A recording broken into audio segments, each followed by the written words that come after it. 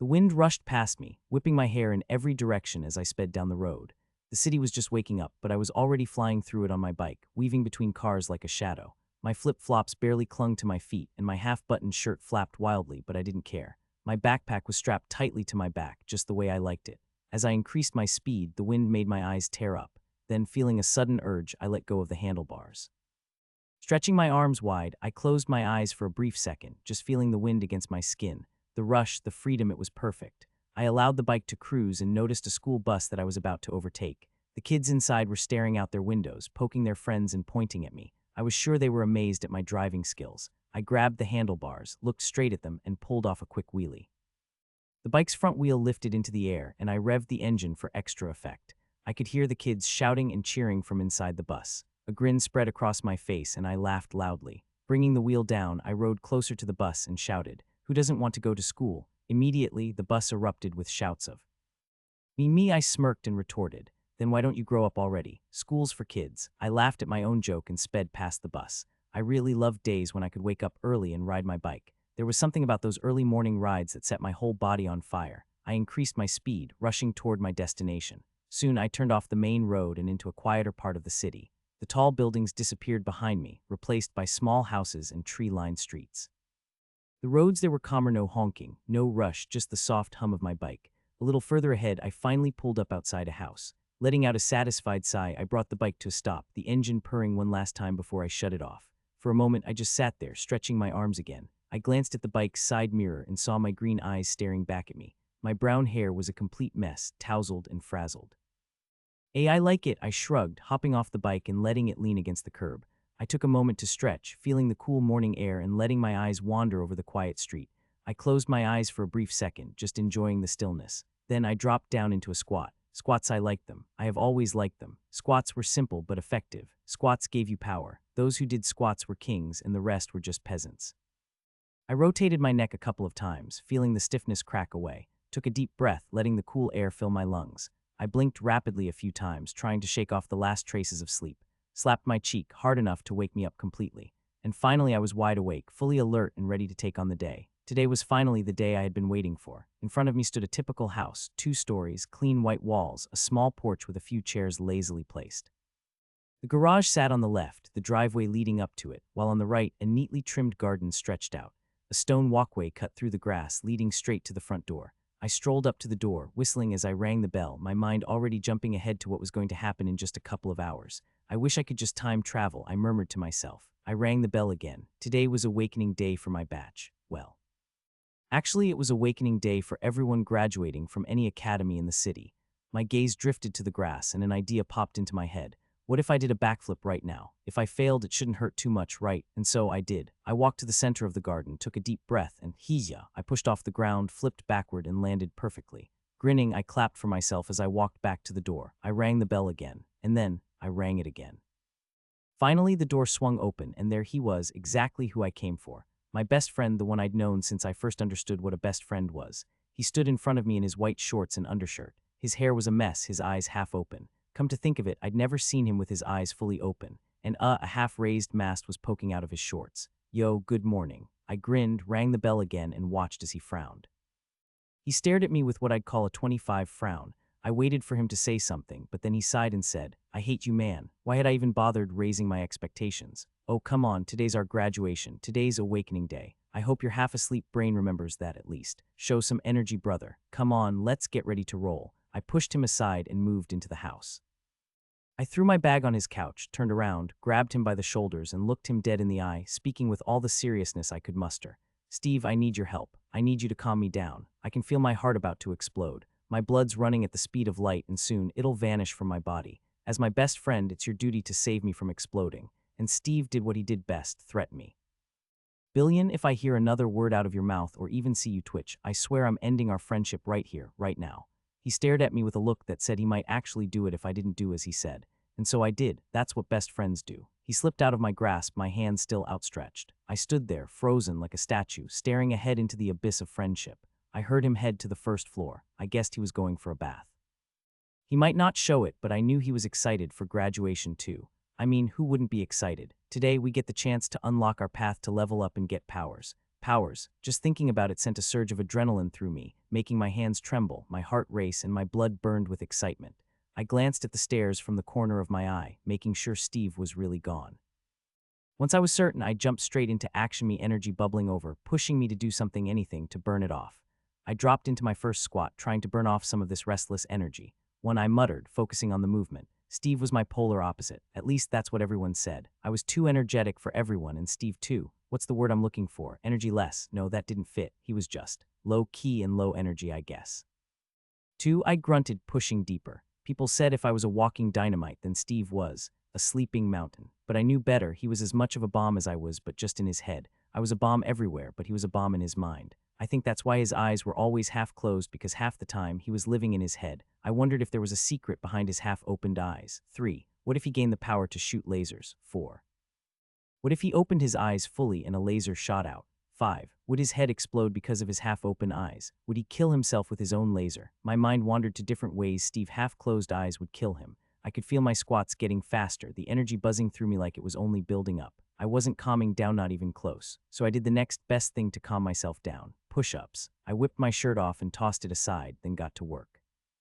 Push-ups, I liked them. They were good. They gave me power. Push-ups maketh the man. 15 minutes passed before I heard his footsteps. I quickly stood up and struck the same pose he left me in, hands stretched forward. He came down and stopped in front of me, glancing from the tossed shirt to me. But I didn't buckle under his half-intense stare. He was wearing his black military uniform, nearly 6 feet tall, with blonde hair, blue eyes, a chubby face, and that lazy attitude. Finally, he spoke. You're already 17 years old. Can't you mature just a little? I couldn't help but roll my eyes at that comment. Mature? Never heard of that word, but I didn't break. I stayed silent. That was my commitment to our friendship. He rubbed his forehead, sighing. Finally, a smile formed on his face. Fine, fine, go get ready. It's awakening day. I smiled back at him and rushed upstairs, ready to rock the academy. Soon, I was staring at myself in the mirror. Last I checked, I was 63, taller than Steve. I had to be. I was the alpha of our two-man group. I had a good-looking face, handsome, chiseled jaw, sharp nose, but who needed a handsome face when I was about to get superpowers? I smoothed out the creases in my shirt and tucked it in properly. Finally, I was ready. No more delays. What was coming was coming. Let's see what the future has in store for me. Inside the private auditorium at Avenue Academy, I stood with about 100 other boys and girls, all in different groups.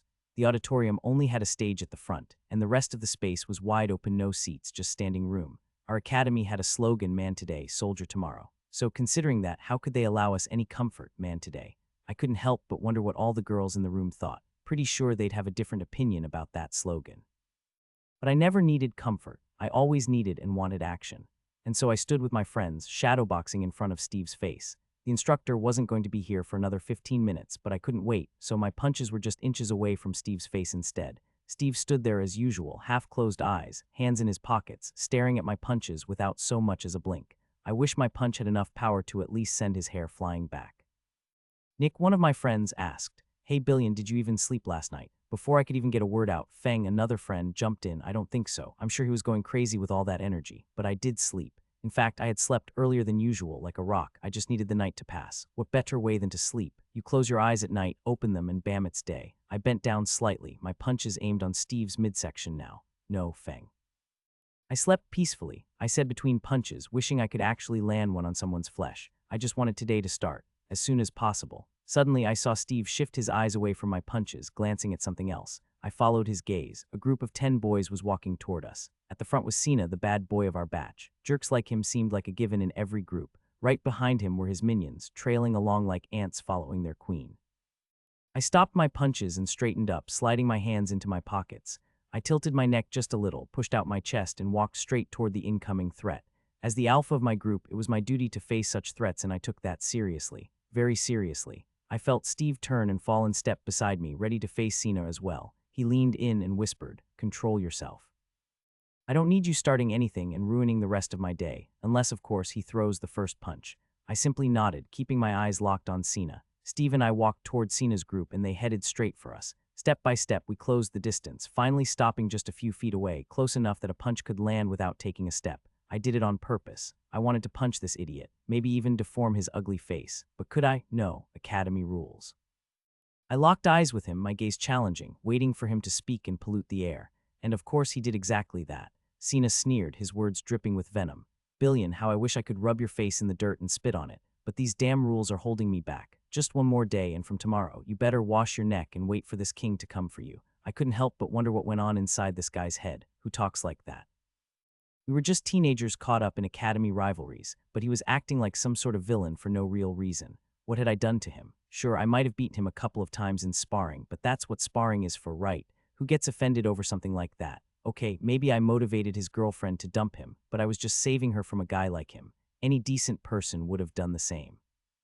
And sure, maybe he got suspended for 15 days because of me, but who told him to target Steve? I wasn't about to let that slide. I grinned, figuring if I pushed him far enough, maybe he'd try to at least slap me. Then I'd finally have a real reason to put him in his place. You know, Sina, I said, leaning in a little closer, I read somewhere that kings don't follow rules, they make their own. So, Your Highness, I humbly request that you ignore the Academy rules and bestow upon me a couple of punches and slaps. I kept my gaze locked on him, my grin widening. I heard a few laughs from the group around us, and I watched as Sina's smirk slowly melted into a frown. Well, he's always been a little dumb and bad with words. You can laugh all you want now, Sina sneered, stepping closer, his voice dropping low and menacing. But real life starts tomorrow. I watched him move in, and he leaned in, his breath hot against my ear as he whispered, I wonder if your old grandmother will come running to save you when she hears there are no more rules to protect her grandson.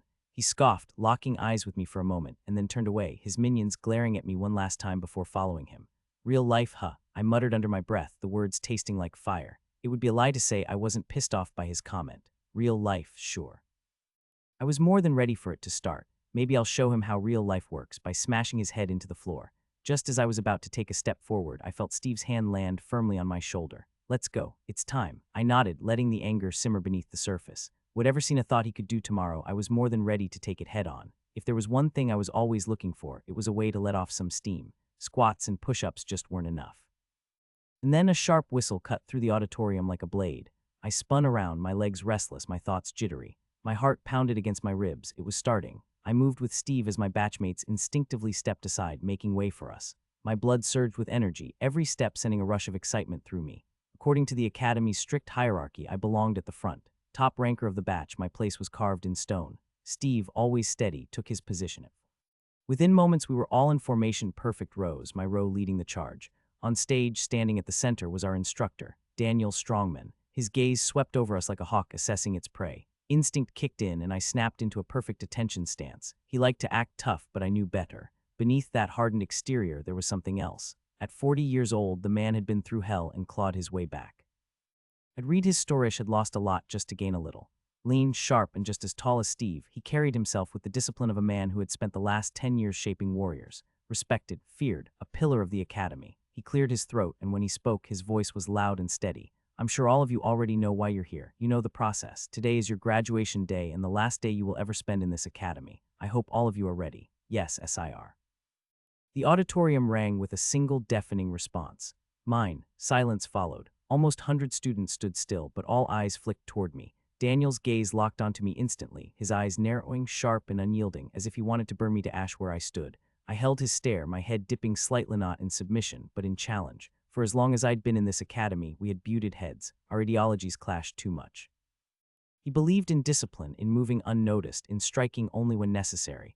I believed in the opposite. I wanted to be seen, to be known. I wanted my enemies to feel my presence before I even arrived. I didn't know when I developed this habit, but I liked it. It fueled me, and I had lived this way ever since. We locked eyes for a few moments. Then Daniel finally spoke. All right, let's not waste any more time and begin the process. His gaze lingered on me. I will call your names one by one. When you hear yours, step into the awakening room behind me. His eyes drilled into mine as he called the first name. Billion Ironheart. I nodded and stepped forward. My footsteps echoed through the silent auditorium, the only sound in the room. Even my heartbeat felt loud, pounding against my chest like a war drum. Stopping in front of Daniel, I found myself looking down at him by a couple of inches, but his presence made me feel small in comparison. He met my gaze. All the best, he said. I gave a slight nod and stepped past him, heading straight for the blue door. The awakening room was simple 10 by 10, with smooth gray walls, floor, and ceiling. At its center stood a tall mirror, 10 feet high and 3 feet wide, its surface completely blank. I stepped forward, stopping in front of it. For a moment, nothing happened. Then the edges of the mirror pulsed with a faint blue glow. Slowly, my reflection began to form, starting from my feet. The glow crawled upward, revealing my legs, torso, and arms until finally, my entire image stared back at me, perfectly reflected. I knew what was coming, and it took every ounce of my self-control to keep my body still and stop myself from shouting in excitement. Damn it, can't you hurry up? My reflection and I locked eyes for a few seconds, and for a brief moment I swore I saw a smirk on its face. Then, without warning, the image shattered into shimmering blue particles. They hovered in the air, swirling like tiny stars, before surging out of the mirror and straight into my glabella. Boom. Everything went blank in an instant, and I instinctively shut my eyes. When I opened them again, a glowing blue screen hovered right in front of me. I grinned, clenched my fists, and took a deep breath, steadying myself and scanned the screen. I rubbed my eyes and looked at the screen again. A talent, me? I got a talent. No way, no freaking way, a talent, me. My heart pounded as the realization hit like a thunderclap. I shouted in my head, I have a talent. I took a deep breath and shook my head. All right, calm down, Billion. You have an image to maintain. My eyes locked onto the talent section. I could hardly believe it. In the entire world, only 10 to 12 people were publicly known to possess a talent. Even if the hidden ones were counted, the number wouldn't exceed 30 or 40. And now I was one of them. I exhaled, a slow grin creeping onto my face. I rubbed my chin, my focus locked onto the talent displayed before me. Generator I, what kind of talent is that? And the essence is 05. The word generator sparked a few thoughts in my mind, but I needed to confirm them first. I decided to check out my talent once I got home. No need to take any risks here. I dismissed the screen and turned toward the door, deciding to step out and let the others have their turn. As soon as I stepped outside, I felt the shift in the air. All eyes were on me. I straightened my posture, shutting the door behind me. Scanning the faces around me, I knew exactly what they were thinking. They wanted to know if I had failed to awaken. Too bad for them, I don't fail that often. I caught Daniel's gaze and gave him a nod. His eyes lingered on me for a moment before I passed by him. Descending from the podium, I made my way back to my position. My eyes met Steve's, and I shot him a quick wink, more than enough of a signal to let him know things had gone well. He gave me a small nod in return. With that, I settled into place, and the awakening process continued. I summoned my status screen again, this time focusing on the rest of my stats. Race, class, and laws were all straightforward, nothing surprising there. Then my eyes landed on my stats. I had to admit I was pretty satisfied with what I saw. This was what we had trained for at the academy. Every single one of us had spent years pushing ourselves to reach as close as possible to 10, the peak value before awakening. Still, I did not like two things. Synapse 7. And my dexterity still not 10. I had pushed myself relentlessly, sprinting until my legs felt like lead, weaving through obstacle courses at breakneck speeds, reacting to strikes before they even fully formed. Every single day I drilled my reflexes, honed my footwork, forced my body to move faster, sharper. I was, without question, the fastest in my batch by a huge margin. And yet, despite all of it, I hadn't hit the peak. Not yet. Frustrating. I scanned my stats, breaking each one down in my mind. Strength, raw physical power. It determined how much force I could exert lifting, pushing, striking. The higher it was, the harder I hit, the more I could carry, and the more explosive my movements became. Constitution, a fusion of endurance, durability, and recovery. It replaced both vitality and regeneration, measuring how much damage my body could take before breaking, how long I could last in a fight, and how fast I healed. Dexterity, the key to agility, coordination, and balance. It controlled my speed, reflexes, and precision. The higher it was, the sharper my reactions, the smoother my movements, and the faster I could strike or evade. Synapse, mental acuity, reaction speed, memory, and awareness. I exhaled and clenched my fists. Good, but not good enough. I shifted my focus to the class section. The next big step for us was class selection, a defining moment in our growth. Everyone would get to choose their first class upon reaching level 25. And starting tomorrow, that would be our goal, reach level 25 as soon as possible within the next year. Because after that, we would officially become part of the Empire's army. For this 1 year, we were soldiers on probation, not fully enlisted, but no longer just trainees. Our actions and skills during this period would determine the class choices available to us. In short, this year would decide everything.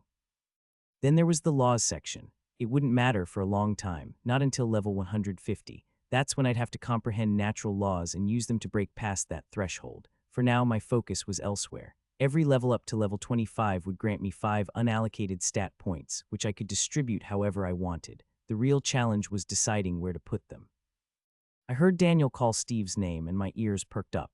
I watched as Steve stepped into the awakening room, curiosity buzzing in my mind. Would he awaken a talent too? If he did, then the two of us together we'd shake the entire empire. Moments later, Steve walked out. His eyes met mine immediately. He smirked, lazy, confident, half-lidded. I smiled back. I understood he had awakened, but whether he had a talent like me, that I'd have to wait to find out.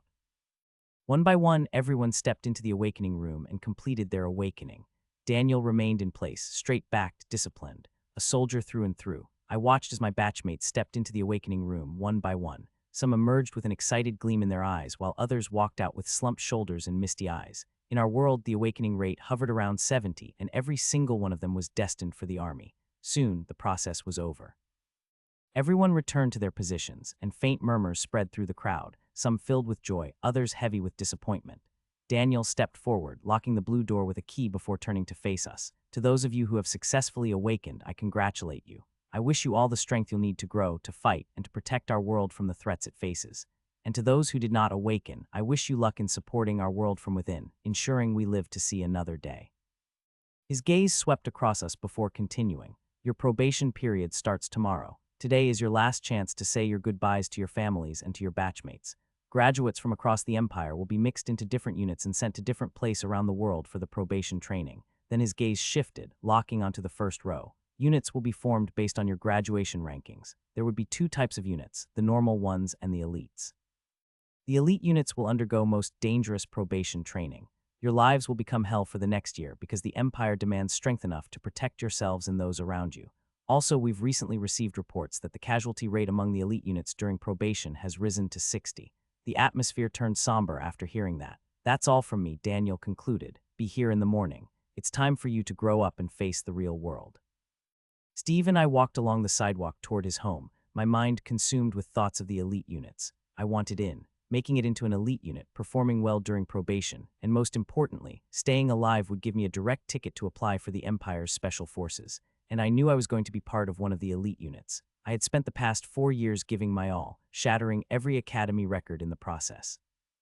If I couldn't make it into an elite unit, then no one could. The only question was which one. There were 100 elite units, each consisting of 100 graduates ranked from Elite Unit 1 to Elite Unit 100, and of course I wanted the best. Elite Unit 1, where the strongest of the Empire graduates were gathered. Steve's voice pulled me out of my thoughts. What do you think are the chances of us ending up in the same unit? I stretched a little before answering. Pretty high.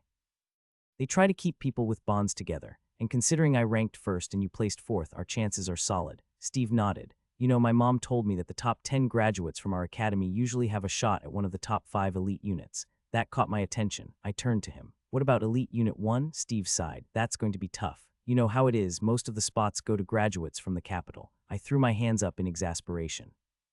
I hated the capital brats. I had met plenty of them throughout my academy years, whether in sports, training, or competitions. And let me tell you, they were absolute scumbags. You could smell their arrogance from a mile away. Just because they were from the capital, they acted like they were better than everyone else. Sure, the capital gathered the strongest from all over the empire. But what gave these kids the right to act high and mighty when they hadn't achieved anything on their own yet? Steve shrugged. Outside the capital, Astra, our city, Cairo, is one of the biggest in the empire. Avenue Academy is ranked 5th or 6th overall, so we might not make it into Elite Unit 1, but we have a good shot at 2 or 3. He had a point. Cairo was one of the major cities of our world. I thought about the predicament our world was facing. Our world, Vathos, was ruled by a single royal family house of Rayleigh. Because of them, our empire was known as the Rayleigh Empire. Here, awakening wasn't just a milestone, it was an obligation. The moment you awakened, you were bound to serve. Whether in the army or another military branch depended on your performance during the probation period. Our entire empire was in war mode, and it needed all the fresh blood it could get. But 300 years ago, our world wasn't in such a dire state. People awakened at random times while doing ordinary things, some as late as 30 or 40 years old. They lived their lives as they pleased. Back then, there was no empire. Instead, our world was divided into various kingdoms and federations, each governing its own territories. But then everything changed. Our universe was attacked by another Universian invasion led by an ancient race that called themselves the Eternals. They sought to conquer and subjugate entire worlds, claiming dominion over the cosmos. Countless worlds in our universe were swallowed by the war. At first, our world was spared. We weren't on the front lines, and for a time, we remained untouched. But that changed when a more advanced world took notice of us. They bestowed upon us new technologies and gave us a strict timeline, 50 years to prepare for war. After that, we would have no choice but to join the front lines. Thus began the Throne War. The kingdoms and federations, instead of uniting, turned on each other in a brutal struggle for dominance. Every ruler sought to claim power, hoping to secure the greatest benefits from the higher-level worlds. After millions of deaths and endless destruction, one faction emerged victorious, Rayleigh family. With their triumph, the Rayleigh Empire was born, and for the past 200 years they had ruled our world. The first 100 years were nothing short of a nightmare. We were nothing more than cannon fodder, thrown into the meat grinder by the more powerful worlds. We lost millions. But then the war came to a sudden halt. No more battles raged on the front lines, no more soldiers fell. Just as people began to relax, believing the worst was over, the Eternals unleashed the Phantoms. All the deaths across our universe during the first 100 years of war had not been in vain, at least, not for the Eternals. They had harvested every fallen soul, forging them into living, emotionless armors with a singular purpose: to kill and destroy. Then came the abominations, beasts corrupted and twisted by the restless souls of the dead. They attacked in endless hordes, their monstrous forms merging flesh and spirit, spreading chaos across every world. There were no more frontlines. Every world became a battlefield. For the past 100 years, our universe had been locked in an endless struggle against the phantoms and abominations, but it was a losing battle. Every soldier who died only swelled their numbers. The more we fought, the more we fed the enemy. Finally, we reached Steve's home. He unlocked the door and we both stepped inside. He was living alone at the moment. Both his parents were in the army. We headed straight for the living room and flopped onto the couch. I looked at him, a smirk forming on my lips. So he blinked at me and asked back. So I coughed and leaned forward. How did your awakening go? Did you awaken a talent? Talent? No, I didn't, he answered. Then suddenly his eyes widened. He stared at me for a moment before blurting out, "Don't tell me you awakened a talent." I grinned. Yes, I did. He blinked a few times, took a deep breath, and then lunged at me. I barely dodged, jumping off the couch and rolling onto the floor. "Hey, what are you doing?" I shouted. He scrambled over the couch, charging straight for me. "This is bullshit. Why you of all people?" I bolted toward the kitchen, grabbing a chair and putting it between us. "What do you mean, why me? Are you saying I don't deserve a talent?" Steve circled the chair, eyes locked onto me like a predator. "I mean exactly that. Of all the people in the world, it had to be you. The guy who was already beating us in everything." I smirked. "Sounds like jealousy to me." "Oh, I'm way past jealousy," he growled, suddenly kicking the chair aside and lunging again. I laughed and dashed around the kitchen island. "I mean, come on, Steve, don't act like this changes anything. You weren't going to catch up to me even before I had a talent." He grabbed an apple from the counter and hurled it at me. I ducked just in time. The apple slammed into the wall with a dull thud. I laughed. "Missed." He grabbed the kitchen knife. "Stand still and find out if I miss again." I bolted back toward the living room, leaping over the couch. He followed. "You didn't just get lucky. You just had to be the guy who's already good at everything, and now you get a talent too." "That's life, buddy," I teased, dodging around. He groaned, finally collapsing onto the couch, panting. "Fine, whatever, I don't care anymore." I grinned, sitting on the armrest. He turned to me with that same lazy expression he was known for and asked, "So what kind of talent did you awaken?" I let the anticipation build for a moment before answering. "What?" "Generator." Steve looked at me, eyes narrowing in curiosity. "Yes, generator," I answered. He tilted his head. "So what does it do?" "I have no idea," I admitted. "There is no description, just the name Generator 1 and something called Essence 05. Steve frowned. "That's weird. There should be some kind of explanation. Are you supposed to figure it out yourself?" I shrugged. "I guess so." He rubbed his chin, thinking. "Well, at least from the name, it sounds like it's related to generating something. And that essence thing, it's probably what powers it." "Yeah, I think so too. But the real question is, what do I fill the essence with? And once it's full, what happens next?" I said. "Should we test it out?" I asked, excited. No, no, no." Steve hurriedly waved his hands. "Billion, I need to pack my stuff, inform my parents, and take care of a ton of things. You go figure this out on your own and tell me later, okay?" I smirked. "Yeah, right. I'm sure your lazy ass is just going to sleep for half the day." He scoffed. And shaking my head, I grabbed my bag and headed for the door. "See you tomorrow." Yeah, don't blow yourself up before then," he called out. I chuckled as I stepped outside. I grabbed my bike and sped back home. My house was in a different locality, more private, wealthier than Steve's. Soon, I reached my driveway, rolling straight into the garage. My home was a 2-story bungalow with plenty of space around it. A private garden, a gym, and even a swimming pool, luxuries that felt empty without the people who once filled this house with warmth. I unlocked the door and stepped inside. For a few moments, I just stood there in the living room, taking it all in. My gaze drifted to the right wall, where a large painting of our family hung. I walked over and stopped in front of it. My grandmother, Alina Ironheart, sat in a chair, holding a 7-year-old me in her lap as I made ridiculous faces. Behind her stood my father, Julius Ironheart, clad in his full Special Forces uniform, green eyes, brown hair, and a small but proud smile. Beside him, my mother, Chloe Ironheart, stood tall in her own Special Forces uniform, long black hair cascading over her shoulders, her dark eyes locked onto me even in the painting.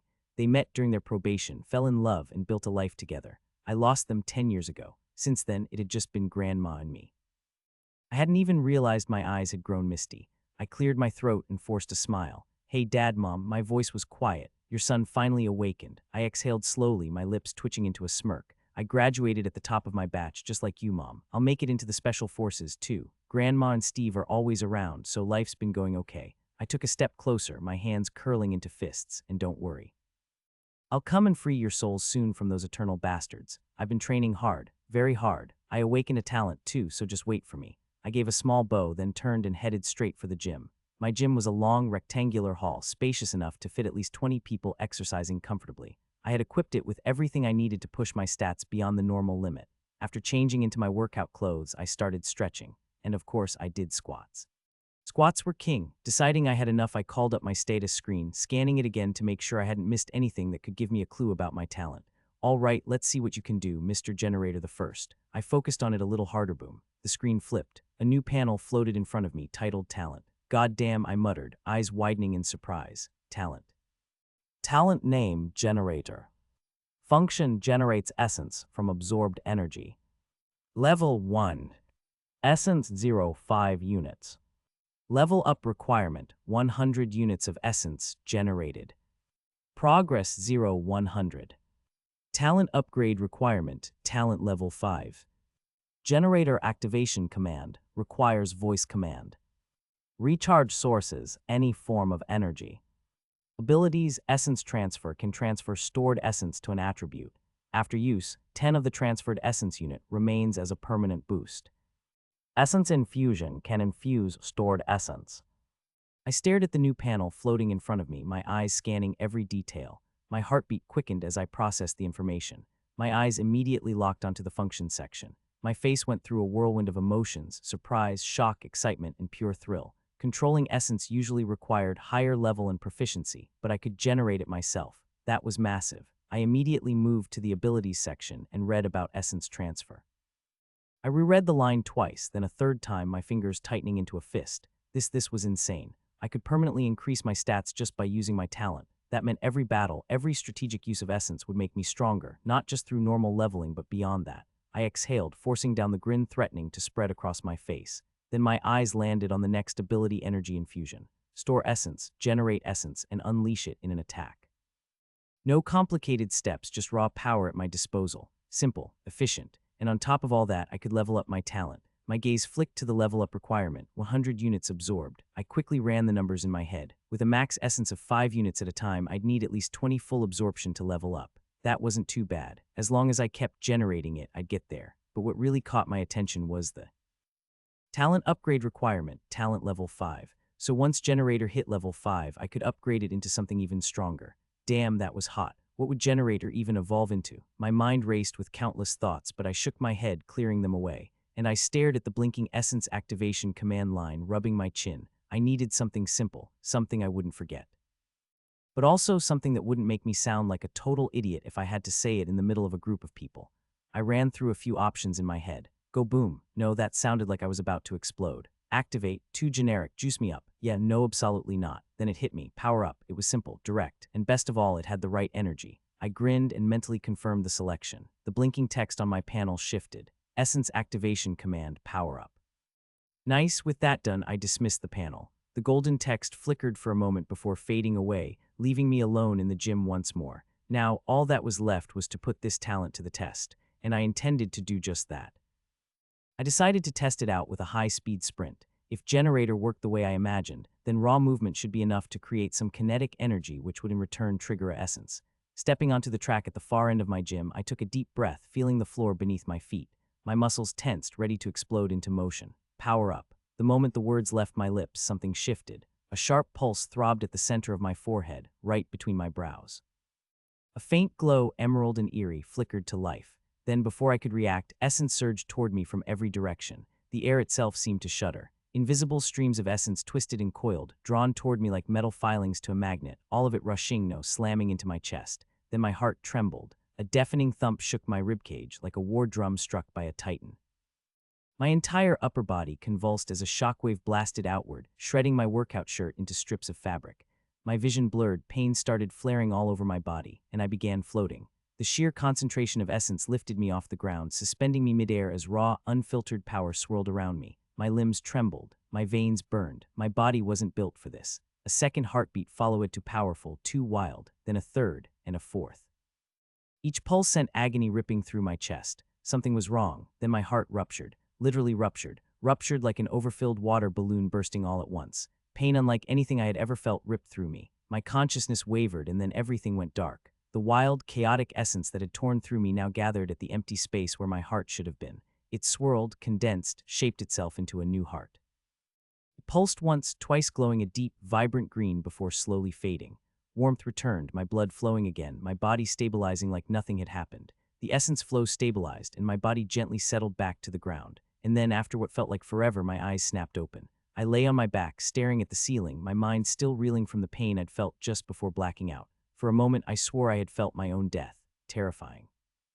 I checked my condition, flexing my fingers, clenching and unclenching my fists. Everything seemed to be working fine. No pain, no wounds, no torn muscles, even though it had felt like my entire body had been ripped apart. I groaned and pushed myself up, rolling my shoulders before doing a few stretches, a couple of jumps, a few quick movements to make sure nothing had stopped working. Then my eyes landed on my chest.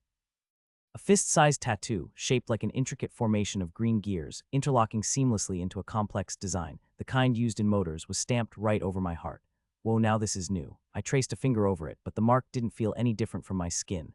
Did this damn talent recreate my heart? The gear sat there, unmoving, like it had always been a part of me. It hadn't even asked for my permission. Something instinctive clicked in my mind. I didn't question it. I activated the command, power up, bod dump. A deep, heavy heartbeat slammed through my chest like a war drum. My eyes glowed faintly, then silence. I understood what needed to be done. I exhaled sharply and shot forward into a sprint. My legs burned as I pushed myself to my absolute limit, sprinting around the gym at full speed. I completed 13 full rounds before a faint heat began to build in my heart. The sensation was new, but instead of stopping, I pushed forward.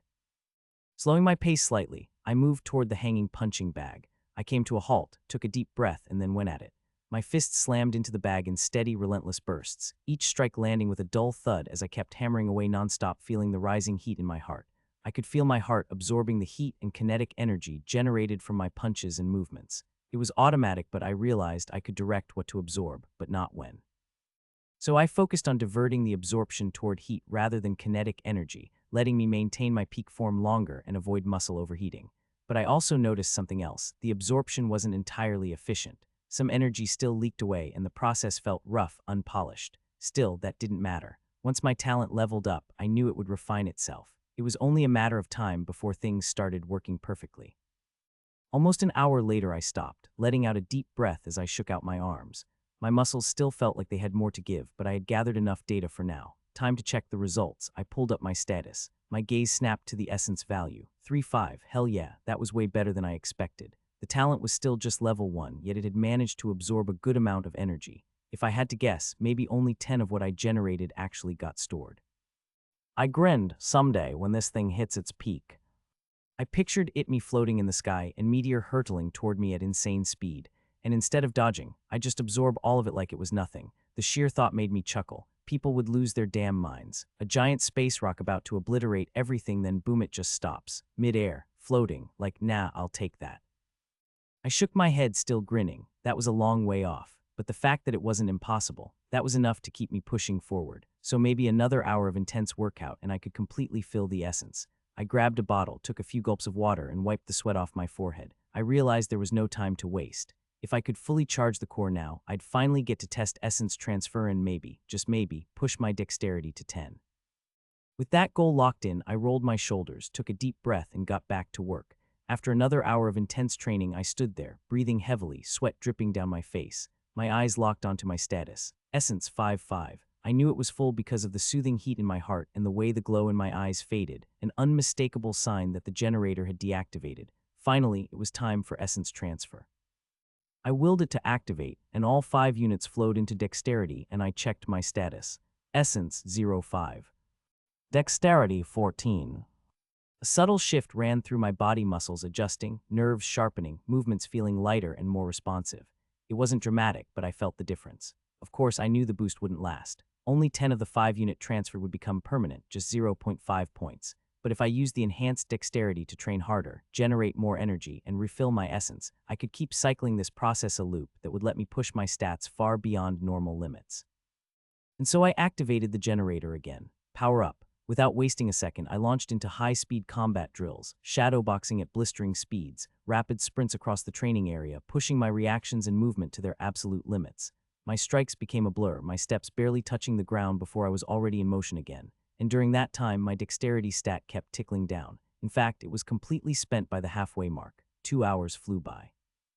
By the end of it, I was spent. My dexterity boost let me move faster, react quicker, but my current stamina wasn't built for this pace. Still, I had pushed myself as far as I could. I exhaled sharply and pulled up my status. I noticed my dexterity had gone from 9 to 9.5, a permanent increase of 0.5, and the essence was full again. Without hesitation, I transferred it back into dexterity, pushing it up to 14.5.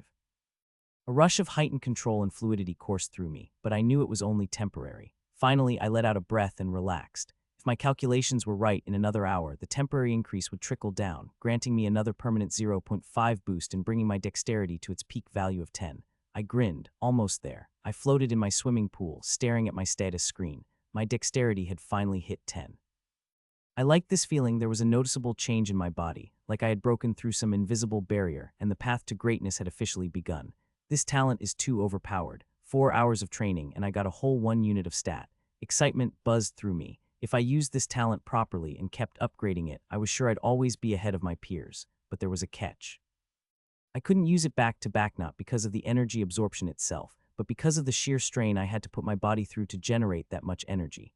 However, if something else was generating energy and all I had to do was absorb it, things would be different. I smirked. Very different. I glanced at the time and sighed. I should get out. It's already 5. Grandma's about to arrive. I left the pool and headed straight to my room.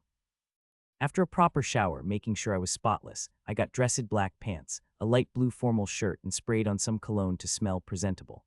Grandma Alina Ironheart was a no-nonsense woman, strict, tough. She valued discipline, silence, and professionalism above all else. After losing her son and daughter-in-law, she became even more rigid. The only time I ever saw her smile was with me. She held a high-ranking position in the military and even had influence in the capital.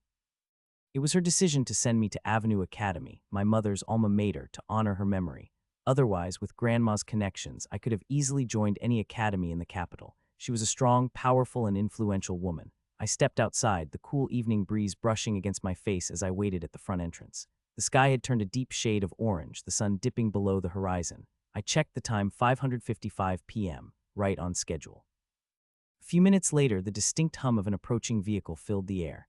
A sleek, armored black car rolled up to the driveway, stopping smoothly in front of me. The doors unlocked with a quiet click. The back door opened and she stepped out. Alina Ironheart. She wore her usual military attire, crisp, dark black uniform, polished boots, and a badge that gleamed under the fading sunlight. Her black hair was tied into a neat bun, and her sharp, brown eyes landed on me instantly. She gave me a once-over and smiled a little. I straightened my posture instinctively.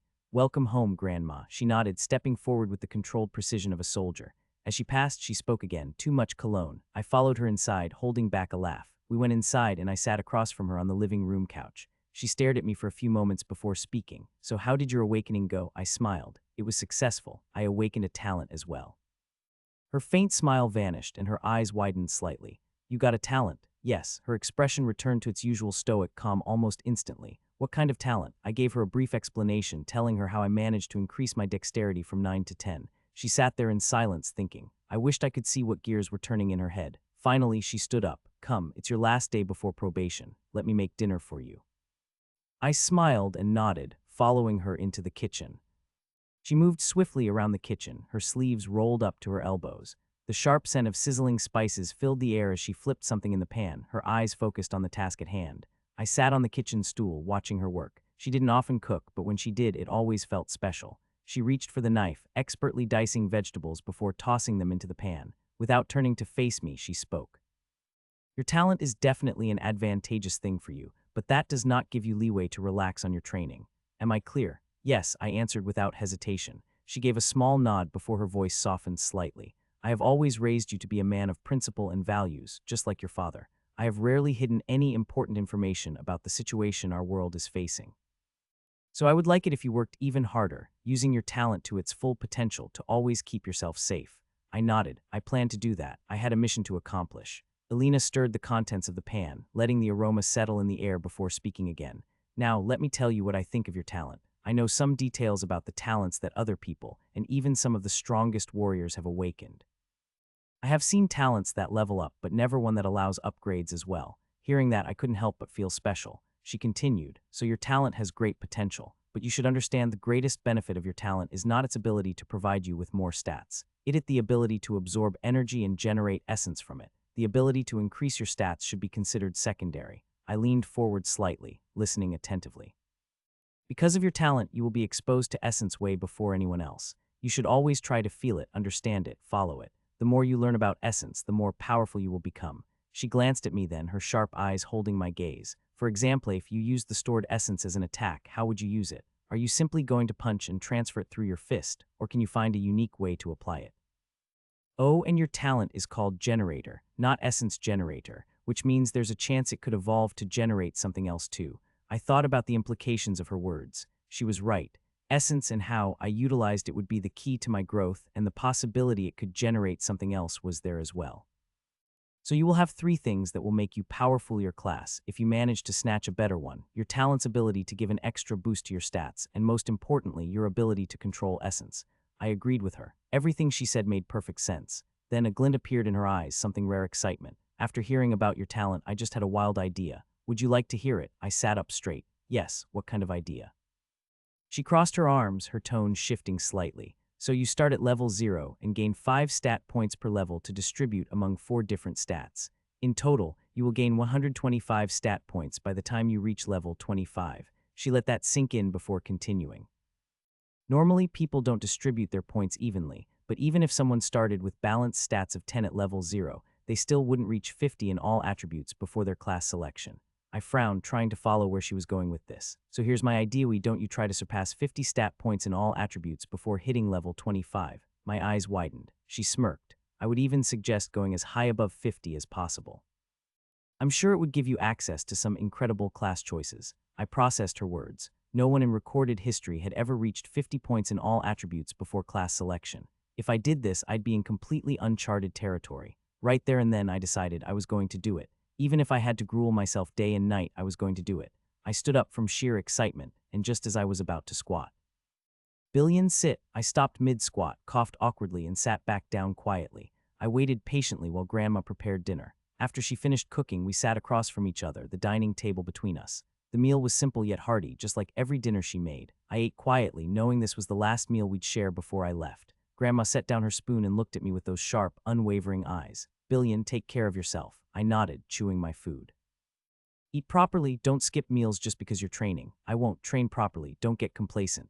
Yes, Grandma, she exhaled, her eyes softening just a little. You are the only family I have left. I lowered my spoon. I know, then act like it. Don't do anything reckless. Keep your head down when needed and fight when it matters. And keep your talent a secret as long as possible, okay? I grinned. I'll make you proud. You already do. That caught me off guard. I stared at her, but she had already picked up her spoon again, as if she hadn't just said something that heavy. I clenched my fist under the table. I'll come back stronger. She nodded once. Good. We finished the rest of our meal in silence. The next morning, I stood in front of the mirror, taking one final look at myself. I wore a white shirt under a navy blue jacket, paired with blue jeans and white shoes. After making sure everything was in place, I picked up my luggage and headed downstairs. Grandma was waiting in the living room. Here, she said, stepping forward and placing a necklace around my neck. This was something your mother made for your father. It's one of the few things I was able to salvage from that place. I looked down at the necklace, my fingers tracing the cracks running along the pendant. It was a blue infinity symbol, worn with time, with the letters J and C, my parents' initials, engraved on each loop. Grandma studied my face for a moment before a soft smile appeared. All right, you can go now. Make sure you return to me safely. I looked at her, the only family I had left in this world. First, she lost her husband, then her son and daughter-in-law. I couldn't begin to comprehend the pain she must feel every day. Stepping forward, I hugged her gently. I love you, Grandma. I'll miss you. I'll come back safe and stronger. She held me close for a moment before whispering, Grandma loves you too, Billion, and I will wait for your return. I stepped back, gave her a slight bow, then picked up my luggage. Without another word, I walked out of the house. Even as I reached the car, I could feel her eyes on my back. The driver loaded my bags, and soon we were on the road, heading straight for the academy. It was time to begin a new chapter of my life. The drive didn't take long, and soon we arrived at the academy gates. I grabbed my luggage and made my way toward the assembly ground. At the front, a few instructors were stationed behind a set of tables, taking inventory of the students' belongings. I handed over my luggage, watching as they quickly noted it down, then moved toward the growing crowd of recruits. It was early 6:30 in the morning and the sun was barely peeking over the horizon. I scanned the area, spotting clusters of my batchmates standing around, some talking, others waiting in silence. My eyes searched for Steve, but he was nowhere to be found. Letting out a small sigh, I moved to a quieter corner, standing with my hands in my pockets as I waited for the others to arrive. The crowd gradually thickened as more recruits streamed in, and just as I was about to check my status out of boredom, I finally spotted Steve walking through the gates in his usual laid-back, lazy attitude. He looked around, and as soon as he spotted me, he walked over. "At least today you should have arrived early," I said. "I'm early. There's still 5 minutes left," he shot back. Without giving me a chance to argue, he changed the topic. "Anyway, any idea what happens next?" "Yeah, Grandma told me. We'll be picked, then mixed. Units will be fixed, and then hell will be released." Steve rolled his eyes. "Great, that sounds reassuring. So did you figure out your talent?" "I did, and it's great. I'll show you later." He narrowed his eyes but didn't push further. I knew he'd bug me about it eventually. And soon a whistle was blown and we began arranging ourselves in rank order. Daniel stood in front of us, a bundle of files in his hands. "All right, no need to waste any more time. Your luggage has been collected and will be sent to your assigned barracks. Now here's what's going to happen. You'll be sent to the Probation Central Hub PCB in the capital. That will be your reporting headquarters for the next year." He raised the files slightly. "There will be personnel ready to receive you. You'll need to take your file and hand it over to them. These contain personal feedback from Avenue Academy. Consider them your make or break records. And yes, we make them public, so everyone will know when you've been marked red for messing up or green for doing great." His eyes scanned the crowd before continuing. "The reason for making your records public is simply to build confidence and awareness among your comrades. Like it or not, that's how the Empire operates. Your units have already been decided and updated based on whether you awakened or not." I stiffened. "Already decided? I thought we'd go through training first, some kind of assessment, and then get assigned. So I wish you all luck," Daniel continued. "How you perform during probation will also reflect on the records of our academy, so give it your best.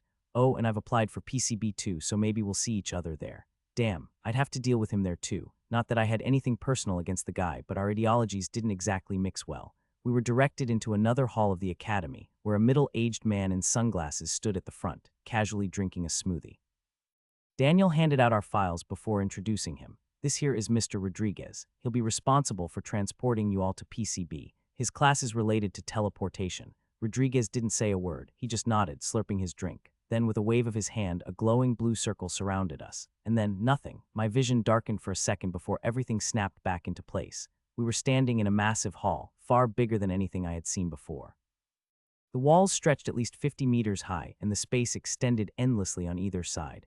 Around us, hundreds of recruits were scattered, all young boys and girls like us.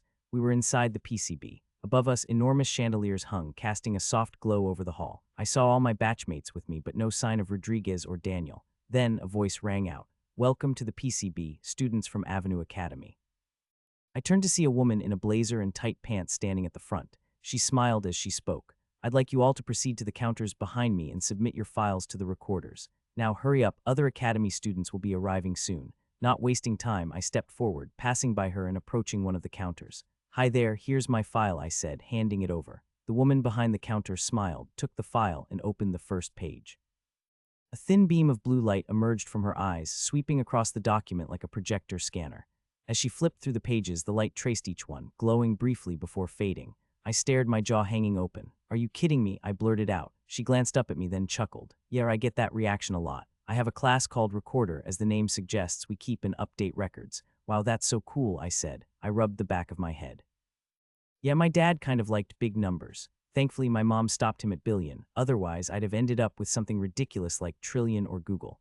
She laughed at that, finishing her scan before stamping something on the file. "All right, you're good to go. Welcome to PCB." She pulled out a small black metal card, and her eyes glowed once again as words began imprinting themselves onto its surface. Once finished, she flipped it over and stamped it with the Empire's emblem, a glittering thunderbolt. Finally, she handed it to me. "Here, this will be your identity card for the coming year." I took the card and examined the details written on it. Identity card. Name: Billion Ironheart. Age: 17. Academy: Avenue Academy. City: Cairo. Rank: PB 2000. Department: Elite Unit 2. Status: Alive, Elite Unit 02. I stared at the words Elite Unit 2 on the card. I didn't feel as happy as I thought I would. Seeing 2 instead of 1 nagged at me. I knew the chances were low, extremely low, but a part of me had still hoped. The rank on the card likely referred to my standing within Unit 2, though I wasn't sure how they calculated it. But damn, I made it into 2. That was way better than my parents. They had both been part of 7, so yeah, I had one-upped them. 2. I recognized Steve's voice from behind me. I turned and grinned, too. He raised his hand and we high-fived. Throwing an arm over his shoulder, I pulled him along. Let's go see what this too is about.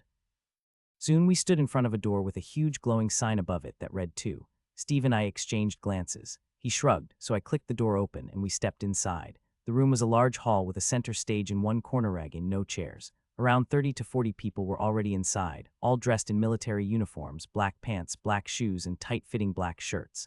A thunderbolt emblem was imprinted on their left chest, and a bold 2 marked their right.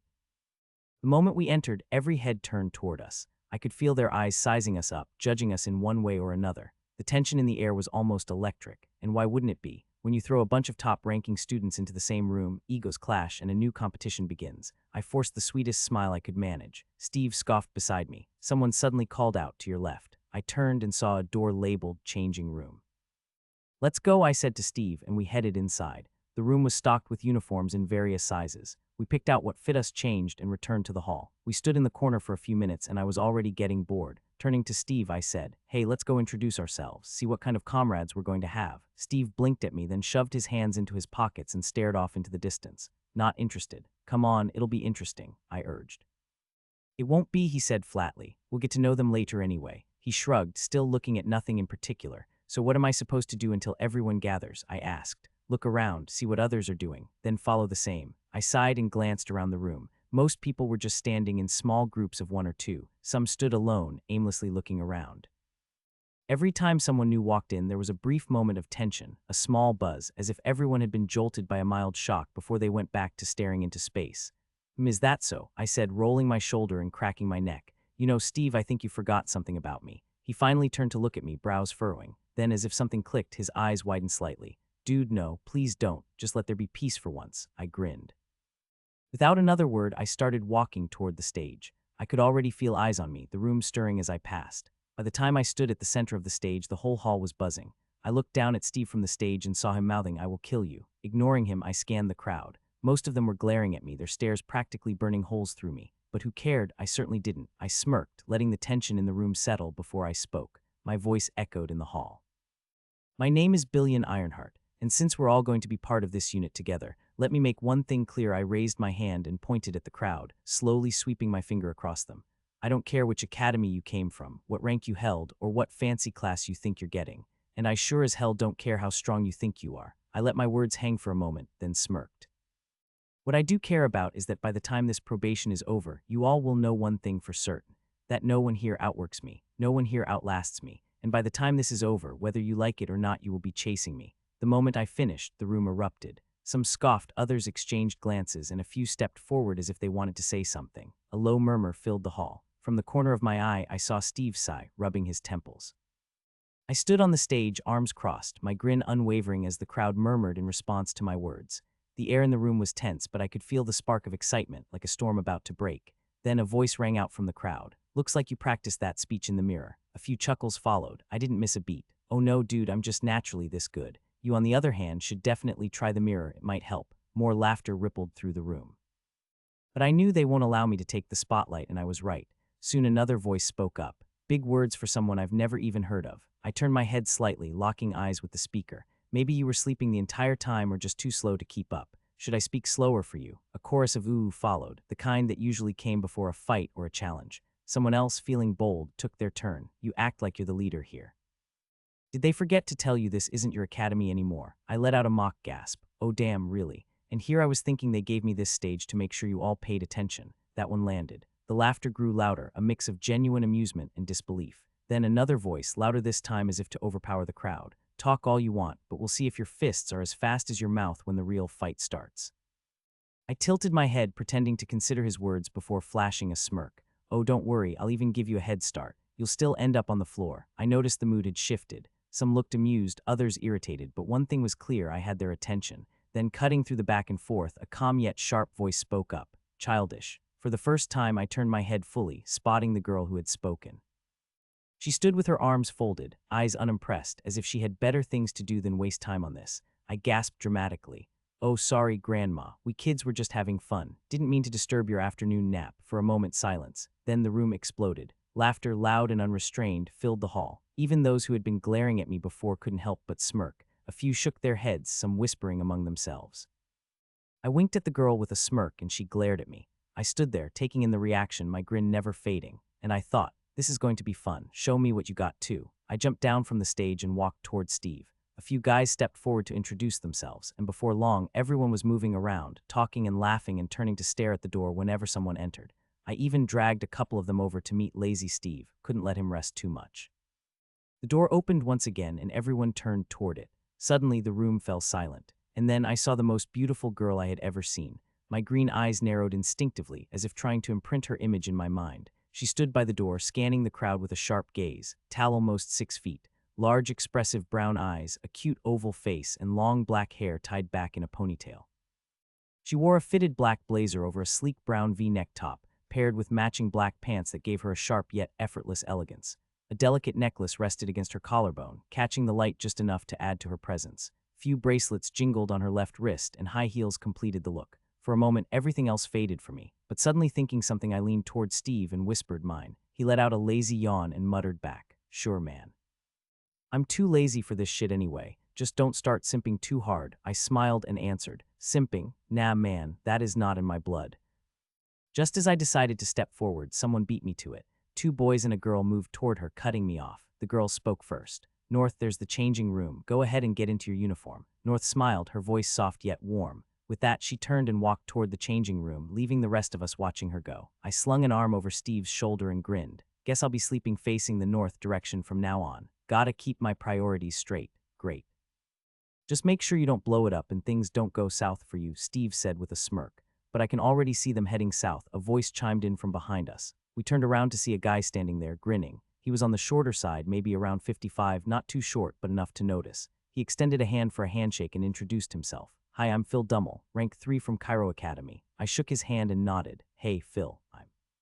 But he cut me off with a grin. "Oh, I already know both of you. Billion and Steve, the speed bump duo from Avenue Academy. No youngster in Cairo wouldn't recognize you." "Speed bump," I narrowed my eyes at him, tilting my head. "Oh, I guess you didn't know. In every other academy in Cairo, both of you are called Speed Bump," he answered. "Speed Bump. Seriously, that's all they could come up with. A city full of thousands of graduates, and that was the best they had. Talk about disappointing."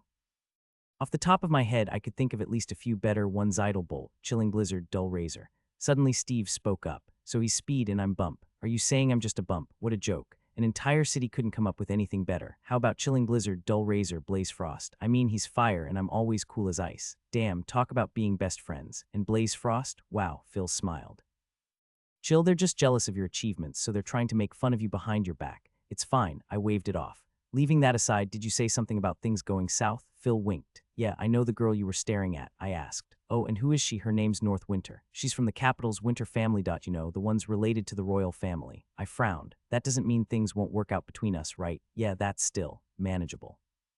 "But you know her grandfather." He leaned in and whispered, "He's the one who leads Unit 2. I blinked once, twice, 3 times. Her grandfather. Talk about coincidence, and talk about nepotism. I should put in a request to transfer this grandfather out of here." Steve turned to me, his face deadpan. "So her grandfather is the commander of this unit. You understand what that means, right?" I shrugged. "Doesn't matter." Steve stepped back. "All right then, you don't know me and I don't know you. I'm not getting dragged into another mess with you." I grinned. "Nope. I'm introducing myself as your best friend to everyone." Just then the door burst open with a bang, nearly flying off its hinges. 2 people strode in, both wearing the same uniform as us. "That's the grandfather," Phil chimed in. I locked eyes on the late middle-aged man making his way toward the stage. Bald, with a long, perfectly straight scar running from his ear to his nose, as if someone had carved it with surgical precision. His rugged, square face carried a hardened expression, but what stood out more was the way he moved: fast, energetic, spring in his step, and I'd recognize a brother anywhere. He was just like me, bold and bulletproof. Beside him, a woman walked with a tablet in hand, adjusting her glasses. Tall, fit, and effortlessly composed, she matched the old man's stride, keeping just half a step behind him. Within moments, they reached the stage, turning to face us. I nudged Steve and we both pushed forward, with Phil trailing behind us. Within moments, we were standing in the front row, directly facing the man. The rest of the recruits scrambled to gather. The man remained silent for a full 2 minutes, his sharp gaze sweeping over the crowd before he finally spoke. "My name is Arcas Rayleigh, your commander. And this," he gestured to the woman beside him, "is June Turner, your vice commander. And congratulations, you're now part of Elite Unit 2. His eyes narrowed as he took a deep breath, then his voice boomed across the room. "After the formation of the Empire, when we fought our first war against the Eternals, we lost millions. Our ranks were getting decimated. Instead of focusing on getting stronger, our army wasted time filling positions and playing politics. Finally, the first emperor had enough. He scrapped the entire ranking system and declared that, from that moment on, the army would have only two official ranks: commander and soldier. Whoever led would be the commander, everyone else, soldiers. So for the next year I will be your commander. When I'm not around, June will be your commander. Am I clear? I shouted immediately. Yes, commander. As always, no one else did. Arcas looked at me, then scanned the rest of the unit before speaking. I like it when people respond to my questions. Am I clear? The hall shook as everyone roared in unison. Yes, commander. Good, he said, continuing. And since there's only one rank, your strength is all that matters. Prove yourself and you can be anything you want. If you want to apply directly to the Emperor's bodyguard, go ahead, show your worth, and you could join tomorrow. No need for years of experience, no waiting for promotions. Age, seniority, politics, none of it matters. Only strength and ability. He paused for a moment, then continued. Since you're part of an elite unit, you need to be far stronger than your peers who weren't assigned to one. That's because you'll be the ones leading operations and commanding armies. And that's also why everyone's records are made public to ensure trust in their commanders and comrades during missions. Of course, if you're not convinced by someone's strength, you can always settle the difference in a fight. Without a breath, he continued. The man sure is intense, I thought. Every awakened soldier is part of the army, which means any awakened can access your record.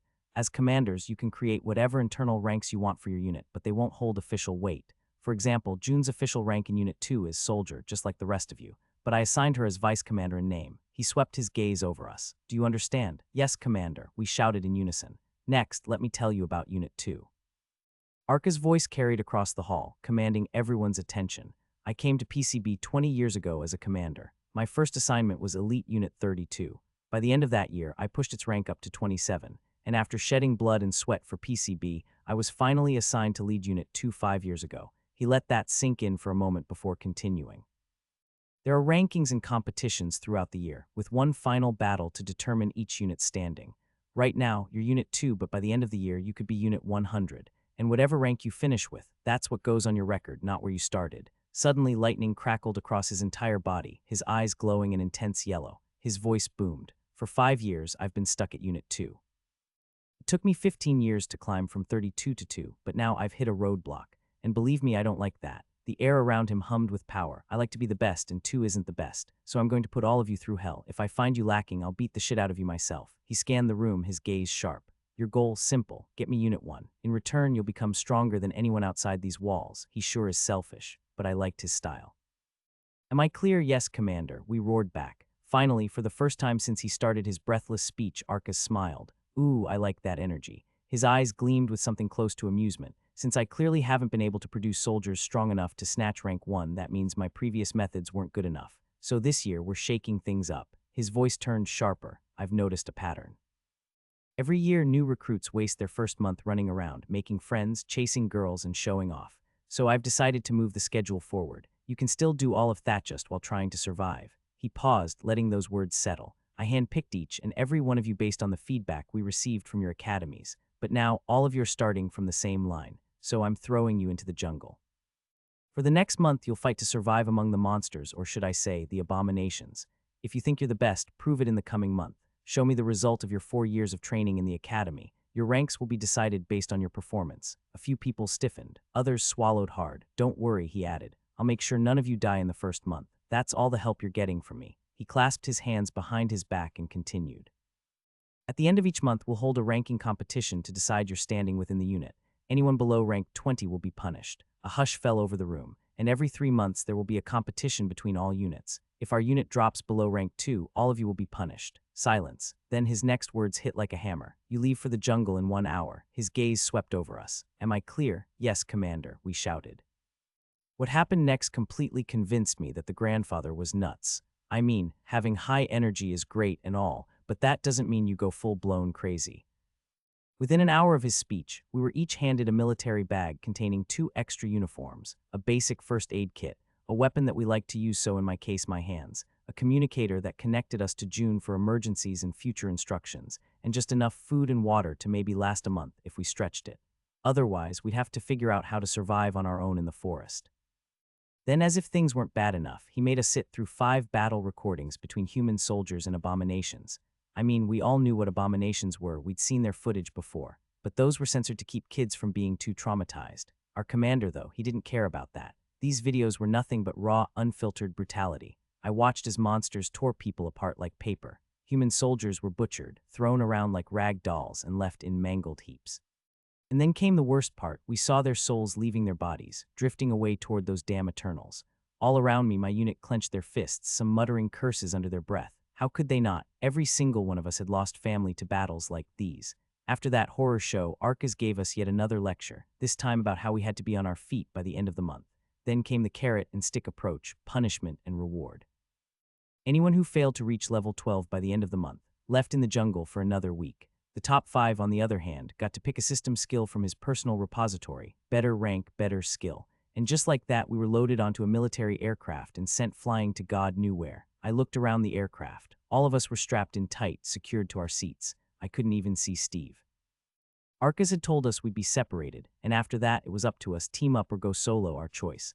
I couldn't see North either. I had so many plans for how I was going to introduce myself, but damn that old man. Back then, I swore I was going to set his bald head on fire one day. Suddenly, Arca's voice echoed through the aircraft. All right, kids, we've reached our location. You'll be dropped at random points in 2 minutes. You don't have to do anything, just stay conscious. The automatic parachutes attached to your bags will deploy midair. Of course, after that, you'll have to steer them properly unless you want to crash and break a few bones.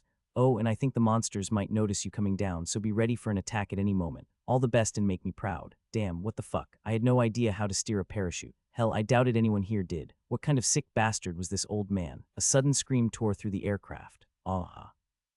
Everyone around me jerked in their seats, craning their necks to see what the hell was happening.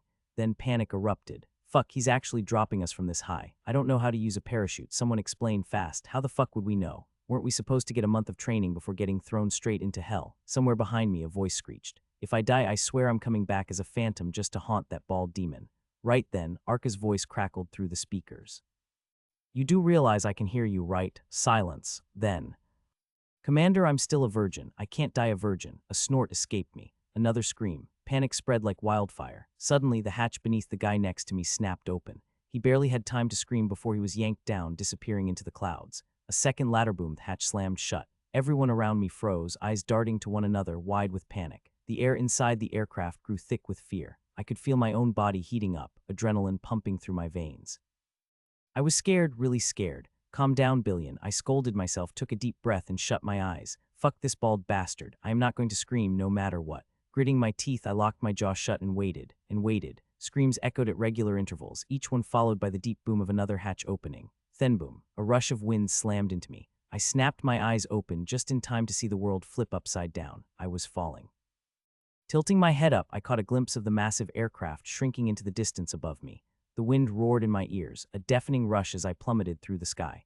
My stomach lurched, the sheer speed of my descent making my mind go blank for a second. Then instinct kicked in. I forced myself to focus. Spreading my arms and legs, I stabilized my body against the overwhelming pull of gravity. My vision adjusted, and for the first time, I took in the vast landscape below me.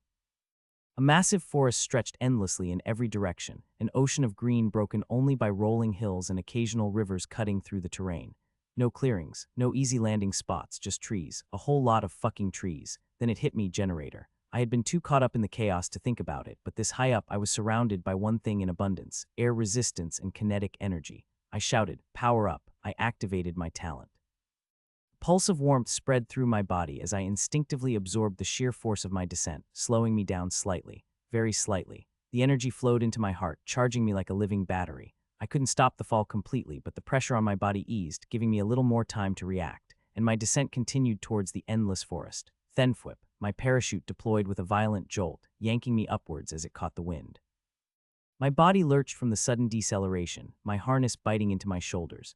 I grabbed the parachute's toggles and pulled, steering myself as best as I could toward a more open area. No clearings, but I spotted a section where the trees were more sparse. Good enough. Angling myself in that direction, I fought against the wind, adjusting my descent with small, controlled movements. The forest rushed up to meet me faster than I liked. I braced myself.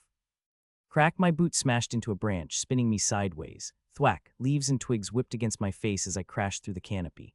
My arms flailed, trying to grab anything to slow me down. Snap, a final branch broke my momentum and then, thud, I hit the ground hard, rolling over dirt and leaves before coming to a stop on my back. I groaned, not perfect, but hey, I was alive. I lay there staring up at the canopy. North, if things don't work out between us, I swear I'm rubbing detergent on your grandfather's bald head. I unclipped the parachute harness and tried to stand, but a sharp pain flared in my left foot. Shit. I dropped back down, gritting my teeth as a dull throbbing spread through my ankle. Peeling off my boot, I winced at the sight. No swelling yet, but a dark bruise was already forming. It was going to get worse. I let out a breath and pulled off my other boot. After checking my necklace was in place, securing my bag and checking that everything was still inside, I slowly got to my feet. A quick once-over told me I had cuts and bruises here and there, but nothing serious aside from my ankle. I took a few gulps of water, trying to think. If the old man was serious and the abominations had seen us falling, then staying here was a terrible idea. I shoved the bottle back into my bag, strapped it on, and started limping in a random direction. I checked my status to see my essence store, 4-5. Expected. Falling from that height at such high velocity meant I was rapidly converting gravitational potential energy into kinetic energy.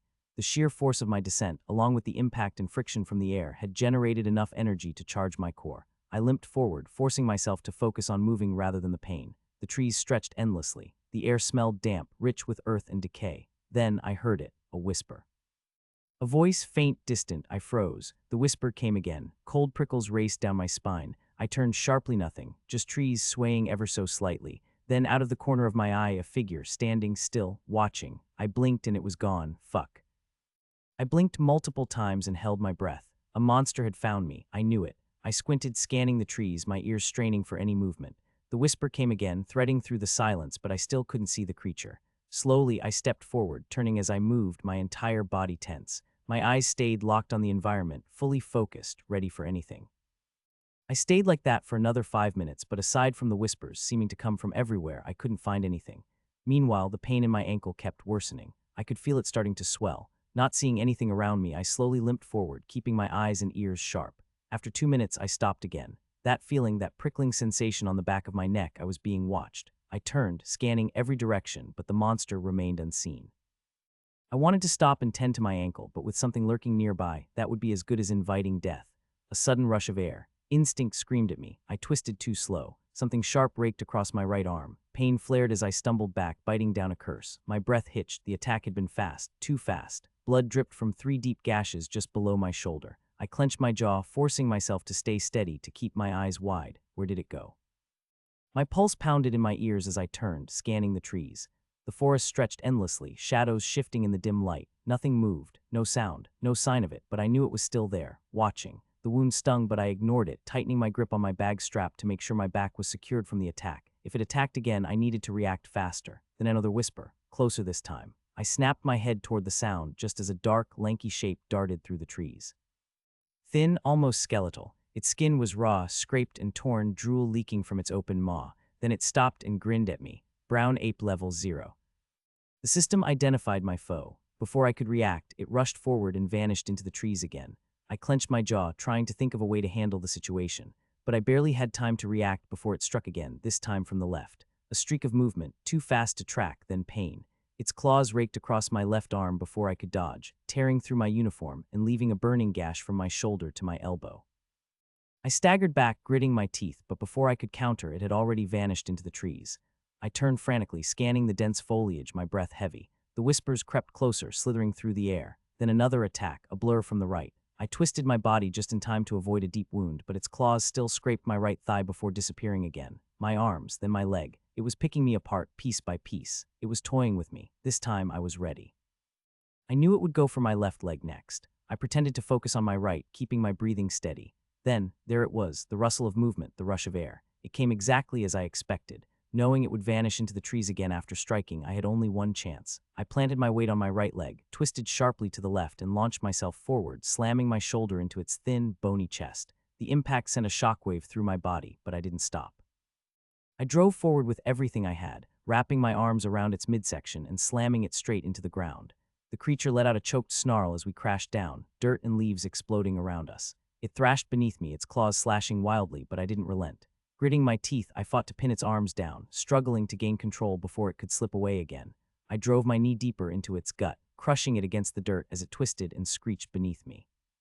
It thrashed, its claws scraping at my arms and chest, leaving stinging cuts, but I refused to let go. With a roar, I slammed my forehead into its face. Pain exploded in my skull, but the impact sent the bastard reeling. Its shriek turned into a wet gurgle as its nose cracked under the blow. I followed up immediately. My fist smashed into its ribs again, an agony relentless like a madman. Each strike sent shockwaves through its bony frame. It spasmed, but I wasn't done. I yanked back one arm and drove my elbow into its temple. Hard, the ape's head snapped to the side, but before it could react, I caught its jaw with a vicious right hook. It gagged, its breath hitching, and I took the opportunity to hammer another elbow straight down into its jaw. Its legs flailed wildly, trying to buck me off, but I locked my thighs around them, keeping it pinned. Another headbutt, another brutal elbow. It gagged again, so I rammed my fist into its throat. Once, twice. It choked out a gurgled screech. The only thought in my head was that I couldn't allow it to escape. I reared back, roared, and drove my forehead straight into its face with a sickening crack. Its skull bounced off the dirt, but I didn't let up. With both hands, I grabbed its throat, fingers digging deep, and lifted its head before smashing it down into the ground. Again. The earth splattered with its blood, its twitching body going still, but I slammed its skull one last time, just to be sure. I exhaled, my arms trembling, chest heaving. My uniform was in shreds, my skin raw with scrapes and bruises. With a heavy sigh, I collapsed beside the beast. The forest was silent. Then a strange sensation washed over me. Essence. I turned my head and watched as green particles drifted from the creature's corpse, flowing into me. Level up, level 0, level 1.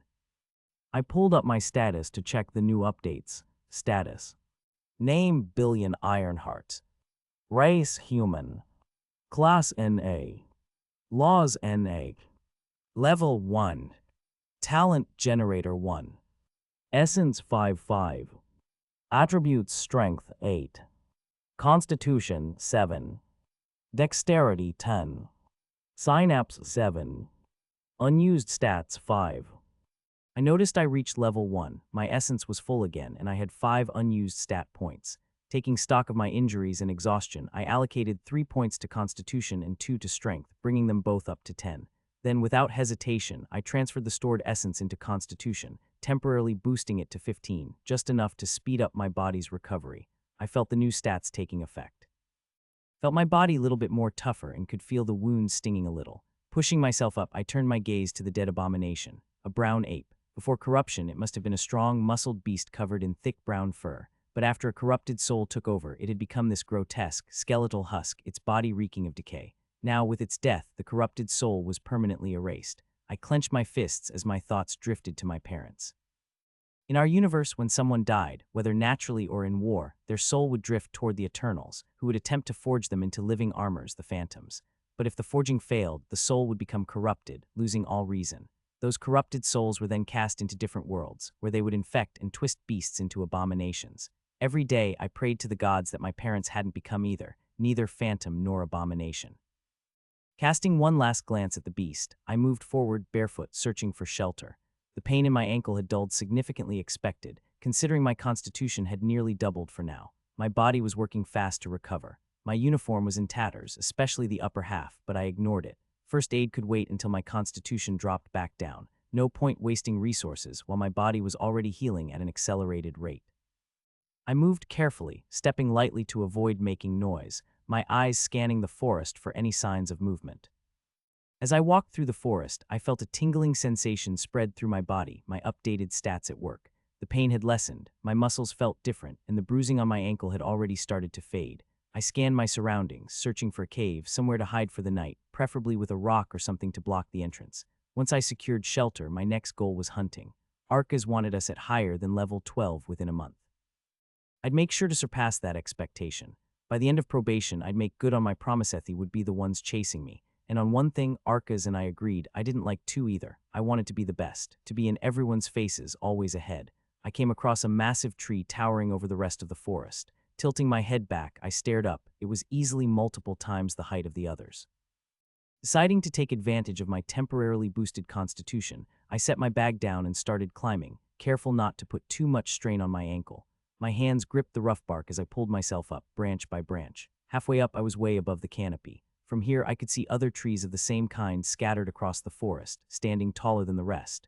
Turning my gaze in every direction, I finally spotted a small hill in the distance. Beyond it, further away, stretched a mountain range. Locking the direction in my mind, I slid down the tree, grabbed my bag, and started moving toward the hill. I wondered how Steve was doing. You better survive this, Steve. I don't want to hunt down my future grandfather-in-law for throwing you in here. I smirked at the thought as I made my way toward the hill. Then, a whisper. I froze mid-step. Another whisper followed, this time from a different direction. My breath hitched.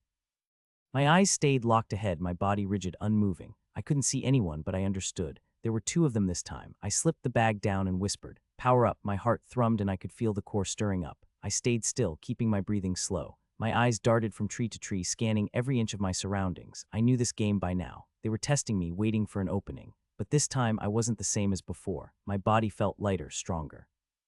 My wounds from the last fight had already faded into dull aches. My constitution had boosted my recovery, and my strength had risen. A branch creaked behind me. I spun just in time. The first ape lunged, its thin body cutting through the air like a thrown spear. Its claws shot toward my chest, but I didn't even bother dodging. Instead, I planted my feet and swung. Boom, my fist crashed into its face before it could touch me. The force of the punch sent it flipping mid-air, its grotesque form twisting like a ragdoll before it crashed into a tree. I looked at it to check its level, brown ape level 0. The second one moved. I caught a flicker of motion in my peripheral vision and ducked. Its claws barely scraped my scalp before I drove my shoulder into its gut. Got you. Wrapping my arms around its bony waist, I lifted it clean off the ground. Its limbs flailed wildly, claws swiping at my back, but I barely felt them. With a roar, I arched backward and boom, a perfect suplex. The ape's head and upper chest slammed into the earth so hard that the ground trembled. It twitched, momentarily stunned. I didn't let it recover. Twisting around, I mounted it and rained down fists like a goddamn machine gun. My punches sank into its gaunt face, snapping bones, bursting flesh. Its body spasmed beneath me before finally going limp. One down. I turned, just in time to see the first one rushing at me again.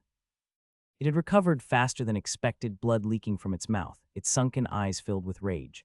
I looked at its wobbling form and I charged too. Its claws lashed out, but I weaved through its strikes, dodging with ease. Then I slammed my knee into its gut, driving the air from its lungs. It doubled over, gagging. I moved behind it, grabbed its waist, and lifted. Another suplex, this time sending it headfirst into a tree trunk with a sickening crunch. It slumped over, dazed but still alive. I stepped forward, grabbed its head, and positioned it just right. Then, with all the force I could muster, I drove my knee straight into its skull. A sharp crack echoed through the forest, and the creature went limp, its body twitching before finally falling still. 2 dead, and I was still standing. I waited until the essence gathered toward me, then picked up my bag and continued moving toward the hill. That wasn't enough to level up. I frowned, my brows furrowing in frustration. Replaying the fight in my head, I felt I had done well. After the first battle, I realized the apes were light-footed fighters, likely with more stats in dexterity and very little in strength or constitution. That explained why they were fast but couldn't take a real hit.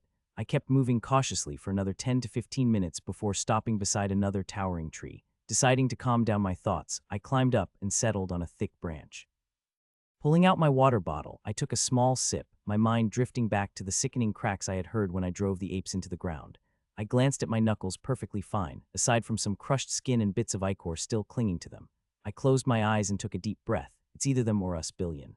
With renewed determination, I opened my eyes, slid down the tree, grabbed my bag, and kept moving. After another hour of tracking, I heard shrieking and screeching up ahead. I immediately ducked behind a tree, tightening the straps of my bag before creeping toward the source of the noise. Moving carefully, I stopped behind another tree and peeked out from the side. 4 brown apes were tussling with what looked like stags. There were 3 stags. I narrowed my eyes and checked their levels. 3 of the apes were level 0, with the last one at level 1. 2 of the stags were level 0, while one stood out stronger, more menacing. I focused on it. Ironhide stag level 1. It towered at nearly 7 feet, its body covered in jagged, uneven iron plates that looked fused with its flesh, as if they had forcefully grown out of its skin rather than being natural armor. Patches of raw, exposed muscle pulsed between the metal plates, leaking dark fluid. Its horns weren't just long, they were twisted and sharp, resembling rusted blades rather than bone. The apes weren't strong enough to deal any real damage to the stags, so they relied on hit-and-run tactics. They darted in, struck with quick swipes, then leaped away before the stags could retaliate. Their movements were erratic, constantly jumping between the trees, keeping their prey on edge. The level 1 ape was noticeably faster than the others. It, along with another ape, focused on the level 1 stag, circling it, forcing it to stay on the defensive. The stag lunged at them with its blade-like horns, but the apes were too quick, slipping away before the attack could connect.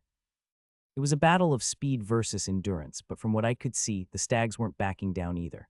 Watching them tear into each other, I felt the urge to jump in. If there had been fewer of them, I might have. But 7 abominations at once, that was a little out of my reach. I checked my status. The temporary boost to Constitution had worn off. Constitution 10.5. Essence 2.5.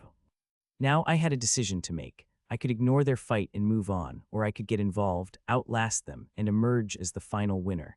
If I pulled it off, I might just step into level 2. I watched the abominations tear into each other, waiting patiently for them to tire out or at least thin their numbers. The level 1 stag was struggling to pin down the apes, its stamina clearly running low. 2 apes, level 1 and a level, kept darting around it, their hit-and-run tactics slowly wearing it down. My focus locked onto the level 1 ape. Physically, it wasn't much different from the others, but it was faster, too fast. If I wanted my plan to work, it needed to die first. It was still uninjured, making it the hardest target to pin down, so I waited, and soon my moment came. The ape broke away from the fight, ducking behind a tree to catch its breath. Not yet, I stayed hidden. It rested for about a minute, but when it noticed the stag overpowering the other ape, it jumped back into the fight. And just like that, the shrieks and roars continued. I saw it getting tired again. This time, I moved. I dropped my bag, crept closer, and climbed a tree that overlooked the fight.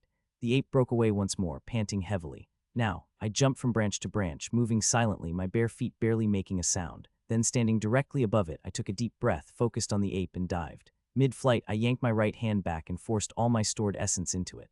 What happened next caught me completely off guard. A violent heat surged from my heart, rushing down my arm. My entire right arm felt like it was force-fed with energy, my muscles compressing with raw strength.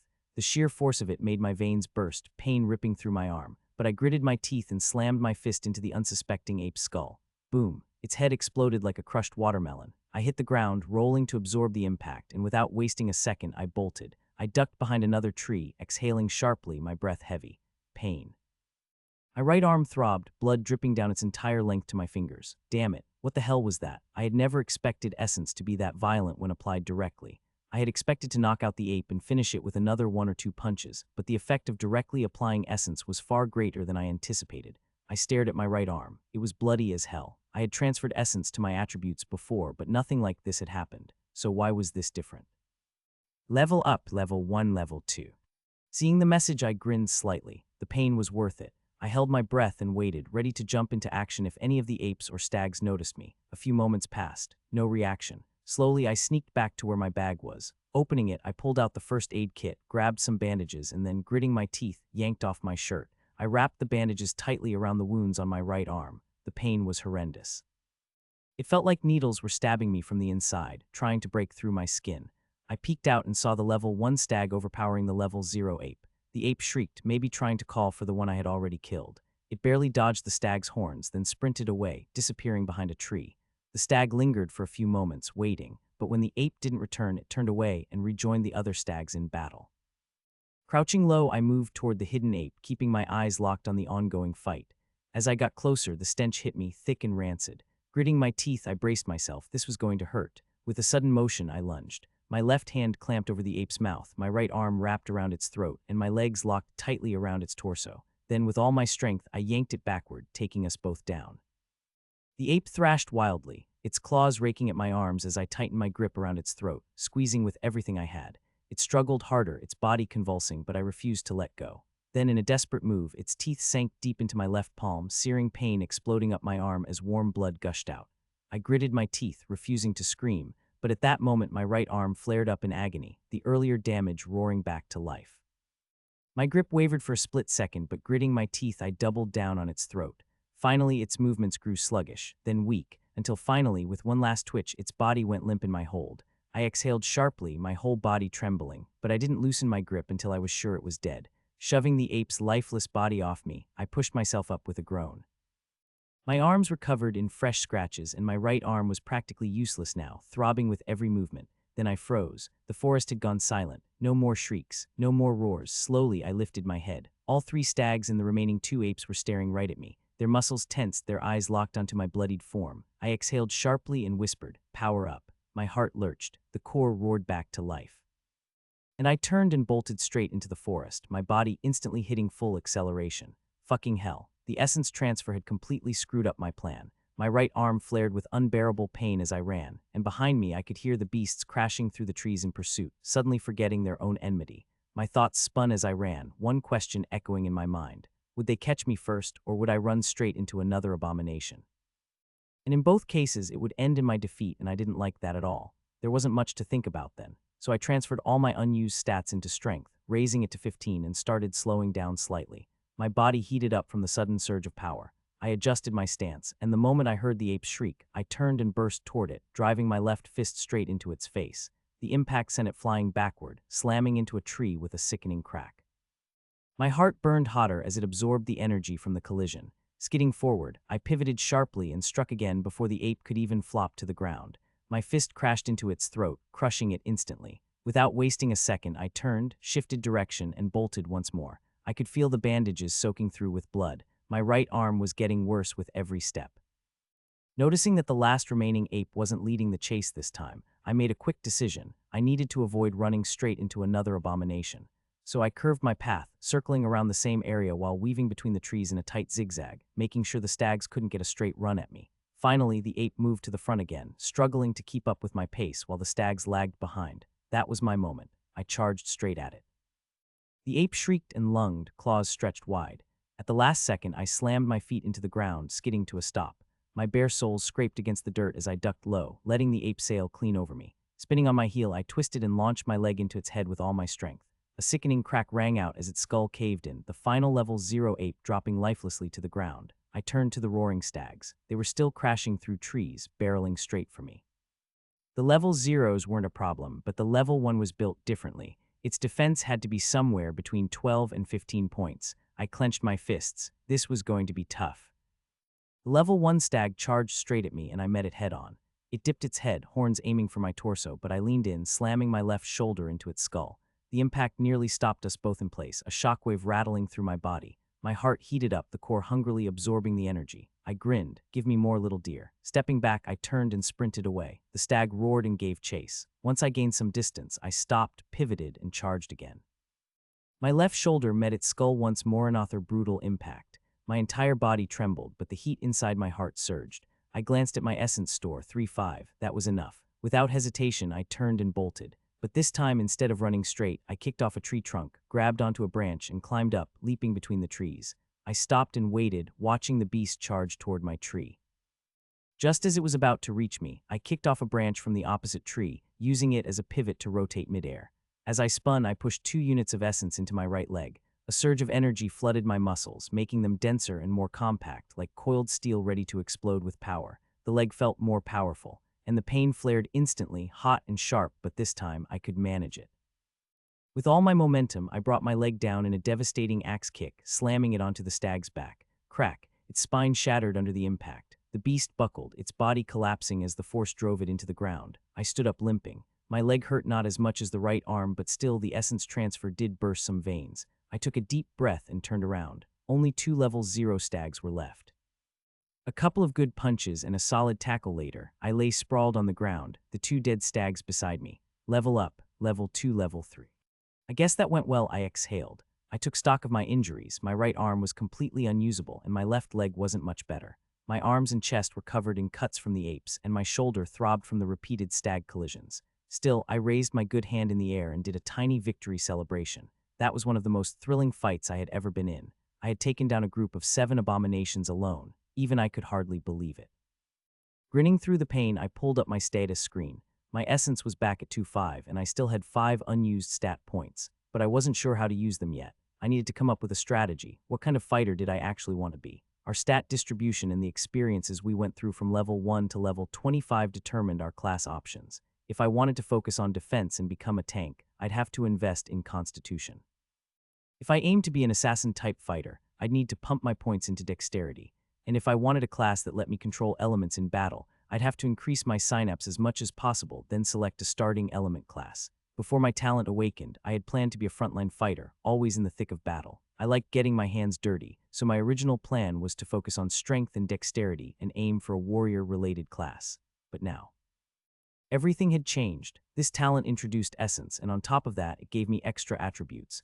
And then there was what my grandma said. My talent was called Generator, not Essence Generator. That had to mean there was more to it than I understood. I exhaled. Too much to think about. Shakily, I pushed myself to my feet, took one last look at the dead beasts, and started limping toward my abandoned bag.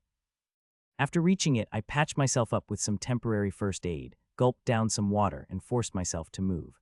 My next goal was shelter, so I set off toward the hill in the distance. It took me 4 hours of tracking, avoiding a couple of apes, stags, and even a herd of stinking boars, but I finally reached the base of the hill. Along the way, I used 1.5 of my unused stats to boost my constitution to 12, hoping to speed up my recovery. I reached the base of the hill, every step sending a fresh wave of soreness through my body. The terrain was rough, uneven, with jagged rocks and thick roots twisting over the ground. I needed shelter before nightfall, but so far I hadn't spotted any caves. Even if I did, there was always the risk of something already living inside. I wasn't in the mood for another fight. I kept moving, scanning the hillside for anything useful.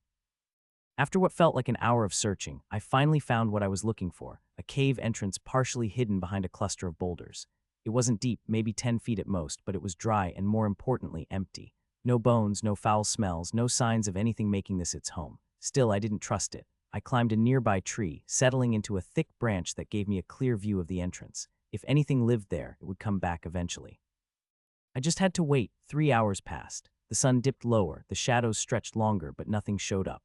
No beasts, no movement, just the quiet rustling of leaves in the wind. That was enough for me. Climbing down, I made my way back to the cave and grabbed a massive rock nearby. It was heavy, but I managed to drag it over to the entrance. With a final push, I wedged it into place, sealing myself inside. The space instantly felt tighter, the air cooler. I let out a slow breath and slumped against the wall. I slumped against the cool cave wall, letting out a long, exhausted sigh. My entire body ached like I had just been thrown from an aircraft. I glanced down at my bruises and cuts, shaking my head. There was the ankle, the right arm, the right leg, and the shoulder. "Well, Billion, you really outdid yourself today," I muttered. "First, you get jumped by a pack of abominations. Then you nearly get turned into roadkill by a bunch of angry stags. To top it all off, you spend 3 hours sitting in a tree like some lost bird, waiting for a cave to tell you if it's haunted or not." I rubbed my temples. "And let's not forget, you reached level 3 in a day. Yay, amazing. Except, oh right, you also almost lost an arm in the process." I raised my injured arm slightly before wincing. "Yep, real smooth. Truly a warrior in the making." I stared at the rock I had used to block the entrance. At least I had the genius idea to seal myself inside. If a beast does come sniffing around, it'll either think I'm not home or that I've buried myself alive. Either way, problem solved. I exhaled, letting my head rest against the wall. Tomorrow's problems are for tomorrow. Right now, I just need to not die in my sleep, preferably. And with that, I closed my eyes, hoping I wouldn't wake up to something trying to eat me. I woke up after who knows how long, not like Arcus thought it would be nice to provide us with a watch or anything. My stomach growled, and the urge to pee hit me like a sudden revelation. I glanced down at my self-bare chest with just a necklace, ragged pants, and barefoot. "That's a beautiful look, Billion," I muttered. My injuries had dulled a lot. My ankle felt normal again, and my shoulder didn't ache anymore. My right arm and leg, the ones I nearly blew up with essence, still throbbed a little, but it was manageable. I pushed myself up and walked toward the entrance. Shifting the rock covering it just enough to peek outside, I squinted against the daylight. What? How long was I asleep? Stepping out, I covered the entrance again and scanned my surroundings. Nothing in sight. No abominations, no weird noises. I exhaled, relaxing just a little until another pressing question hit me. Okay, where the hell am I supposed to go to shit? Arcus really left out the important details. After a serious and stealthy search, I took care of some essential business and moved on with my day. I sat in my cave, eating some of the stored food. It wasn't tasty at all, but it was nutritious artificial stuff, smaller in quantity but packed with energy. After finishing my food, I removed the bandages and wiped myself with a wet cloth. That reminded me I'd need to find a water source in a day or two, but before that, I had to do some serious introspection on how I was going to move forward and get the best class for myself. I wanted a class that complemented my talent, something that would help with essence utilization and control. Using it directly was a double-edged sword. To move in a direction where I'd be offered anything related to essence, I needed to understand it better and start using it more and more in fights.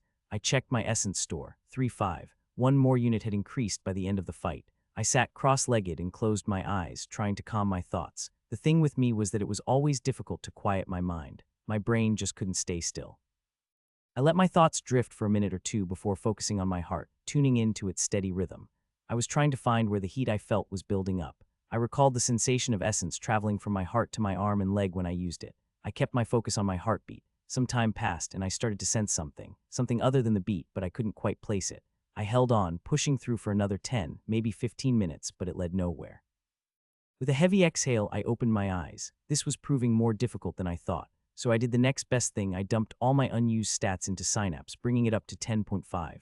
The moment my Synapse hit 10.5, my mind felt clearer. Not overwhelmingly so, but like a fog had thinned just enough to let me see further. I hadn't even closed my eyes, yet I could tell something was different. I glanced around the cave. Everything looked the same, but my awareness of it felt sharper. The subtle details, the rough texture of the rock, the way light seeped through the cracks stood out just a little more. My thoughts, which usually bounced around like an untrained beast, felt little more ordered, easier to follow. I closed my eyes and tried again. This time it was clearer. I could feel the essence stored there, like a tiny ember hidden in the center of my heart, glowing faintly but not yet strong enough to ignite. I kept my focus on it, observing. It flickered and rolled around, restless yet contained within my heart. I decided to see if I could control it. I mentally tried to nudge it, to move it around, but I couldn't get a hold of it. I tried multiple times, but nothing worked, so I switched tactics. I added 1 unit of stored essence to synapse while keeping my focus on the essence in my heart, trying to figure out what would happen. I watched as the essence rolled once, then a chunk of it separated and shot out of my heart, completely escaping my senses. That was fast. I barely felt the increased effect of synapse, but I decided to give it another shot. Again, I added 1 more unit of essence to synapse and observed as the essence roiled, separated, and zoomed out once more. Still, I couldn't track it. I guess there's only one option left. Gritting my teeth, I activated Essence Infusion and infused the last remaining unit of essence into my right leg. I braced for the pain and focused, watching the essence surge toward my leg. I watched as the essence forcefully pushed its way through my blood, rushing toward my leg like an uncontrolled flood. Along the way, several veins burst, sending sharp jolts of pain through me. But despite that, I could feel it. My right leg was stronger now. That gave me some ideas on how I might be able to control it, but for now, I was out of essence to experiment with. Still, this experiment confirmed one thing for me. I wanted to be a strength-based fighter, and since I had to rely on essence, strength and synapse would be the primary attributes I needed to focus on. Every day, I needed to set aside some time to experiment with essence. No excuses. I exhaled and got up, wrapping some bandages around my leg to stop the bleeding. It was already aching, but nothing I couldn't handle. After securing it, I decided it was time to explore the area around my new home. Arcas had only given us one directive. We needed to reach at least level 12. That meant the race was on. How far we could push ourselves depended entirely on our ability to survive and create opportunities for ourselves. Sitting around and hoping for progress wasn't an option, so I needed a routine. I walked over to the cave wall, picked up a stone, and began engraving a plan into the rock. 1 hour of punching and kicking, 2 hours of essence training, 1 hour of combat drills, leveling up and exploration. I paused, looking at my list. It wasn't perfect, but it was a start. If I wanted to get stronger, I needed to be disciplined. All right, I muttered to myself, tossing the stone aside. Time to get to work. I rolled my shoulders, stretched a little, and stood in front of the wall in nothing but my torn military pants. Getting into position, I started punching, making sure to control the force behind each strike. Leveling up was great, but getting used to my increased strength and using it efficiently was even more important. My fists smashed into the wall over and over, creating a neat row of dents. After about half an hour, I switched to practicing kicks, feeling out my balance and power. And just like that, I lost myself in the routine. 5 days had passed since I started my routine, 6 days in total since Arcas had randomly dropped us here to die. I wondered what the old man was doing right now, probably sipping tea, watching us struggle to survive, and laughing at the thought of us shitting in the wild. In the past 5 days, I had located a water source, one of the rivers, but I hadn't found anyone else from my unit. My self-training had been going well, especially the essence training. Every day I infused essence into my right leg, let it wreck some part of it, and observed how the damage played out. At this point, I was pretty sure my right leg was screaming discrimination. And no, I wasn't a masochist. The reason I focused only on my right leg was to see if repeatedly exposing it to essence would lead to any long-term changes. But with such a small amount of essence, the experiment would take time before showing any results. Until then, my right leg would just have to deal with it. I stood on a thick tree branch, peering down at my next prey. Below me, a massive bear, nearly 8 feet tall, tore into its breakfast. Jagged bones jutted out from its head and shoulders, giving it a nightmarish appearance. As I focused on it, its level popped up, Skulled Bear level 8. I thought we were dropped into a low-level area, which made finding abominations above level 5 a rare challenge. Most of my hunts so far had been against low-level brown apes and boars, hardly satisfying. I first spotted the bear yesterday and had been tracking it since then. Now, after reaching level 7, I finally decided to take my shot. Before making a move, I pulled up my status screen to check my progress. I was satisfied with my progress. Most of my unused stats had gone into strength and synapse, while I used my stored essence to boost constitution and dexterity so that they wouldn't lag too far behind. Satisfied, I pulled up my talent panel to check how much more essence I needed to level up generator. Talent. Talent name generator. Function generates essence from absorbed energy. Level 1. Essence 5 units. Level up requirement 100 units of essence generated. Progress 67 100. Talent upgrade requirement talent level 5. Generator activation command, power up, recharge sources, any form of energy. Abilities, essence transfer can transfer stored essence to an attribute. After use, 10 of the transferred essence unit remains as a permanent boost. Essence infusion can infuse stored essence. I noticed it had reached 67, and if things went well, I'd probably cross the threshold in another 3 or 4 days. After dealing with the bear, I planned to move to a new area. My confidence to deal with the bear came from having a fully charged essence storage ready to be unleashed. I dropped down from the tree. My pants were barely shorts at this point and no shoes, no shirt. Rolling my shoulders, I did a couple of squats and slapped my cheeks to jolt myself fully awake. Time to beat the shit out of this dude. I cupped my hands around my mouth and shouted at the bear. Hey Dumbo, look who's here. The bear raised its head, then slowly turned around. Its eyes locked onto me, and with a deep growl it smashed the ground with its front paws. I grinned. Oh, excited are we? Me too, brother, me too. Hunting those boars was getting boring. I raised a finger at the bear. But I'm sorry for what I'm about to do to you. Then I sprinted forward. The bear let out a thunderous roar and rumbled toward me. Rising onto its hind legs, it swiped a massive paw in my direction. My focus zeroed in on the beast. With my increased synapse, the world around me slowed down a little. I took a deep breath, braced for impact, and crossed my arms just as the bear's paw smashed into them. Boom! I skidded nearly 8 feet before coming to a stop. My forearms throbbed from the hit, and I shook out my hands to get rid of the jitters. Wow man, you got some juice in you. The bear roared even louder and charged again, this time lunging at me with its jaws wide open. I lunged too, ducking low and slamming my shoulder into its chest. The beast stumbled back, then flopped onto the ground. I did a disappointed head shake. Come on, we're just getting started. I was really starting to enjoy the benefits of synapse. My mind was working at an insane speed, processing information at a much higher rate. I could see the tiny twitches in the bear's muscles, almost predicting its next move before it even made it. Without hesitation, I transferred all 5 units of essence into Constitution, increasing it to 21.5. Immediately, I felt my body changing. Every time an attribute crossed a multiple of 10, the transformations were significant, and this was no exception. I watched as the bear clambered back onto its feet. Looking at the bear, I shouted in an exaggerated tone.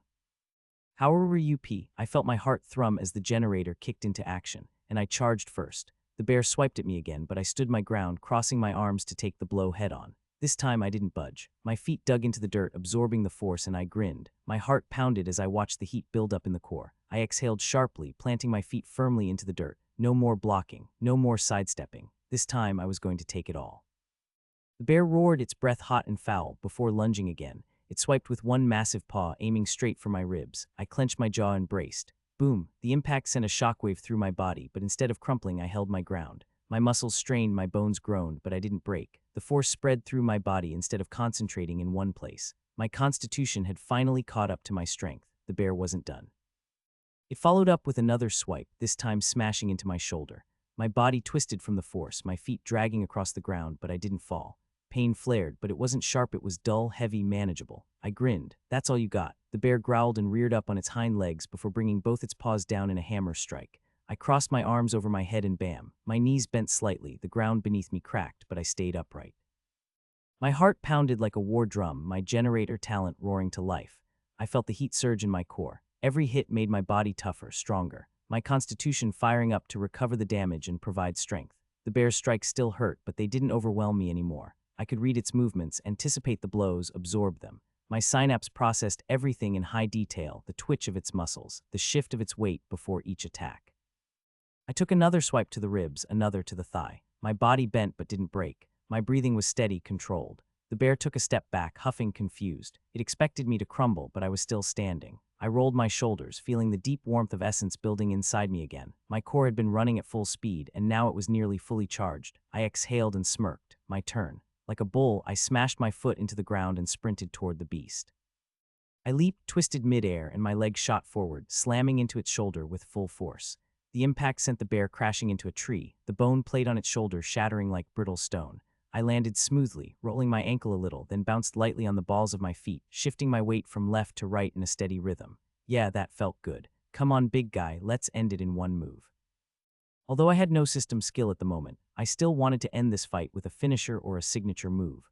Why, you ask? Because I liked finishers. The bear roared and charged, tearing through the ground like a freight train. I exhaled, keeping my stance low, eyes locked onto its movements. At the last second, I sidestepped, barely grazing past its lunging form.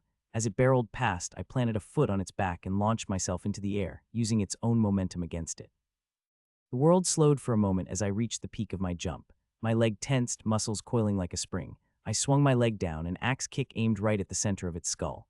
Boom, my heel crashed into its head like a warhammer. The force sent a shockwave through its body, smashing its skull plate into shards and driving its head into the dirt.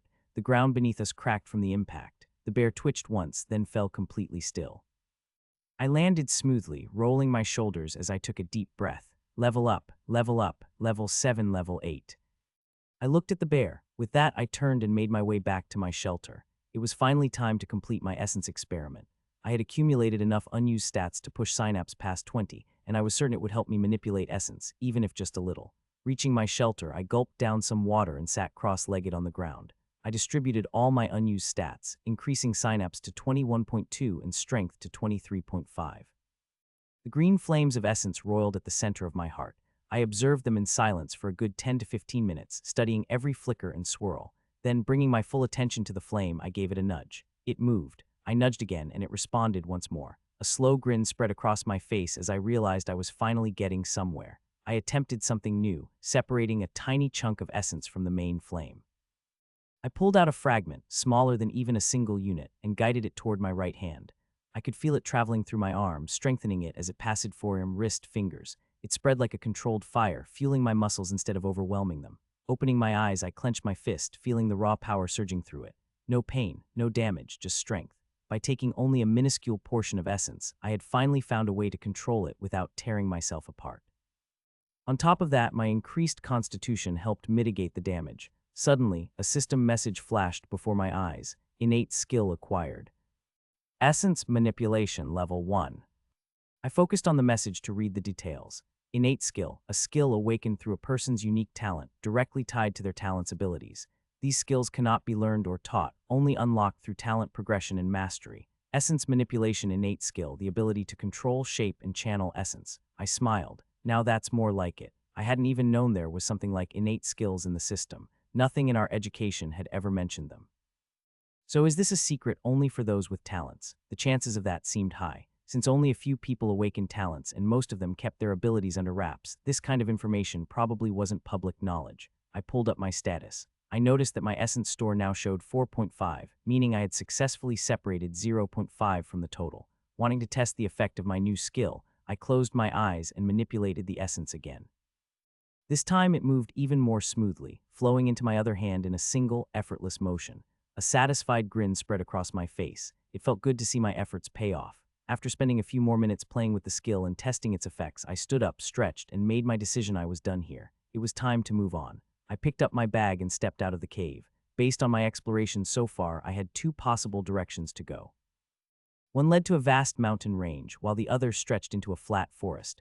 A river flowed from the mountains and wound its way through the forest. I chose the mountains. Caves were plentiful there, making them perfect shelters for my essence training. With that decision made, I started walking. My awareness of my surroundings had improved significantly compared to when I was first dropped here. The increase in synapse helped a lot. I was already level 8, and my goal was to hit level 10 within the next 2 days. If things went well, I wanted to push for level 20 before the month was up, but that all depended on whether I could find strong enough abominations to fight. If there weren't any high-level abominations around, then I'd grind my way up against weaker ones. I'd scour the entire forest if I had to, and on top of that, I needed to gather as much energy as possible to level up Generator. I strapped my bag tightly and set off toward my next destination, Steve's Povey. I lay sprawled beside the rotting corpse of an ashen wolf. 4 eyes, jagged teeth, and a stench so foul it forced my eyes open and impressive feat, considering I prided myself on keeping a straight face, even while dragging around a friend who was basically a walking bomb. Pushing myself up, I dusted off and made my way back to my shelter, a large tree with thick branches.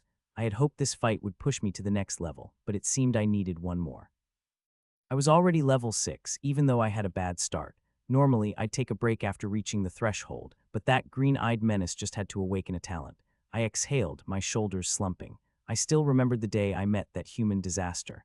I used to be a lazy, introverted kid, content to daydream indoors and avoid people. My dad insisted I play outside for at least 2 hours, so I'd go to the playground, jog a little, rub some dirt on my clothes, and call it a day. One afternoon, while sitting near the bars, blending into the background as usual, I noticed a boy arguing with a group of 5 or 6 kids. After a heated exchange, he walked away straight toward me. He was my height with brown hair, green eyes, and way too much energy for my liking. He reached my spot, gave me a glance, smiled, and ignored me. Perfect, I liked being ignored. Then without a word, he climbed the bars, dropped down, and started doing pull-ups, loudly counting each rep. He kept going for 15 minutes before landing, panting. Out of nowhere, he walked up to me, extended a hand, and said, "Hi, my name's Billion. What's yours?" And just like that, he walked me home. The next morning, he was ringing my doorbell. From then on, he showed up at the playground every single day, always talking, even when I stayed silent. I never realized when I stopped being just an observer and became his friend, then somehow got promoted to best friend. When I was around 10 or 11, I had asked him why he even liked being my friend. His answer, I was a good listener and never shooed him away. Well, he wasn't wrong. Shooing people away wasn't how introverts worked. Our main weapon was ignoring and moving on. But how do you deal with someone who refuses to be ignored? Someone always in your face, always talking. I had no idea, and before I even realized it, I started changing. I was still introverted and lazy, but not around him. I started training not to surpass him. That was impossible for someone like me with zero ambition, but to make sure I didn't fall too far behind. I found the perfect balance, working just hard enough to keep him in my sight, no matter how high he climbed. And that's how I ended up in 4th place while he took 1st. But the gap between 1st and 2nd was so massive that no one even mentioned it, just to avoid discouraging the others. I never cared about fighting the Eternals. I believed resistance was pointless in the end. We'd all be crushed, our souls captured. But Billion, he believed he could break through their chains, so I made myself a promise. If he ever stood at the edge of that cage, ready to shatter it, I'd be right behind him, watching him do it. Billion's povey. I moved through the forest, heading toward the mountain range, keeping my awareness sharp for any abominations. It didn't take long before I spotted one boneplate lizard lazily meandering in my direction. Boneplate lizard level 4. Its bones were mostly exposed, and its muscles had rotted in several places. Looking at it, I felt a twinge of pity. I wondered how much pain it must have been in, considering its condition. Let me help you move on from this life of pain. I sprinted toward it, and only then did it finally notice me. With a guttural growl, it crawled forward before lunging, jaws wide open. I saw it coming almost in slow motion. Sidestepping at the last moment, I rotated and drove my foot into its midsection, sending it smashing through multiple trees. It only came to a stop after crashing through the 3rd one. I walked toward it and stomped its head, silencing it forever. I sighed at the beast's condition before moving on. It was then that I heard a ringing. Tring, tring. The communicator Arcas had given us was ringing. I pulled it out of my bag and answered. Vice Commander June's voice came through the speaker. "Hello, everyone. This is your Vice Commander, June, speaking. I hope you're enjoying your stay at 2. I scoffed. Enjoying? Were we really enjoying this? She continued, her tone light but firm. Since today marks the start of the 7th day, get ready to receive your first official command of the month. It will be referred to as Command 1. I straightened, listening closely. The commander has noticed that most of you are sticking to hunting stragglers and low-level targets. Your leveling speed has dropped significantly. So he's initiating a new hunt. A new hunt? That sounded interesting. He has placed checkpoints throughout the forest. Each checkpoint has its own domain and type of abomination. There are 2 levels of checkpoints, blue and gold. Gold is more dangerous but offers greater rewards. A signal will be released once to reveal their locations. At each checkpoint, a reward will be waiting, but these rewards attract abominations. If you want them, you'll have to fight for them. And at every checkpoint, you'll find a map showing the locations of the nearest checkpoints. So the more checkpoints you clear, the better your chances of obtaining the grand reward. She paused for a moment before adding, "Oh, and to keep things interesting, we'll be projecting the current level rankings of all of you. Just look up. And finally, Command 1 will remain active for the next 6 days, and you will receive your next instructions on the 13th day. Give it your best." With that, the communicator beeped and the call ended. I looked up but saw nothing. Frowning, I quickly climbed a tree for a better view. As I reached the top, my eyes locked onto a massive floating cube high in the sky, slowly rotating. It was a projector displaying information for everyone to see. On all of its sides, the level rankings were displayed. Before I could take a closer look, crimson beams suddenly flared across the forest, piercing through the trees in multiple directions. That must be the checkpoint signal she was talking about. I quickly scanned my surroundings and noticed that the closest beam was already in the direction I was headed. Making a mental note of its location, I turned my attention back to the rankings. The top 10 names were listed. Level rankings. 1 Billion Ironheart, level 8-2. Mark Salt, level 6-3. Sarah Gibson, level 6-4. King Holt, level 6-5. North Winter, level 6-6. 7-8-9. Steve Harper, level 6-10. I was surprised by seeing the list. Whoa, I thought I had pulled ahead. Looks like the others aren't slacking off either. I scanned the rankings and found Steve at 9th place and North at 5th. Since they were all at level 6, I figured the ranking was based on who reached the level first. As for me, I was at level 8 because my talent let me temporarily boost my stats by 5 units, the equivalent of an entire level's worth of unused stat points. Also, since I was a hardworking masochist. I grinned, well, I can't let these guys pull ahead of me. Wasting no time, I decided to head straight for the checkpoint and see what it was all about. I set off toward the direction where I had seen the crimson signal. After 2 more hours of tracking and taking down 2 more abominations, I reached a clearing. Deciding it was time for a break, I climbed a sturdy tree and settled onto a thick branch to have breakfast. While eating my light, totally rubbish excuse for a meal, a makeshift sandwich, I heard noise up ahead. Squinting at the tree line, I spotted a boy running, limping and panting heavily. His left leg was heavily bandaged, as was his forehead. Behind him, a pack of 8 to 10 hounds gave chase. Well, talk about bad luck. I scanned them. Burst hounds, all below level 6. And the boy, Logan, cross level 3. Guy pushed himself harder, trying to create some distance, but at this rate, he had maybe 30 seconds before he either died or Arcas bilayed him out somehow. Can't trust that bald guy to do anything correctly. I held the sandwich into my mouth, wiped my hands, and dropped from the tree. Then I sprinted. The boy's eyes lit up the moment he saw me charging toward him. He glanced back, saw the hounds closing in, and forced his injured leg to move faster. I could see the pain all over his face. I sped up and vaulted over his head, landing between him and the hounds. Pulling the sandwich from my mouth, I spoke, "Keep running." The guy nodded and hobbled forward. I took another bite, chewing as I glanced at the dumb beasts. "You better not ruin my food." Just as I swallowed the first bite, the leading hound lunged, jaws wide open. I exhaled through my nose, shifting my weight just enough to let the hound's snapping jaws sail past my face. Then I smashed my elbow down on its skull. Crack. The hound's body hit the ground in a twitching mess. I took another bite of my sandwich. This bread is dry as hell. Another hound lunged. I pivoted, slamming a backhand into its ribs. The impact sent it skidding across the dirt, rolling like a discarded sack of meat. 2 more came at me from opposite sides. One went for my leg, the other for my throat. I hopped back, letting the first one's jaws snap at empty air, then kicked it in the snout mid-turn. My foot sank into its face like I was punting a rotten log. The second hound, still mid-air, was an easy target. I reached out, grabbed its neck, and slammed it straight into the ground. Another bite. And this cheese, what the hell is this? Powdered milk garbage. 4 left. One circled to my back, but I didn't even turn. As soon as I felt it move, I threw my half-eaten sandwich straight up, bent forward, and mule kicked behind me. My heel caught its lower jaw, snapping it clean off. The hound hit the ground with a gargling yelp. I reached up, caught the sandwich mid-air, and took another bite. One of the remaining 3 hesitated, but the other 2 charged. I sighed. Fine, I'll finish this before my last bite. The first reached me, and I smashed my fist through its skull without stopping. The second tried to swerve around, but I was already moving. I grabbed its tail, swung it like a club, and bashed it against the hesitant one. Their bodies crumpled into a heap. Last bite. I dusted my hands off, chewed, swallowed, then glanced down at the twitching remains. Damn it, even bad food tastes good when you're fighting. I turned my head. The boy was staring at me, eyes wide. I smirked, "Told you to keep running." The boy exhaled loudly and collapsed onto the ground. "Fuck, I thought it was over for me," he muttered. I called for help from the commander or vice commander, but nothing happened. He looked up at me and forced a tired smile. I gave him a small nod. "No problem." "But they really didn't come to help even after you contacted them." "That's weird," I asked. "Yeah, my landing was terrible. I fractured my leg in 2 places and broke my arm. Just getting my first kill was hell, and it was only a damn hound. I barely survived. Used up all my unused stats and constitution just to stay standing." He paused, his gaze shifting to the pile of dead hounds, then back to me. "But looking at you now, it feels like we'll all be chasing after you soon, just like you said on the stage." I let out a short laugh. "Well, that's the plan." I turned to grab my first aid kit from my bag. "Wait here, I'll patch you up." After patching Logan up and giving him some food, I sat down and asked him about his past few days.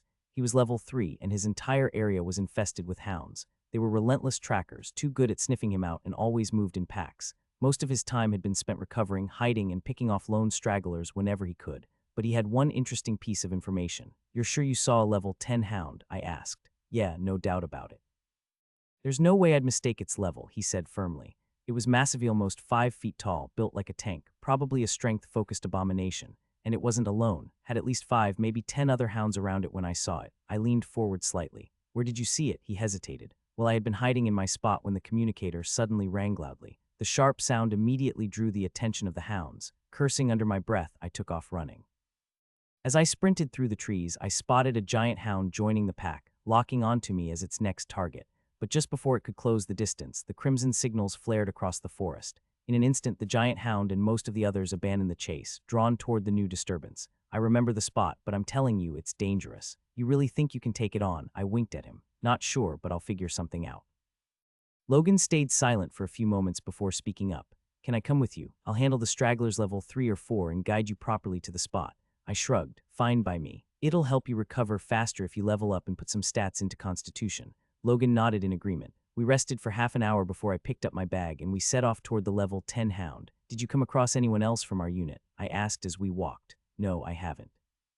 I think we all landed pretty far apart, he replied. Yes, seems like it, I muttered. So you're from the capital? I asked. Yeah, but you don't seem arrogant. My experience with capital kids hasn't been great, he laughed. Of course, there are plenty of those guys, but that's mostly if they come from strong families or rank high in the capital academies. I'm neither. I studied at a capital academy, but my rank fluctuated between 10 and 15. He paused before continuing. And after watching what you did to those hounds or just looking at your body, anyone would think twice before acting arrogant. My body, I raised an eyebrow. Yeah, you're shredded, strong, fast, it's obvious. Logan chuckled. Let me guess you want to ask about North Winter. Yeah, you got me, so I asked expectantly. I know about them. I've seen North multiple times at capital events. She has an older brother, a best friend named Sarah, and 2 other guys who are always trying to hit on her. She ranked somewhere between 3rd and 5th in her academy, so she's strong. Oh, and our commander, he's her grandfather. As for the Winter family, they're a line of elemental warriors specializing in wind manipulation, mainly using swords in combat. Sounds cool, so what kind of girl is she? Logan looked me up and down. Man, are you seriously thinking of going for her? Yeah, like this. I glanced down at myself and realized. Plan change. First, we find a river. I need a bath. Logan burst out laughing, and we slightly adjusted our course. We traveled for a couple of hours through the forest, encountering several hounds along the way. I took care of the stronger ones, while Logan handled the weaker ones, gradually improving his combat skills. Eventually, he managed to reach level 4. When we finally arrived at the river, I wasted no time stripping down and stepping into the water. The cool rush against my skin was a welcome relief after days of non-stop fighting. My reasoning was simple. If by some chance I ran into North, I didn't want my first impression to be ruined by looking and smelling like a wild beast. After thoroughly scrubbing myself clean, I wore new uniform, checked my necklace, settled on the riverbank, and spent an hour training my essence, moving a small chunk of it through my body. My goal was straightforward. I needed an essence-based attack that wouldn't damage me upon use. If I wanted my future class options to be centered around essence, I had to start integrating it into my combat style as much as possible. As I trained, my mind drifted to Steve. I hoped he was leveling up quickly. If the commander hadn't responded to Logan's distress call, then something was definitely at play here. And what was the purpose of these rewards and gifts? No details had been mentioned in the communication. Something about Arca's plan didn't add up. We started walking again, heading toward the area where Logan had spotted the level 10 hound and the closest checkpoint. So what kind of girl is North? I asked. Logan rubbed his chin, thinking. I mean, I've only seen her in public, and she seemed kind and down to earth despite coming from the Winter family. Kind is good, I replied. Yeah, but I'm not sure how she is in real life. Everyone looks kind and humble in public, you know. Well, that's true, I admitted. We continued walking through the forest, talking as we made our way closer to the mountain range. Finally, we spotted some signs that clearly indicated the presence of a larger abomination. I think we're close, Logan said, his tone serious. I nodded and slowed my pace. Handing my bag to Logan, I told him to stay put before climbing a tree. Moving swiftly through the branches, I advanced carefully, stopping as soon as I noticed movement in the distance. A large group of hounds had gathered ahead. I kept my distance, not wanting to risk getting too close and being sniffed out. The hounds barked, growled, and snapped at each other as they moved toward something. I trailed behind them, keeping my steps light and my presence unnoticed. Soon, we reached the first valley of the mountain range. The hounds poured in, their movements restless and aggressive. I followed silently, staying in the shadows as I observed their behavior. What I saw caught me off guard. Damn, what the hell is that? Most of the hounds were around or below level 6, but at the front of the gathering stood the biggest one, level 10 hound Logan had mentioned. What truly surprised me was what the hounds were surrounding. A massive, black, rugged pillar stood about 30 to 40 feet high, crackling with flickering golden lightning. At its peak, a cage hung, containing a glowing blue glass core. But that wasn't the shocking part. What really caught me off guard was the message nailed to the pillar, scrawled in the worst handwriting I had ever seen. This is a gift from me to motivate you kids. Gather as many as you can and enjoy the rewards. Oh, and this gift attracts abominations, so be careful. It was signed by Arcas. Talk about being dramatic. I scoffed. I had so many questions. What exactly was this gift? What did it do? How to use it? I shook my head in disappointment. There was only one thing left to gather these glass cores and see for myself. I watched as the beasts tried to crawl up the pillar, only to be zapped by the crackling lightning. But their numbers were steadily growing. There were already around 30 of them and more kept coming.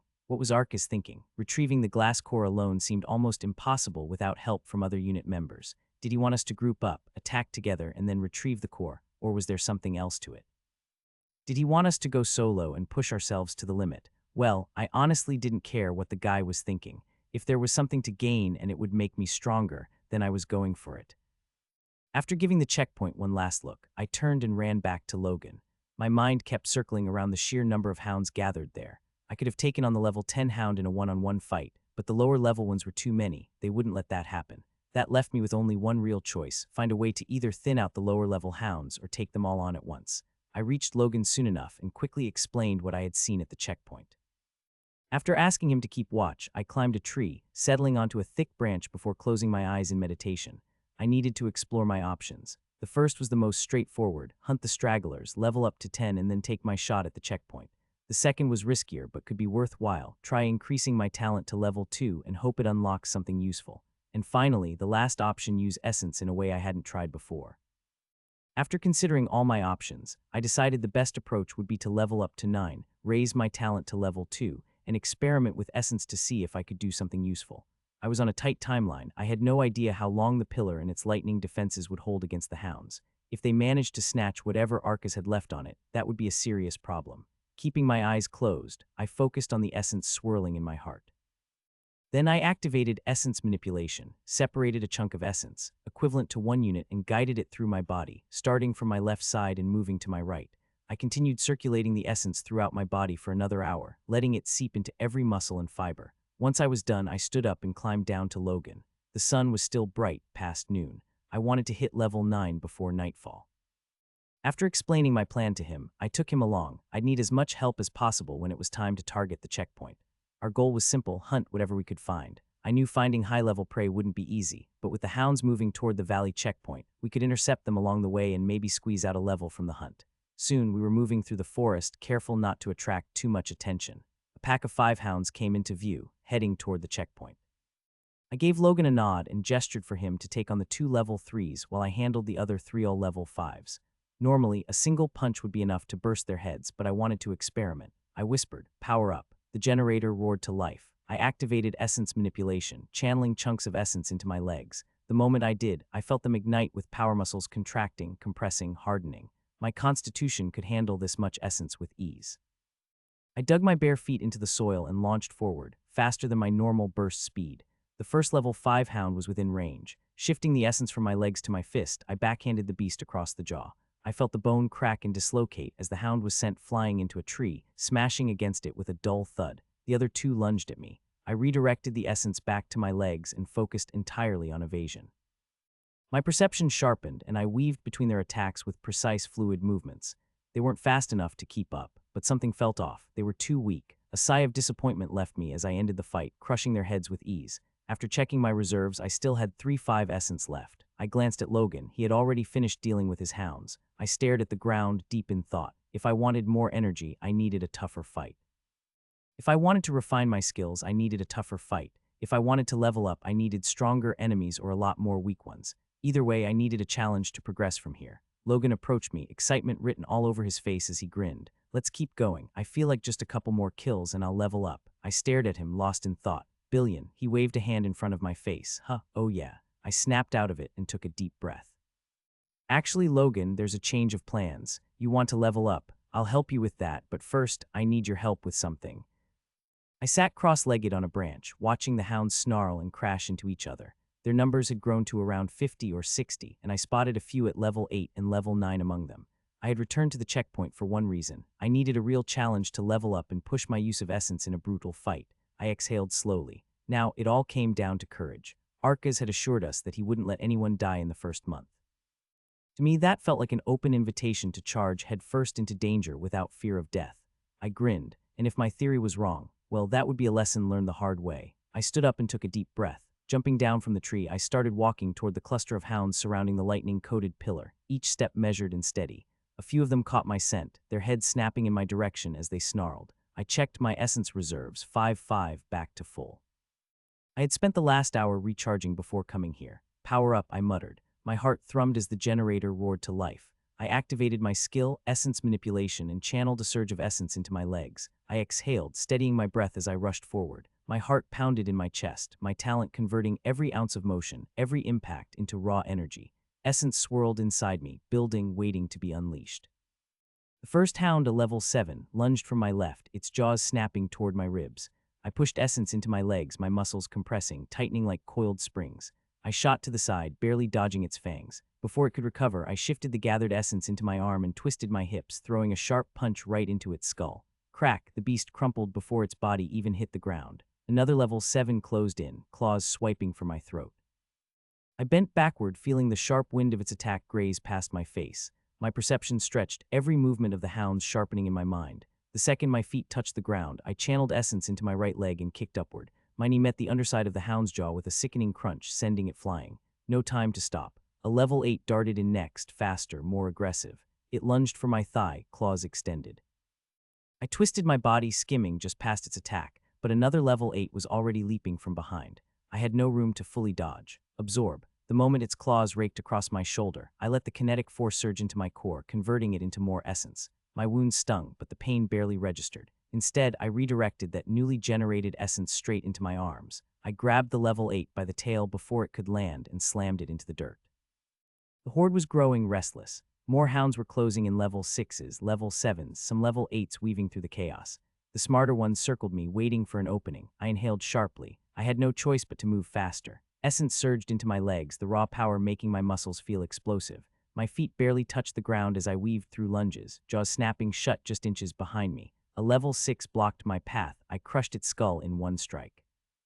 Another level 7 swiped at me. I ducked under its arm and countered with a sharp elbow, essence amplifying the impact, sending it sprawling. Then the level 9s moved. I felt their presence before I even saw them. Heavier steps, sharper movements, a different kind of hunger in their glowing eyes. One of them charged straight at me, its form blurring. I barely managed to twist out of the way. That thing was fast. I couldn't fight them head on. I had to keep moving, keep dodging, kill what I could while staying just ahead of them. A level 8 lunged. I sidestepped and sent an essence-empowered fist through its skull. Another hound pounced from above. I rolled forward, feeling its claws barely skim my back. My breathing grew heavier, my body aching from every close call and the continuous use of essence. But I was still in the game. Absorb, generate. The cycle repeated, each second sharpening my control over the essence flowing through me. One wrong move and I'd be torn apart, but I wasn't planning on making any. Not yet. I moved like a specter through the battlefield, weaving between the lunging forms of the hounds. Every time my feet touched the ground, I sent essence surging into my legs, boosting my speed and power. The moment I struck, I redirected the flow into my arms, turning my fists into battering rams. A level 7 hound snapped at my leg. I twisted mid-air, barely avoiding the bite, and drove my fist into its skull. A sickening crack echoed as the beast crumpled. Another lunged from the side. I ducked, pivoted on my heel, and sent a brutal kick into its ribs, essence-enhanced muscles making the impact devastating. The hound yelped and skidded across the dirt, limp. My body burned. My back was scraped from near misses, my thighs bore deep claw marks, and a particularly vicious level 8 had managed to sink its fangs into my shoulder before I crushed its head. Blood trickled down my skin, mixing with sweat. Another level 8 launched at me. I stepped aside at the last moment, its claws just grazing my ribs. My hand shot out, fingers wrapping around its throat, and with a surge of essence I twisted. A crack. Another kill. I didn't stop. I couldn't. The moment I sent the 7th level 8 to the ground in a twitching heap, something flashed across my vision. Level up, level 8, level 9. Before I could even relish the sensation, 2 level 9s joined the fight. They were faster, stronger. I dodged one, only to be clipped by the second. Claws raked across my side, forcing me to stumble. A set of teeth snapped inches from my face. I ducked, rolled, but even as I moved, I took more hits. I needed an edge. It was getting difficult to track them. Clenching my fists, I roared and pushed essence into my eyes. Agony flared and my eyes glowed green. My vision blurred, my skull felt like it was being drilled into, and then everything sharpened. The world slowed, or maybe my perception had sped up. The movements of the hounds became clearer, more traceable. I could see the shift of their muscles before they attacked, giving me precious moments to react. I pushed through the pain. I had to. For another half an hour, I kept moving, kept killing.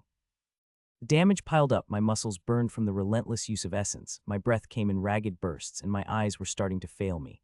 My vision blurred at the edges, and I could feel blood trickling from my eyes. It was time to go. But as I turned to escape, a level 9 slammed into my back. The impact sent me flying. I crashed into the ground, my shoulder popping out of its socket with a sickening pop. I gritted my teeth, staggered up, and ran. The hounds were on me instantly. I didn't run blindly. I started picking them off one by one, leading them into isolated fights, striking with brutal efficiency. Blood coated my fists, my arms, my legs. Finally, only one remained, the level 9 that had thrown me. The beast snarled and lunged. I barely dodged. The hound attacked relentlessly. I countered, ducked, weaved. But my body was failing, the pain numbing my limbs. I needed to end this. As the beast leaped at me, I pivoted, grabbing its tail with both hands. With a roar, I swung it, essence flooding my arms. The hound smashed into a tree with a thud. Once, twice, bones cracked. The beast whimpered. Thrice. Silence. I let go, panting. Blood dripped from my wounds. My vision swam. I stumbled forward, forcing my shoulder back into place with a grimace. Then, without looking back, I limped away. My muscles barely responded, each movement sluggish and burning with exhaustion. I leaned against a tree, panting heavily, my breaths ragged. Every inch of me ached, my body screaming in protest. I heard a rustle up ahead. Logan burst through the foliage, his eyes widening the moment he saw me. Good gods, you're crazy. Didn't you say you'd fight for 10 minutes and then run? Before I could answer, he slung my arm over his shoulder and hoisted me onto his back, supporting my weight. I chuckled weakly. I guess I got carried away.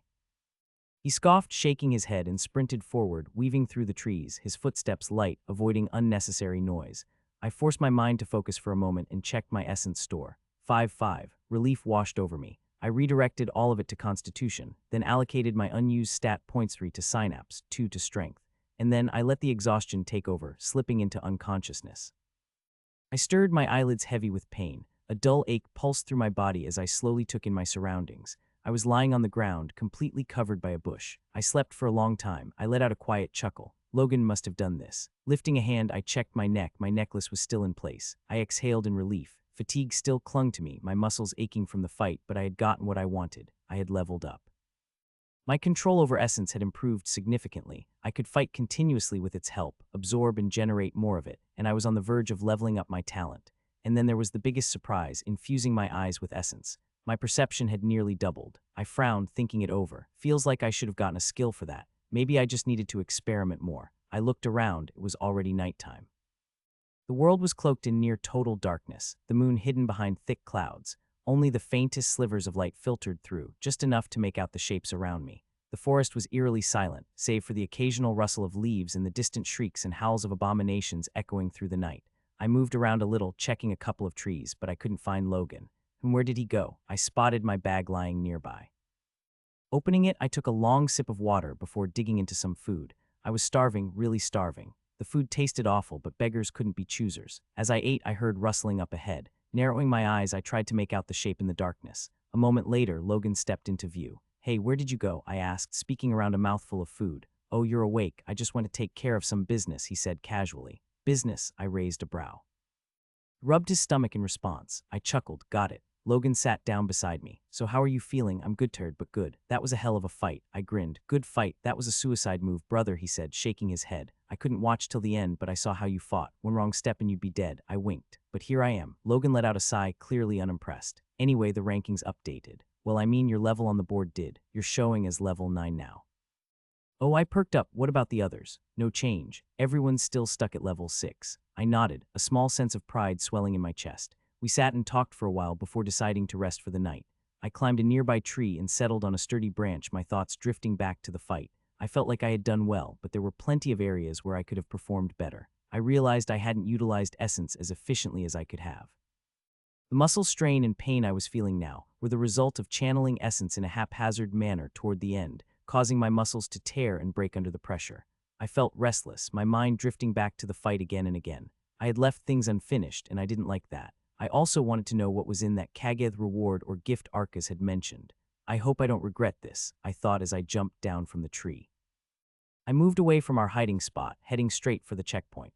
My heart was restless, and I needed to release some steam. At the same time, I wanted to deal with the level 10 hound once and for all. This time, I was more confident in my chances. The night cloaked me in darkness as I slipped through the trees, my bare feet barely making a sound. I pushed my dexterity to its limits, weaving through the terrain with precise movements, each step measured and controlled. When I reached the valley, I saw the hounds sprawled around the pillar, their bodies dimly illuminated by the flickering lightning crackling along its surface. I scanned their numbers. 20 to 25 lower-level hounds loitered near the outskirts. The level 10 lay near the pillar, its chest rising and falling in slow, steady breaths. 2 level 9s rested nearby, along with a couple of level 8s. I stood still for a few minutes, assessing my condition. My muscles were strained, a dull ache spreading across my back. My eyes felt better than before, though traces of strain lingered. Taking a slow breath, I pulled up my status screen to check where I stood. I had reached level 9, with my strength surpassing 25 and my synapse nearing the same threshold. My essence store, however, was completely empty. Climbing a tree that overlooked the pillar, I settled onto a thick branch, crossing my legs. Closing my eyes, I focused on the steady rhythm of my heartbeat, letting it ground me and clear my mind. My breathing slowed, my thoughts quieted, and for the next 2 hours I remained still, allowing my body to recover while sharpening my concentration. When I finally opened my eyes, I glanced up. It was past midnight. Below, the hounds lay sprawled lazily around the pillar, their eyes fixed on the glass core hovering above it. I stood on the tree, knowing that my first task was to refill my empty essence store. Scanning the branches above me, I spotted one that would fit perfectly in my hand. Taking a deep breath, I moved toward it, clenched my fist, and drove a punch straight into the wood. The sharp crack of impact echoed through the silent forest. The branch groaned under the force before finally snapping with a loud creak. I caught it before it could fall, gripping it firmly as I began shaping it into a 5-foot-long polearm. The noise stirred the hounds resting around the pillar. Their ears twitched, heads lifting in alarm. Even the level 10 rose to its feet, its ears perking up as thick drool dripped from its maw, carrying the rancid stench of decay. Balancing on the branch, I locked eyes with the beast. It let out a deep, guttural growl before barking loudly, a signal to the others. The moment the sound died, the pack lunged toward me, their snarls ripping through the night. Clawed feet pounded against the dirt, kicking up leaves and dust as they charged. The only light in the darkness came from the flickering lightning crackling around the pillar. I whispered, "Power up," and my talent activated. I gripped the polearm tightly and exhaled. The moment the first hound leaped, I dropped from the tree, swinging the branch in a downward arc. The wood connected with its skull with a sickening crack. The hound's body smashed into the ground with a boom, and it remained still. My feet hit the ground, knees bending to absorb the impact, and I pivoted instantly, pressing my back against the rough bark of the tree. No room to retreat, no need to watch my back. Just me, the branch, and the pack of snarling hounds in front of me. The closest one lunged. I reacted instinctively, stepping forward and ramming the tip of the branch into its open maw. Blood spurted as the wood pierced through the back of its throat. I wrenched it free and twisted, just in time to parry another hound's swipe, the force vibrating through my arms. More came. I took just one step forward, my increased synapse allowing me to perceive everything clearly, and smashed another hound's head. I kept swinging the polearm and always taking just 1 or 2 steps forward, always keeping the tree at my back. The polearm cracked against ribs, shattered jaws, and split skulls. Each impact sent jolts through my body, my heartbeat thrumming in response, absorbing the energy of every clash. More came. I took just 1 step forward, my heightened synapse sharpening everything, the growls, the shifting dirt, the glint of teeth in the flickering light. Another hound lunged, and I met it with a swift strike to the skull, the impact jolting up my arms. It collapsed mid-motion. I exhaled sharply and kept moving, just 1 step forward, then 1 back. The polearm became an extension of my body, sweeping through the air in brutal arcs. A hound came from the left. I twisted my grip and slammed the butt of the weapon into its snout, sending it reeling. Another tried to slip in from the right. I pivoted, the polearm cracking down on its neck before it could pounce. The pack circled, growling, snapping, but I never left my spot. The tree at my back kept me anchored, my footwork efficient, my movements precise. No wasted motion, no blind swings. Only controlled strikes and calculated steps. The polearm whistled through the air, splitting flesh and bone. I felt every impact, my muscles straining, my heartbeat surging. The more I fought, the more energy my heart absorbed, and essence began to take shape within me. A level 8 hound rushed forward, faster and heavier than the others. It leaped high, claws outstretched. I gritted my teeth and swung hard, putting everything into one final strike. The branch slammed into its side with a deafening snap, both the hound's ribs and my weapon breaking at once. I clicked my tongue, tossing the useless remains of the branch aside, but the essence generation was too slow. My eyes flickered toward the pillar, watching the lightning dance across its surface. I narrowed my gaze. I can try absorbing the energy from the lightning, but I can't be too obvious. If Arcas is watching, it'd be trouble if he figures out my talent. Decision made, I sprinted toward the pillar, weaving between lunging hounds and smashing aside the ones I couldn't avoid. The level 10 stirred at my sudden charge. Its ears perked up, and it let out a deep growl before charging straight at me. I didn't slow down. A level 5 hound leaped at me, but I ducked low, snatched its tail with one hand, and jumped, swinging it with both hands like a weapon. The level 10 had no time to react before the smaller hound slammed into it mid-air, sending both of them crashing into a tree. I skidded to a stop, turning toward the hound, my back now facing the pillar. The level 10 recovered quickly, shaking off the impact before fixing its glowing red eyes on me. It barked once, loud and sharp, then rushed forward again. I met its charge head-on.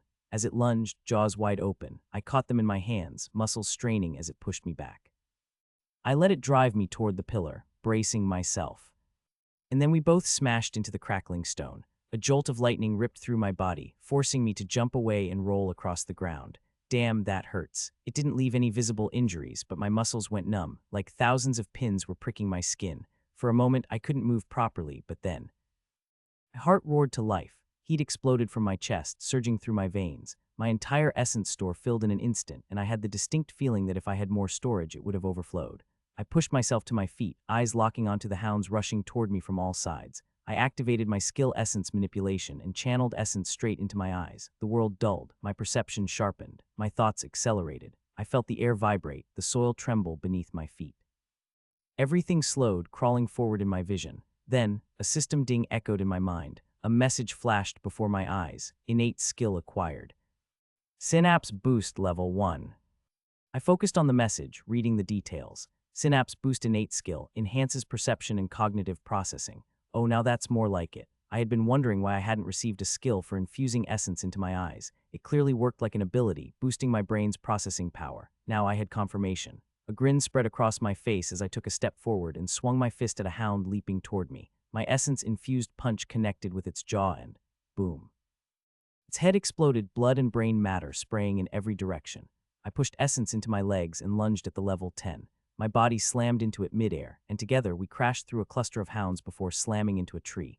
I sprang up instantly, my eyes tracking the remaining hounds. The level 9s needed to go first. Pivoting sharply, I dashed toward one as it lunged. I spun, channeled essence into my heel, and drove my foot into its skull, crushing it straight into the ground. Without hesitation, I grabbed the corpse by the tail, swung it in a wide arc, and hurled it at an approaching level 8. The body smashed into the beast with a sickening crunch, sending both of them crashing into the pillar. I took a moment to glance around. The world moved at a crawl, my enhanced perception feeding me every detail. My knees bent, and I launched myself at the level 10 again. Essence surged through my arm, compressing my muscles and hardening my fist. I slammed it into the beast's midsection, sending it flying upward. I shot after it, twisting in the air before bringing my heel down in a brutal axe kick. Crack! Its spine snapped, and the beast plummeted to the ground, lifeless. Level up, level 9, level 10. Skill level up, essence manipulation level 1, level 2. I exhaled, deactivating my skills. The world snapped back to normal speed, and a dull ache spread through my muscles. Despite the carnage around them, the remaining hounds, 8 in total, mostly low levels, kept creeping toward me, growling low and steady. You never learn, do you? I smirked. I checked my essence store, completely full. Then my gaze flicked to my talent panel. The requirement to level up generator was sitting at 94,100. 6 more units of essence and I could finally upgrade it. All right, boys, I cracked my knuckles. Let's get some practice in. I channeled all my essence into Constitution, temporarily boosting it to 22.5 and draining my essence store completely. With my body reinforced, I stepped toward the beasts. I lowered my stance, relaxed my muscles, and spread my arms wide, inviting them in. Come on, give me your best shot. One of the hounds took the bait. It snarled and lunged, aiming straight for my chest. I didn't move. Instead, I braced myself and let it smash into me, its full momentum slamming against my body. My feet skidded back an inch, but that was it. Thump. Not bad, I muttered, feeling my heart hum with energy. I grabbed the hound's skull and threw it away. Next, 2 more hounds charged in, one from the left, the other from the right. I twisted slightly, letting both of them crash into my ribs at the same time. My body barely budged, but the impact sent a jolt of force straight into my heart. Oh, this is working beautifully, I chuckled. One of the hounds, apparently tired of my nonsense, leaped straight for my head. I tilted back at the last second, caught it mid-air, and tucked it under my left arm like a misbehaving puppy. Gotcha. Another hound lunged at my waist. I snatched it mid-air with my right arm. 2 for 2, I laughed, now holding a struggling hound under each arm like a pair of oversized, angry watermelons. They wriggled and snarled, trying to claw at me. SHHH, I whispered. This is a bonding experience. Before they could protest further, I bent my knees and sprinted toward the pillar. The other hounds chased after me, barking in confusion, but I wasn't stopping. I slammed into the pillar full force, with the 2 hounds still trapped under my arms. Boom. Lightning arced over my body as the impact rattled through me. My hair stood on end, my vision flashed white for a second, and the 2 hounds in my grasp made a noise that was somewhere between a yelp and a very dignified woof. I stumbled back, dropping them. They swayed on their feet, blinking in dazed confusion before their legs gave out and they flopped to the ground, unconscious. Progress, 99,100. The remaining 6 hounds hesitated. I shook myself off, cracking my neck. Oh, don't back out now. I need your help. I rushed at the hounds, knocking them out one by one. Their bodies thudded against the ground, unmoving but still breathing. The area fell silent. The only sound was the occasional crackle of lightning from the pillar behind me. The unconscious hounds lay scattered around, and I stood at the center of it all, completely unharmed. I stretched, rolling my shoulders. My body felt solid, reinforced by the boost I had given it. With a thought, I deactivated generator, deciding to level it up later when I was back at my resting place. I had no doubt Arcas was watching, and I didn't want to reveal too much. Turning toward the pillar, I watched the lightning dance along its surface. Sparks flickered in the air, illuminating the battlefield in brief flashes. Now, let's see what reward you left for us, old man. I approached the pillar, eyeing the crackling lightning with caution. It stood tall, an imposing barrier between me and whatever lay inside. I circled it, searching for a switch or some kind of mechanism, but there was nothing. I frowned, crossing my arms. So no easy way in, huh? There were no trees close enough to use as a springboard. Throw it is then. I went to one of the trees, broke off 2 branches, and returned to the pillar. Taking aim, I hurled the first branch at the cage. It missed slightly, flying off into the darkness. The second one, however, struck dead on. The cage wobbled for a moment before slipping off the edge and plummeting down. I sprinted forward and caught it just before it hit the ground. Excited, I broke open the small cage and picked up the glowing blue glass core along with the map inside. I turned the core over in my hand, examining it closely. And that was it. It was glass. It was a sphere, and it glowed blue. I blinked a few times. I knocked on it. Nothing. I shook it. Still nothing. I even tried random voice commands: activate, open, power on, but the damn thing just sat there, glowing like a fancy decoration. Now what am I supposed to do with this? Out of ideas, I tossed it back into the cage and held it in my hand, stuffing the map into my pocket. Then my gaze drifted to the unconscious hounds and a grin spread across my face. I'll be back. I made my way back to our resting place, the forest shrouded in darkness. As soon as I arrived, I called out to Logan and told him to head to the checkpoints to raise his level. I had left him a few gifts there. He stared at me, shocked. Then, as if realizing something, he looked up. I followed his gaze, and sure enough, the floating cube displaying our level rankings hovered in the night sky. My name was still at the top, now at level 10, while the second place rank remained at level 6. Logan turned back to me, his face unreadable for a moment. Then, after cursing me out with an impressive variety of insults, he stormed off toward the checkpoint. I chuckled and climbed up my tree, settling onto a thick branch. Finally. I exhaled heavily, my body relaxing as my mind settled into a calm state. The checkpoint was cleared, and I had done it before anyone else, but it wasn't about being first. I had felt capable of completing it, and if I had ignored that feeling, it would have made me restless all night. I opened my status and allocated the unused stat points from leveling up. Constitution increased to 20, Dexterity to 18.5. Next, I tested Essence Manipulation. Now that it had reached level 2, I wanted to see how much smoother it had become. I focused, pulling essence from my heart and moving it through my body. I tried shaping it. Instead of free-flowing gas, I managed to form an uneven sphere, still crude, but it was a start. I grinned. Just one more unit of essence, and I could level up my talent. Excitement bubbled inside me at the thought. I stood, stretched, and dropped down from the tree. Power up, I whispered, activating my generator core. I took a deep breath and activated my new skill, Synapse Boost. Everything sharpened in an instant. I felt the breeze whisper across my skin. The leaves around me slowed, their edges crisp, each movement exaggerated. My heartbeat drummed in my ears, steady and clear. My sense of smell heightened and my vision improved dramatically. The only downside was that both of my innate skills required essence to function. If my tank ran dry, I'd be back to normal. I funneled 3 units of essence into dexterity, temporarily boosting it to 21.5. Then with my heightened senses, I closed my eyes. I needed just 1 more unit of essence to level up generator. I decided to work on my strikes, focusing entirely on channeling essence properly. With essence manipulation now at level 2, I wanted to refine its efficiency and control. I shifted into my stance, my mind locked onto the flow of essence in my arm. My first punch landed against the tree, solid and controlled. I continued, each strike fueled with precision, my thoughts focused on every motion, every pulse of essence moving through my muscles. It took me half an hour of slow, precise punching before I finally heard the notification. Requirement completed. Talent leveling up. Suddenly, essence stirred around me, rushing into my heart. It wasn't as overwhelming as when I first activated my talent, but it still came in waves, controlled yet powerful. I closed my eyes, gritting my teeth, staying perfectly still. My heart heated up, its frantic beating hammering against my chest. The process continued for about 2 minutes, the sensation intense but not unbearable. Then, just as suddenly as it started, everything settled. Talent level up. Generator 1, Generator 2. I exhaled sharply. Damn, that hurt a little. Shaking off the lingering discomfort, I pulled up my status and navigated to the talent section. Time to check the updates. Talent. Talent name generator. Function generates essence from absorbed energy. Level 2. Essence to 10 units.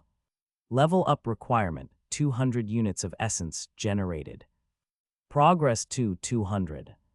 Talent upgrade requirement talent level 5. Generator activation command power up, recharge sources, any form of energy. Abilities essence transfer can transfer stored essence to an attribute. After use, 20 of the transferred essence unit remains as a permanent boost.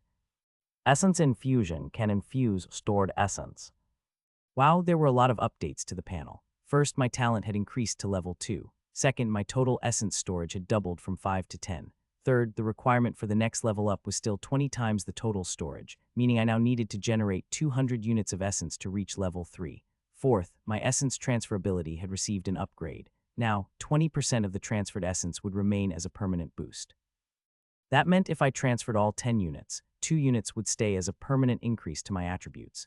This was huge since I would only gain 5 unused stat points per level up until level 25. On top of that, if I infused all 10 units into an attribute during a fight, it would be the equivalent of gaining 2 levels worth of stats instantly. With this, I would be able to fight 2 levels above me without much issue, combining the boost with my skills. Next, I moved to my status section to check my attributes. Status. Name Billion Ironheart. Race Human. Class NA. Laws NA. Level 10. Talent Generator 2. Essence 210. Attributes Strength 25.5. Constitution 20. Dexterity 18.8. Synapse 24.2. Unused stats 0. Skills Essence Manipulation Innate Level 2. Synapse Boost Innate Level 1. The status panel displayed my new skill along with the level update to Essence Manipulation. My attributes were growing steadily, were approaching 20, while the other two had already reached 25. There wasn't much imbalance either, which was a good sign. I closed the status window. My body was recovering well, but what I really needed now was some proper food. Unfortunately, all that roamed this place were abominations, and their meat was completely out of the question. They reeked too much. That thought reminded me of something else. I sniffed the air and immediately regretted it. I was covered in hound blood and all sorts of other filth, and the stench was unbearable. I looked down at myself. My uniform was in tatters. With a sigh, I tore off the remaining scraps of my shirt and decided to just stay in my pants while I waited for Logan. He was taking longer than expected. Finally, after 10 minutes, Logan arrived, grinning from ear to ear. I leveled up, he said. I nodded. That's good. Would have been really surprising if you couldn't even kill unconscious hounds, I joked. He coughed awkwardly. I waved a hand dismissively. Don't mind it. Anyway, I'm going to sleep. My body needs rest. See you in the morning. With that, I said my goodbyes, climbed up the tree, and fell asleep almost instantly, my heart at peace. The next morning, I stirred from my sleep. My eyes blinked open, and after a quick glance around to confirm I was still on the same branch with no danger nearby, I stood up, yawning and stretching. My gaze drifted up to the floating projector in the sky, and seeing my name still at the top of the rankings, I smiled. I liked that. Now there were 2 important things I needed to take care of. First, figure out what the hell that glass core actually did. Second, and far more urgent, find a place to take a shit and a bath.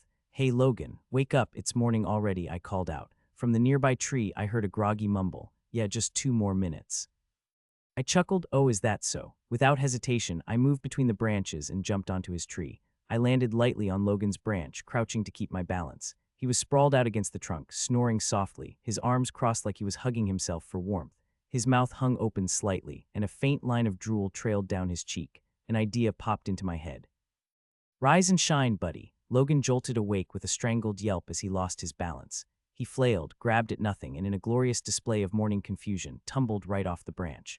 With a loud thud, he landed flat on his back in the dirt below. Silence. Then from below I peeked over the edge, grinning. Good morning, sunshine. Sleep well. Logan groaned, sitting up and rubbing his back. Man, no pranks in the morning. That's the rule, Logan groaned, rubbing his back.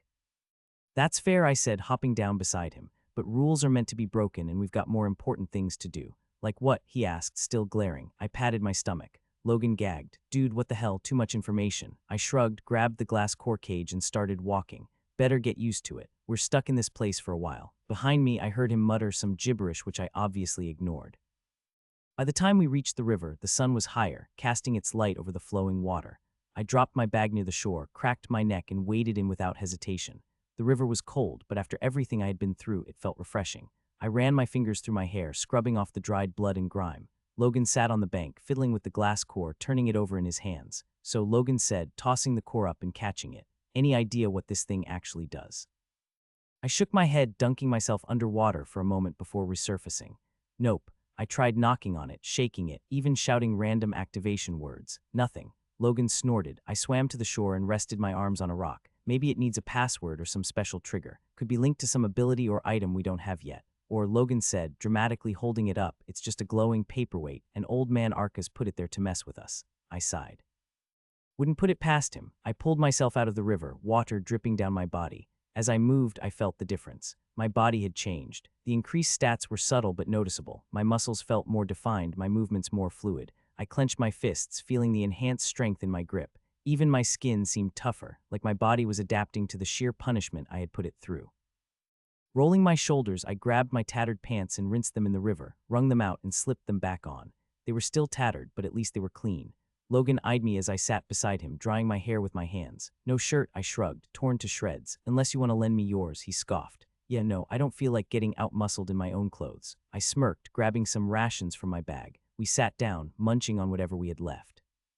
It wasn't anything fancy, but it was enough. Unfolding the map, I traced our location. "Looks like we're at checkpoint 13. Logan leaned over, chewing thoughtfully. 17 is the closest, right? Shouldn't take us too long if we move now. "Yeah, we'll head there next." "Yeah, but do we even know what's waiting for us?" Logan asked. "This whole checkpoint hunt, we have to run around, clear them, fight abominations. What do you think it's all for?" I leaned back on my hands, thinking.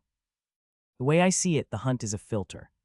It forces people to fight, to move. You clear a checkpoint, you're bound to run into abominations. It's a risk. The ones who take that risk, they're the ones who stand out. They're the ones pushing forward." Logan frowned. "So it's about seeing who's got the guts to actually fight and survive." I nodded. "Pretty much. The people who play it safe will lag behind. The ones who take risks and keep moving, they're the real contenders." I finished my food, dusted off my hands, and waited for Logan to finish his bath. Lying back on the grass, I folded my hands behind my head and stared up at the clear sky. A gentle breeze rustled the leaves, and for a moment I just let myself enjoy the peace. Surprisingly, I wasn't missing my home in the city. This forest training, despite the abominations and constant fights, felt oddly enjoyable. Maybe it was the freedom, the challenge, or just the sheer difference from everyday life.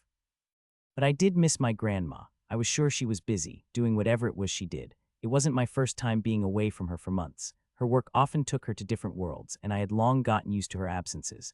Other worlds, I'd read about many of the powerful civilizations scattered across our universe, the ones leading the charge at the front lines, crafting strategies to break us free from the Eternals' grip. Before the Eternals came, our universe didn't even have a name. It was just the universe. But the Eternals named their domain the Eternal Universe, as if it was the only one that mattered. That forced us to come up with a name of our own. The brightest minds of our universe decided on the Prime Universe, named after its mightiest galaxy, Prime Galaxy. My homeworld, Vathos, was part of the Blue Spire Galaxy. Compared to some of the superpowers in the Prime Universe, it wasn't anything extraordinary, but right now, none of that mattered. My goal was simple: survive, get stronger, and push forward. Soon Logan got ready as well, and we decided to move towards the next checkpoint. I looked up once at the floating rankings and found myself at top and no change in the ranks below me. "Come on, Steve, put some back into it." I smirked and thought. Logan and I moved through the dense forest valley, through the mountain range, keeping a steady pace toward the 17th checkpoint. The journey wasn't quiet. Straggler abominations lurked between the trees, forcing us into short bursts of combat every now and then. "This is getting repetitive," Logan huffed, wiping some black blood from his shirt. "Better than getting lazy," I said, rolling my shoulder. "At least we're warming up." We kept going, taking down more abominations along the way, until the sun hung lower in the sky. Around 4 in the afternoon, we reached a clearing, and there, standing near a broken tree, was another person from our unit. Logan nudged me. "Hey, look, we're not the only ones out here." I narrowed my eyes, getting a better look at the figure. Whoever it was, they weren't an abomination. That was a good start. The new guy looked at us and narrowed his eyes. Logan stepped forward and called out, "Hey man, how have you been? Did you meet anyone else?" I scanned him. "Ash Holt, level 5. Guy stared at Logan for a few seconds, then shifted his gaze to me before suddenly turning around and sprinting away. Logan and I stood there, wide-eyed. Logan slowly turned to me, confusion written all over his face. I shrugged. "Don't look at me, dude. Maybe he just didn't like your face." Logan snorted. "What the hell is wrong with that guy?" I chuckled, pulled some food from my bag, and took a bite. "Who knows? Maybe he just doesn't like people." Logan sat down, leaning his back against a tree. Hey Billion, do you think I should use a weapon? I glanced at him. Did you use one in your academy training? Yeah, a spear. Then you should stick with it. That way you can get a class that complements it. I did bring my spear, but I dropped it from the parachute. I pointed at a thick tree nearby. Then make one, TR ring, TR ring. Suddenly, the communicator's ringing broke the silence. Logan glanced at me. I think it's yours. I stood up and pulled the communicator from my bag.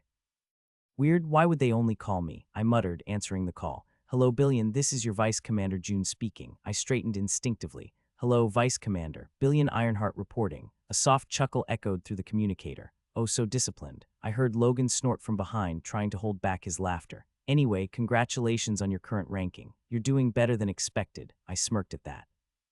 The commander is impressed after watching your fight at the first checkpoint, she continued. I froze, my smirk fading. And she added, almost teasingly, he's preparing something unique for the next command. I glanced at Logan, who was mouthing silently, this bitch is crazy. I ignored him, my grip tightening on the communicator. June's voice grew more serious. I called to inform you of something on behalf of the commander. Your best friend, Steve Harper, is in danger. You might want to hurry if you want to help him out. He's near checkpoint 22, surrounded by 2 different types of abominations. My heart clenched. Steve is in danger. My thoughts raced. I recalled the map Logan and I were between the 13th and 17th checkpoints, actually much closer to the 17th. To reach checkpoint 22, we'd have to pass through checkpoint 19 first. If I simply walked, I wouldn't make it until morning. But if I ran with everything I had, I might reach there by midnight. Just as I was processing the situation, June's voice came through again, more serious this time. Also, I'm not sure if you know, but one of your unit members, North Winter, is in danger too. She's currently at checkpoint 20. All right, that's all I wanted to inform you about. Give it your best. The line went dead. I lowered the communicator, staring at it for a moment. Suddenly, Logan shouted, What the hell? Why would she tell you about North? That means that bald demon, the commander, is spying on us. He's listening to our conversations. He started pacing back and forth, running a hand through his hair. Well, that's true. If North is really in danger, June or Arcas could have saved her themselves. Damn old man, what the hell are you planning by informing me about her? I looked at Logan and sighed. Why are you getting so worked up? Let them listen. It's not like there's a rule saying we have to respect the commander or vice commander behind their backs. Logan stopped and turned to me, looking completely flabbergasted. I shook my head, put the communicator back in my bag, and strapped it securely to my back. All right, Logan, I don't have time to waste. I'm heading out first. Take your time and be careful. I turned to leave when Logan called out. Hey, who are you going to save first? I chuckled. No need to think about it. Of course I'm going to save Steve. Bros before I smirked. Actually, I won't finish that quote since they're listening. Then without another word, I broke into a sprint, heading straight for checkpoint 22. As I ran, I activated my talent. My heart thrummed with power, heat building in my chest like a furnace roaring to life. I pulled out the map, giving it a quick glance to confirm my direction. Then, with a deep breath, I pushed forward, sprinting through the dense wilderness. My bare feet pounded against the earth, crunching leaves and kicking up dirt as I moved with relentless speed. After 2 hours of nonstop running, I finally skidded to a halt, chest rising and falling as I caught my breath. My body burned with exertion, but the rush of energy kept me steady. I reached for my bag, pulled out my water, and took several deep gulps. The cool liquid was refreshing, but my mind was already on my essence reserves. I focused inward. 610. It was filling up nicely. I exhaled, rolling my shoulders, then instinctively glanced up at the floating cube in the sky. And that's when I saw it. Something had changed, and it definitely caught me by surprise. Level rankings. 1 Billion Ironheart, level 10-2. King Holt, level 7-3. Steve Harper, level 7-4. Mark Salt, level 6-5. Sarah Gibson, level 6-6. North Winter, level 6-7. What did surprise me was the shift in the other names. King Holt and Steve both jumped to level 7. Steve, who was supposed to be in danger, had somehow leveled up. That meant he had been fighting. And if he had been fighting while surrounded by 2 different types of abominations, was he fighting on his own? Or did things force him to fight? Taking a deep breath, I pushed all the 6 essence units to my dexterity to further increase my speed as I started jogging again, gradually picking up speed.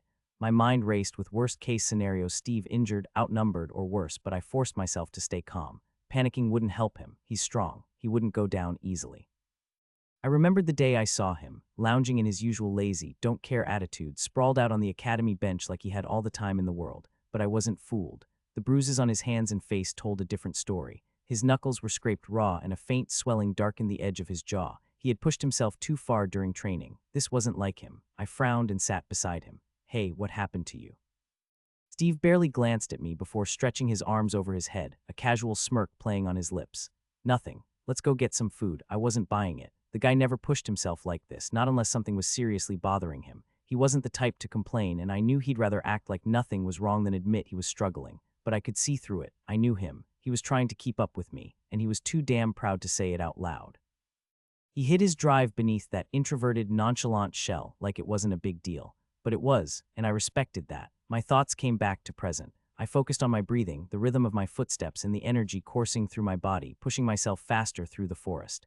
As I pushed forward, the wind howled through the trees, bending them like they were whispering secrets to each other. I ignored it until the trees moved. Two hulking figures detached themselves from the darkness, their bark like skin cracking as they stepped into view. Their arms were unnaturally long, fingers gnarled like roots, and their faces were hollowed out knots, glowing faintly from within. Tree Troll Level 6. One let out a deep, guttural groan and swung a massive arm at me. I ducked, feeling the wind from the strike rush past my head. The second troll lunged, trying to grab me with its branch-like fingers. Too slow. In a blink, I closed the distance and drove my fist into the first troll's chest. The bark-like armor shattered, caving in as the creature let out a strangled, crackling sound before collapsing backward. The second one hesitated, smart, but not smart enough. I didn't give it a chance to react. My foot slammed into the ground, propelling me forward, and I drove my fist straight into its head. The moment of impact sent a shockwave through its wooden skull, splintering it apart.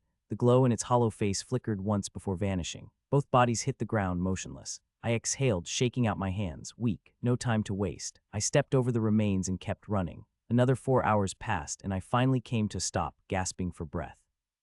My legs burned with exhaustion, every muscle screaming in protest.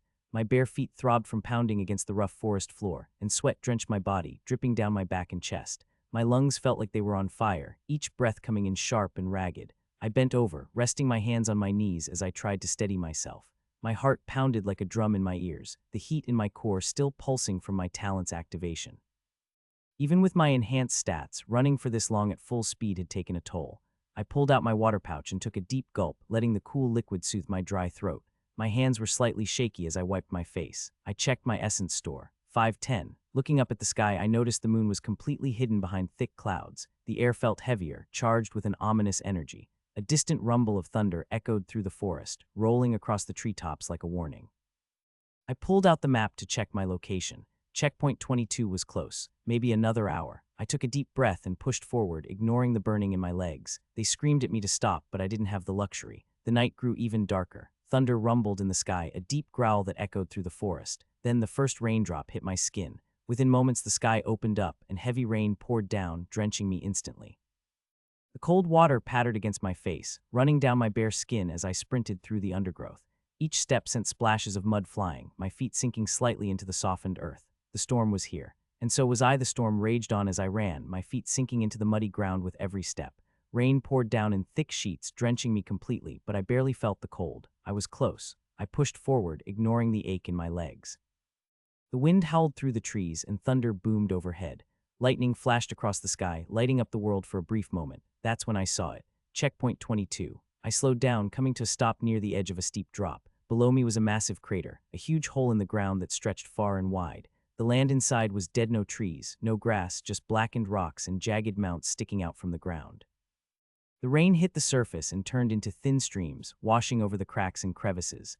Right in the center stood the checkpoint pillar, a tall stone structure almost 50 feet high, covered in thick lightning. It crackled and sparked, making the air hum with energy. At the top of the pillar, a glowing golden glass core rested, flickering like a beacon in the storm. I was surprised to see that it was a golden core. Oh, so it's a gold checkpoint.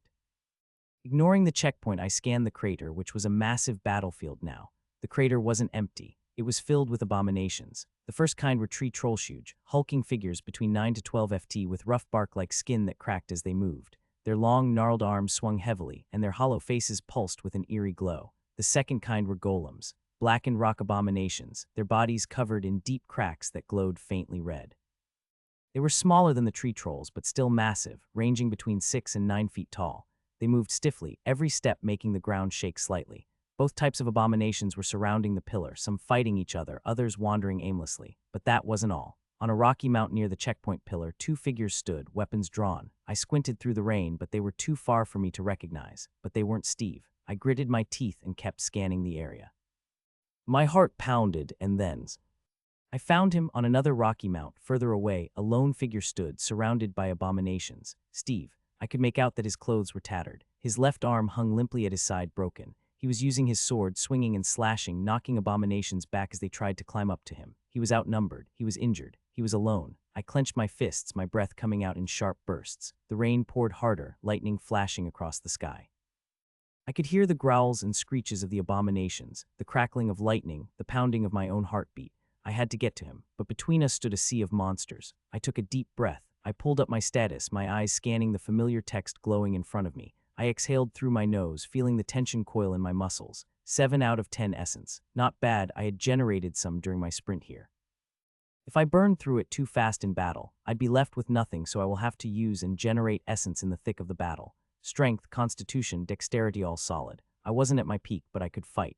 My synapse had also improved, giving me better reaction time and awareness. My gaze lingered on essence manipulation and synapse boost. I hadn't pushed these to their limits yet. If I timed my boosts right, I could enhance my speed and reflexes without wasting too much essence. I dropped my bag, pulled out the first aid kit, and secured it tightly to my back using the bandages. Then I whispered, "Power up." My heart thrummed, burning with anticipation as if it knew a real fight was coming. I locked my eyes on Steve. He swung his sword with one hand, his movements sharp but strained. Whenever an abomination got too close, he kicked it down, trying to keep them from overwhelming him. But there were too many. They were closing in fast. It was time to let him know he wasn't alone. I activated my skill, essence manipulation. Essence surged through me as I directed it into my throat. Then with everything I had, I roared. STEVVVV. Thunder cracked across the sky, almost as if answering my call. For a brief moment, everything stilled. The battlefield fell into silence. The abominations hesitated. My eyes stayed locked on Steve. Slowly, he turned, his gaze searching through the rain until it landed on me. Then, with deliberate movement, he raised his sword high, pointing it toward the sky. A silent acknowledgement. I grinned. Let's begin. I planted my foot down and sprinted forward. My feet pounded against the muddy ground, splashing through puddles as I charged toward the crater. The cold rain slapped against my face, but I didn't slow down. I had fought tree trolls before. I knew their movements. They were slow but powerful. If I got too close, their long arms could grab me in an instant. I had never fought the golems before. I had no idea what they could do. It didn't matter. I ran straight into the battlefield. The first tree troll turned toward me, its hollow face pulsing with dim light. It let out a deep, creaking groan and swung one massive arm at me. I dodged the swing and, without stopping, closed the distance, driving my elbow straight into its jaw. Its head snapped back, and the force sent it flying, crashing into a group of tree trolls. My eyes scanned the battlefield, searching for a stronger opponent. Then I spotted one, a level 9 tree troll. Pivoting, I sprinted toward it, weaving through the chaos. Any abomination that got in my way was either dodged or sent flying with a quick punch. Finally, I reached it. Channeling essence into my leg, I leaped, then infused my right arm with essence and drove the fist straight through its back. My hand burst out from its chest. The tree troll collapsed instantly. I grabbed its leg and yanked it free from the body. Testing its weight in my grip, I smirked. Perfect. Gripping the torn-off tree troll leg tightly, I turned just as another one lunged at me. Its hollow eyes glowed faintly, its gnarled fingers reaching out. I swung. The thick limb crashed into its face with a deep, cracking sound, sending it sprawling backward like a broken branch caught in a storm. Another rushed in from the side, but I pivoted, shifting my weight, and brought the leg down like a hammer. The heavy blow shattered its shoulder, forcing it to collapse onto its knees before I finished it off with a brutal swing to the head. A third one tried to grab me from behind. Without looking, I spun, twisting my hips, and slammed the club into its midsection. It lifted off the ground, flipping twice before crashing into a pile of burned rocks. The makeshift weapon worked better than I expected. It was heavy, solid, and packed enough force to break through the tree troll's tough bark-like skin. I swung wide, clearing space around me, each strike knocking them down or sending them flying. They swarmed, but with every step I smashed, crushed, and shattered. And then I finally came across my first golem. I narrowed my eyes and scanned it. Scorched golem level 8. Gripping the tree troll's limb with both hands, I stepped toward it, twisted my body, and swung with full force. The heavy limb smashed into its chest with a loud crack. For a second I thought I had done real damage, then the limb itself shattered. The golem only stumbled back a couple of steps. Faint cracks formed on its chest, but that was it. I stared. What? It was just a level 8, yet it barely flinched from my hit. Then what about the level 9 and level 10 ones I had seen earlier? I narrowed my eyes, feeling my heart heat up as my generator core worked overtime, generating essence. Clenching my fist, I channeled essence into it and stepped toward the golem. It swung its massive arm in a wide arc at me, and I did the same, matching its speed. Our fists collided in the middle. I held my ground, my muscles tensing from the impact. I pulled my fist back, stepped in close, and drove my knee into its midsection. Cracks spread across its rocky body. Without hesitation, I spun on my heel, leaped, and brought my foot crashing down on its neck. The force shattered the connection, sending its head toppling. The golem crumbled and fell. I scoffed and sprinted toward Steve. The closer I got to the checkpoint, the more abominations gathered. The number of tree trolls far outnumbered the golems, but most of the golems were clustered near the pillar, standing like silent sentinels around the prize. I shifted my gaze toward Steve. He was down on one knee, breathing hard. My eyes widened slightly. I took a deep breath and activated another skill, Synapse Boost. Essence surged from my heart and flooded into my eyes. A green glow flickered in my vision as the world dulled. The chaotic battlefield seemed to slow, each movement clearer, sharper. I could feel the rain sliding across my skin, the distant vibration of thunder before it even rumbled. I watched my own feet strike the damp ground, splashing through puddles. Without hesitation, I funneled 4 units of essence into strength, pushing it to 29.5. My legs bent, power coiled within them, and I shot forward like a bullet. I had to be efficient. My stamina was already low from the constant running. My essence store was still charging. There was no room for wasted movements. I had to cut through them fast. A tree troll lunged at me from the side, its bark-like skin splitting open as it raised its massive arm to strike. I ducked under the swing, my body sliding across the wet ground as the rain pounded against my back. Without stopping, I twisted my waist and drove my fist into its exposed ribs, sending a pulse of essence through my arm. The impact cracked its wooden frame, forcing it to stagger. I didn't give it a chance to recover. Stepping in, I slammed my shoulder into its gut, lifting it off its feet and driving it back into another troll behind it. Both went tumbling down in a heap of snapping branches and splintering wood. Another one rushed at me from the front, its hollowed-out eyes glowing faintly. I grabbed a broken tree troll limb from the ground and swung it like a bat, smashing it against its face. The limb shattered, but so did its head, exploding into chunks of rotten wood. Lightning flashed across the sky, illuminating the battlefield for a brief second. In that moment, I saw 3 more trolls charging toward me. I planted my feet and exhaled, my muscles tensing. I leaped forward, dodging a grasping hand, and drove my elbow into the side of a troll's knee. It buckled, and before it could react, I twisted and kicked it straight in the chest, sending it crashing into the mud. The second one swung at me wildly, its gnarled fingers aiming for my throat. I sidestepped and caught its arm, using its own momentum to flip it over my shoulder and slam it onto a jagged rock. The third troll was smarter. It waited, observing, its glowing eyes studying me. I could hear the creaking of its limbs as it shifted its stance. A loud crunch. My body moved on instinct. I leaped backward just as a massive black fist smashed into the ground where I had been standing. Mud and broken rocks exploded into the air. A scorched golem. I narrowed my eyes. Scorched golem level 9. It lifted its cracked stone arm again and swung. I ducked, but the sheer force of the wind from the strike sent droplets of rain spraying into my face. I clenched my teeth and lunged forward, driving my knee into its midsection. Cracks spread along its body, but it held firm. I needed more force. I infused essence into my right arm and swung a straight punch into its chest. The impact boomed through the air. The cracks, widening before its body, crumbled to the ground in a heap of shattered rock. I turned to continue forward, but another troll blocked my path. I had no time for this. I surged forward, ducking low, and drove my shoulder into its midsection. The moment its body lifted off the ground, I spun and hurled it into the approaching trolls like a wrecking ball. They crashed together in a pile of broken limbs and splintered bark. A second scorched golem stood ahead, positioned directly in my path. Its glowing red eyes locked onto me, and it moved with slow, deliberate steps.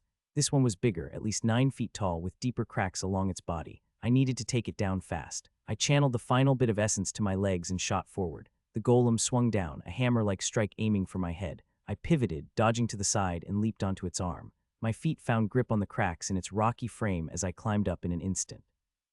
Before it could react, I cocked back my fist, essence surging through my arm, and smashed it straight into its head. The entire top half of its skull exploded, and its body crumbled beneath me. I landed lightly and exhaled. There were still more trolls in my way. I grabbed a fallen tree troll limb from the ground. My body was tired, but I had no time to stop. I swung. The club smashed into a troll's chest, sending it flying back into another. I spun and brought it down over the head of another, splitting it in half.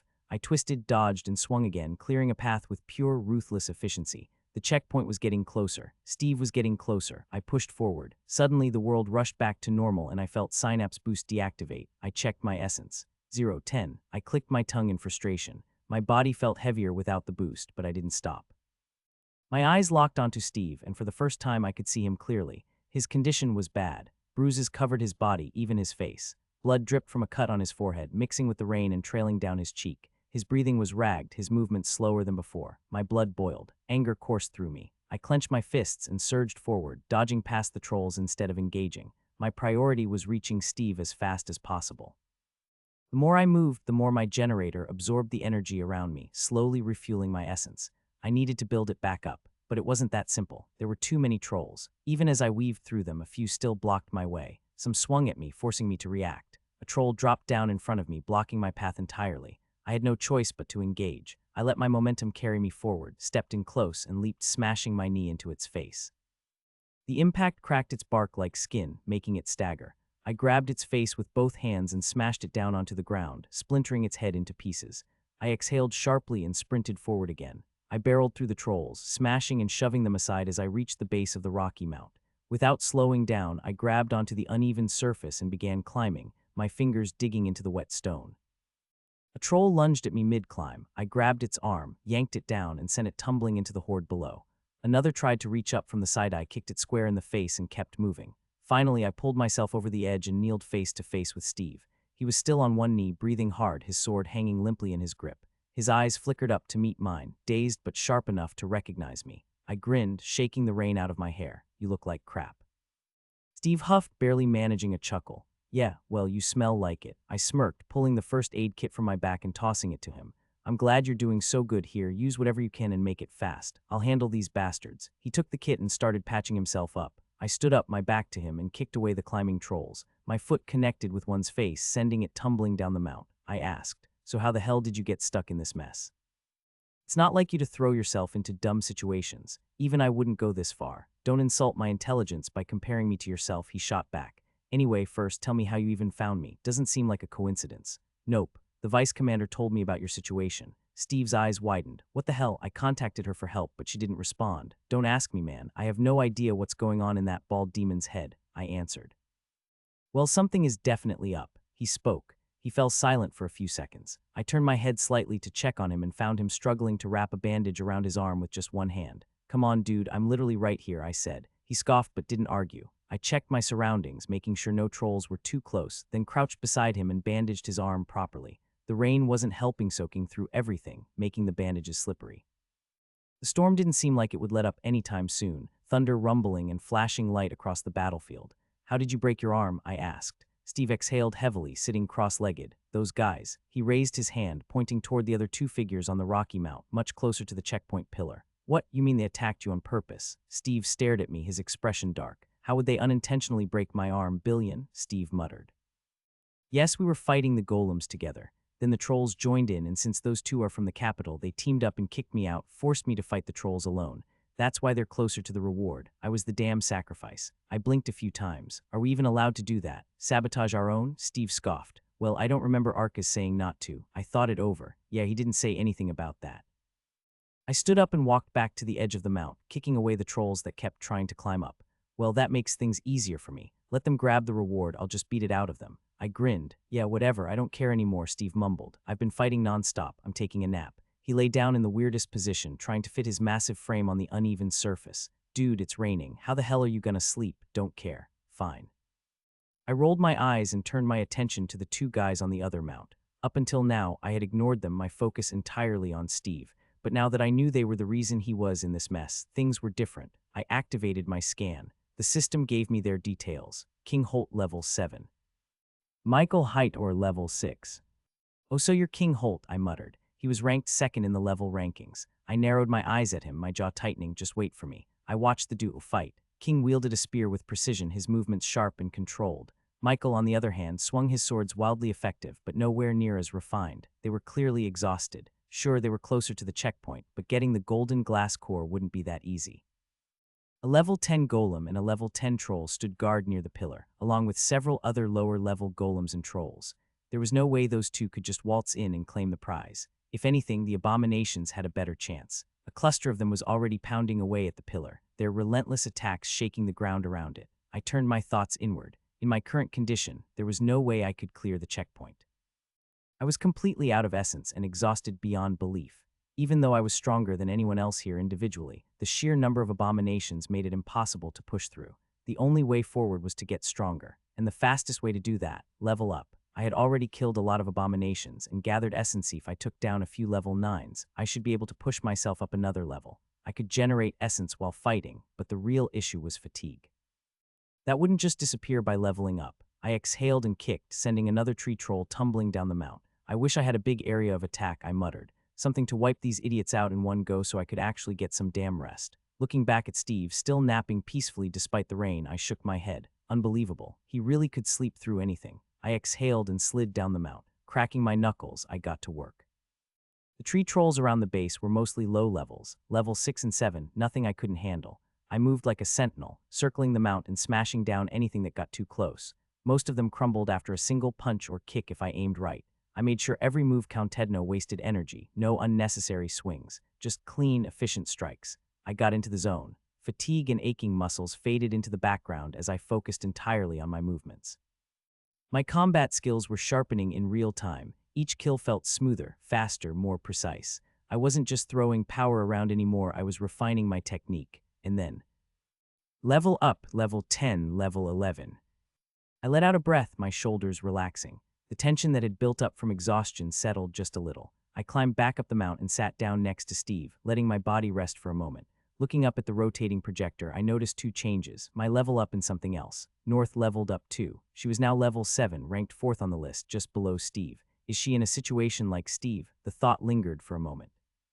I hadn't gone to check on her, but it did worry me a little. I added 4 points to strength and 1 to synapse from the newly gained unused stats. Then I pulled up my status to check my progress. Status: name Billion Ironheart.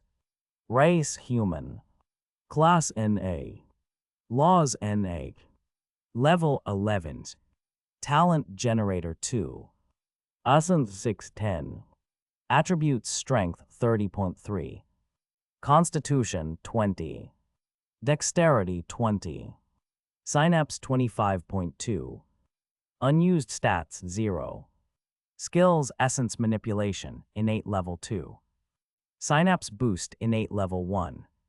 I clenched my fist, feeling the subtle difference in my body. My muscles tightened, denser and more compact than before. Even my bones felt sturdier, as if they had been reinforced. I wondered how it would feel when my strength reached 50 points. I wiped the water from my face and hair, then turned toward Steve. More than an hour had passed, and he was still asleep. I shook him. Yo, wake up. It's time to move to the checkpoint. Steve let out a long exhale as he slowly opened his eyes.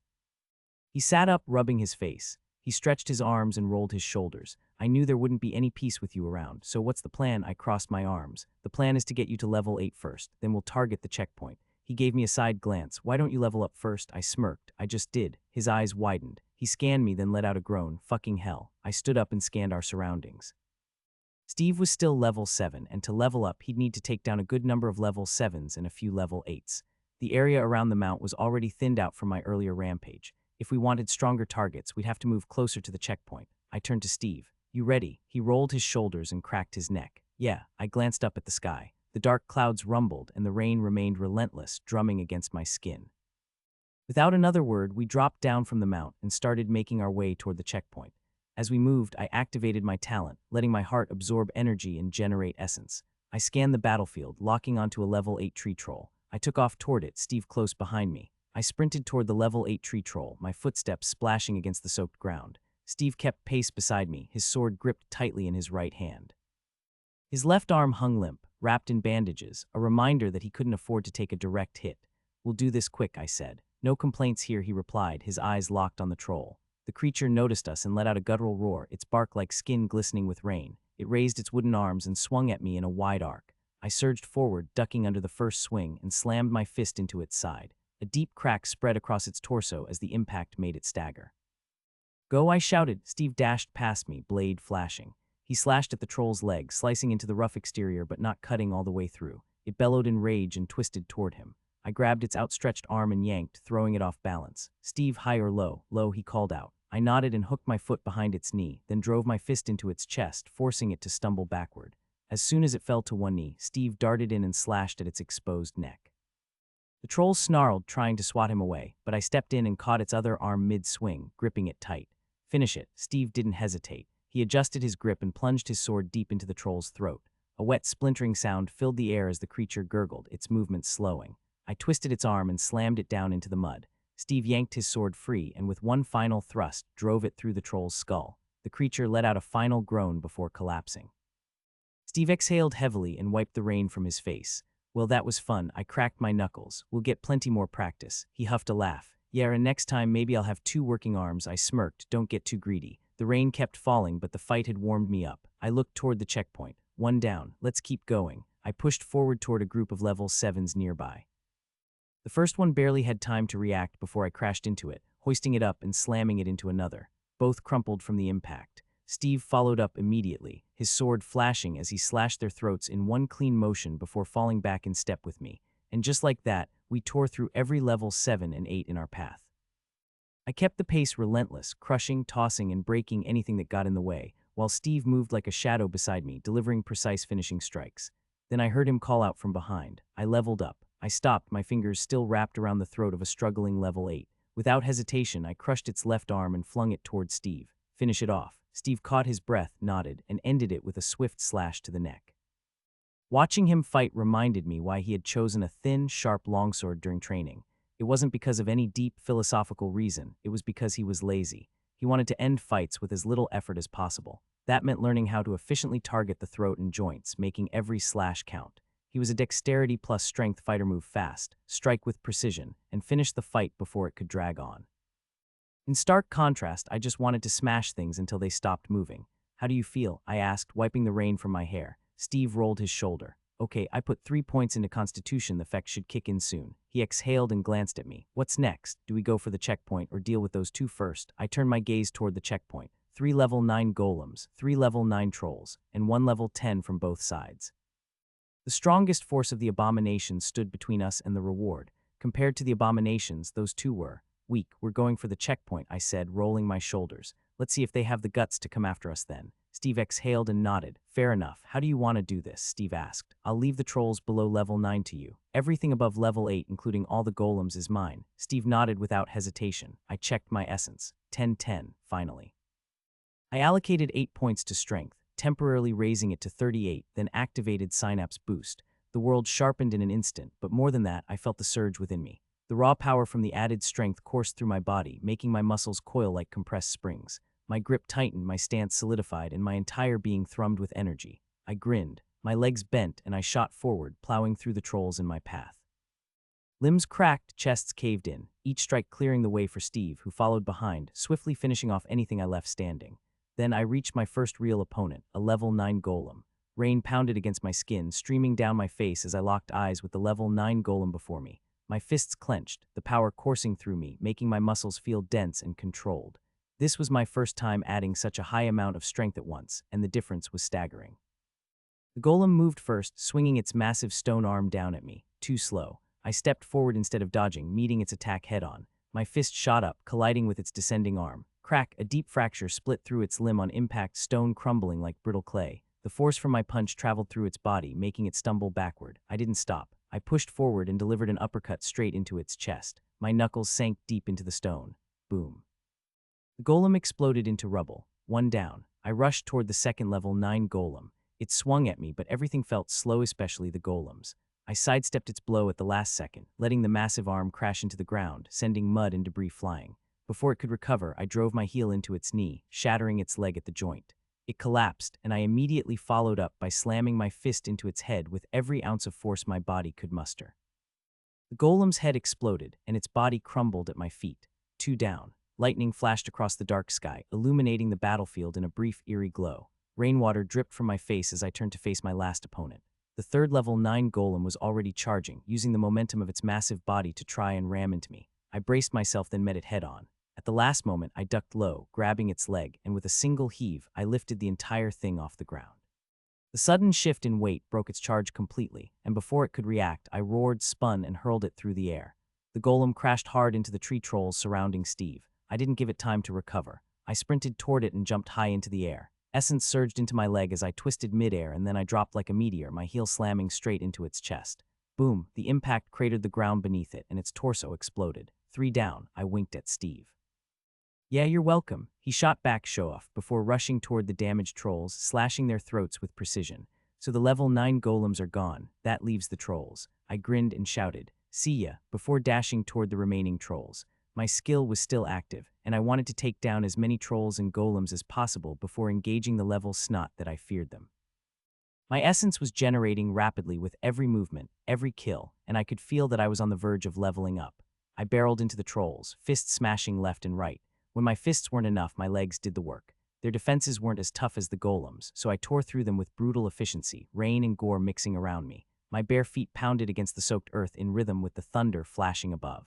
For nearly 20 minutes, I kept going, relentless.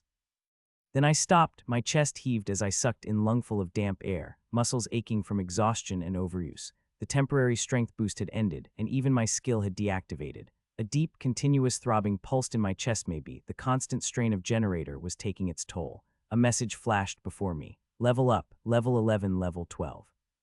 I exhaled and looked around. Scattered all around me were the shattered remains of golems and the crushed bodies of tree trolls.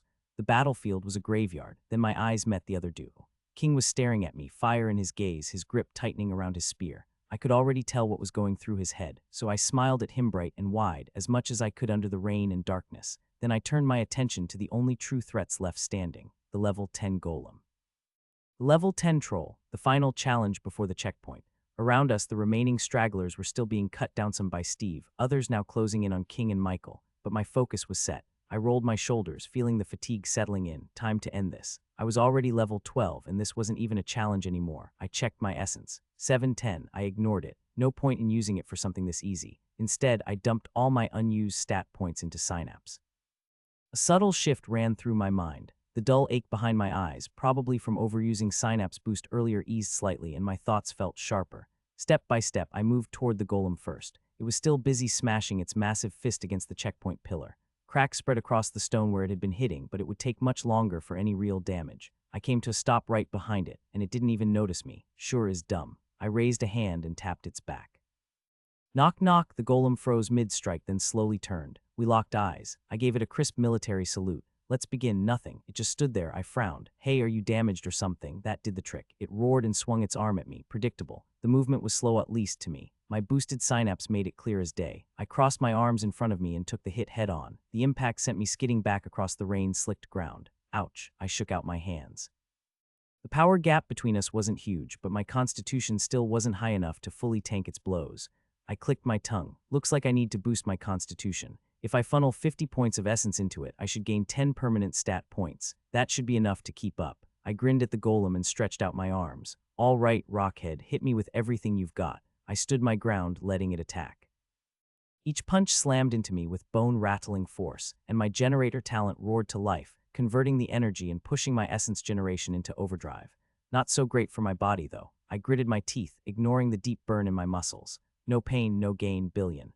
As soon as my essence reached 10, I dumped it all into Constitution. The effect was instant. A wave of relief washed through me as my body began repairing the accumulated damage. Even the persistent throbbing in my chest eased. I can't let my constitution fall behind, or I won't be able to fully utilize Generator's potential. I cracked my knuckles. The next punch landed. And I barely felt it. I smirked. Sorry, dude, time for you to sleep. The golem swung again. This time I dodged, using its outstretched arm as a springboard to leap up. My leg shot down. Boom, my heel shattered its head, and the golem collapsed into a pile of rubble. I exhaled. One left. I moved toward the level 10 tree troll. 2 solid punches later, its upper torso was nothing but pulp. I turned and glanced at Steve. He was still cutting down trolls, but there weren't many left. My eyes flickered toward the mount. King and Michael had stepped down, staring at me. I ignored them and walked toward the pillar. With the lightning-infused structure flickering behind me, I sat down, tilting my head back to glance up at the cube displaying our current rankings. Level rankings. 1 Billion Ironheart, level 12-2. Steve Harper, level 9-3. King Holt, level 8-4. North Winter, level 7-5. Sarah Gibson, level 7-6. Mark Salt, level 7-7. 8, 9, 10. Steve leveled up again, reaching level 9. King leveled up as well. Everyone on the list was now level 7 or higher. I glanced at Steve.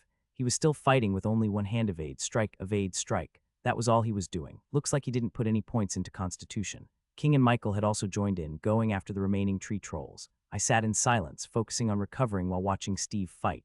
Rain pattered against my head, my soaked hair sticking to my face.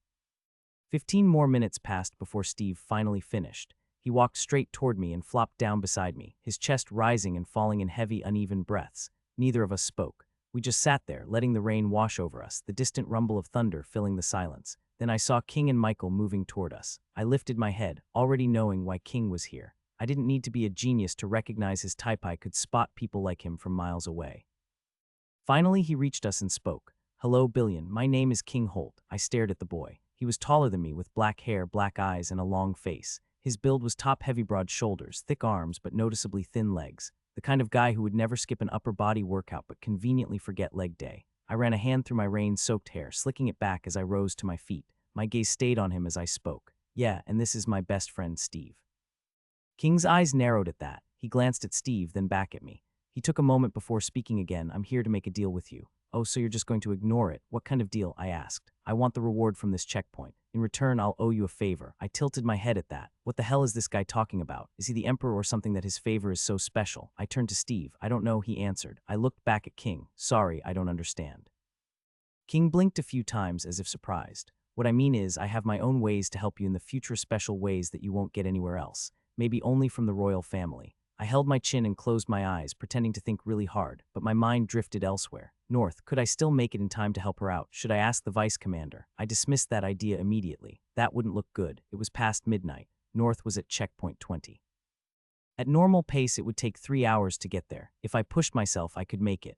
It was the perfect opportunity to save the girl. It would definitely leave a good impression on her. "Billion," King's voice snapped me back. I opened my eyes. "So what do you think?" he asked. "No," I replied. His expression darkened. "Why? I don't want your favor. Don't need one either." "Are you sure? You're going to regret this in the future." "Nope, I won't.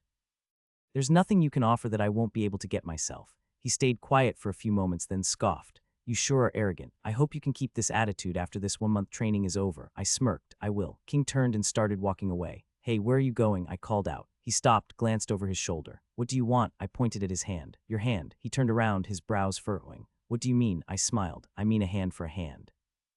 Then I shot forward. In an instant, I was in front of him. His eyes widened, and he tried to step back, but my hand was already around his wrist. King struggled the moment my fingers clamped around his wrist. His instincts kicked in, his free hand shooting toward my arm in an attempt to pry me off. But I was faster. My grip tightened like a vice, and before he could react, I twisted. Crack. A sharp, wet snap rang through the rain-soaked air. King let out a strangled yell, his knees buckling as his right arm bent in a way it wasn't supposed to. His face twisted in pain, but he gritted his teeth, refusing to scream. I let go, and his arm dropped uselessly at his side. He gasped, staggering back. His breath came in sharp, uneven bursts as he cradled his broken wrist. I stared at him, unfazed. Michael took a step forward, his expression shifting from shock to fury. His sword twitched in his hands, but I was already moving. I blurred forward. Michael barely had time to raise his weapon before I caught his forearm. My foot hooked behind his ankle, and with a sharp pull, I sent him crashing onto his back. Before he could recover, I grabbed his left hand, and with the same ruthless efficiency snap. Michael's scream was instant. His entire body convulsed as he clutched his broken hand, his breaths ragged and uneven. Rain mixed with the sweat on his forehead as he gasped through the pain. I straightened, towering over the two of them. "You both seem to have trouble understanding the weight of actions, so let me make it clear. You touch my friend, I break what's yours." I glanced at Steve, who sat quietly. Then I turned back to King. "Consider this a lesson in fairness." King didn't respond. He just glared at me, his breath shaky, his pride shattered along with his wrist. Michael was curled on the ground, groaning in pain. I exhaled and rolled my shoulders. "Now get lost." Neither of them moved right away. But after a few tense seconds, King gritted his teeth and pulled himself up, his injured arm hanging limp. He shot me one last look. Michael followed, staggering to his feet, still cradling his hand. Without another word, they turned and walked away. I watched their backs disappear into the rain. Behind me, Steve's voice broke the silence. "That was a bit too much, Billion, I know. Then why did you do it?" he asked. I stayed silent for a few moments before answering him. "This is a warning to those who think it's acceptable to test me by endangering the people I care about. Today, it was King, but next time, it could be them. And I meant every word. If Arcus had arranged all this, I didn't like it one bit." Steve chuckled and spoke. "Aw, you're so cute." I turned around and stared at him. "Come on, dude," I was being serious. That only made him laugh even louder. "Fuck you," I muttered and walked toward the pillar. I stared up at the pillar. It was covered in the same flickering lightning as the previous checkpoint, but this one was taller, almost 50 feet high. My essence store was completely empty. It was time to fill it up. "Power up," I grinned. My generator core pulsed in response. It wanted this. I bent my knees, muscles tensing, and launched myself upward. The first leap sent me soaring nearly 15 feet, my feet slamming into the pillar's surface. Before gravity could drag me down, I kicked off again, propelling myself higher. Each jump sent a shockwave through my body as the lightning from the pillar surged into me, absorbed instinctively by my core. By the third leap, I felt my essence gauge ticking up, a slow but steady trickle as my body converted the raw lightning into essence. Then with the final push, I shot up the remaining distance, twisting mid-air to land at the very top. The stone trembled beneath my feet as I balanced myself. The lightning wrapped around me now, flickering like restless serpents. My body felt little numb. I picked up the glass core and jumped down, landing below with a heavy thump. I exhaled heavily. I checked my essence and it was full. 10-10. Again, I pushed all of it into Constitution, giving it a permanent boost while accelerating my recovery. My body welcomed the reinforcement, the aching in my muscles dulling slightly. Steve, still watching the core in my hand, asked, "So what does it do?" I shrugged. No idea. I got a blue one from the last checkpoint I cleared, but I still haven't figured out its use. Do you know anything? Maybe your parents mentioned it. Steve shook his head. No, I don't recall them ever talking about something like this. What about your grandma? I exhaled. She just told me the army would handle all my needs. I handed the core to Steve, who started fiddling with it, then walked back to the pillar. Activating my talent again, I got into position and threw a punch at the structure. The moment my fist made contact, lightning surged into my body, and my core immediately began absorbing the energy, converting it into essence.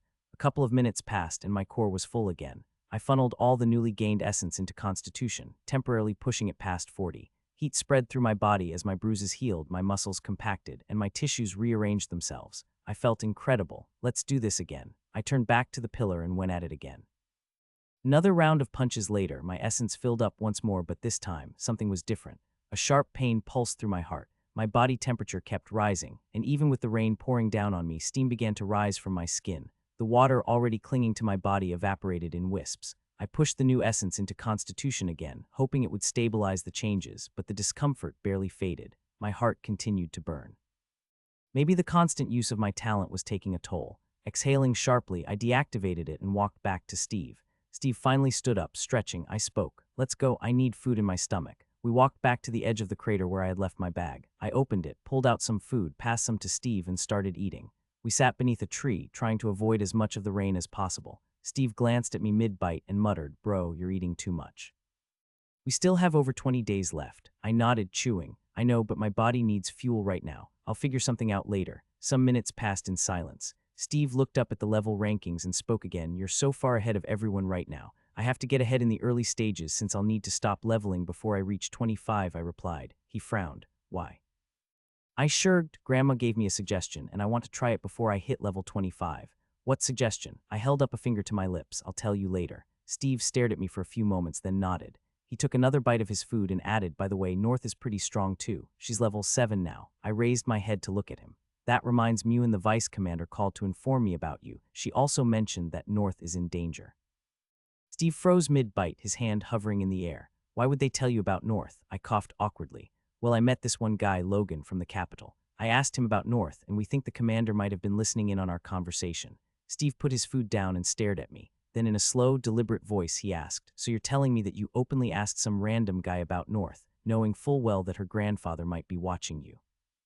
And then when you found out she was in danger, you ran straight here to save me, completely ignoring her?" I nodded. "Yes, correct." He threw up his hands in an exaggerated manner. "Great." I spoke again. "So I was thinking, since I've already saved you, what do you think about traveling together to checkpoint 20 to save her?" Steve wiped the rain from his face and sighed. "Well, sure. The commander already knows what you're thinking, so why not go and officially show him you're serious?" "Yeah, that's what I'm thinking too. It'd be a great way to, introduce myself to North as well." Yeah, let's finish eating and head out as soon as possible," Steve replied. Soon we finished our food, and I put the new core in my bag. After strapping it onto my back, I pulled out the map, checked our direction, and we both started jogging toward checkpoint 20. As we ran, I glanced at Steve. "So what class are you planning for?" I asked. "Swordsman." "A very fast swordsman," he said, his tone filled with excitement. "If I keep upgrading my class, someday it might become something like Sonic Swordsman." "Whoa, ambitious, very ambitious," I said. "What about elements?" "No elements, my primary focus will be strength and dexterity. Later on, I'll focus on sword-related laws instead of elemental ones," he replied. "What about you? Any changes to your plans?" he asked. "Well, yeah," I said. "I wanted to go for a berserker or juggernaut type class, but now I'll have to rethink things." "What about a weapon? You still haven't picked one," he pressed. "I'll decide after selecting my class. Given my current situation, I don't want my first class choice to be dictated by my weapon, but I'll have to pick one eventually. It's fine fighting abominations barehanded, but against phantoms, that'd be way too difficult. Any favorites so far?" he asked. "Definitely no swords, spears, or anything with a blade," I said. "That leaves hammers, staffs, maces, and other blunt weapons." Suits you, he said with a grin. I chuckled at that. After some time, I turned to him. How do you think I should introduce myself to North? Should I just jump in and save her or wait until she asks for help? Steve remained silent for a few seconds before replying. I think you should help her voluntarily. That way she'll see you're genuinely a good guy. Okay, makes sense. What about after that? Should we party up? Should I act cool and aloof or be more straightforward? Maybe humble and gentle or… Stop, stop, stop, he cut in. Bro, have you ever seen me in a relationship? How would I know how to behave? Just be your normal self, maybe tone it down a little. I think it'd be a bad idea if you started challenging her to see who can do more squats. My eyes widened at that. Why, I think it's a great bonding exercise. We did it and now we're best friends. No, he said flatly. You forced me to do it by constantly poking me and even stole my food when I refused. I looked away at that. Well, I was a kid, I had energy. Steve was lazy. I thought maybe it'd help us bond more by doing squats, and we kept sprinting through the forest. Excitement bubbled inside me. I was about to make a dramatic entrance. I was sure she'd be impressed. North's povey. I hid behind a rock, my breaths coming in heavy exhales. My right leg throbbed, claw marks ran across my thigh and my ankle was snapped. I could barely stand on it. My hands trembled as I gripped my bow, exhaustion weighing down every muscle. I was drained, barely holding on and still nowhere close to clearing this checkpoint. Leaning against the rock, I tightened my grip on my weapon and let my mind drift to the reason I had joined Unit 2 in the first place. I lost my father when I was very young. After that, my maternal grandfather became my father figure, adored me, doted on me, but in his love, he refused to let me fight against the Eternals. Instead, all his attention went to my older brother. My grandfather shaped him into a sword while treating me like a fragile doll, something to be protected rather than a warrior in my own right. But I never wanted to be just a doll. I wanted to fight. I wanted to kill phantoms and abominations, to take revenge for my father, to stand beside my brother on the battlefield. So I forced my way into Unit 2, blackmailing my grandfather into letting me join. And now, here I was, putting my life on the line, pushing myself to grow stronger. I had so much to prove. I wanted to be the best in Unit 2, to help my grandfather achieve his goal of pushing 2 ahead of 1. Though knowing him, he'd never let me push myself too hard. I peeked out from behind the rock and spotted 8 to 10 guys from my unit fighting off the abominations. I barely even knew their names, but they were here because the vice commander had sent them apparently. I was in danger, and they had come to save me. I gritted my teeth. So all of you think you're here to save some damsel in distress, huh? I muttered, not happening on my watch. Shakily, I pushed myself up, brushing my rain-soaked hair out of my face. Clenching my bow, I limped forward. Grandpa, just wait until the day I'm stronger than you. I swear I'm going to rub detergent all over your bald head. Billions povey. Both of us kept sprinting, taking breaks in between to drink some water and catch our breath. I could have kept going, but Steve wasn't as heavy on constitution. After almost 2 hours of running, the rain finally stopped pelting us and the clouds began to dissipate. Faint moonlight broke through the sky. Finally, after another hour and a half of running, checkpoint 20 came into view. It sat at the top of a mountain, the pillars standing tall at its peak, but it was only a blue checkpoint. The mountain was steep, and I could make out numerous abominations scattered along its slopes. I squinted, scanning them carefully. Brittle Tyrant Level 8. It was a hulking abomination. It was towering, muscle-bound humanoid with ice-crusted sinew and frostbitten flesh. Thick patches of glacial ice form along its shoulders and limbs. Its elongated arms ended in massive blackened claws, while its lower body resembled that of a monstrous stag, its deer-like legs coated in jagged ice, each step cracking the ground beneath it. Twisted, frost-covered antlers jutted from its skull, but I ignored the abominations. What truly caught my attention were the people fighting the tyrants. Scattered across the mountain's slope, members of Unit 2 battled fiercely, their figures barely visible against the dark terrain. I turned to Steve, frowning. What's going on? Steve was already staring at the mountain, his eyes scanning the fight. He pointed ahead. Look there. I followed his finger and finally saw her. North. She stood on the left side of the mountain, not too far from the top. Her uniform was torn in several places, her hair wild and unkempt, clinging to her face from sweat and rain. She moved with a limp, keeping behind the 2 guys fighting up close. She didn't stay still, shifting her position as she drew her bow. Her first arrow shot out fast, striking the tyrant's chest. Almost immediately, she fired a second one, embedding it right next to the first. Despite her injury, she kept moving, staying just out of reach while supporting the fight from behind. And yet, despite her condition, under the pale moonlight, she looked beautiful. The moon shone brightly in the clear night sky, casting a soft glow over the mountain. The stars stretched endlessly above, and the cold air carried the sounds of battle metal clashing, heavy footsteps, and short, sharp breaths. North moved quickly despite her injury, keeping just enough distance to stay out of the tyrant's reach. She drew her bow in one smooth motion, releasing an arrow before shifting positions again. Dirt streaked her face, and her torn uniform did little to hide the fire in her eyes. but she was struggling. One of the guys beside her moved to help, but she pushed forward on her own. Stubborn, I muttered, a smile forming on my face. Steve let out a short laugh. Guess your idea of saving a damsel in distress wasn't that original, huh? I see too many hero wannabes, and the heroine doesn't even want to be saved. I chuckled. Yeah, looks like old man Arcas is a real jerk. Got me good, Steve shook his head. So what are you gonna do now? I stayed silent, my eyes fixed on the fight happening on the mountain. North wasn't just any fighter. She was one of the top rankers in her academy, came from a prestigious family, and had a grandfather strong enough to be feared. She was selected into two just like me, which meant she was no pushover. And watching her fight now, I knew one thing for sure: she didn't want to be saved. If anything, she was a damsel giving distress. Her fighting style was all offense, sneaky and relentless, dodging instead of blocking. She threw herself onto the tyrants. If I went in swinging, she wouldn't appreciate it. Then what would she like? Nothing. She wouldn't want anyone interfering, I thought, but I was just as stubborn as she was, and whether she liked it or not, I was going to leave an impression. Good or bad, that was up to her. A thought settled in my mind. If you don't want saving, that's fine, but how about a competition? I smirked and finally answered Steve, my gaze locked on North. If she isn't a damsel in distress, I said, stretching my arms, then I'll just have to force the damsel in distress now. I turned to Steve. Would you like to come? He shook his head. Nope, I'm good. Just give me your bag. I'll eat something my body needs to recover. I nodded and handed it over. Then I looked at the mountain again and pulled up my status to check my essence store. 510. The sprint here had generated some essence, but I had only activated my talent more than halfway through. My heart still ached slightly, and I didn't want to risk pushing it too far. I added all of it to strength, bringing it up to 36. All right, Steve, now watch your brother go and wreak havoc on the mountain under the moonlight. He shot back. Yuwa, just go already. Don't make me puke. I ignored him and sprinted up the mountain. The first tyrant I came across was level 6. Without slowing down, I rushed forward. Before it even realized what was happening, I grabbed its face with my palm, lifted its entire body, and slammed it into the ground. Without looking back, I launched myself up the mountain, the wind howling past my ears. The moment my foot touched the rocky surface, I shot toward the next tyrant in my path. It barely had time to snarl before my fist drove into its chest, caving it in with a sickening crunch. Its body flew backward, smashing through a tree before going limp, and I didn't stop. My legs burned as I pushed forward, strength humming through my muscles. Another tyrant lunged at me from the side level 8. It swung a massive claw, aiming for my throat, but I twisted, letting it pass inches from my skin. My knee slammed into its gut, folding it in half. Before it could recover, I grabbed its skull and slammed it against a boulder, shattering both in an explosion of dust and debris. Screams and roars filled the air. The other tyrants had noticed me. Good. I kept moving, tearing through anything in my way. A level 7 tyrant charged at me from the left. I met it head-on, driving my elbow into its face. Its head snapped back, body flung like a ragdoll before it crashed down the slope. Another tyrant, a level 9, tried to ambush me from behind, but I twisted and caught its arm mid-swing. With a single pull, I tore it from its socket. It screeched in pain, but I silenced it with a kick that sent its head clean off its shoulders. The battlefield shifted. The roars of the tyrants weren't just from fighting anymore, there were screams of pain as well. The members of Unit 2, scattered across the mountain, started turning toward the sounds of destruction.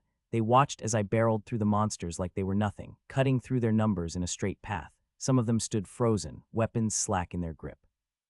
I leaped onto a rock and spotted a group fighting 2 tyrants, struggling to gain the upper hand. Without a word, I launched myself at one of the beasts. My fist collided with its skull, snapping its head sideways. Before it even hit the ground, I spun and drove my foot into the second one's torso, sending it flying into a tree that split in half from the impact. The fighters stared at me, wide-eyed, sweat beading down their faces. I smirked. A level 9 tyrant roared above me, leaping from the side.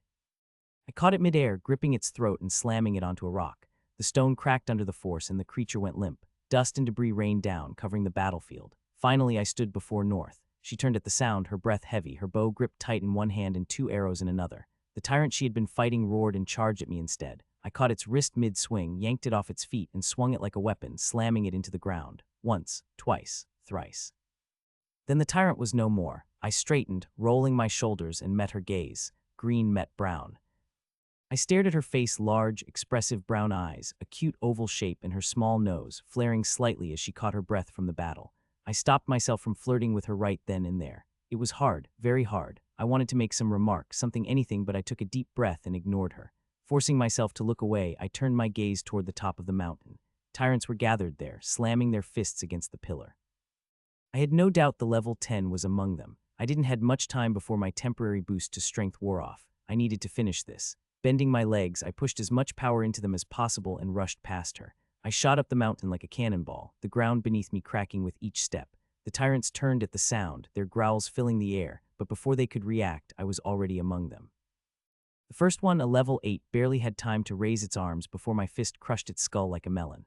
Another, level 9, lunged at me from the side, claws swiping for my throat, but I caught its arm, yanked it forward, and drove my fist straight into its throat, ending its life. More came, their roars shaking the air. I grabbed the dead level 9 tyrant by the leg, its massive frame still warm, and swung it like a club. The corpse slammed into the nearest two, sending them flying like ragdolls. Another charged, but I twisted my grip and hurled the body straight into it, watching as both went tumbling down the slope in a mess of broken bones. And I moved toward the pillar, crushing heads, snapping necks, and breaking bodies. Finally, I reached the peak. The last obstacle stood in front of the pillar, a massive level 10 tyrant, its body thicker, its eyes glowing with something more than just rage. It let out a deafening roar and charged, shaking the ground with every step. I grinned. The moment it swung, I ducked low, dodging beneath its strike and ramming my fist into its gut. The impact sent it stumbling back, but I didn't give it a chance to recover. I surged forward, drove my fist into its ribs, and heard the crack of bones breaking. It howled in pain, but I cut it off with my third and final move. Grabbing it by the neck, I lifted it off the ground and slammed it straight into the pillar. The stone trembled from the impact, cracks spreading along its surface. Lightning flickered across the pillar, surging into the tyrant's body. It let out a piercing scream of pain. I grabbed its head and snapped it backward. Its body went limp, head lolling to the side. I exhaled, rolling my shoulders as I let go. Damn, I really like smashing things. I looked up at the glowing blue core trapped in the cage. Bending my legs, I shot upward, using the pillar as a launch point. In one swift motion, I reached the top, grabbed the cage, and jumped back down. I landed smoothly, cracked open the cage, and pulled out the core. Rolling it in my hands, I glanced down. Everyone was staring wide-eyed, mouths slightly open. Even the abominations had stopped in their tracks, their gazes locked onto me. I smiled, then shifted my eyes to North. I kept my eyes on her, meeting her gaze squarely. She hadn't moved an inch since I rushed past her. The only thing she had done was turn to watch me fight, her hands still gripping her weapon. I brought my breathing under control as I walked toward her, step by step. A few guys moved toward her as well, their eyes darting between me and her, while the others were busy fighting abominations. They must have seen me heading in her direction. I stopped just in front of her and spoke. "Hi, my name is Billion Ironheart. I got a call from Vice Commander June asking me to help you out." I glanced around, but seeing that there are already so many people here to help, I think I'm not needed. Flipping the core in my palm, I added, "But it was nice meeting you." I met her gaze and waited. "Now what will you do, North? Get angry at me for taking your reward or blame yourself for being weak?" She took her time, then exhaled heavily and smiled. I blinked a few times. Now that is unexpected. And her smile is so beautiful, and her voice is so sweet. Damn, I smiled and winked. It's all right. At least I got the reward from this checkpoint. She chuckled. Well, I'm glad I was able to help. I nodded, glancing around, my mind racing for something to say next. "Come on, Billion. Think. My gaze drifted to her leg and I stepped closer. "Oh, your leg looks hurt. Do you need a first aid kit?" Yeah, I lost my bag," she stammered, avoiding my eyes. Before I could respond, one of the guys stepped closer. "Excuse me, Miss North, you can't let him take the reward." Now why did this idiot butt in? I narrowed my eyes at him and asked, "What do you mean?" "Mean, why are you the only one taking the reward? We were also fighting the abominations." I tilted my head, and someone else chimed in, "And you should share it with all of us. Especially North was here before anyone else." I smiled, tilting my head. "Oh, is that so? Funny, because I don't remember seeing any of you fighting the high-level abominations near the pillar. And I definitely don't remember anyone else picking up the core. Just because you killed a few stragglers, you think you own the place." I shook my head, sighing dramatically. "There's only one way you're getting this core, by defeating me. So who's up first, or do you all want to come at me together?" I casually spun the core in my hand, making sure they all saw it. Silence. They exchanged glances, but not a single one stepped forward. Of course they didn't. They had just watched me smash through tyrants like they were made of paper. Any thoughts of fighting me probably got crushed right along with those abominations. I waited a few seconds. Then a few more, still nothing. I scoffed. "At least have the guts to back up what you say. Otherwise, maybe keep your mouth shut." Then I turned to North. "So first aid." She was staring at me, wide-eyed. Oh, did I impress her? But just as quickly, her expression returned to normal. "Sure, but where's your bag?" she asked. I pointed down toward the base of the mountain. "There." She turned to look, then glanced from her injured leg to the far-off spot at the base. I knew exactly what she was thinking.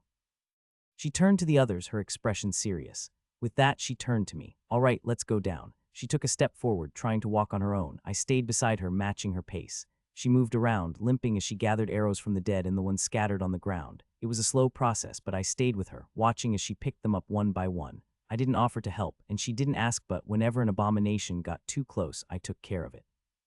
Once she was done, I took her bow and quiver, slinging them over my back. With that settled, we finally decided to head down the mountain. She managed a few steps before her injured leg wobbled and she stumbled. I reached out, but she caught herself, her face scrunching in pain. We kept going, but the slope was steep and she stumbled again. This time I was ready. I sighed. Yeah, this isn't going to work. Before she could protest, I stepped in and scooped her up into a princess carry. I blinked down at her. I'm just doing what Vice Commander June asked me to do. Help you. Her face looked surprised and she smacked my shoulder. This is not what she meant. I laughed at that. I smirked. Oh, she never specified how to help, just that you were in danger. And a leg injury is dangerous, right? She huffed but still held onto me for balance. I can walk, I shot back. Yeah, and I can run, which means this is faster. She groaned, covering her face with both hands. This is so embarrassing. Without waiting for more complaints, I started walking down the mountain. She spoke again. Is this how you behave when meeting a girl for the first time? I grinned. Only the special ones. Also, I did sprint here through the rain and night from checkpoint 22, so forgive me if I don't look presentable. She peeked at me from between her fingers, then at my bare chest before chuckling. Presentable. You look like you live among beasts and have never even seen a city. I smirked. Fair enough. But be honest, do you think girls would like this look? Her lips pressed together as if she refused to answer. I grinned wider. That's not a no, she sighed. Whatever. Folding her arms across her chest, she refused to hold on to me and just stared off into the distance while I carried her toward the base of the mountain. As if remembering something, she turned to me, a playful glint in her eyes. You know my grandfather is watching this, right? I smiled. Yes, North, I know. That's why I said I'm just following orders, helping you out like a good soldier. She scoffed, as if he's dumb enough to believe that. I stepped over a few dead abominations I had crushed on my way up. North glanced at the bodies, then at me. How did you grow so strong so fast? You're already level 12. I looked up at the floating projector. She wasn't wrong. I was stronger than everyone here. But I couldn't exactly tell her about my talent, could I? So I said what I could. I work hard. She met my gaze, eyes sharp. Everyone works hard, Billion. Fine, if you don't want to tell me, then whatever. She looked away, staring into the distance. I chuckled. All right. I level up so easily because I'm special. Special. She looked back at me. I locked eyes with her, keeping my face completely serious. Yes, I have this urge to smash things. I'm always full of energy. I never sit still, and I love squats. Now imagine what a guy like me would do if you dropped him in a forest full of abominations. She blinked. So you're saying you're just a violent person? I stopped in my tracks. Where did you get that from? I said I'm a workaholic. She tapped her chin. But I saw you fight. You were enjoying it. I shook my head. Not the killing. I like smashing. If they die while I'm smashing, I can't help that. She narrowed her eyes. And what does getting stronger have to do with squats? I gasped, opening my eyes as wide as possible. Everything. It has everything to do with squats. I adjusted my grip on North, making sure she was comfortable, not that she appreciated it.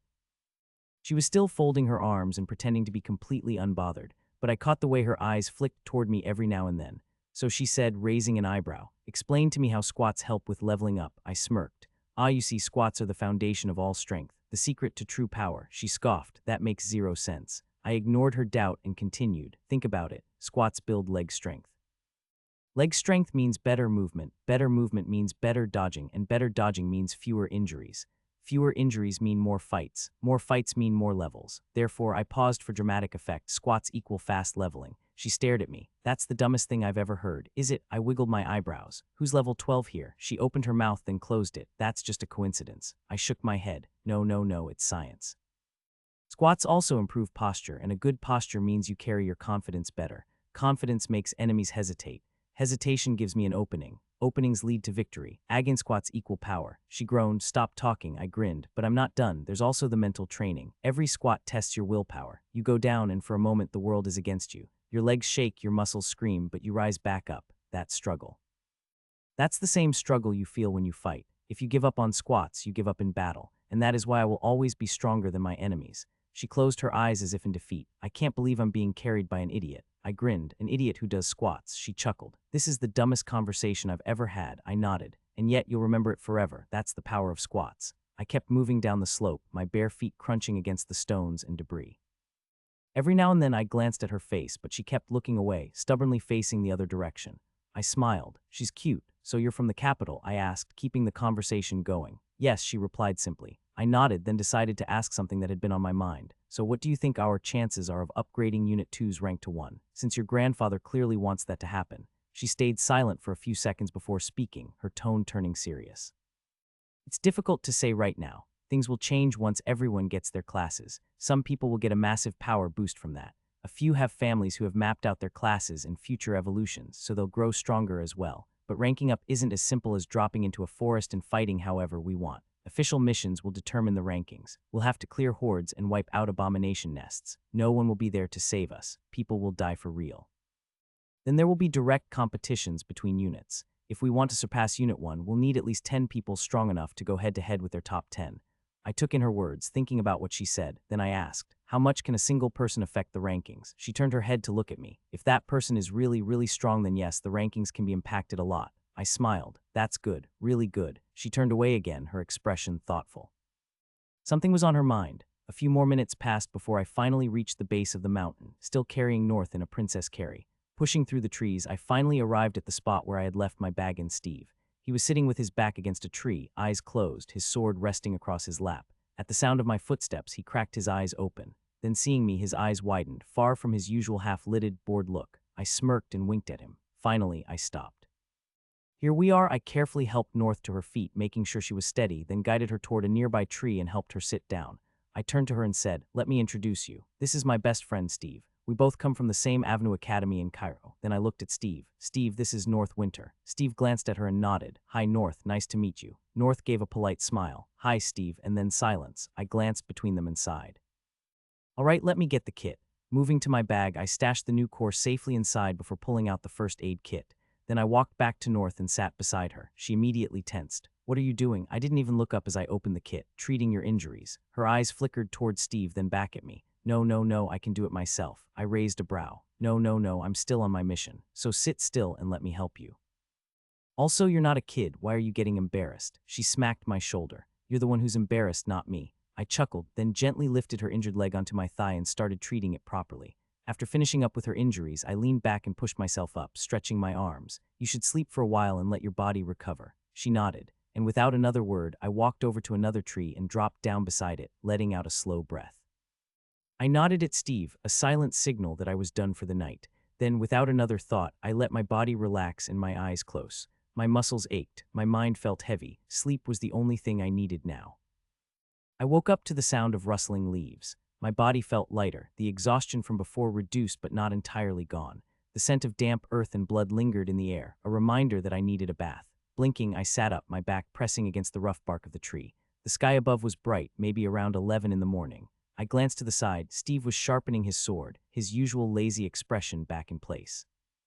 North sat nearby, leaning against a tree with her arms crossed, eyes closed, but I could tell she wasn't fully asleep. How long was I out? My voice came out rough from sleep. Steve didn't look up. A few hours. You snore, by the way, I scoffed. Lies. North opened one eye, giving me a small smirk. No, he's right. I blinked. Then I hope you guys enjoyed it. I stood up and stretched, rolling my shoulders to shake off the stiffness. As I glanced down at myself, I took in the mess mud, dirt, dried blood, and bits of who knew what clinging to my skin. My shirt was long gone, not that I thought I needed one anyway, and my pants were practically shredded into makeshift shorts. I shrugged. It was what it was. Turning to North, I asked, how's your leg? She tested it slightly before nodding. Much better than yesterday. Still needs another day to fully heal, but I can move. Good, I said, then looked between her and Steve.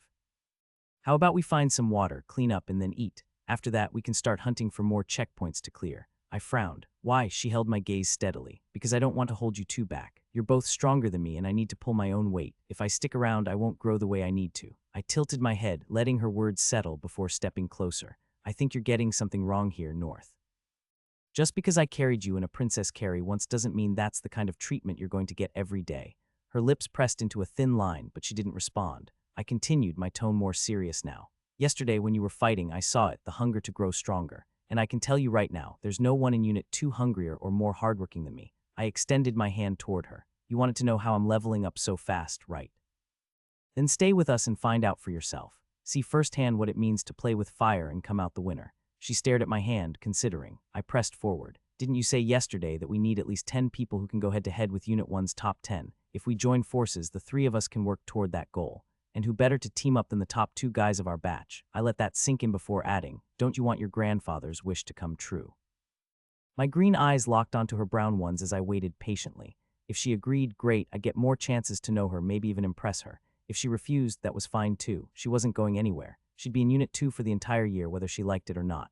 Finally, she sighed and reached out, shaking my hand. Fine, I'll stay, but you're a manipulative person. She scoffed. I chuckled. Sure, so friends? She smiled. Friends. I turned toward Steve.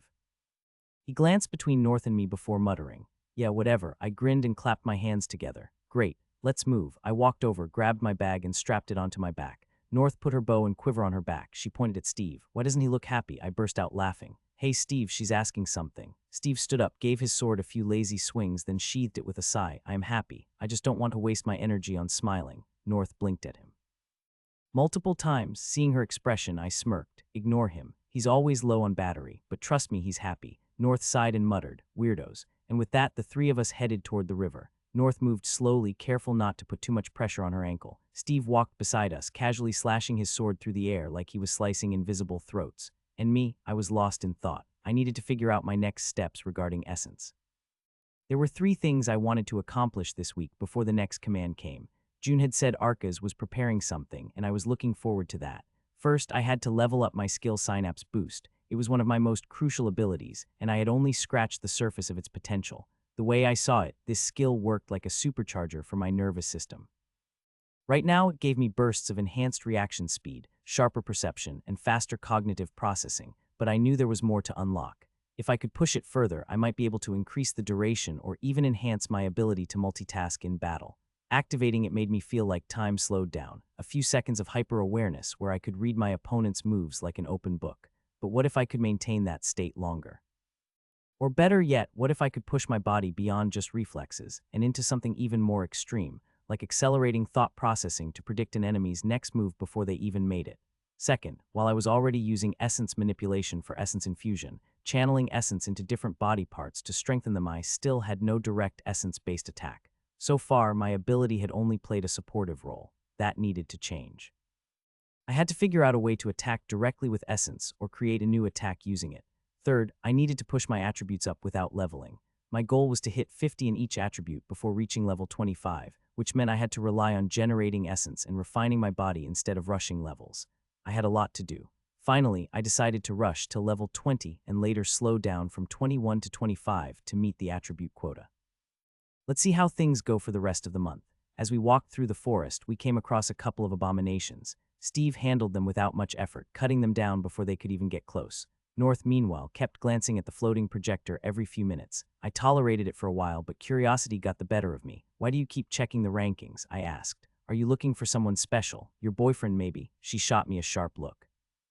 I don't have a boyfriend. Then, as if to shut down any further teasing, she added, and no, I'm not looking for anyone special. Do you know about Sarah Gibson? I shook my head, then turned to Steve. Steve. He barely spared me a glance before shaking his head as well. I looked back at North. Who is she? North checked the ranking again before answering. We're from the same academy in the capital. We had a bit of a rivalry going on. She's strong, and I don't want her to pull too far ahead of me. I hummed in interest and glanced at the ranking.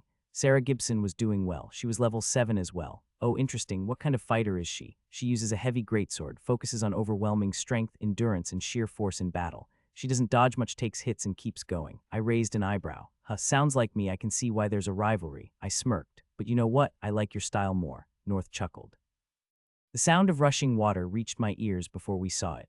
Pushing through the last bit of foliage, we arrived at the riverbank. The water was clear, flowing steadily over smooth rocks, and the morning sun reflected off the surface in a way that made it look almost inviting. Almost. Finally, I stretched my arms, my muscles still stiff from yesterday's fight. Time to get clean. Steve wasted no time, already pulling off his boots and stepping toward the water. North, on the other hand, stopped a few feet away, finding a spot on the ground and sitting down with her back turned toward the river. I'll wait, she said simply. I smirked. What, you don't want to see greatness in its purest form? She scoffed. I chuckled and tossed my bag down. In a few moments, I was in the water with Steve, the coolness immediately washing away the grime and exhaustion from the past day. Blood, dirt, and sweat swirled away in the current. Steve dunked his head underwater before resurfacing and running a hand through his wet hair. Feels good, he muttered. Yeah, I agreed, rubbing the back of my neck. I was starting to feel like a walking abomination myself. Steve glanced at me and snorted. You looked like one too. After scrubbing myself thoroughly, I stepped out of the water, rinsing my pants in the river before leaving them on a rock to dry. With nothing else to wear, I wrapped a towel around my waist and went to my bag. I pulled out my last clean uniform, then turned toward North. Here, I said, holding it out to her. Wear this after you're done. North turned her head slightly but didn't take it. No need. I raised an eyebrow. North, your clothes are torn and covered in blood. You're literally a walking mess, she huffed. Still, I don't need your uniform. I sighed. Look, it's just a uniform. It's clean, and it's not like I need it right now. She stared at the uniform for a moment, then at me, and frowned. Fine, she mumbled, snatching it from my hand. Steve, who had been quietly wringing out his own clothes, finally spoke up. Wow, this guy really out here giving girls his clothes now. What's next? Poetry under the moonlight. North shot him a glare. Shut up, Steve. She stood up and walked into the river to bathe. Steve and I sat down in the sun, letting the warmth dry us off. The cool breeze felt good against my skin after the brutal past few days. After a moment, Steve glanced at me and spoke. "So what's the plan?" I leaned back on my hands, staring at the sky for a moment before answering. According to the map, we're somewhere in the eastern quadrant of the forest, about midway between the center and the eastern corner. I'm thinking we head straight toward the center, clearing all the checkpoints along the way. Steve considered that, then asked, "You think the next command is going to be around the center?" I nodded. It makes the most sense. Arcas is trying to push us to our limits. If the command was in the outer regions, people could take their time getting there. But if it's near the center, it forces us to move through high-risk zones. It weeds out the weak and unmotivated. And there is also something else. At the center, there is a volcano, and it is marked as very big volcano. Steve gave a slow nod, his eyes half-lidded in thought. Sounds like a pain. I smirked. That's the point. And we stayed silent for the rest of the time, just quietly enjoying the warmth of the sun. The sound of flowing water mixed with the occasional rustling of leaves, creating a peaceful moment that I hadn't realized I needed. Then I heard soft footsteps approaching. I turned around and saw North walking toward us, fresh from her bath, now dressed in my uniform. The shirt was a little too loose for her, the sleeves extending past her wrists, so she had folded them up neatly to her elbows. The pants were long as well, forcing her to roll them up at the ankles. Yet despite the imperfect fit, she carried herself with the same quiet confidence as before. Her damp brown hair clung to her shoulders, the water catching the light and making it shimmer. Her face, free of dirt and sweat, looked softer somehow, her skin glowing under the morning sun. For a moment, I just stared. She looked beautiful. North raised an eyebrow. "What?" I blinked, then casually shrugged, playing it off. "Nothing. Just making sure my uniform doesn't look better on you than it does on me." She smirked too late. Steve, who had been quiet until now, looked at me and scoffed. "You are drooling." I ignored Steve's comment and focused on more important things. "So let's have some terrible food, and I'll tell you about my plan." I pulled on my pants, which had officially turned into shorts by now, and we settled down to eat. The problem was my food, meant for just me, was now being split among 3 people. At this rate, we'd have to figure out a new food source soon. As we ate, I filled North in on our plan to move toward the center of the map, clearing checkpoints along the way. She listened carefully and agreed with the approach. Once we finished eating, we picked the closest checkpoint in that direction and set off. The journey took time, but it wasn't uneventful. Every abomination we encountered was wounded first by Steve, then finished off by North. The goal was to help her level up as fast as possible so she could speed up her recovery. More than 2 hours later, we arrived near the checkpoint. It was another blue-level checkpoint, but we weren't alone. Another team was already there, using hit-and-run tactics against the abominations. I scanned one of the creatures, horned bison level 7. It was a big bison, nearly 6 feet tall, with rusted, pus-leaking horns growing in chaotic patterns all over its head. Its legs were covered in strange, tumor-like growths that pulsed unnervingly. I shifted my focus to the 3 fighters engaged with it. All of them were only level 6, not worth paying attention to. My eyes moved to the checkpoint pillar. It stood in the middle of a small clearing, completely surrounded by a herd of these bisons. Among them was a level 10 bison, larger, meaner, and undoubtedly the leader. The pillar itself was already on the verge of cracking. Another hour or 2 of constant attacks, and the bisons would be the ones claiming the reward. I turned to Steve and North. "You two handle everything at your level and below and avoid anything that you cannot handle. North, you provide cover for Steve and kill as many as you can as quickly as possible. Once you level up, both of you can go after the level 10 together." They nodded. North suddenly asked, "What about the other unit members?" I shook my head. "Ignore them." With that settled, we moved into action. Steve made the first move, dashing toward the level 6 bison. It snorted and lowered its rusted, pus-leaking horns, charging at him with heavy steps that shook the ground. Steve didn't stop. At the last second, he sidestepped, his sword flashing as he slashed across the tendons of its front leg. The bison staggered, its charge thrown off, but it wasn't down yet. It twisted its bulky body and swung its head, the jagged horns slicing through the air. Steve leaned back, barely avoiding the swipe, then pushed forward, driving his sword into the bison's throat. It reared up, thrashing, refusing to go down. Then North struck. She didn't fire immediately. Instead, she kept moving, shifting her position to get a clear shot. Her longbow stayed steady in her hands, her eyes tracking the bison's movements. As the beast twisted to shake Steve off, she drew her bowstring back in one smooth motion and released. The arrow whistled through the air, piercing deep into the bison's exposed throat. It let out a pained grunt, staggering. North didn't stop. She had already knocked another arrow. As the bison thrashed, trying to regain its balance, she adjusted her aim and fired again. The second arrow buried itself just above the first, driving deeper into its throat. The beast let out a final, wet gurgle before collapsing. They barely had time to recover before a level 7 bison charged. This one was bigger, faster. It lunged straight for Steve. North had already repositioned, keeping her distance. She moved carefully, favoring her injured ankle, but her bow was steady in her grip. Steve met the charge head-on, sidestepping at the last second and slicing across the bison's eye. It roared, blinded on one side, thrashing in rage. North didn't fire immediately. She tracked the bison's movements, waiting for an opening. When it twisted towards Steve again, exposing its throat, she released. The arrow shot forward, embedding deep into the soft flesh just below its jaw. The bison reared up in pain, stumbling. Steve took the chance. He dashed in and drove his sword straight through its throat. The bison gurgled, blood pooling from its mouth, and finally collapsed with a heavy thud. I checked North's bow. It was a sleek black longbow, just a standard weapon, the kind everyone received after awakening.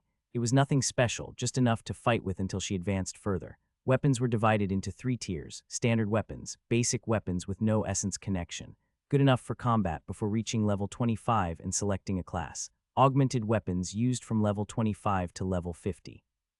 While they had no special abilities, they were forged using essence and sometimes stored a limited ability. Awakened weapons: these weapons linked to the wielder's class upon their first class evolution at level 50. Fully fused with the user's essence, they became personalized, unique to their wielder, gain special abilities, and grow alongside the user. For now, North's bow was just an ordinary weapon, but later, it would evolve into something far more powerful. I watched as the two of them kept taking down the bisons one by one, focusing mostly on the level 6s and 7s at first. North stayed at a distance, constantly moving, collecting her arrows whenever she had the chance while following Steve's lead. She timed her shots well, making every arrow count. Suddenly, she let out a triumphant shout. Hell yeah! Guessing what it meant, I glanced at the projector. Sure enough, she had reached level 8. The other unit members were fighting their own battles, but they kept their distance from us. I had no doubt they'd checked our levels and decided it was best not to get involved. Before long, North and Steve started going after stronger bisons. With her level up, North moved more easilish, must have added points to Constitution. I kept watch, making sure no high-level bison came after them. So far, none had. The stronger ones were all focused on the pillar, repeatedly ramming their heads against it. Another hour passed, and between the two of them, nearly 30 bisons had fallen. At this rate, they were both close to leveling up again. But the pillar wasn't going to hold for more than half an hour at the rate the bisons kept smashing it. After a short break to catch their breath, they set their sights on their first level 9. It was among the group ramming against the pillar. Steve moved first, slashing across the tendon of its hind leg. The bison roared in pain, stumbling before turning to face him. Steve stood his ground, his sword lowered, waiting. The bison snorted and charged straight at him. Before it could reach, an arrow sliced through the air and embedded itself deep into its left eye. The beast shook its head violently, letting out a furious bellow. Steve didn't waste the opening. Dashed to its side, gripping his sword with both hands, and slashed deep across its exposed flank. Blood poured from the wound as the bison staggered. Another arrow struck, this time burying itself into its right eye. The beast shuddered, its legs giving out as it collapsed, wheezing heavily. Steve stepped forward and with a swift motion slit its throat, ending it for good. Without hesitation, they pulled 2 more level 9s from the herd, executing them with the same efficiency. That's when Steve's voice rang out. Leveled up, North's followed right after. Me too. I glanced up at the projection, a small smile tugging at my lips. Steve had reached level 10. North was now level 9. Only 2 more level 9s remained along with the last level 10 boss. I shouted at them. Why don't you try killing the level 9s alone? Both of them nodded. Steve's expression stayed the same, calm, focused, but I caught the flicker of excitement in North's eyes. She moved quickly, taking cover behind a tree. Her hands worked fast as she nocked an arrow, drawing her bowstring tight. I watched as she took a deep breath, her brown eyes locked onto one of the level 9s, ramming its head against the pillar. Then, with a sharp whoosh, her arrow shot through the air. I tracked its path as it embedded deep into the bison's throat just before it could strike the pillar again. The beast let out a guttural bellow, staggering back. Before it could recover, another arrow whistled through the air, piercing its right leg clean through. The bison reared up in pain, its balance faltering. The moment its head tilted back, a third arrow sliced through the air and buried itself deep into its eye. The beast collapsed with a final, shuddering breath. I clapped, impressed. 3 arrows, that was all it took. On the other side, Steve moved even faster this time. He sprinted toward his target, his speed almost blurring his form. At the last second, he dropped low, skidding across the back of a level 9 bison. His sword flashed in a clean arc, severing the beast's left leg completely. The bison roared in agony, collapsing onto the ground with a heavy thud. Steve didn't hesitate. He stepped forward and with a single swift motion slit its throat, ending the fight instantly. Now only one remained, the lone level 10 bison, still ramming its head against the pillar. Despite all the chaos, the deaths of its kind, and the clear danger around it, the beast didn't even flinch.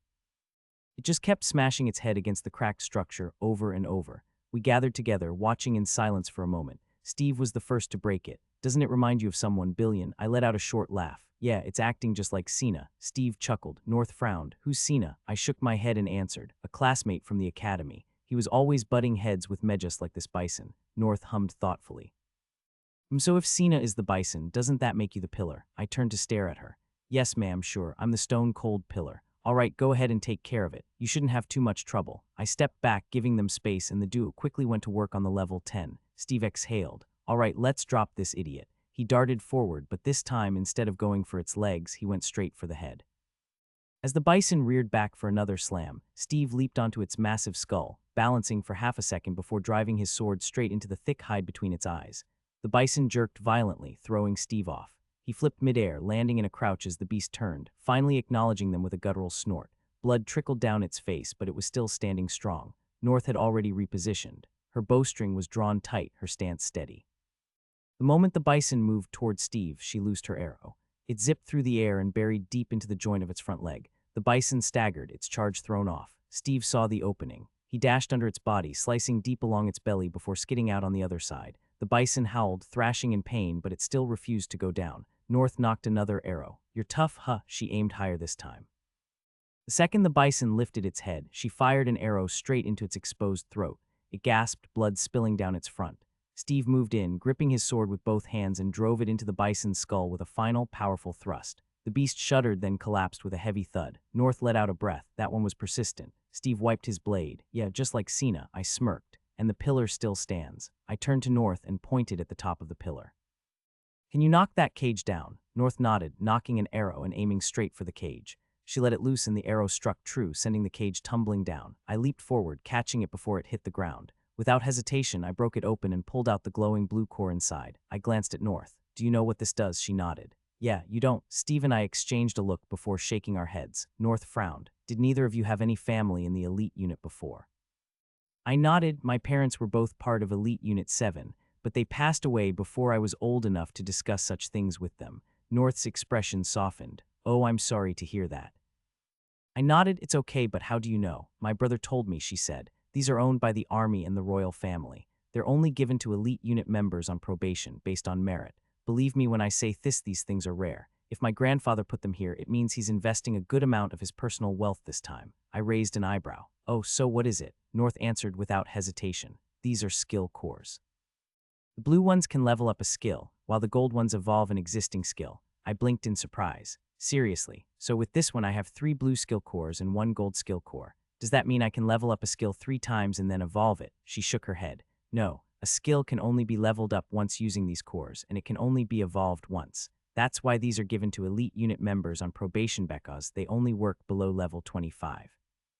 Once you get a class, they become useless. That gave me a lot to think about. I had 2 skills at the moment, and if I was going to use these cores, I wanted to push them as far as possible on my own first. Then I'd use the cores to break through any limits, and if I wanted to evolve both skills, I'd need to hunt down another golden skill core. I nodded. Well, that settles it. Our goal is simple. We hunt as many blue and gold skill cores as possible.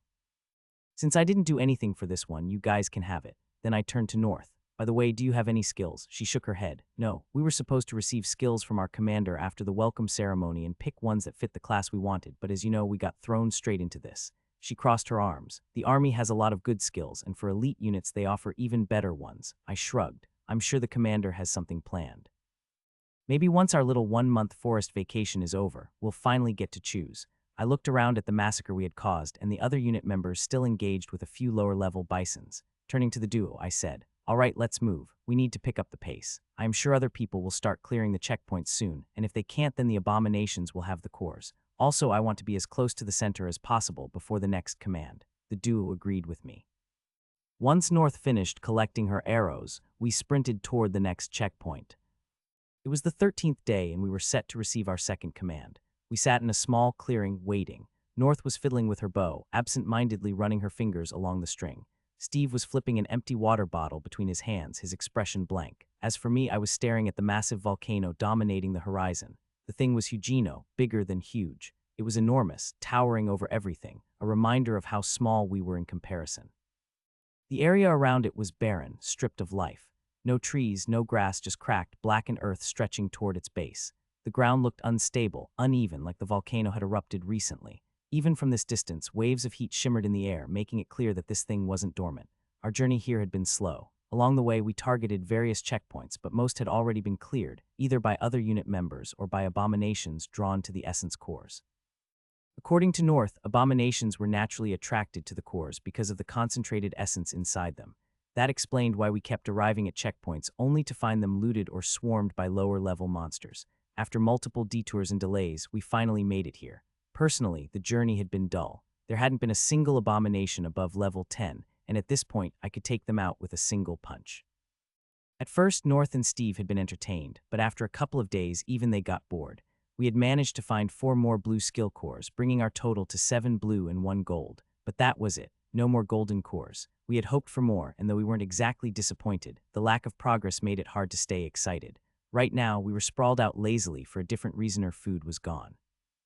It wasn't supposed to run out so quickly, even with the 3 of us sharing. But during the journey, we had learned something about North. She was a glutton. She ate more than Steve, and Steve ate a lot. She ate often, constantly complaining about the food, but still stuffing it down like she was starving. No amount of warnings about our limited supply could stop her. If anything, she seemed completely unbothered. Her reasoning, "My grandfather won't let me starve," she had said with complete confidence. And honestly, after seeing what he had done for her during the checkpoint hunt, I was starting to believe it too. There had to be a solution coming soon. I exhaled and laid down on the grass, hands behind my head. Not much has changed for me other than the level ups and progress I made in my skill. I still wore the same torn-up pants only, and I was clean and fresh. I had to be since North was around. I liked her company as well. She was cute and looked beautiful to me all the time. She was hard-working too. She practiced her archery whenever we were not hunting. She was fast on her legs and her perception was high too. She was funny, passionate about killing abominations, hated Eternals, was hardworking, stubborn, confident, and surprisingly sweet when she wasn't complaining about food. I chuckled at the thought. I had been praising her a little too much in my head lately. Shaking my head, I pulled up my status to check my progress. Status. Name: Billion Ironheart. Race: human. Class: NA. Laws: NA. Level 14. Talent generator 2. Essence 1010. Attributes: Strength 38. Constitution 30. Dexterity 26. Synapse 36. Unused stats 0. Skills: Essence Manipulation, innate level 2. Synapse Boost, innate level 2. I had leveled up twice. As we progressed, gaining levels became harder since the highest abominations I could find were only level 10. Charging up generator had become a routine by now. I pretended to be angry, smashing pillars just to absorb the lightning flickering across them. A bit dramatic, but it worked. Since awakening, I had personally gained a total of 99 stat points, while a normal person without the generator talent would have only reached 70 at level 14. I was nearly 30 points ahead, and I was confident the gap would only continue to widen. I had also leveled up my skill Synapse Boost. I started using it more often, even while walking, to get familiar with it. The new level enhanced my cognitive abilities even further. Focusing, I pulled up my talent panel to check my progress toward leveling up generator. 100, 200, halfway there. If things kept going at this pace, I was sure I could level up generator again before the month ended. Finally, I looked up at the floating projector to look at our rankings. Level rankings. 1 Billion Ironheart, level 14-2, Steve Harper, level 12-3, North Winter, level 11-4, Sarah Gibson, level 9-5, Mark Salt, level 9-6, King Holt, level 8-7, 8, 9, 10. Steve and North were right on my heels. As I was lost in thought, the ringing sound snapped me back to reality. Tiring. I sat up immediately, muscles tensing as I registered the sharp ringing. Steve lifted his head as well, his eyes narrowing. Without a word, we both gestured for North to answer her communicator. She pulled it out from her shirt pocket, flipping it open with a practiced motion. A deep, gruff voice crackled through the device. "Hello, soldiers. This is your commander speaking." I raised an eyebrow. I had expected June, but this time it was Arcus himself. That meant something important. His voice carried the same energetic tone as I heard on the first day. "I am here to give you instructions for Command 2. Command 1 officially ends today, and your results will be included in your reports at the end of the month. I have been watching all of you throughout the past week, evaluating your actions and designing a profile for each of you based on your performance so far." I glanced at Steve and North, but they were both focused on the communicator, listening intently.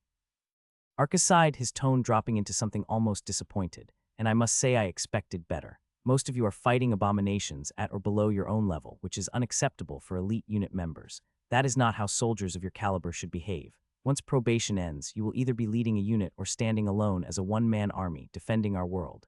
If you continue to fight like weaklings, then let me make this clear. You will be the first to die. I nodded at that. He was right. In a real battle, there were no one-on-one duels, no fair fights. There would be hordes of enemies, waves of abominations swarming at once. If you couldn't handle enemies stronger than yourself, then you had no business being on the front lines. You might as well stay home and wait for death. Arcus's voice sharpened. I am giving you the rest of the month to prove me wrong. Fight harder. Take on stronger abominations. Show me what you are made of. Short pause, then his next words made my face twist in annoyance. Steve and North both turned to look at me. I sighed, shrugging. Not my fault, I muttered. What am I supposed to do? Slow down for them. Steve snorted, but North just shook her head, a small smile playing on her lips. Arcus continued, unfazed. Your next task requires all of you to travel to the center of the map you received at the checkpoints. There you will find a very, very big volcano. That volcano will be your battlefield. Now that got my attention. I leaned forward, intrigued. Tomorrow morning, the volcano will erupt once again, and from it, creatures will emerge. There is a powerful entity sealed inside that volcano, but it has the ability to create countless lower-level creatures. These creatures will flood the battlefield, and your mission is simple: kill them. The clearing surrounding the volcano will serve as your battlefield. That is your arena. Outside of the clearing in the forest is your safe zone. Need to rest, step out, recover, then step back in and fight. For the rest of the month, your task is to kill, kill, and kill. The more creatures you eliminate, the higher your ranking. The top 3 soldiers with the most kills will receive personal rewards from Meba. What those rewards are will remain a secret. As for anyone below the top 3, you will receive rewards from the military, but those will also depend on your ranking. My mouth fell open slightly. This was amazing. A battle royale. A real endless battlefield where we could fight, rest, and fight again. This was exactly what I wanted. Now I just hoped the creatures were strong enough to make it fun. Arcus's voice cut through my thoughts. The creatures emerging from the volcano will range from level 10 to level 20. Most of you will need to push yourselves beyond your limits to bring them down. Also, the projector will no longer display level rankings and will instead show rankings based on kill counts. I grinned. Level 20. Now we were talking. Arcus paused for a moment before continuing. Since you'll have more than 15 days to fight and train, I've decided to provide each of you with system skills. These won't be basic skills, they'll be higher level ones, fitting for elite unit members. However, the skills you receive will depend on your current rankings. The higher your rank, the better your options. Your Vice Commander, June, will be arriving at the volcano soon to oversee the process. You have until the end of today to reach the volcano and claim your skill. If you don't make it in time, you'll be starting tomorrow without one. His tone turned grim as he delivered his final words. Our world, no, our entire universe is not in a position where we can afford to relax. We fight because we have no other choice. If we stop, it means we've given up. And if we give up, we die. There is no rest for us. We fight, we recover, and we fight again. We learn skills while fighting, we train ourselves while fighting, and we even live our lives while fighting. That is the only way we stand a chance at breaking free from this cage. The sooner you understand that you are nothing more than prisoners, the better it will be for you. The communication cut off. Silence hung between the 3 of us. That last part struck something deep. Who wanted to be a prisoner? Who wanted to be shackled in some endless cycle, doomed to wait for death? My hands clenched into fists. Right now, I just wanted to smash something. I stood up and stretched, rolling my shoulders as anticipation thrummed through me. Finally, enough enemies to smash. Enough chances to grind my skills and push them further. I agreed with what Arcus said. Fighting was the best way to grow. If I kept pushing myself, I could force both my skills to level up in real combat. At the same time, this was the perfect opportunity to experiment with essence and create an attack skill. The abominations would also help me level up my talent and push my stats past the 50-point mark. If I could do that, I'd have over 200 total stats, far ahead of the average soldier, who barely had 125. The gap was only going to grow wider. I glanced around. North and Steve were both lost in thought, no doubt planning their own strategies for the upcoming battle. Hey guys, I spoke up. We've got the rest of the day and night off, so what do you want to do? They answered at the same time. Train. I raised an eyebrow. Really? All right then, let's make it interesting. 2 against 1. Both of you against me. What do you say? North exchanged a glance with Steve. He stood up, grabbed his sword, and rolled his shoulders. Fine by me. North got to her feet as well, adjusting her bow. All right, count me in, but I want you to be serious. No playing around. Remember what you told me? I smirked. Sure, I'll give just enough to keep both of you on your toes. Before we could start sparring, Steve brought up the real issue. What about food? Are we supposed to fight for the rest of the month on an empty stomach? I turned to North. She threw up her hands. All right, let me call him. Pulling out her communicator, she dialed. Hello, how's my little baby doing? Arca's voice rang out and I cringed. North's face twisted in horror. Grandpa, I'm with my teammates, you know that. Arcas chuckled. Of course, sweetie, I even know who they are. Don't worry, I'll take care of them for you. I shot Steve a look. North groaned. No, Grandpa, I don't want you to take care of anything. They're my friends, stay out of it. Arcas laughed. All right, all right. Have I ever gone against your wishes? So why the sudden call? North hesitated before answering. We're out of food. You don't expect us to fight like this all month, do you? There aren't even fruits or animals in this forest. What are we supposed to do? Ah, that's my bad. I forgot to mention food drops will start soon. Supplies will be scattered around the forest near the volcano. You forgot to mention that. North side. Whatever, just inform everyone now. I'm ending the call. Bye, bye honey. Grandpa misses you. The call ended and we stared at each other in silence. I cleared my throat awkwardly, breaking the silence. So, should we start the spar now or wait for the vice commander? Steve shrugged. She's not here yet, so we've got time. Let's start. I'm sure we'll notice if an aircraft arrives with her. I nodded and glanced at North. She was still avoiding our eyes, clearly embarrassed by how her grandfather had spoken to her. All right then, I said, stretching. Let's move closer to the base of the volcano. We moved toward the base of the volcano, the ground beneath us turning darker and more uneven as we got closer. The heat in the air was noticeable, but nothing unbearable, a fitting place for a spar. I rolled my shoulders, feeling the power coursing through me. North and Steve were strong, but I was on another level. I had more stats, more strength, and a far better grasp of my abilities. This spar was more for them than for me, but that didn't mean I'd take it easy. All right, I said, stepping forward. Come at me however you want. I'll counter accordingly. There were no trees or coverings, but North still created some distance from me and Steve. She knocked an arrow, her stance solid, eyes sharp. Steve took his sword in both hands, shifting his weight slightly. They were taking this seriously. Good, ready? I asked. They both nodded. Begin. Steve charged first, closing the distance fast. His sword came in a diagonal slash toward my shoulder-solid execution, but too predictable. I sidestepped, letting the blade cut through air, and before he could recover, I tapped my hand at his wrist. A small push, nothing more, but it knocked his sword wide, leaving him open. My leg shot out, kicking him in the chest and sending him flying a couple of feet away. North, always watching for an opening, let loose an arrow aimed right at my ribs. I turned my body slightly, catching the shaft between two fingers. She clicked her tongue. Of course you did. Good shot, I said before throwing the arrow back at her.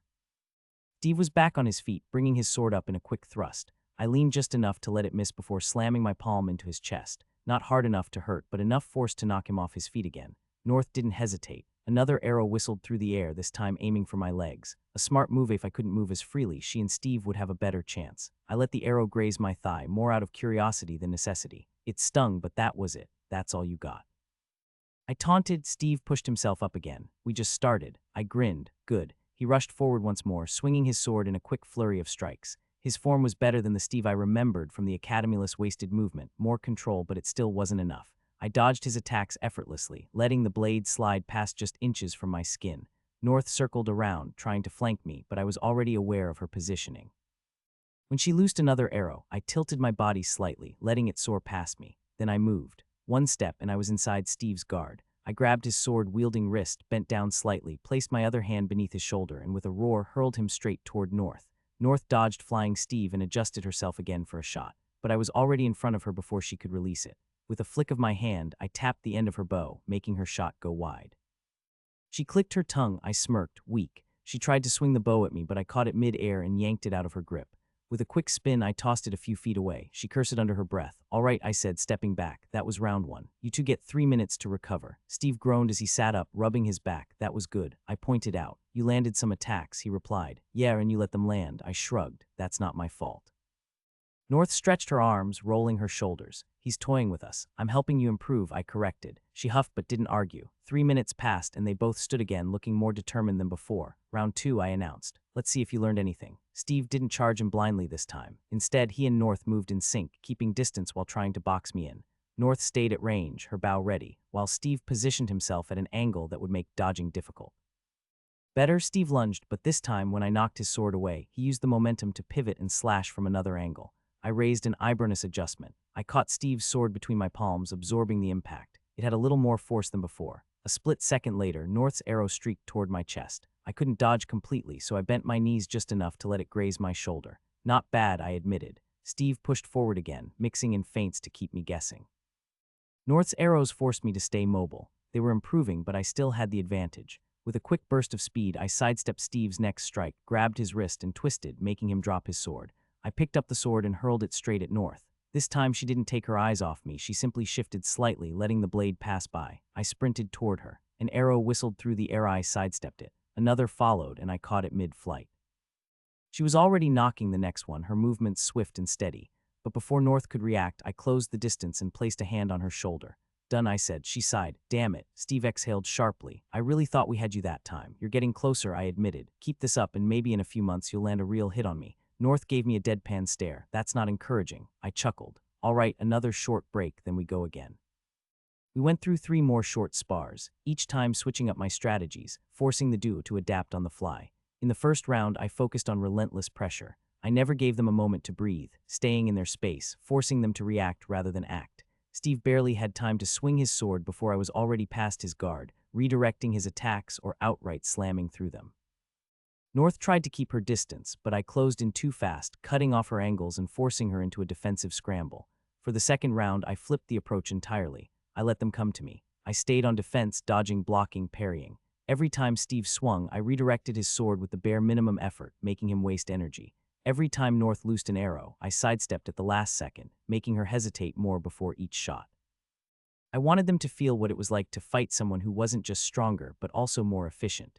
By the end of that round, Steve was breathing hard, and North's hands were trembling from the strain of trying to land a clean shot. In the final spar, I fought unpredictably. I mixed between overwhelming force and fluid defense, never letting them settle into a rhythm. One moment, I was in their faces, forcing them back. The next, I was retreating just enough to lure them into overextending before countering. I baited Steve into reckless swings and punished him for them. I let North think she had an opening, only to deflect her arrow at the last second, making her second-guess her aim. By the time we stopped, both of them were exhausted, sweat dripping down their faces. Meanwhile, I was just getting warmed up. As we rested, a distant noise caught our attention. Looking up, we spotted an aircraft soaring above us. Moments later, boxes with parachutes began descending from the sky, followed by a figure who leaped out right after them. The person free fell for a few seconds before deploying their parachute, gliding down with perfect control before landing smoothly a short distance away. It was Vice Commander June. She started walking towards us, but North was focused somewhere else. North let out a relieved sigh. Finally, food. I chuckled at that. Glad to know your priorities are in order. We waited for Vice Commander June to arrive. She wore the same uniform as us, though hers looked sharper, more refined. In one hand, she carried a sleek black suitcase, and her dark hair was pulled into a tight bun. Despite jumping out of a plane minutes ago, she looked as composed as ever. She approached us with a small smile. Hello, everyone. I hope things are going well for you. I returned her smile and answered, Yes, Commander. Things have been great. Actually, I was getting a little bored the past couple of days, but it looks like things will get interesting again tomorrow. June raised an eyebrow, then glanced at North before shifting her gaze back to me. Oh, I thought with North around, things would already be interesting. But I suppose you were still bored, I blinked. Damn, out of the corner of my eye, I stole a glance at North. Her expression was unreadable, no reaction at all. June chuckled, clearly amused, and moved on. All right, that aside. I'm here to help you select your system skills, and since you 3 are at the top of the rankings, we'll begin with you. She placed the black suitcase on the ground, clicked it open, and pulled out a sleek black tablet. It was different from anything I had seen before, thin but emanating a faint pulse of energy, like it was alive in some way. June continued, I'm sure you've all heard about the importance of skills, especially when selecting your class. The skills you choose and how you develop them will play a role in the kind of class options you receive. Of course, your stat distribution also affects this. We nodded. That was something drilled into us back at the academy. The system evaluated everything, how we fought, what we excelled at, and even our natural tendencies before offering us a class. June continued, there are 2 types of skills. The first are skills you acquire on your own either by obtaining a skill core or by training in a technique until the system acknowledges it. The second are class skills, which are given by the system once you acquire or evolve your class. But remember, every skill starts at level 1. To improve it, you'll have to put in the effort.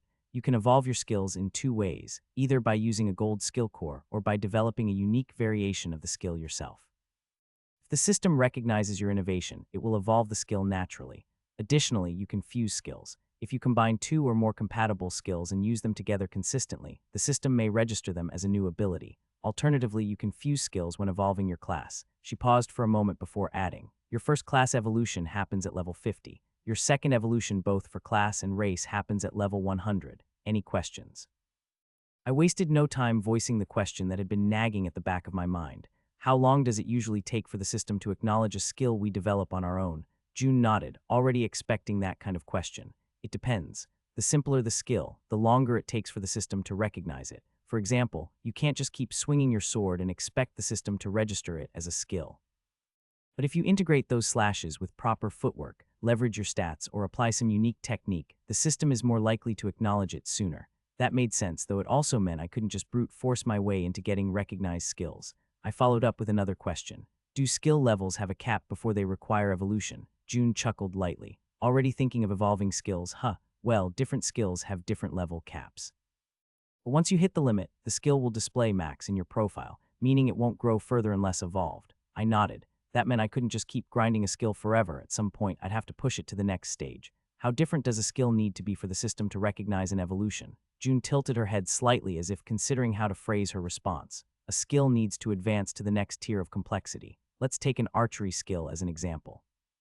Say you have Power Shot, which lets you fire an arrow with increased force. If you simply shoot stronger arrows or increase the speed, that's just improving the skill, not evolving it. But if you refine it into something like Explosive Shot, where the impact creates a concussive blast, that would be considered an evolution. The skill needs to gain a new, distinct property beyond just being a stronger version of itself. I absorbed that information, already thinking of ways I could push my own skills past their limits.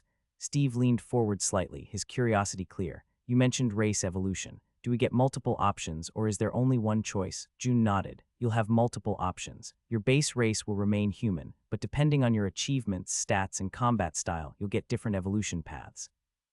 Some might enhance your physical abilities, others might boost your affinity with certain elements or even grant special traits.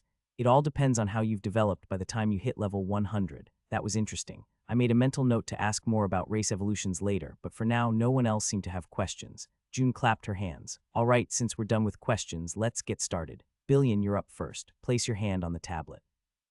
Once your system verifies you, it'll generate skill options for you. The commander personally selected a few high-level skills for you, but remember they all start at level 1. It's up to you to train and evolve them. I nodded and stepped forward. June tapped a few buttons on the tablet, and a circular glyph lit up on its surface. I placed my hand on it. The moment I did, a faint tingling spread through my palm as if something were scanning me. A second later, system messages flashed before my eyes, generating skill list. Choose one skill from the list below. Attack skills: Titan's Grip increases grip strength and allows for bone-crushing holds. Internal Burst strikes cause internal damage, ignoring a portion of defense. Brutal Rend, a claw-like tearing strike that can break armor or flesh. Seismic Fist, a charged punch that releases all stored force on impact. Crater Smash, a downward slam that creates a shockwave upon landing. Defense skills: Ironhide temporarily hardens muscles, reducing incoming damage. Steel Guard reduces stagger and knockback from enemy attacks. Pain Conversion, a portion of damage taken is converted into temporary attack power. Big Stance enhances resistance to all types of impact damage. Enhanced Core increases passive endurance, reducing fatigue buildup. Movement skills: Bulldozer Charge, a full-force sprint that knocks aside anything in the way. Blink Step, a quick burst movement that allows rapid repositioning. Rebound Leap uses the force of an impact to launch in another direction. Momentum Shift instantly reverses direction mid-motion without losing speed. Charged Leap, a powerful jump that can be used to attack from above. Adrenaline Surge briefly ignores pain and exhaustion, allowing continued combat. Battle Trance, enter a heightened state of focus, improving reaction speed. Second Wind restores a burst of stamina when dropping below a health threshold. Warcry, a roar that boosts allies' morale and slightly weakens enemies. Crimson Recovery heals slightly with every successful attack landed. I raised an eyebrow as I scanned the list of skills. They were all solid choices, perfectly suited for my fighting style. I could already imagine what was going through Arcus's head when he picked them. He probably assumed I was aiming for a berserker or some kind of high warrior class. I focused only on the attack skills, completely ignoring the other 3 categories. Titan's Grip was the first to go. I wasn't the grappling type. I preferred smashing and explosive power over holds. Next, I eliminated Brutal Rend. Claw-based attacks weren't my thing. I fought with my fists. Crater Smash was tempting, but it seemed better suited for axe kicks, and I wasn't focusing on kicks right now. That left me with 2 options, Internal Burst and Seismic Fist. Now, I just had to decide which one fit me best. I carefully weighed my options. Both skills were burst damage attacks, one focused on internal damage, while the other stored force for a single, devastating finishing move. But there was something else to consider: essence. I had been planning to create an attack skill using essence manipulation, but with these skills, I wouldn't have to start from scratch. I could take one of them and try applying essence to it instead. Between the two, Seismic Fist seemed like the better choice. It was simpler in concept and gave me more room to experiment with essence. Internal Burst felt too specialized. I wasn't sure how well it would integrate with my plans. Decision made, I mentally selected Seismic Fist, skill acquired. Seismic Fist, level 1. And I felt information gather inside my head about the skill. I remained silent for a few seconds, going over the skill and its usage. Next, I focused on the skill, eager to read its description. Seismic fist, a technique that focuses and compresses raw power into a single devastating strike. By channeling and concentrating strength into one punch, the force is stored within the muscles for an instant before being unleashed on impact. I grinned. That looked solid, a skill I could work with. More importantly, a skill I could experiment with using essence. Ideas were already bouncing around in my head, different ways to push it beyond its limits. June's voice pulled me back. It seems like you've made your choice. Now let's move on. Let your friends select their skills. I nodded and stepped aside as Steve moved forward. We waited a couple of minutes before he was done. Then it was North's turn. She pressed her hand against the tablet, and I couldn't help but wonder what kind of skill would she pick. I was sure she'd go for an attack skill, but would she focus on strength or speed? That was the real question. A few minutes later, she stepped back, her choice made. June nodded, tapped a few things on the tablet, and placed it back in the box. All right, you three are done. Now I just have to wait for the rest of the unit. There are about 20 more around the volcano, so they should be arriving soon. I stepped forward and asked the question that had been on my mind. Vice Commander, how do I compare to Unit 1 in terms of strength and level? I'm sure you've seen my fights. Stephen North perked up, clearly interested in the answer. June smiled slightly. Well, Billion, since I'm also part of Unit 2, I'll be honest with you. As of today, across all the elite units, you rank in the top 3. The other 2 are from the royal family, so they're naturally expected to grow stronger. But you've definitely surprised both me and the commander. I furrowed my brow. Top 3? That wasn't good enough. Considering the advantage my talent gave me, I expected to be ahead of everyone. It seemed like I needed to push harder. I nodded. Understood, I'll get to the top. North crossed her arms. It won't be that easy, Billion. Once people start selecting their classes, some will progress faster than others. I smirked. You should have more confidence in me, North. I don't lose. In fact, I've never tasted defeat in my life. Right, Steve. Steve shook his head and responded. No, you've been defeated. Multiple times. I facepalmed. I thought he'd back me up as my brother in arms, but I clearly expected too much. June chuckled. All right, it was nice meeting you all. I'll be heading out now. See you later. With that, she walked away. I stretched and glanced at the crates that had been dropped earlier. Let's grab our food supply and eat something. We moved toward one of the crates lying near a crater. I picked it up and carried it back to our resting area. We decided that from now until the end of the month, we'd be using this spot as our camp. Steve pried the box open. It was bigger than I expected, about 3 feet by 3 feet. Inside, we found an assortment of food, bottled water, and beverages. I clapped my hands. Wow, beautiful. North nodded approvingly. Excellent. Let's not waste time and dig in. We each grabbed some food, sat down, and started eating. Half an hour later, we leaned back satisfied. I looked at Steve. So what skill did you get? Burst Flash, he said. It's a movement skill that lets me chain burst movements while fighting. Fits my style pretty well. I nodded, then turned to North. What about you? She took a sip of water before answering. Explosive shot. It adds extra force behind my arrows. I nodded again. Not sure if you guys care, but I picked Seismic Fist. It's basically an explosive finisher. North chuckled. Sounds like you. We sat in comfortable silence for a few minutes, each lost in our own thoughts. Finally, Steve stood up and stretched. All right, I'm gonna go practice my skill. See you at dinner. As Steve walked off, the silence settled between North and me. I glanced at her, half expecting her to get up and follow him, but she stayed put, calmly nibbling on a piece of dried fruit. That's when it hit me. Ever since North joined our group, we had somehow always avoided being alone together. Steve had always been there, whether during training, traveling, or even just eating.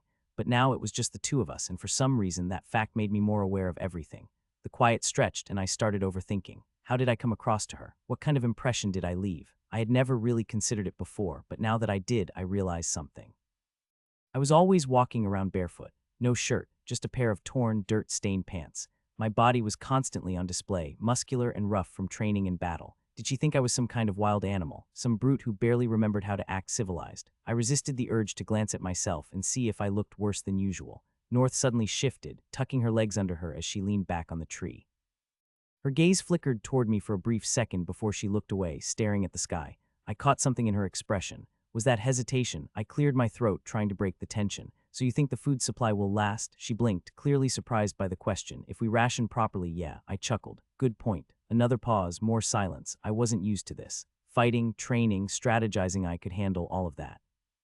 But sitting here, being aware of every tiny shift in the air, every subtle glance, every unspoken word, it was unfamiliar territory. I decided to just say it. You know, we've never really been alone together before. North stilled. Her fingers played with a loose thread on her sleeve. Then she gave a small, lopsided smile. Yeah, I noticed. I tilted my head. You did, she shrugged, of course. You and Steve are always together, and when I joined, it just never happened. Not until now. That meant she had thought about it, too. I didn't know why, but that realization made my heart beat a little harder. I looked away, staring at the sky. Guess it's kind of weird, huh? She hummed in agreement, a little. Another silence settled between us, not uncomfortable, but charged. I felt like I should say something, but my brain refused to cooperate. I cleared my throat, feeling an unfamiliar heat crawl up my neck. So, what do you think of everything so far? North blinked as if pulled from her own thoughts. This whole survival thing, I clarified, enjoying it. She laughed softly. It's not bad, she admitted after a pause. Better than I expected, actually. I nodded and hummed in response. Then North spoke, her voice quieter than before. Billion? Yeah, she hesitated, then shook her head. Never mind. That shouldn't have made my heart beat faster. But it did. I shifted slightly, trying to appear casual. North, I called, yeah.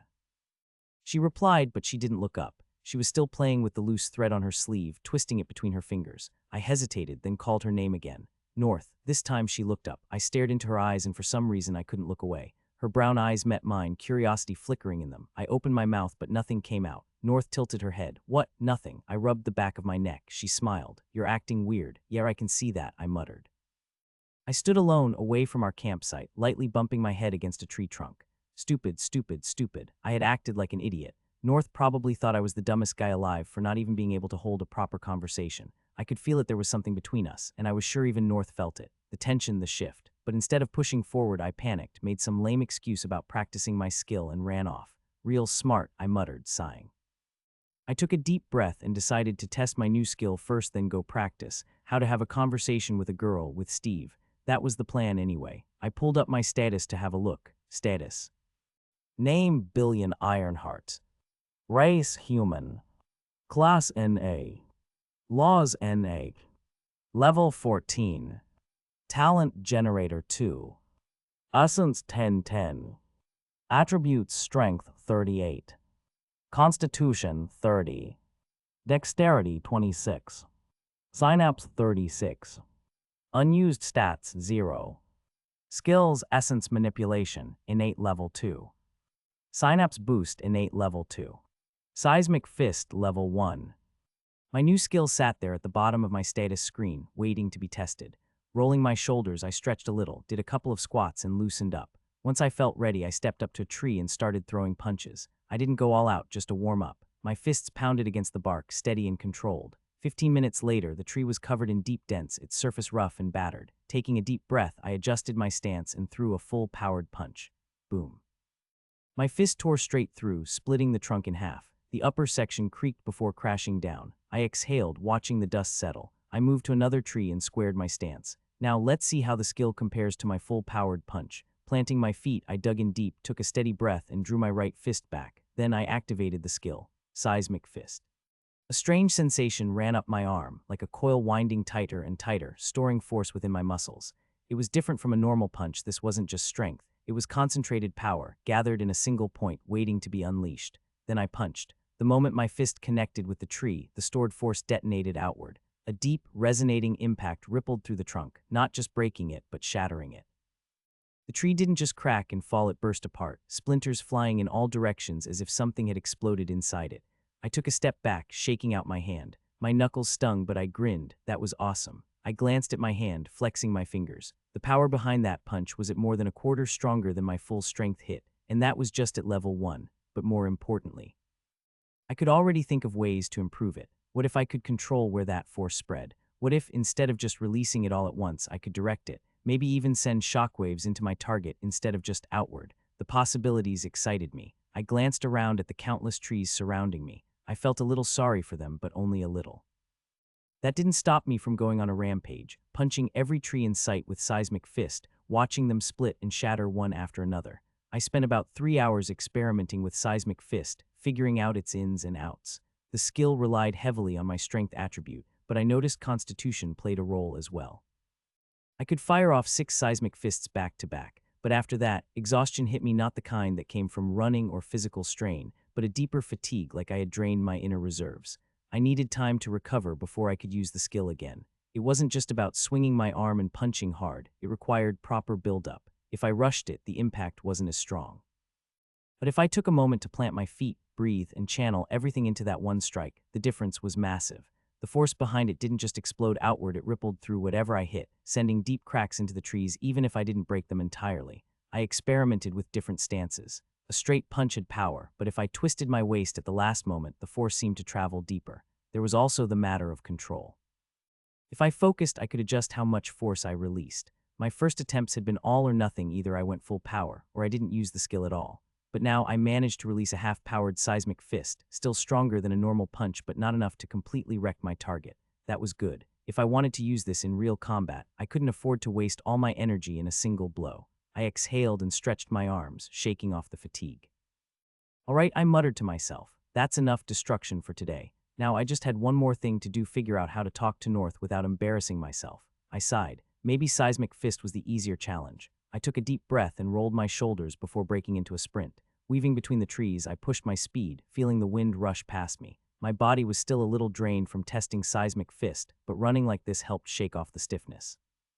The forest blurred around me as I jumped over roots and ducked under low branches. It didn't take long before I spotted Steve. He was sitting on a fallen log, slumped forward, elbows resting on his knees. His chest was rising and falling heavily, and he looked like he'd just finished a long workout. I slowed down as I approached. "You look like a dead man." Steve groaned without looking up. "I feel like one." Burst flash is brutal. "I think my legs are actually crying." I smirked. "That bad?"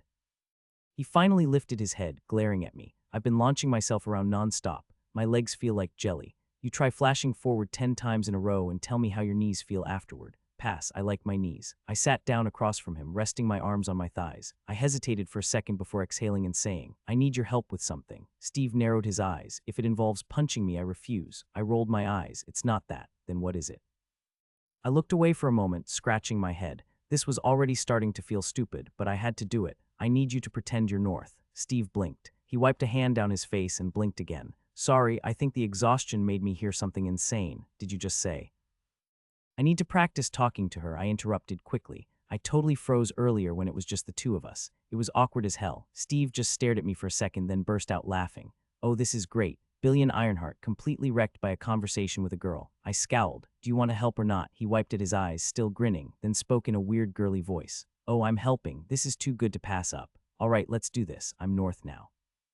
I immediately regretted my decision. Steve straightened his posture, flipped his hair dramatically, and in an absolutely ridiculous high-pitched voice said, "Oh, Billion, it's so nice of you to come find me. Whatever could you want?" I buried my face in my hands. "I take it back. This was a mistake." Steve ignored me and fluttered his eyelashes. "Oh no, are you blushing? How cute. What's wrong, Billion? Can't handle my beauty." I groaned loudly. "I'm going to punch you." "But Billion," he gasped, clutching his chest.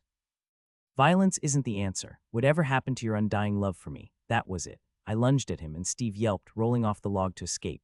His laughter echoed through the trees as I chased him down. We sprinted through the forest, Steve whining the entire time about his legs feeling like they were about to fall off. Before long, we reached our campsite, and I immediately slowed down, surprised by what I saw. North was standing there, but she wasn't alone. A girl and 2 boys were with her.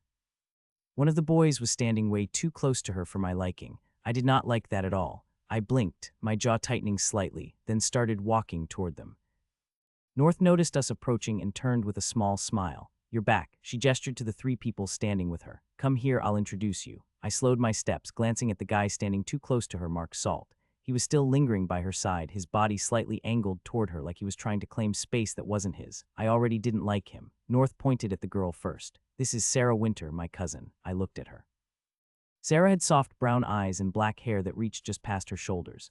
Her round, chubby face gave her a friendly look, and at about 57, she was slightly shorter than North. Despite her smaller frame, she carried herself with confidence. Sarah gave us a friendly wave. She had the same sharp eyes as North, but her expression was softer. "Nice to meet you guys. North talked about you a lot." Steve perked up. "Oh, only good things, I hope." Sarah chuckled. "Mostly." Then she glanced at me and winked.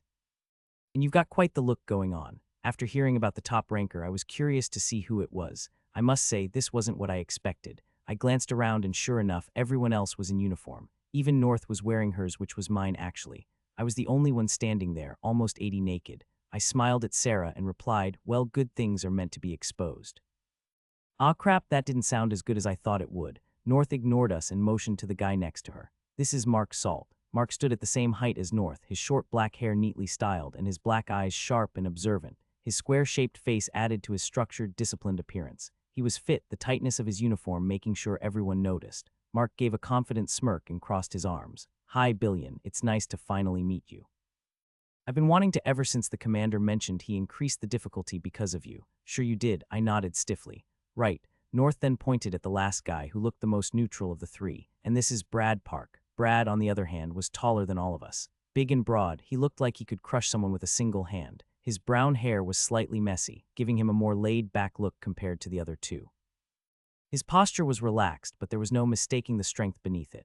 Brad gave us a nod. Hey, compared to Mark, he seemed more laid back, like he wasn't trying to impress anyone. North turned back to me and Steve. And these two are Billion and Steve. I've been fighting alongside them for the past week. Mark's smirk didn't fade as he glanced me up and down. What is your goal running around naked like this, Billion? I gave him a nod, keeping my expression neutral, to grow strong. He chuckled, the kind of laugh that carried just a hint of condescension.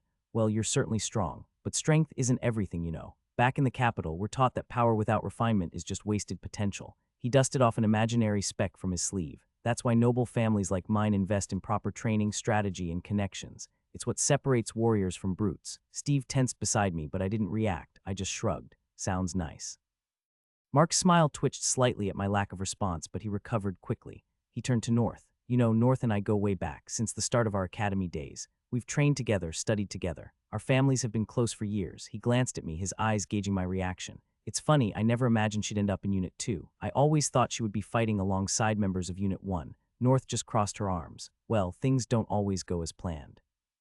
Mark's smile stiffened, but he kept going. Still, it's good to see you. You've always had talent, North. I remember when we used to spar, you were one of the few people who could beat me. North hummed unimpressed. And I remember you always dodging when things got too rough. Steve let out a quiet snort. I bit back a smirk. Mark chuckled, though his jaw clenched slightly. Tactical retreats, North. That's what separates a fighter from a reckless brawler. He glanced at me again, clearly hoping for some kind of reaction, but I just nodded. Right. Brad, who had been quiet the whole time, finally spoke up. So are we just going to stand here all day, or are we actually going to talk about something useful? Mark huffed a small laugh and shook his head. Patience, Brad. I was just getting to know Billion here. He turned to me again. You know, Ironheart, it's impressive how far you've come. Most people in your position would have struggled without proper training from an early age. I tilted my head slightly. Is that so? Mark gave a knowing nod, of course. See, in the capital, we start young structured training, disciplined guidance, exposure to advanced combat strategies. It's a different level of preparation. He smiled, but there was something pointed in the way he said it. I imagine it must have been different for you. I shrugged. Yeah, a little different. Mark seemed to be waiting for me to say more, but I didn't. The silence stretched for a second before he continued. Well, at least North has some familiar faces here. We've been through a lot together after all. He turned to her with a fond smile. Remember our first team exercise at the academy? We got paired up and ended up leading the group. The instructors said we had great synergy. North nodded, but her face remained unreadable. Yeah, I remember. It was a long time ago. Mark chuckled. Feels like just yesterday. We always made a good team, didn't we? North hummed in response, non-committal. I stayed silent, just watching. Mark was trying to get a reaction out of messably pushing the idea that he and North had history, that they belonged in the same world. But I wasn't about to play along. I simply crossed my arms and looked at him. Finally, North broke the silence. So I was thinking all of us could work together starting tomorrow and take on the abominations as a team. We can help each other out, make the best use of our abilities, and level up faster while improving our skills. I glanced at her, my brows furrowing. I didn't like that idea. Mark aside, none of these two were strong enough to fight alongside me. Even Steve and North struggled to keep up, let alone these three. Mark was level 9, while Sarah and Brad were only level 8. There was no way they'd be able to match my pace, not even Steve's, but it looked like things were going to be different now. Mark took that moment to speak up. Mark crossed his arms and shook his head. I don't think that's a good idea. North frowned. Why not? If we work together, we'll have better chances at handling tougher fights. Mark sighed as if he was being forced to explain something obvious. North, we've been together since the start of the academy. We know how to fight as a unit. Throwing in new people, especially ones we've never worked with, could mess up our coordination. He glanced at me and Steve, his expression unreadable. Besides, the way they fight is different from us, too reckless. I raised an eyebrow wondering. When did this Mark bitch saw us fight? Mark turned back to North, his voice softer. We should stick with what we know. You, me, Sarah, and Brad, we have been through everything together. It just makes sense. North hesitated. I watched her, feeling something tight in my chest. She wasn't really considering this, was she? She looked at me for a second and I met her gaze, waiting. I could see something in her gaze, but I wasn't sharp enough to understand such things, so I wanted her to just say whatever was on her mind. But then she simply nodded. All right, I'll go with you guys. I exhaled slowly, not even realizing I had been holding my breath. Good, Mark said, his smirk returning. Let's not waste any more time then. North gave me a small smile. Billion, we'll meet up later, okay? I nodded, keeping my expression neutral, and just like that, she walked away with them. I stared at her back as they walked away, saying their goodbyes. Mark shot me one last look, smirked, and then left with North. I stood in place silent, my mind filled with thoughts I couldn't sort out. I was pulled out of it when Steve spoke. You're thinking too much. Huh, I turned to look at him. He shook his head. Come on, let's sit and talk. He grabbed 2 water bottles, tossed one to me, and then sat down, leaning against a tree trunk. After taking a sip, he spoke again. So what's on your mind? You don't seem angry, he asked. I exhaled. I'm not sure who to be mad at myself for not being able to talk to her properly. Mark, since he's a jerk, or North for just leaving like that. Steve chuckled. You can't be mad at North. Those 3 have been her friends for years. You just met her a few days ago. You can't expect her to leave them and stick with you. Yeah, I get it. But that doesn't mean I have to like it. I snorted. Steve took another sip of water before speaking. You're really bothered by this, huh? I sighed, running a hand through my hair. It's not just that she left. It's Mark. He's only level 9, but the way he talks, you'd think he was leagues ahead of us. Steve scoffed. Capital kids, man, they're all like that. They grow up thinking they're special just because of their families. They get the best training, best resources, best everything. Even if they're weaker, they act like they're the strongest in the room. I frowned. It's annoying. He wasn't even subtle about it. He wanted North to leave us. And she went. Steve raised an eyebrow. Did you expect her to stay? I hesitated before answering. Maybe Steve gave me a knowing look. I think you're forgetting something important. North is from the capital too. I shrugged. She's not like them. Maybe not, but that's still where she's from. You can't blame her for wanting to be with people she's known for years. I didn't answer right away. I knew he was right, but it didn't make me feel any better. Steve smirked. You're sulking. I'm not. You are. I exhaled sharply. I just don't like how he acts like he owns her. Steve's smirk faded a little. Yeah, I noticed that too. He didn't even hide it. He probably sees you as competition. I let out a dry chuckle. Then he's an idiot. I trailed off, not sure how to finish that sentence. Steve grinned, not even interested. Because, man, you're so obvious. I glared at him, but he just laughed. Look, he said, leaning back, Mark's arrogant, yeah, but in the end, levels don't lie. He can talk all he wants, but if he can't back it up, it won't matter. I nodded slowly. You're right, now there's only one thing left to do. Smash some monsters right in front of his face. Let's see if he can keep that smirk then. Twisting the cap off my bottle, I downed the entire thing in one go before exhaling. Anyway, I've got the rest of the month to get North back to our camp. Steve nodded, leaning back. I continued, that aside, how should we approach the fight tomorrow? Steve stayed silent for a few seconds before answering. Well, what kind of future do you see for yourself? If you want to lead an army, then tomorrow's your chance to start. Take charge, lead everyone. But if you're set on being a lone wolf, then you should fight alone. That made me pause. I hadn't really thought that far ahead. But the truth was there wasn't much to think about. I was and always would be a lone wolf rushing ahead. Even the entire Unit 2 wouldn't be able to keep up with me. The Empire's army, even less so. I wasn't built to stay in formation, to lead from within the ranks. And my talent only reinforced that. I wasn't the kind of leader who stood in the middle of his people, giving orders. I was the one who carved the path forward, forcing everyone else to try and catch up. I wouldn't be staying in this world forever. There were stronger worlds out there, and I wanted to go, explore, maybe even conquer them. I smirked and looked at Steve. I think you already know what kind of future I'll have. Steve chuckled. Yeah, I know, and I like that. I'm not exactly social enough to follow you if you start playing commander. I'd rather go around slashing things alone. I laughed. Hell yeah. I stood up, stretched, and said, all right, let's spar for the rest of the day. There are a few things I want to try. Steve nodded, grabbed his sword, and got to his feet. Moving a short distance away from our camp, we began sparring. Israeli the commander Povey, I flew high above the sky, arms crossed, watching the members of Unit 2 rush toward the volcano. For the past 2 weeks, I had observed every fight, every decision, and every mistake they made. They had been thrown into the fire, and while they weren't perfect, they hadn't broken yet. That was good. It meant they had potential. What I hated most was complaints. We didn't have the luxury for that. Whatever was thrown at us, we fought through it. Simple. And I was pleased that out of the 100 members, only about 20 were still wasting time whining. The rest had understood either adapt or fall behind. My gaze shifted and settled on Billion Ironheart, the anomaly. He was raw, wild, and far stronger than anyone else in the unit. He tore through obstacles instead of maneuvering around them. I liked that. He was like me in that way, no nonsense, just smashing through problems. His growth rate was absurd. In just 2 weeks, he had gone from promising to outright dangerous. His current progress already matched the best of Unit 1, and that was good for me. No, actually, it would be even better if he grew far stronger than them. The members of Unit 1 needed a reality check. They needed to realize they weren't untouchable. Billion was also one of the few who truly understood my words when I told them that no one would die in the first month. It was a direct message that throw yourselves into danger, grow as much and as fast as possible while you still have a safety net. I had seen all his fights at the checkpoints, and my favorite was when he went to save Steve. The way he sprinted for hours without hesitation to reach his best friend, that kind of loyalty was admirable. I had also heard his discussion with Steve about the kind of warrior he wanted to be, and I approved. We needed men like that. Men who could stand at the front, not just as leaders, but as symbols, as guardians of our world. We had plenty of commanders, plenty of strategists. What we needed was a king. an ace we could throw against the Eternals and the threats lurking within our own empire. I narrowed my eyes. The internal threats. Even though we were at war with the Eternals, greed still thrived. There were always people looking to take advantage of the chaos, always scheming to gain power for themselves. My world wasn't strong enough to fend off all these dangers, not yet. It wasn't just the Eternals we had to worry about. There were factions within our own world, backed by other powerful worlds, that sought to overthrow the Rayleigh royal family and seize control.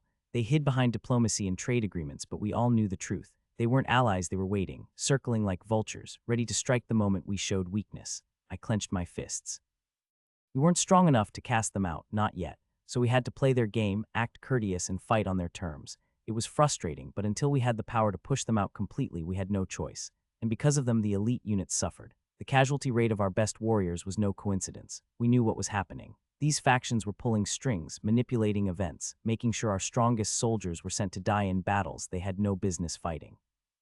They wanted to weaken us, to bleed us dry until we had no elites left. Once that happened, our world would fall into their hands without a single war. I exhaled slowly, forcing myself to relax. That was why I needed warriors like Billion Ironheart. If we couldn't win by playing their game, then we needed someone who could break the board entirely. Tomorrow, when the volcano abomination awakens, your real trial will begin, Billion, I murmured.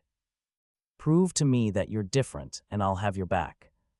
Billion's povey. I stood at the edge of the forest, arms crossed, staring at the distant volcano.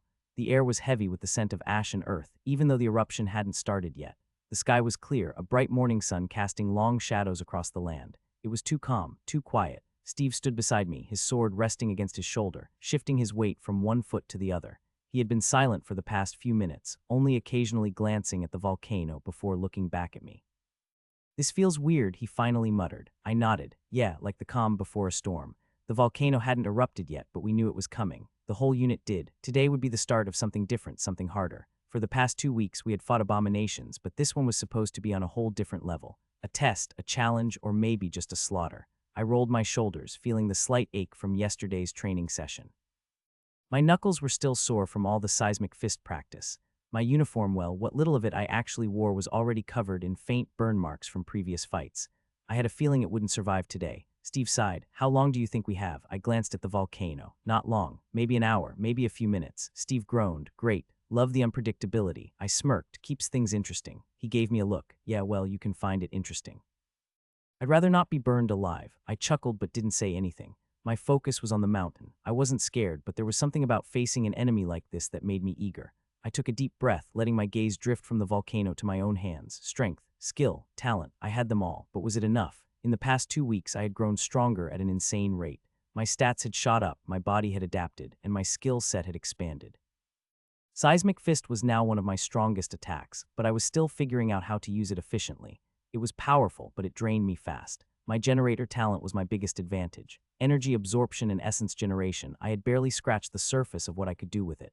Right now, I could absorb energy, use it to generate essence and boost my physical abilities, but I knew there had to be more. I just needed to push myself further.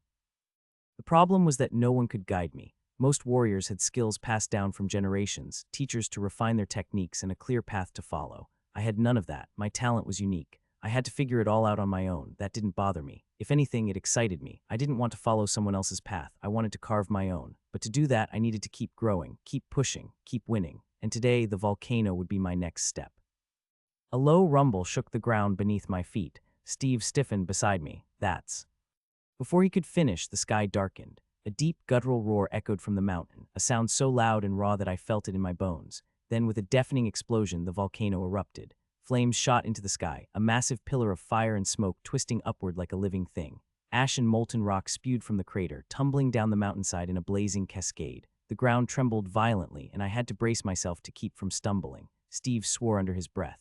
Well, that's definitely a wake. Chunks of burning rock, the size of houses, crashed into the ground, sending shockwaves through the earth. The heat hit us next, a wave of scorching air that felt like standing too close to a forge. Then came the figures. Silhouettes moved within the smoke and fire, shapes emerging from the inferno. Abominations. Their bodies twisted and molten, some covered in jagged black rock, others dripping lava as they stomped forward. They didn't just crawl out, they marched. As if they had been waiting for this moment. My fingers curled into fists and a slow grin spread across my face. Now this, I muttered, is more like it. I narrowed my eyes as I scanned the abominations emerging from the volcano, each one more terrifying than the last. At the front were the Inferno Hound's massive, four-legged beasts standing nearly 6 feet tall. Their bodies were covered in blackened, cracked hide, glowing faintly with the heat trapped inside. Their eyes blazed like embers, and each step they took left a trail of scorched earth behind them. Even from this distance, I could hear their guttural growls, deep and menacing. Behind them, towering figures marched forward, the magma golems. These hulking creatures stood at least 8 feet tall, their bodies appearing as if they had been molded from volcanic rock itself. Their hardened, blackened exteriors were cracked and jagged, glowing veins of molten lava pulsing beneath the surface. Each step they took sent tremors through the ground. To the sides of the golems, another group of creatures moved with unsettling agility, smoldering apes. They were nearly as tall as the Inferno Hounds but far bulkier, their thick chests and broad shoulders giving them a monstrous strength. Instead of skin, their bodies were lined with glowing magma veins, sizzling and hissing with every movement. Drool, thick and burning, dripped from their mouths, melting the ground beneath them. Then I saw something that made me pause. Another group of creatures emerged, ones I hadn't expected to see: blazing orcs. Their sheer size rivaled that of the magma golems, but unlike the slow-moving titans, these creatures were built for war. Their skin was a deep, molten red, glowing faintly from the magma coursing through their veins. Jagged, rock-like protrusions jutted from their shoulders and backs, adding to their already menacing forms. Each orc carried a massive club, its surface covered in molten cracks, the spikes on it glowing with intense heat. I exhaled slowly. This wasn't just a random eruption of abominations. This was an army. Silence stretched across the battlefield, heavy and suffocating. The only sounds were the distant rumbling of the erupting volcano and the steady, thunderous march of the abomination army. There were only 2 battlefronts for this fight, on our side, where we stood, and another behind the volcano, where more abominations were likely gathering. The creatures continued to emerge, splitting into groups as they moved toward both battlefields, their numbers growing by the second. I shifted my gaze, scanning the warriors of Unit 2 scattered around me. Many stood frozen in place, their faces a mixture of shock, disbelief, and fear. Some gripped their weapons tightly, knuckles turning white, while others trembled at the sheer scale of what we were up against. I glanced around, searching for Logan, but I couldn't find him anywhere. The last time I saw him was back when I was leaving for Checkpoint 22. Had he fallen behind, or had he chosen to fight at the other battlefield? I made a mental note to look for him later. Finally, my eyes settled on a familiar figure standing with her group north.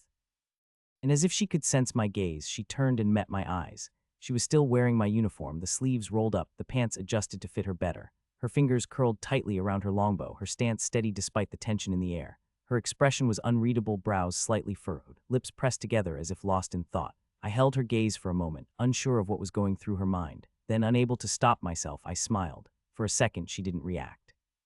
But then slowly her expression softened. Her grip on the bow relaxed, and she smiled back. Even with the battle looming ahead, that moment made everything feel a little lighter. I shifted my gaze away from north and focused straight ahead. Rolling my shoulders, I cracked my knuckles, feeling the anticipation settle into my bones. One last check of my status, everything was perfect. My essence store sat at full capacity, 10 out of 10. Taking a deep breath, I funneled all 10 points into dexterity, pushing it to 36. Immediately, my body felt lighter, more responsive. Speed was going to be my biggest advantage here. My plan was simple: cause as much havoc as possible. I'd tear through the battlefield, smash apart some abominations, and get a feel for how each type moved, attacked, and reacted. Closing my eyes for a brief second, I activated my talent, Power Up. A deep, rhythmic thrum pulsed from my chest as my generator core roared to life. I felt the familiar surge of energy flood my system, my muscles tightening, preparing to absorb and generate essence.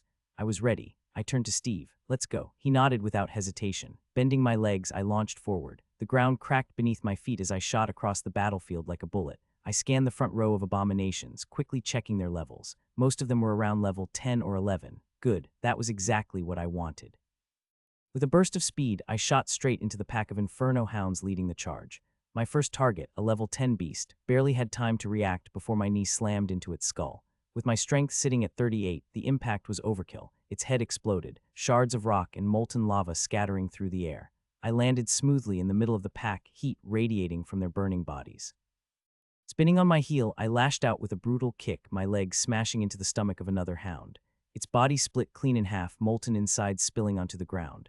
The heat around me intensified, the air thick with scorching energy, but I ignored it. My eyes locked onto another hound lunging at me, jaws wide open, flames flickering between its teeth. I caught it mid-attack, gripping its lower jaw with one hand.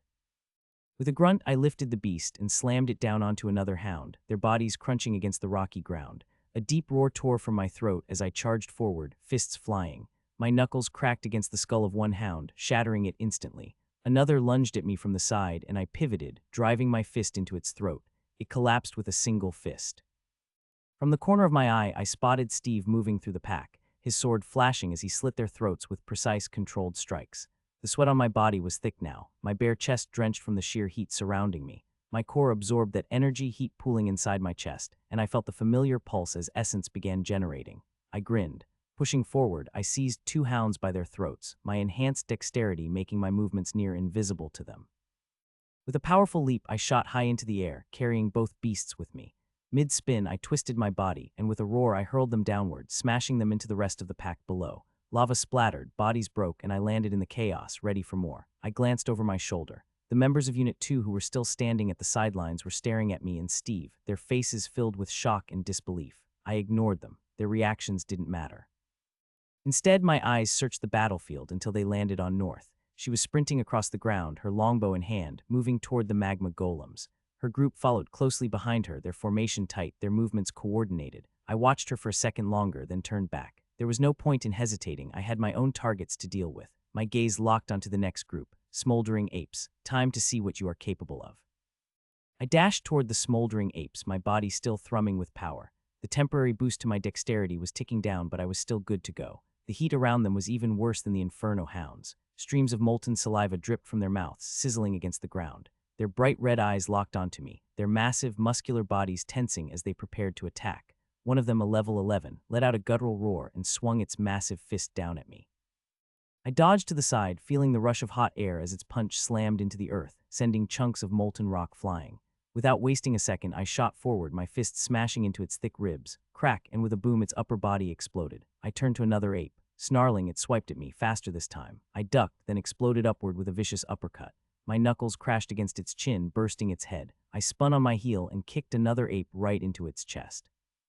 Its body lifted off the ground for a split second before it came crashing down. Before it could recover, I grabbed it by the throat and slammed it onto the ground again, a burst of heat rising from its body. The other apes howled in rage and charged. One leaped high into the air, its arms raised to smash me into the ground. I bent my knees and jumped toward it, meeting it mid-air. My knee drove into its gut, and before it could react, I grabbed its arms and spun, using the momentum to hurl it straight into another ape below.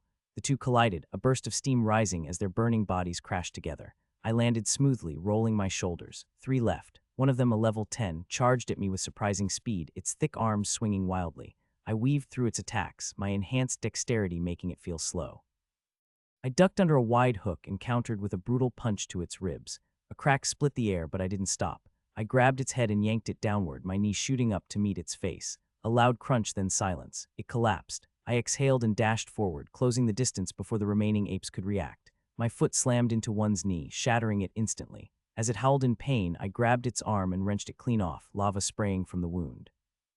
Then with a backhanded slap, I shattered its head. Only one ape remained from this group. In a blur, I appeared behind it. My arm wrapped around its thick neck, and with a sharp twist, I snapped its neck and pulled the head out from its body. Its burning body slumped to the ground, lifeless. I straightened, rolling my neck. My heart thrummed as my core absorbed the energy, converting it into fresh essence. I clenched my fists, feeling the surge of power run through me. Now, on to the next enemy.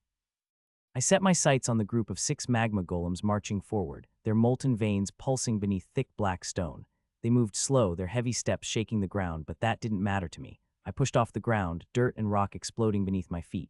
I sprinted for a few seconds and then burst forward. In an instant, I was in front of the first golem. My fist shot out, slamming into its face. Boom! Its head shattered, molten rock spraying as its body collapsed. Before the pieces even hit the ground, I twisted mid-air, my fist already driving into the next golem's skull.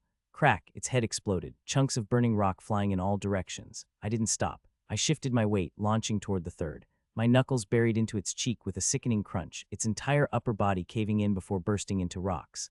I spun, caught movement in my peripheral, and snapped my elbow into the jaw of another golem behind me. Its head cracked apart like brittle stone, and I followed through with a backhand that sent its remains flying. The last 2 golems raised their arms, too slow. I was already moving. I crouched low, then surged upward, an uppercut slamming into the 5th golem's chin. Boom! It shot into the air before breaking apart mid-flight, lava and stone raining down. The final golem barely had time to turn before I leaped, and my palm came crashing down onto its head. Bang! Its head shattered instantly, and its massive body slumped over like a puppet with its strings cut.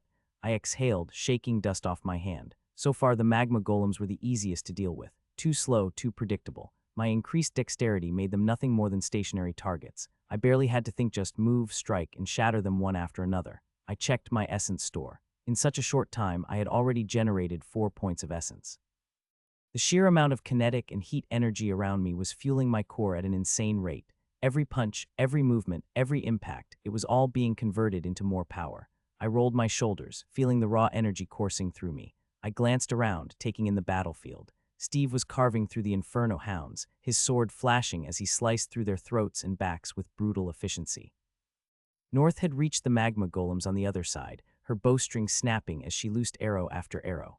Beyond them, more members of Unit 2 were finally joining the battle. I shifted my gaze and locked onto the blazing orcs next. I rushed forward, my eyes locked onto the 4 blazing orcs ahead. Each one towered over me, their massive bodies glowing red from the molten energy flowing within. In their hands, they gripped rocky, spiked clubs, brutal weapons meant to crush anything in their path. The first orc roared and swung its club down toward me. Instead of dodging, I raised my forearm and caught the brunt of the strike. A heavy shockwave rippled through my body, the force pressing me down slightly, but I held firm. My muscles burned, but I didn't break my stance. The orc's molten eyes widened, slightly surprised that I didn't crumble under its strength. Before I could counter, another orc lunged from the side, swinging its weapon toward my ribs. I shifted just enough to absorb the blow with my other arm. The impact sent me skidding across the ground. I clenched my fists, eyes narrowing. These orcs weren't just mindless brutes. They were fast, their attacks refined, their footwork sharp. They weren't just relying on brute strength, they fought with skill. A grin spread across my face. This was going to be fun. The orc lunged at me, raising its club high. I sidestepped, feeling the rush of air as the weapon smashed into the ground, sending molten rock spraying everywhere. Before it could lift its weapon again, I exploded forward, my fist driving straight into its chest. The impact caved in its ribs and sent cracks spreading across its molten skin. It barely had time to gasp before its body shattered, chunks of hardened rock and magma scattering across the battlefield. I snatched its club from the ground. It was heavy, but in my hands it felt just right. My fingers tightened around the rough stone grip. The remaining 3 orcs snarled, stepping forward in unison. The closest one lifted its club high, but I moved first. With a burst of speed, I swung my stolen weapon sideways, the sheer force behind it smashing through the orc's waist. Its body split in half, magma spilling onto the ground like blood. I spun, shifting my grip, and lunged at the next orc. It tried to block with its weapon, but I twisted mid-air and brought the club crashing down on its head. The impact split its skull open, magma spraying from the cracks before its body collapsed into a heap of molten rock. I looked at the last orc. I shot forward, gripping the club with both hands, and swung upward. The jagged spikes slammed into the orc's chin, snapping its head back violently. Its molten veins pulsed one last time before its body fractured from the force, breaking apart in a shower of fiery debris. I exhaled, tossing the club aside. My heart thrummed with essence, and my body was heating up nicely. I was getting into the rhythm, but this wasn't enough. I needed stronger enemies, not these level 10s and 11s.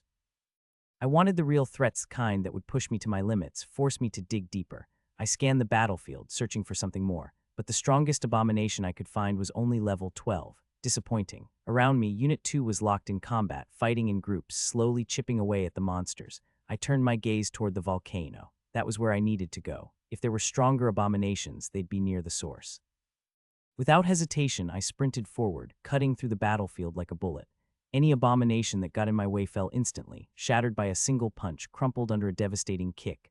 Their bodies barely slowed me down. The further I pushed, the more I cut through the first wave, at least 60 abominations standing in my way. They fell one after another, shattered by my fists and crushed beneath my strides. I didn't stop, didn't slow down. By the time I reached the halfway point, the battlefield behind me was littered with broken bodies, and I had already left them all behind, moving straight toward the mouth of the volcano.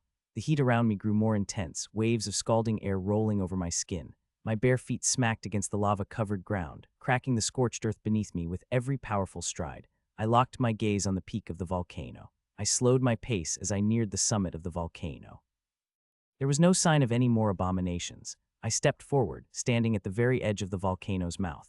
The heat was suffocating, pressing down on me like a living forge. Waves of scalding air rolled upward from the molten depths, distorting my vision and drying the sweat on my skin before it could even form. The ground beneath my feet was cracked and charred, radiating heat so intense that even breathing felt like inhaling fire. Below me, the massive crater stretched nearly 100 feet deep, a lake of molten rock bubbling and roiling. The volcano sounded like a slumbering beast, growling in its sleep. Each time the lava shifted, thick plumes of steam and toxic fumes hissed into the air, the stench of burning minerals and sulfur filling my lungs. But what caught my attention weren't just the fiery depths. It was the 4 tunnels carved into the inner walls of the crater, evenly spaced around the perimeter. Each tunnel had guardians. Abominations stood at the entrances. Each of the 4 different abominations fighting outside occupied one tunnel. I frowned. There was no visible way for them to climb out of those tunnels. No ledges, no steps, nothing that would allow them to ascend. Suddenly I thought of something. Did the eruption itself launch them to the surface? The volcano wasn't just spewing fire, it was spewing monsters. The realization sent a thrill through me. This wasn't just some random spawning ground, this was a hatchery, a nest designed to create and unleash wave after wave of destruction. And I had no doubt that deeper inside, stronger creatures were waiting to emerge. I took a slow breath, feeling my generator core hum within my chest. My body had been absorbing the ambient heat all this time, the scorching temperature feeding into my essence store. The kinetic energy from my movements and the heat radiating from the volcano were fueling me, turning every moment into raw, usable power. Good. I scanned the tunnels, my eyes locking onto one in particular, the one where 2 orcs stood. They were bigger than the ones I had fought before, their molten red skin glowing beneath the cracks of their hardened exteriors. Each one gripped a massive spiked club, heat radiating off the weapons like they had been pulled straight from the forge. Level 13. Perfect. I took a step back, steadying myself. The volcano rumbled beneath me, another low growl from the beast slumbering below. I could feel the next wave building, but I had no intention of waiting. For the first time since the battle started, I activated my skill, essence manipulation. A surge of raw power flooded my limbs as I channeled essence into my legs, compacting and reinforcing my muscles. My body tensed, energy coiling like a compressed spring, heat and kinetic force merging into one explosive motion. Then I moved, a short sprint, a single devastating leap.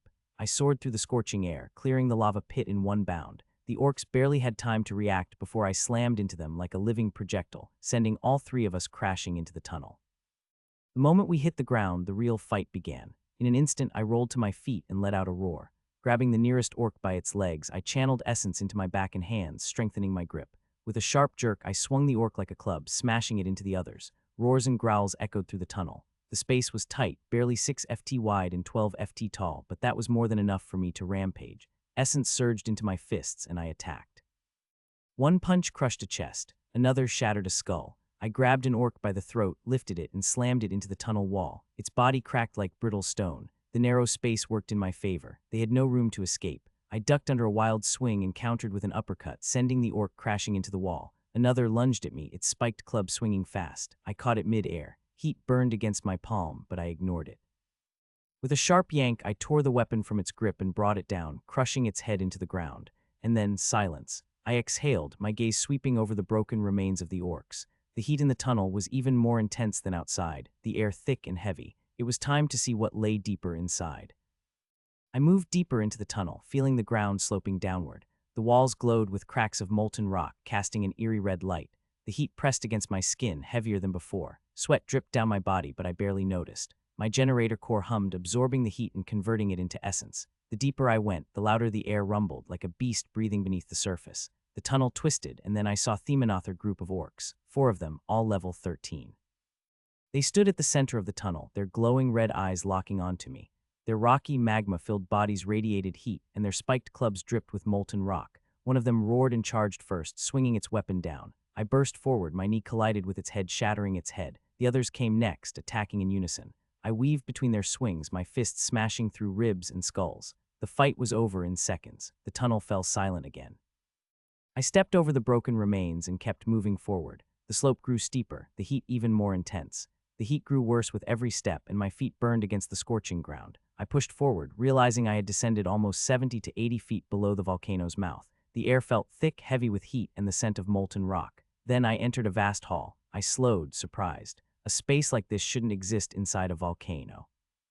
Massive stone pillars stretched up, supporting a ceiling nearly 2 stories high. The walls and floor looked carved and reinforced, as if something had deliberately shaped this place. Despite the structure, the heat was unbearable. Just standing there made my skin sting. But what caught my attention were the magma pods. They covered the floor, the walls, even parts of the ceiling, pulsing faintly with energy. Inside each pod, I could see orcs, their massive bodies curled within, their forms barely visible through the thick molten shell. I frowned and scanned them, but no system alert appeared. Then my gaze shifted to the center of the hall. 3 orcs stood there, gripping their spiked clubs. Their glowing red eyes locked onto me, their molten veins pulsing with heat. I scanned them. Level 16. A grin spread across my face. Finally, some good action. I rolled my shoulders and stepped forward to meet them. The orcs didn't wait. As soon as I stepped forward, they charged. Their heavy bodies shook the ground, their skin glowing like molten rock beneath hardened black plates. The heat pouring off them was intense. I could feel it scorching my skin with every step they took. The first orc swung its club in a wide arc, aiming to crush me in one blow. I braced my legs, channeled essence into my arms, and caught the club with both hands. My muscles tensed, the force behind the swing pushing me back an inch, but I held firm. Before I could counter, the second orc lunged from my right, its weapon crashing down toward my shoulder. I twisted, letting the attack skim past me, the heat searing across my bare skin. But the third orc was already moving, faster than I expected. A fiery fist slammed into my ribs, sending a shockwave of pain through my body. My feet slid across the stone floor, the heat making it hard to maintain my footing. I exhaled sharply. Ouch. I pushed essence into my legs and burst forward. The second orc lifted its club for another swing, but I was faster. I slammed my fist into its gut, the impact cracking its hardened skin. It staggered, and before it could recover, I spun and drove an elbow into its jaw. The third orc lunged at me from behind, but I caught its movement from the corner of my eye. I ducked just as its club whooshed overhead. In the same motion, I grabbed its arm and, with a surge of essence, twisted my body and hurled it into the first orc. The two of them crashed into a pillar, the stone cracking under their combined weight. The second orc recovered, letting out a guttural roar as it came at me again. I met its charge head-on, essence flooding into my arms. My fist slammed into its chest, this time with enough force to shatter through its rocky armor. Magma leaked from the wound as the orc choked, staggering back. The other two pulled themselves from the wreckage, their eyes burning with fury. They rushed me together. I welcomed it. I pivoted, dodging the first club strike while slamming my knee into the third orc's stomach. At the same time, I caught the first orc's wrist mid-swing and twisted it violently, snapping the joint. Its weapon clattered to the ground. With a final burst of essence, I grabbed the weakened orc by the head and drove it into the stone floor. The impact shattered its skull, sending cracks spiderwebbing through the ground. 2 left. The second orc let out a bellow of rage and swung wildly. I sidestepped, my speed overwhelming its sluggish movements, and delivered a clean uppercut to its jaw. Its head snapped back, and I followed up with a sharp kick to its knee, forcing it to buckle. A final strike to its neck put it down for good. The last orc hesitated for a split second. I was already in front of it. I caught its throat with one hand and squeezed, lifting it off the ground. Essence surged through me, and with one final motion, I slammed the orc into the nearest pillar. Stone cracked, and the creature's body went limp. Silence settled over the hall, broken only by the distant rumble of the volcano. Then I saw the message. Level up, level 14, level 15. I rolled my shoulders, my skin still burning from the heat. A smirk tugged at my lips. That's more like it. I added 2 points to strength and 3 to constitution, feeling the immediate shift in my body. Then I pulled up my status to take a look. Status. Name Billion Ironheart. Race Human. Class NA. Laws NA. Level 14. Talent Generator 2. Essence 510. Attributes Strength 40. Constitution 33. Dexterity 28. Synapse 36. Unused stats 0. Skills Essence Manipulation Innate Level 2. Synapse Boost Innate Level 2. Seismic Fist Level 1. I put points into Constitution to withstand the heat around me. Taking a deep breath, I let my essence generator absorb the lingering heat in the air, fueling my body. If level 16s were guarding this place, what else was waiting deeper inside? I picked up 2 clubs, one in each hand, giving them a few test swings before heading toward the end of the hall. Another tunnel stretched ahead, its entrance framed by the glow of magma. Leaving the pulsing pods behind, I stepped inside. I moved through the tunnel as it twisted downward, the heat growing thicker with every step. Finally, I reached a gaping hole in the ground. Peering down, I spotted another floor below. Without hesitation, I dropped down. I landed smoothly from nearly 20 feet, my body absorbing the impact with ease. The space around me stretched wide, a massive cavern carved deep within the volcano. Unlike the structured hall above, this place felt raw and untouched. Jagged black rocks jutted from the walls and ceiling, some glowing red-hot from the heat. Magma dripped from cracks above, hissing as it splattered onto the stone floor. Pools of molten lava bubbled across the cavern, casting flickering light against the rough, uneven walls. The ground beneath me was a mixture of hardened lava and smooth black stone, cracked from the heat. And then there were the pods. They covered everything, hanging from the ceiling like bloated sacks, lodged into the walls, clustered together in uneven piles along the ground. These weren't like the ones above. They were larger, their surfaces thicker, and they pulsed with slow, deep movements. Whatever was inside them was bigger, stronger. I turned around to take in the entire space, then froze. What the fuck? I jolted back, my breath catching. Standing right in front of me was our commander, Arcus Rayleigh. Who is that? How you greet your command? I snapped to attention. Soldier Billion Ironheart, reporting, Commander. Arcus tilted his head, rubbing a hand over his bald head. Commander, I thought you preferred to call me Bald Demon. Didn't you? I stared straight into his eyes and kept my mouth shut. What happened? You're usually full of energy, but now you don't even have the strength to speak. We'll talk about energy when I'm as strong as you, Bald Demon. No, Commander, I replied. What do you mean, no, Commander? Are you saying you're not energetic? I am energetic, Commander. Very energetic, I replied. Arcus shook his head with a grin, then patted my shoulder. You can relax, Billion. I don't follow military rules that strictly, but as long as you're in Unit 2, you still have to call me Commander. I nodded and let my shoulders loosen a little. Arcus studied me for a few seconds before gesturing toward the massive cavern. What do you think this place is? I glanced around, taking in the pulsing pods, the heat, the magma pools. I think this is the orc abomination's nest. You mentioned a powerful abomination being caged here, right? Maybe this is where the orcs are created. Arcus shook his head. You've got two things wrong, Billion. First, these orcs aren't abominations. I frowned. They're not, then what are they? They're creations of that powerful abomination. The orcs, the golems, even the hounds outside, they're not independent creatures. They're puppets, maybe even just summoned pets. They were created using laws and essence. I narrowed my eyes. Laws. If it can create this many creatures, just how strong is this abomination?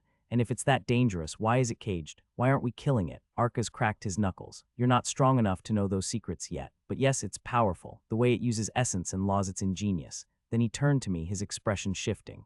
Arcus shook his head, a small grin tugging at the corner of his lips. The second thing you got wrong is that this isn't where they're created. But you were right about one thing, that this is a nest. I nodded at his explanation, but before I could ask anything, he continued.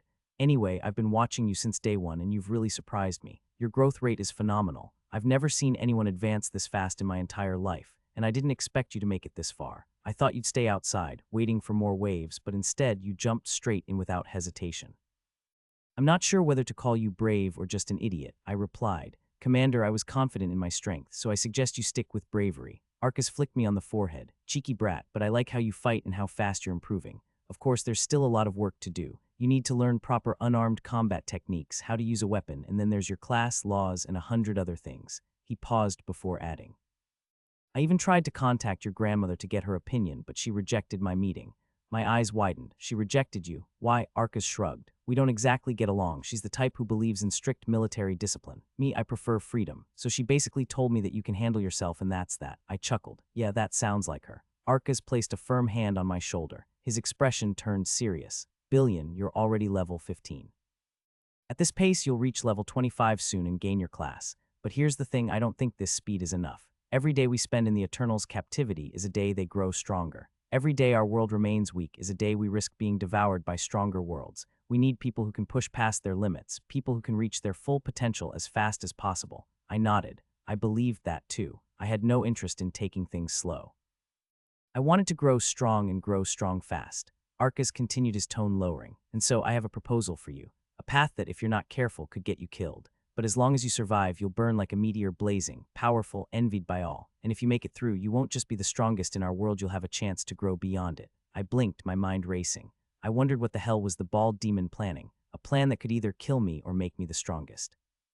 I wasn't sure what that could be, so I asked, what kind of proposal do you have, Commander? Arcus nodded. Before I tell you, do you remember how levels are divided into ranks? I nodded. Yeah, we learned it in the academy, and I explained to him what I knew. The system divided the levels into ranks. There were 3 ranks that we were taught at the academy. Mortal rank level 0, 99. Master rank level 100, 199. Grandmaster rank level 200, 299. When a person gained their class, they also obtained the ability to use essence at some level, granting them powers related to elements and other natural laws. The major differences between ranks were also tied to essence. Mortal rank individuals could only use essence in limited quantities, either through their class skills or other specific skills. This stage served as their introduction to essence, allowing them to grasp its basic applications, but mortal ranks could never directly control essence. Upon evolving at level 100 and reaching master rank, everyone gains the essence stat, and their ability to sense and manipulate essence expands significantly. Master ranks could wield minor laws, integrating them into their combat style, skills, and even their class abilities. Grandmaster ranks possessed a deeper comprehension of minor laws than master ranks, capable of understanding and utilizing multiple minor laws at once. Our status only showed ranks after we gained a class. The strongest people in our world were grandmasters. Even the emperor was only grandmaster rank. Arcas continued, "Right, now, you must also understand that there are higher ranks beyond our world." Then he told me the ranks beyond grandmaster rank. Transcendent rank level 300-499. Saint rank level 500-699. Demigod rank level 700-899. God rank level 900-1000. My jaw dropped. Demigod, God, what the fuck? Why would they use these names? Are they really that strong? I couldn't hold back my curiosity. God, why call it that? Arcas smiled. Because they're like gods, so strong they could destroy our world with a flick of their hand. I stared. That strong? Do they actually exist? Arcas shook his head. We've only heard rumors. No one's ever seen one. But if the system exists, why not God-rank people? I swallowed. He wasn't wrong. Anyway, I have 2 reasons for telling you this. Arcas took a deep breath. First, no one in our world has ever crossed Grandmaster rank. It's too difficult. To become transcendent, you need strength, potential, and time. And by the time most of us reach the peak of Grandmaster, we're too old. He sighed, shaking his head. And the second reason I'm telling you this is because there was a time when none of us had ranks, only levels. The system never divided levels into ranks. Arca's eyes narrowed. But then the Eternals came. His voice carried a weight that made me tense. We were shocked to discover that the Eternals had no levels, he continued, and even more shocked to learn they had no system at all. I froze. No system, no levels, that didn't make sense. Every awakened person in our world had the system. The system was the foundation of our strength, the very thing that dictated how we grew. And yet, the Eternals, the most powerful beings we had ever encountered, didn't have it. A chill ran down my spine. If they weren't bound by the same rules as us, then what kind of monsters were we really up against? Arcas pulled me out of my thoughts, but then something unexpected happened. The system updated itself and introduced ranks, and that's when we realized the Eternals already had ranks. No one, not even the people of the Prime Galaxy, had ever recorded an instance of the system updating itself. It was as if the system was adapting just to recognize their power. The system updated itself. That meant it wasn't some rigid, unchanging force like I had always believed. It was adaptable. The fact that it reacted to the Eternals meant it had the ability to evolve, to recognize something beyond our understanding and adjust accordingly. But what did that say about the Eternals themselves? Were they anomalies that even the system had to account for, or was the system always meant to reveal deeper layers only when the right conditions were met? I looked at Arcas and asked, "But Commander, if they don't have a system, how do they progress and grow stronger?" Arcas exhaled, his gaze distant. "I'm not sure about the higher levels, but just like we awaken the system, they awaken an essence core when they're young. And to advance through the ranks, they refine and upgrade that core. An essence core, so they don't rely on levels or stats, they have their own way of growing stronger." That completely changed how I viewed them. If they weren't bound by the system, did that mean there was no limit to their strength, no predefined path to follow? It was unsettling. The system was something I had always relied on, something everyone relied on, but the Eternals had existed without it and thrived without it. Did the system actually hold us back? That thought unsettled me, and my brows furrowed. Arcas chuckled. "You're overthinking it. Don't start doubting the system." I stayed silent as he continued. "Now that you understand our ways of progressing are different, you should also realize something else. Both we and the Eternals have our own advantages, but the biggest advantage belongs to us because the more we kill, the stronger we become. We level up." "That is true," I nodded. Arcas continued, "Exactly. That's why the Eternals pulled back from the front lines. The more they fought us, the more our people died, but those who survived kept leveling up, growing stronger with each battle. They couldn't let that continue and so unleashed the abominations and created the phantoms."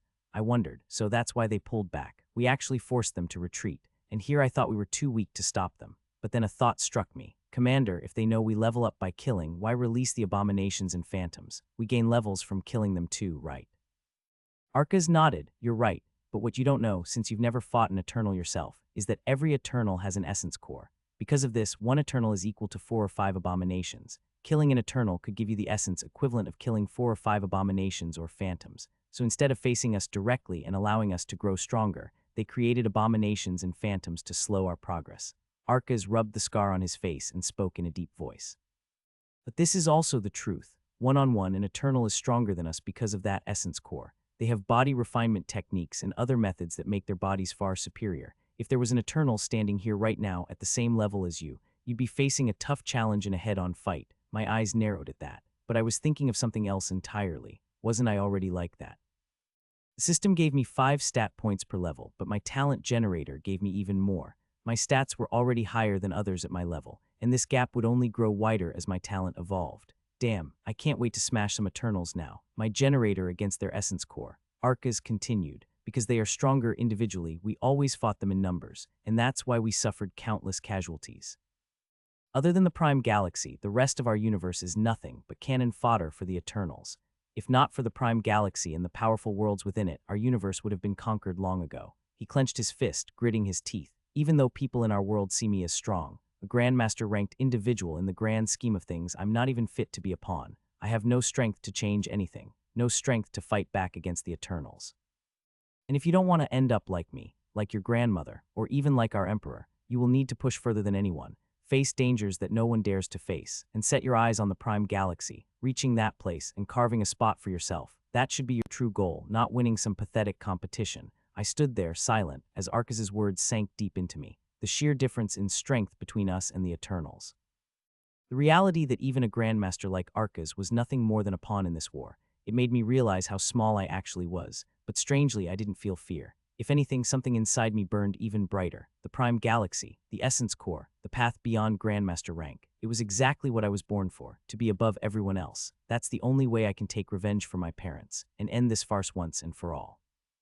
My fists clenched as I suppressed the energy bubbling inside me. My muscles burned with the urge to move, to hit, to destroy something. I couldn't hold it in any longer. "I'm sorry, Commander," I said, dropping into a squat. My mind kept drifting back to the Prime Galaxy. Another squat. How strong were the people there to defend an entire universe by themselves? Another squat. How strong were their talents, their classes, their skills? Another squat. I wanted to know. I needed to know. My eyes burned with excitement as I pushed myself again and again, until Arcas's booming laughter snapped me out of my thoughts. Ha ha ha ha. He placed a heavy hand on my shoulder, stopping me before I could drop into another squat. "I like you, Billion. We need hot-blooded men like you." He stepped back, creating some distance between us. Then he raised his palm toward me. "I've already made up my mind about you the day you reached level 10, but I want to do one final test." His sharp gaze locked onto mine as he continued. "Hit me with your best shot. Use the skill you chose. If you pass, I'll give you a path that will make you the strongest person in our world. If you fail," he smirked, "well, you can continue being the strongest in Unit 2. He lowered his stance slightly, palm still raised. "It's up to you. Do you want to be the strongest in a unit, or the strongest in this world?" My eyes burned with excitement. I've always loved tests, and why wouldn't I? I've crushed every single one so far. I clenched my jaw and stepped back. Taking a deep breath, I focused my thoughts on the upcoming tasks. I poured all the essence my generator core was producing straight into strength, temporarily boosting it by 6 points. My muscles tightened and compressed as raw power surged through me. I twisted my body, lowering my stance, and pulled my fist to my side just like charging a blast. I activated my new skill, Seismic Fist. I felt it instantly. The strength flowed, rushing through my body, burning through my veins and flooding into my right fist. I could feel strength increasing in my fist and my muscles straining, but I kept charging it, and I kept pushing more and more. Arcas narrowed his eyes as he felt the pressure rising around me. The world went silent for me, my focus entirely on the fist. Then I stepped forward. Boom. The ground beneath my feet exploded as I launched forward like a bullet, my fist tearing through the air and leaving a whistling sound behind. Ha! My punch collided with Arca's palm, and the silence remained. There wasn't even a single change in his expression. To me, it felt like I had punched a void, something that swallowed my entire strength without a trace. I straightened up, locking eyes with him. Seconds passed. Then finally, Arcas spoke. "Now that's what I'm talking about." I exhaled in relief, a smile creeping onto my face. He nodded. "Once again, you've exceeded my expectations, Billion. But this is good, very good. I'm confident I'm making the right decision." Arcas looked at his palm, clenching and unclenching it a few times, nodding to himself as if confirming something. Then his gaze shifted back to me. "All right, here's the plan, Billion," he said. "Every month or two, I will personally assign you a mission.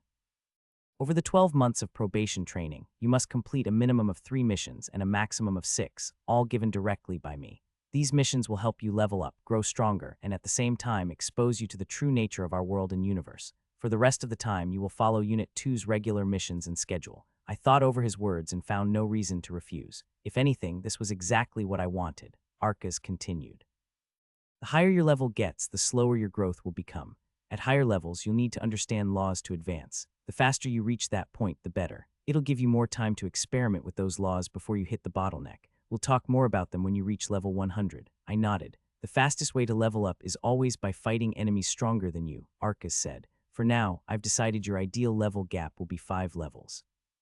You'll fight enemies 5 levels higher than you. As you grow stronger, we'll either increase the gap, or simply increase the number of enemies you face. He turned and glanced at the pulsing pods around us. I'll also allow you to fight phantoms before schedule. Normally, that's something we do at the end of probation, but we can speed that up. I'll also take you to specific abomination nests where you can fight against one type of abomination and develop your combat style around them. And finally, he looked back at me. I'll give you rare and powerful skills that normal soldiers don't have access to. Our goal will be to level up those skills as fast as possible, max them out, and evolve them. As for laws, we'll aim for the rarest and most destructive ones, but that can wait for now. I listened to Arcus's plan and couldn't help but feel a grin creeping up my face. I liked it. No, I loved it. Leveling up fast was exactly what I needed. The faster I pushed my attributes to their limit before reaching my class, the stronger my foundation would be. This level gap training was perfect for that. I nodded and asked, "All right, so when do we start?" Arcus smirked. "We start right now. You see all these pods, they're controlled by that abomination, and right now. That abomination is under my control. I'll start releasing stronger orcs beginning from level 20. At first, 1 at a time, then 2, then more. The difficulty will keep increasing until the end of the month. You will stay here and fight alone. Kill fast, refine your skills, and level up. I'll see you at the end of the month. I have to oversee Unit 2. With that, Arcus gave me a nod and zoomed through the hole I had come from, leaving behind only a gust of wind. He was fast, so damn fast. I clenched my fists, excitement surging through me. I wanted to fly like that one day, but that could wait. Right now I had orcs to kill. I rolled my shoulders and focused on the pods in front of me. Any moment now. I pulled up my status screen to take one last look. Status. Name Billion Ironheart. Race Human. Class NA. Laws NA. Level 15. Talent Generator 2. Essence 010. Attributes Strength 45. Constitution 33. Dexterity 28. Synapse 36. Unused stats 0. Skills Essence Manipulation Innate Level 2. Synapse Boost Innate Level 2. Seismic Fist Level 1. The temporary strength boost was still active and everything else looked perfect.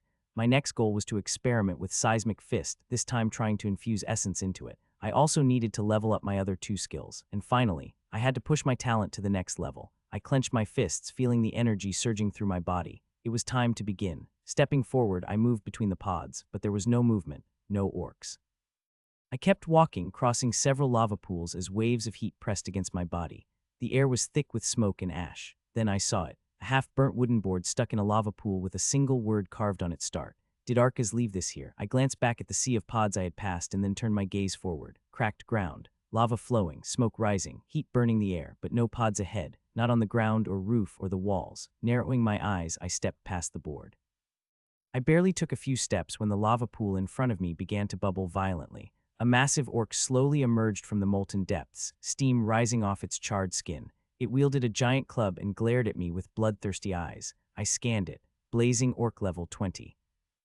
Exactly as Arcus said. I exhaled slowly and dropped the 2 clubs I had been carrying. My muscles tensed as I shifted into my stance. I decided to go fists against the club. It was time to experiment with Seismic Fist. I activated my talent, Power Up. My heart thumped violently, energy surging through my veins. I lunged forward, closing the distance between me and the orc in an instant. The orc swung its massive club horizontally. I ducked, feeling the wind graze my head as the club tore through the air. I stepped in and drove my fist into its ribs. The impact echoed with a dull thud, but the orc barely flinched. It retaliated with a downward swing. I crossed my arms to block, but the sheer force forced me back a couple of steps. I dashed to the orc's side and threw a right hook to its jaw. This time my fist connected cleanly, twisting the orc's head. But before I could follow up, the orc roared and swung its arm like a hammer. I raised my forearm to block, but the impact sent me skidding back. My bones rattled from the force. Shit, its raw strength is insane, but I was faster. I charged again, weaving through its next strike and landing a clean punch to its stomach. The orc grunted, stumbling back a step, but recovered instantly and came at me again. We clashed head-on, punches, blocks, dodges. The heat from the lava pools around us made it harder to breathe, but I kept pushing. The orc's strength was good for level 20, but I also had my increased stats from my talent. We fought like that for what felt like half an hour. Both of us landed hits. My breathing grew heavier and the orc's movement slowed slightly, but its eyes still burned with rage. I checked my essence 410. I activated my skill, Synapse Boost. Essence rolled into my heart and surged into my eyes, making them glow green. My vision sharpened and time seemed to slow. The orc roared and lunged forward. I saw everything. The tension in its body, the shift in its stance, the subtle movement of its wrist before it swung the club. I sidestepped effortlessly and delivered a brutal elbow to its ribs. The orc stumbled to the side. I followed up with a swift kick to its knee, making it collapse slightly. Good, now let's push it further. I focused onto my right arm and activated my skill, Seismic Fist. This time, I observed everything. I felt my muscles tense and coil like compressed springs. The strength within my body surged toward my right arm, flowing into my fist and locking there. The energy didn't explode out immediately, it condensed, sinking deeper into my muscles, veins, and bones. The moment I clenched my fist, I felt it, the power trembling, struggling to break free. The skill stored strength in my fist and then exploded it on contact. The orc lunged at me. I stepped forward and twisted my body, channeling everything into my punch. Boom, my punch struck the orc's chest and the compressed force erupted on impact. A violent shockwave rippled through its body, cracking its chest from the inside and launching the orc several meters back. I slowly relaxed my fist, feeling the lingering tremors in my muscles from the punch. So that's how Seismic Fist works. It doesn't create power. It stores and compresses the existing strength inside the muscles. I looked at the orc struggling to stand up, its chest caved in from the shockwave. My mind raced. I thought of 2 ways to incorporate essence into Seismic Fist. First, essence reinforcement. By channeling essence to strengthen the muscle fibers before activating Seismic Fist, I could handle more compression and unleash greater power. The more I compress, the stronger the explosion. But there is a limit to how much my body can handle before tearing apart. Second, essence compression. I could wrap the compressed power with essence itself, creating a layer around the stored force to condense it further. This would multiply the destructive output, like compacting a bomb before detonation. However, controlling the explosion would be extremely difficult. If I failed to release it properly, I might end up shattering my own arm. I could inject essence at the moment of release to guide the shockwave and merge essence with it. Basically, releasing essence outside my body with the punch. This would allow better control over the force's direction and spread. I could focus all the force into a single point, or spread it out in a wide area. I exhaled slowly. Both ideas seemed solid to me, but the second one, releasing essence outside the body, had the highest potential for unlocking better class options in the future, and I wanted that, so I made my decision. Now, all that was left was to put the idea into practice. Finally, the orc stood up and limped toward me. The red glow in its eyes flickered. I stayed in place, waiting for the orc to reach me. My entire focus locked onto my fist. I activated Seismic Fist. Raw strength surged into my arm. Without missing a beat, I activated essence manipulation and channeled essence toward my arm. Before the essence could fully reach my fist, I burst forward, closing the distance in an instant. I bent low and aimed my punch at the orc's stomach. At the exact moment my fist was about to make contact, I forced essence into my fist and triggered the explosion. Boom! Essence erupted along with the shockwave, completely obliterating the orc's upper body. Only 2 legs remained standing before they, too, crumbled to dust. I lowered my hand and looked at my fist. Blood dripped from my knuckles. I hadn't controlled the essence properly. Even with essence manipulation active, my control wasn't precise enough. My knuckles burst and a few veins ruptured as well, but I felt progress. I turned around and started walking forward, heading toward the next orc. Another lava pool bubbled and an orc slowly emerged from it. I scanned it. Level 20. I allowed the orc to fully step out and get into position. The moment it did, I burst forward. Power surged through my body. Seismic Fist activated. Strength gathered into my arm. I channeled essence into my fist, this time more careful with the flow and release. I focused on the raw power I could feel within my muscles and adjusted the amount of essence accordingly. Right before impact, I triggered the explosion. My fist struck the orc's chest, and the combined shockwave and essence burst forward, completely shattering the orc's upper torso. Dust scattered around me. I exhaled and looked at my fist again. This time, the damage wasn't as bad, but the skill wasn't perfect yet. The system hadn't acknowledged it as an evolved skill. I stepped forward, but the same lava pool bubbled once more. I frowned and took a step back, eyes narrowing as I waited. The surface of the pool rippled, and from within, another orc emerged. I scanned it. Level 21. Oh, so you're increasing the level now, huh? The orc stomped forward, dragging its massive club along the cracked ground. I cracked my neck and raised my fists. This time, I didn't aim to kill it in one hit. I needed to understand how Seismic Fist worked when combined with essence. I had already felt the power when I released everything at once. But what if I controlled it? What if I compressed less strength, supplied less essence, and slowed down the explosion? I activated Seismic Fist. Strength gathered in my arm, raw power flowing through my muscles and concentrating into my fist. I followed it immediately with essence manipulation, but this time I only channeled a thin stream of essence into my arm. I dashed forward, avoiding the orc's downward swing and slipping to its side. I twisted my body and punched at its ribs. Boom, the shockwave burst out, but this time it didn't obliterate the orc's torso. Instead, the force sent it skidding several meters back, cracking the ground beneath its feet. The orc roared and charged at me again. Good, I adjusted the power, lowered the strength compression, and supplied a little more essence this time. I dashed in again, dodging its wild swing and slamming my fist into its shoulder. Boom, its massive body staggered, but it didn't break apart. Perfect. I grinned and kept going. We clashed again and again. For half an hour, I danced around the orc, refining my control over the skill with each punch.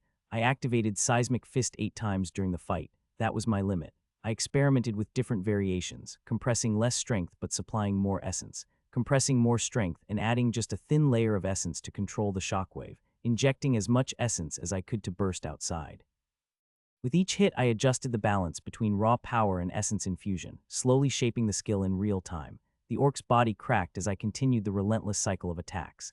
My fists burned, my arms ached, and essence surged through my veins, but I was making progress. I could feel it, the fusion of seismic fist and essence. I was getting closer to something entirely new. I exhaled and stepped toward the next orc. My body burned from the repeated clashes, but I felt it. I was close.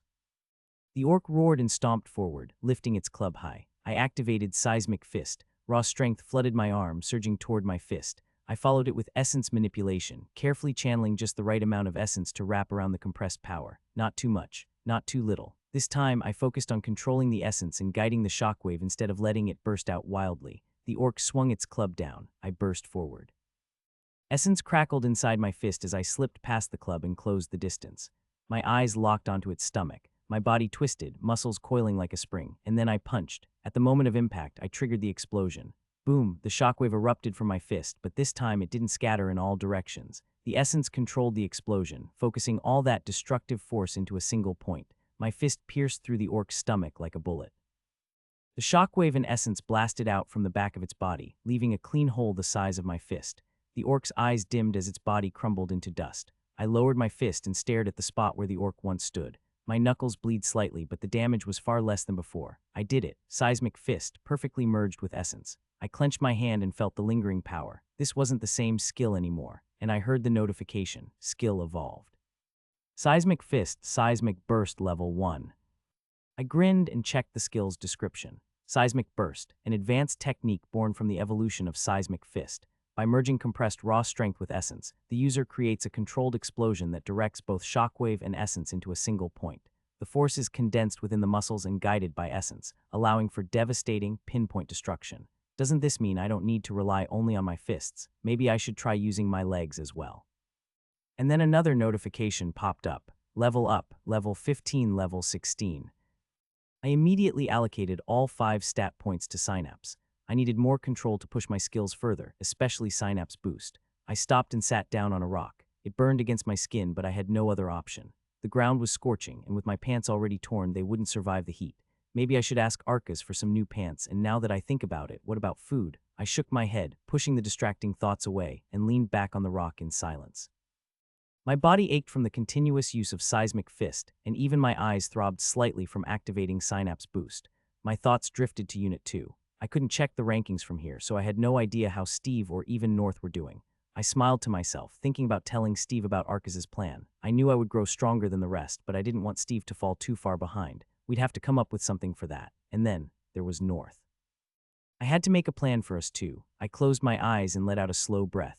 For a moment, I just focused on the thumping of my heart. Level 16. I had 9 levels left. It felt close, too close. If I kept going at this pace, I could reach level 25 before the month ended. But that wasn't enough. I didn't just want to reach level 25. I wanted to tear through it, break past the limit, and step into something beyond. A class that no one else in this world had ever seen before. An essence-based class. I clenched my fists. That was the goal. I needed more fights, more essence, and I needed to push essence manipulation to its limits. I glanced at my status. Essence manipulation level 2. Seismic burst level 1. Synapse boost level 2. 3 essence-related skills. I was already halfway there, but another thought weighed heavily on my mind. What should I do about gaining stats without leveling up? My talent generator allowed me to absorb energy, convert it to essence, and directly transfer it to my attributes. And the best part, 20 of the essence would permanently fuse with my stats. If I kept doing that, I could push my stats insanely high before reaching level 25 and gaining my class. But that's exactly where the problem was. If I kept focusing on increasing my stats, I wouldn't be able to level up fast enough. and Arca's. He wanted me to reach level 25 as soon as possible. The longer I stayed here, the stronger I'd become, but I'd be wasting time. On the other hand, if I focused purely on leveling up, I'd miss the chance to push my body to its true limit. My eyes shifted toward the bubbling lava pool ahead. The orcs would keep coming, stronger with each one. And I would keep breaking them, again and again, until this entire space acknowledged my existence. I stood up, cracking my neck. One more. I stepped forward and the pool began to ripple. I sat near a lava pool, lost in my thoughts. I dipped my finger into the bubbling lava and watched it turn red hot before slowly returning to normal. My body was changing. Before awakening, this simple act would have melted my entire finger, but now, not even a scratch. A week has passed since I got here. At the end of the first day, Arcas came down and tossed me a military bag. It had food, water, and 2 more pairs of uniforms. I only wore pants, the shirt and boots. I tossed them aside. After that, Arcas did not visit again. I glanced at myself. My body was jacked. Muscles defined and compressed, veins visible beneath the skin. I looked strong. In the past week, I only leveled up twice. I was level 18. After leveling up, I poured all my points into synapse, reaching 51 points, and that completely screwed me over. The moment I crossed the 50 mark, something triggered inside my head. My entire brain felt like it was being restructured.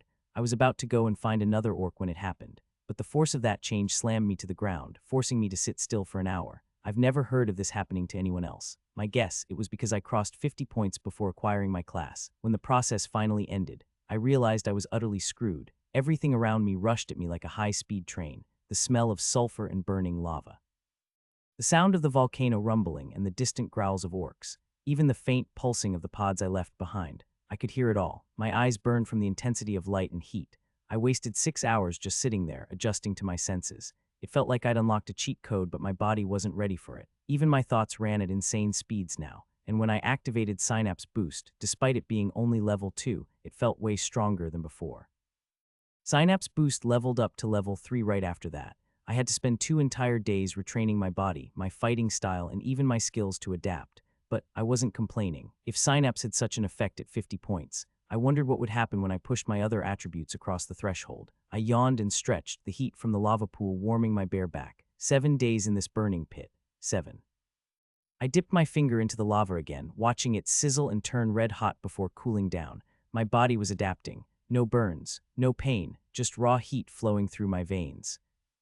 Man, I'm becoming a monster. I leaned back, ignoring the fact that the heat was slowly cooking my pants. In the past week, I fought over many orcs, leveled up to 18, and somehow restructured my brain by pushing Synapse past 50 points, which, by the way, was the worst experience of my life. At this point, I might as well start living here. Maybe I'll build a small hut next to the lava pool, call it the Orc Slayer's Retreat.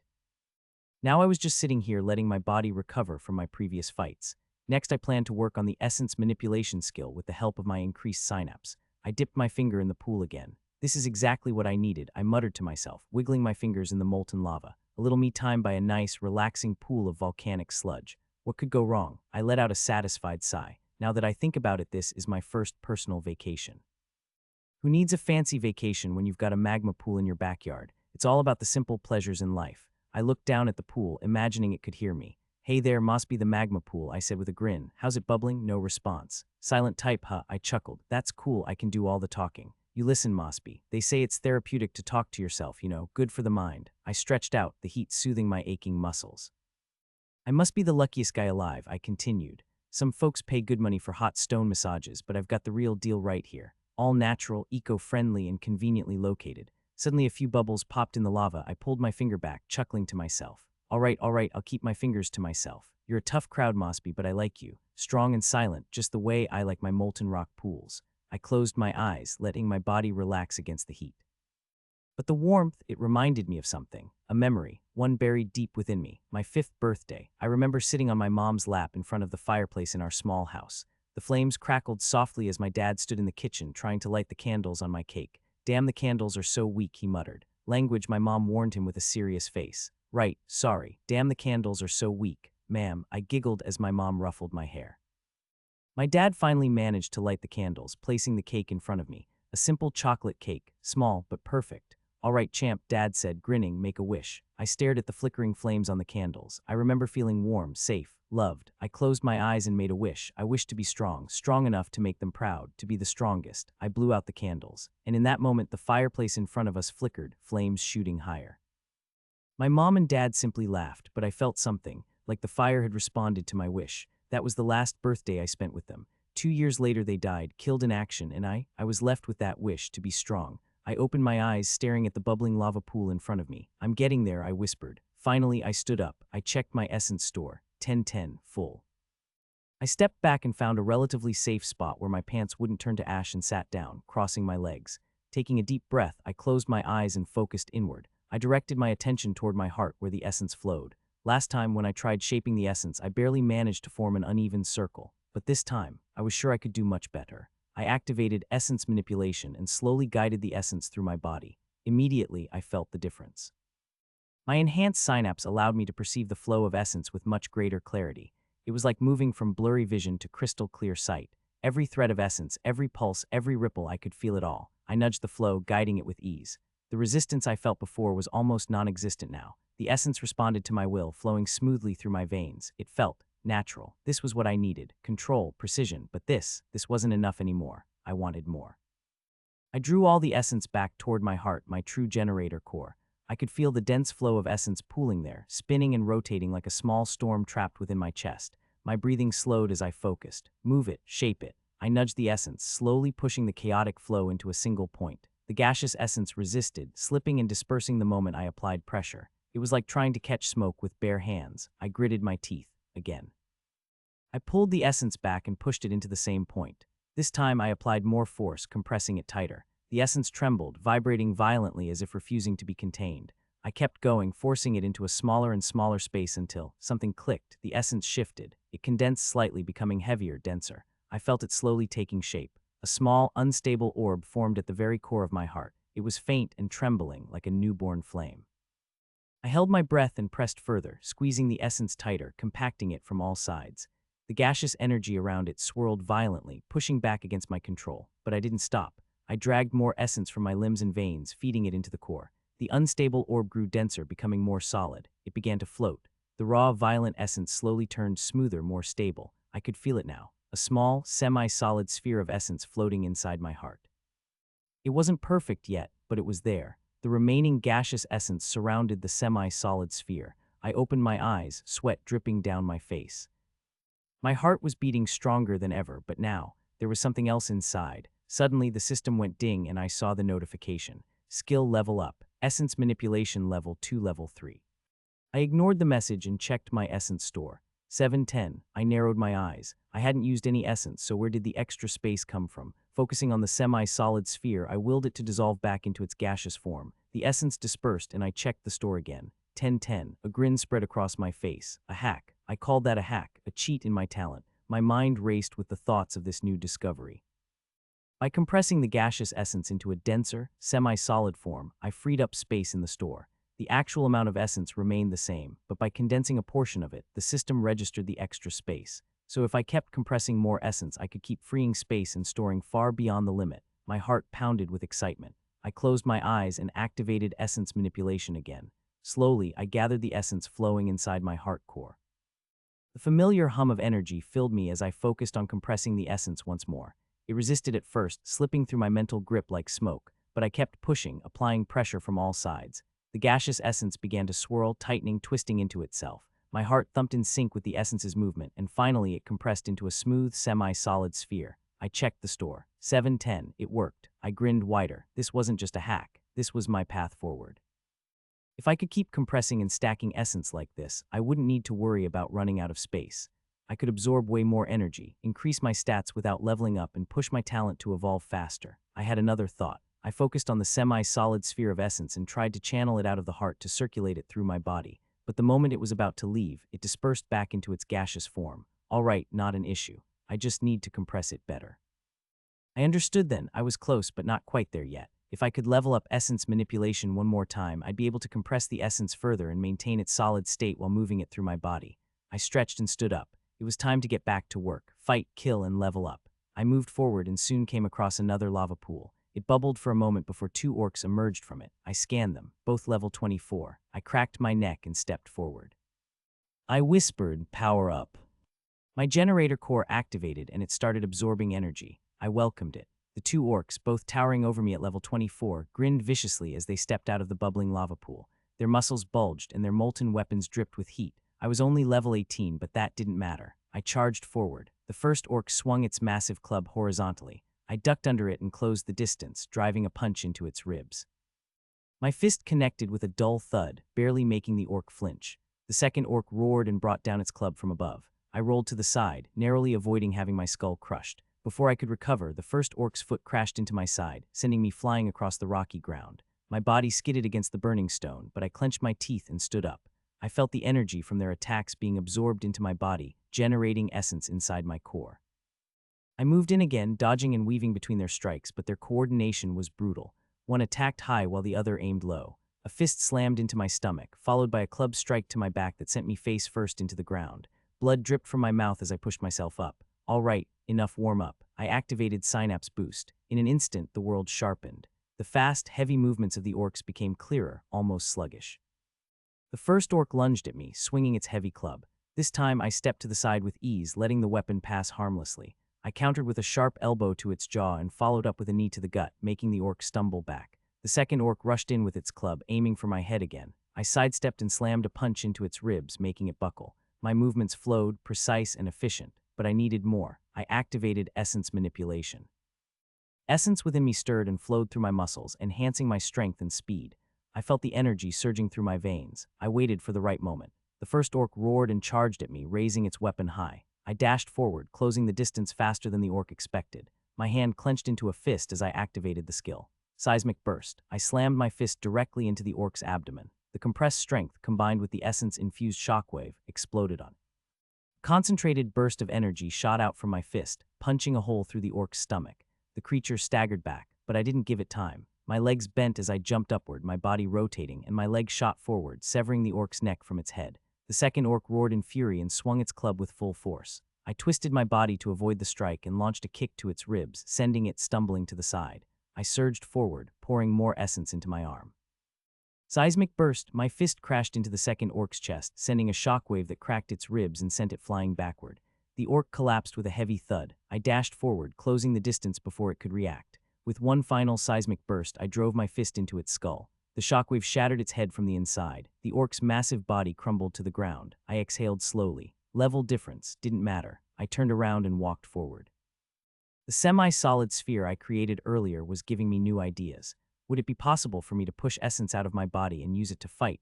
I was already doing that when I used seismic burst, but that was more like an uncontrolled explosion. What I wanted was control. The ability to shape the essence outside my body and use it however I wanted. Maybe coat my fist in essence, or create an essence bomb. My mind spun with possibilities, and then there was my talent itself.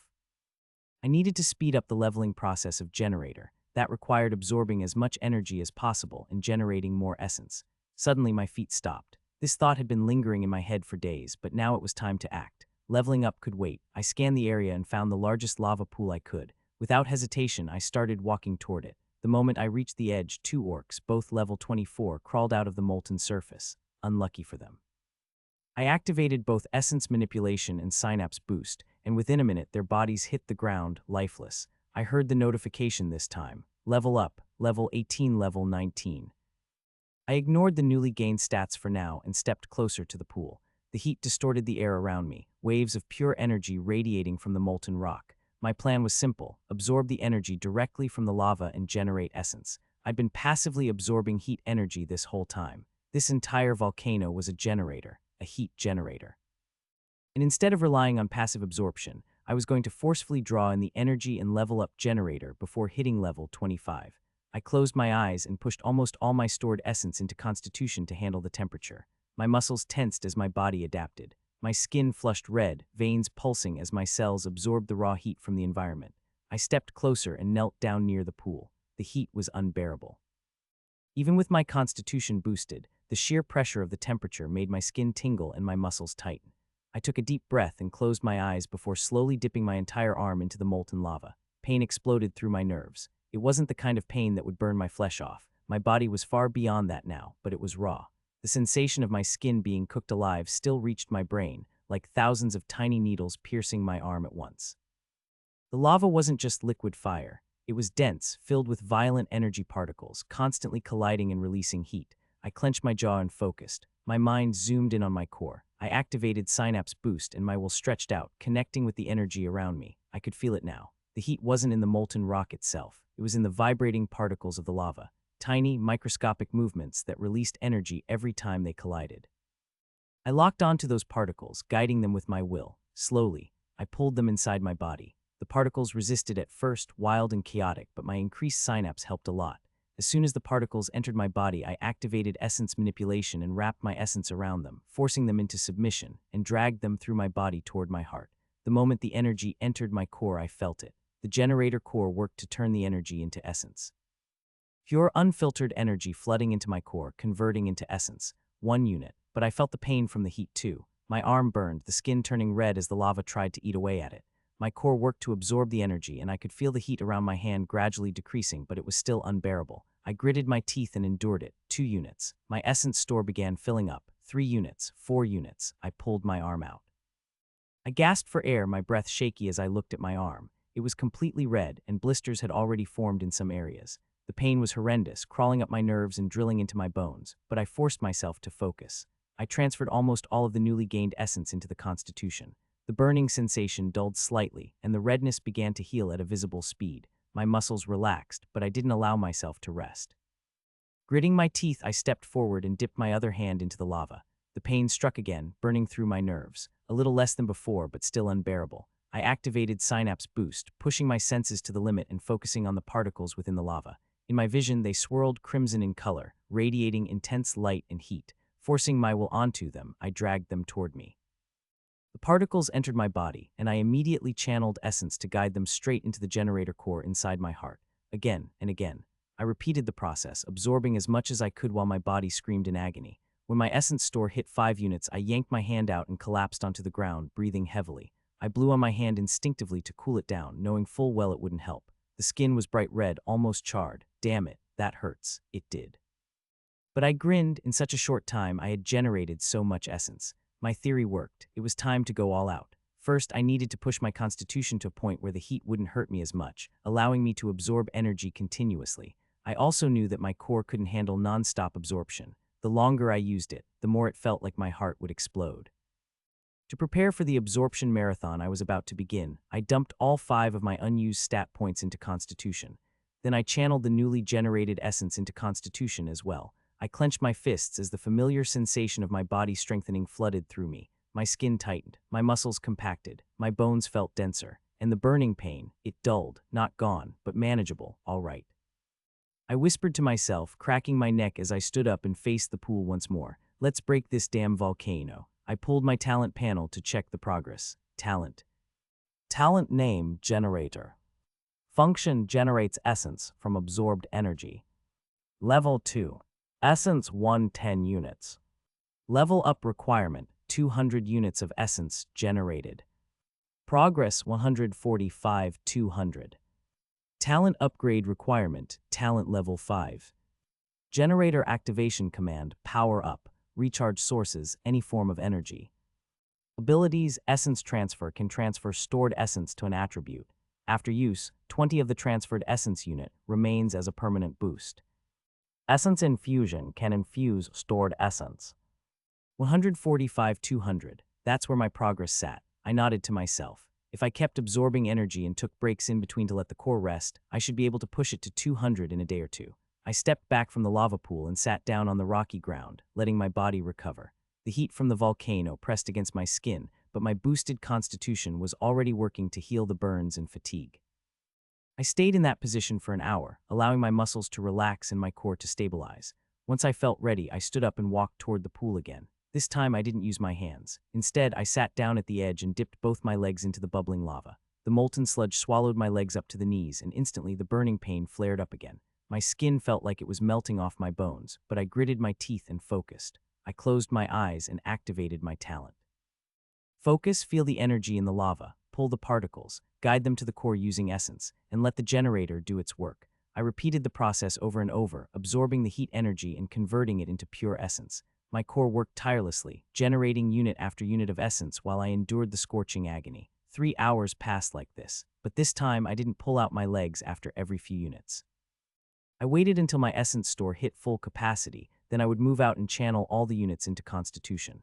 After resting for some time, I would immediately begin absorbing again, and again, and again. By the time I finally pulled my legs out of the lava, my constitution had crossed 50 points temporarily all 3 times. But nothing changed. Unlike when I hit 50 in synapse and it restructured my brain, this time there was no such thing, my guess.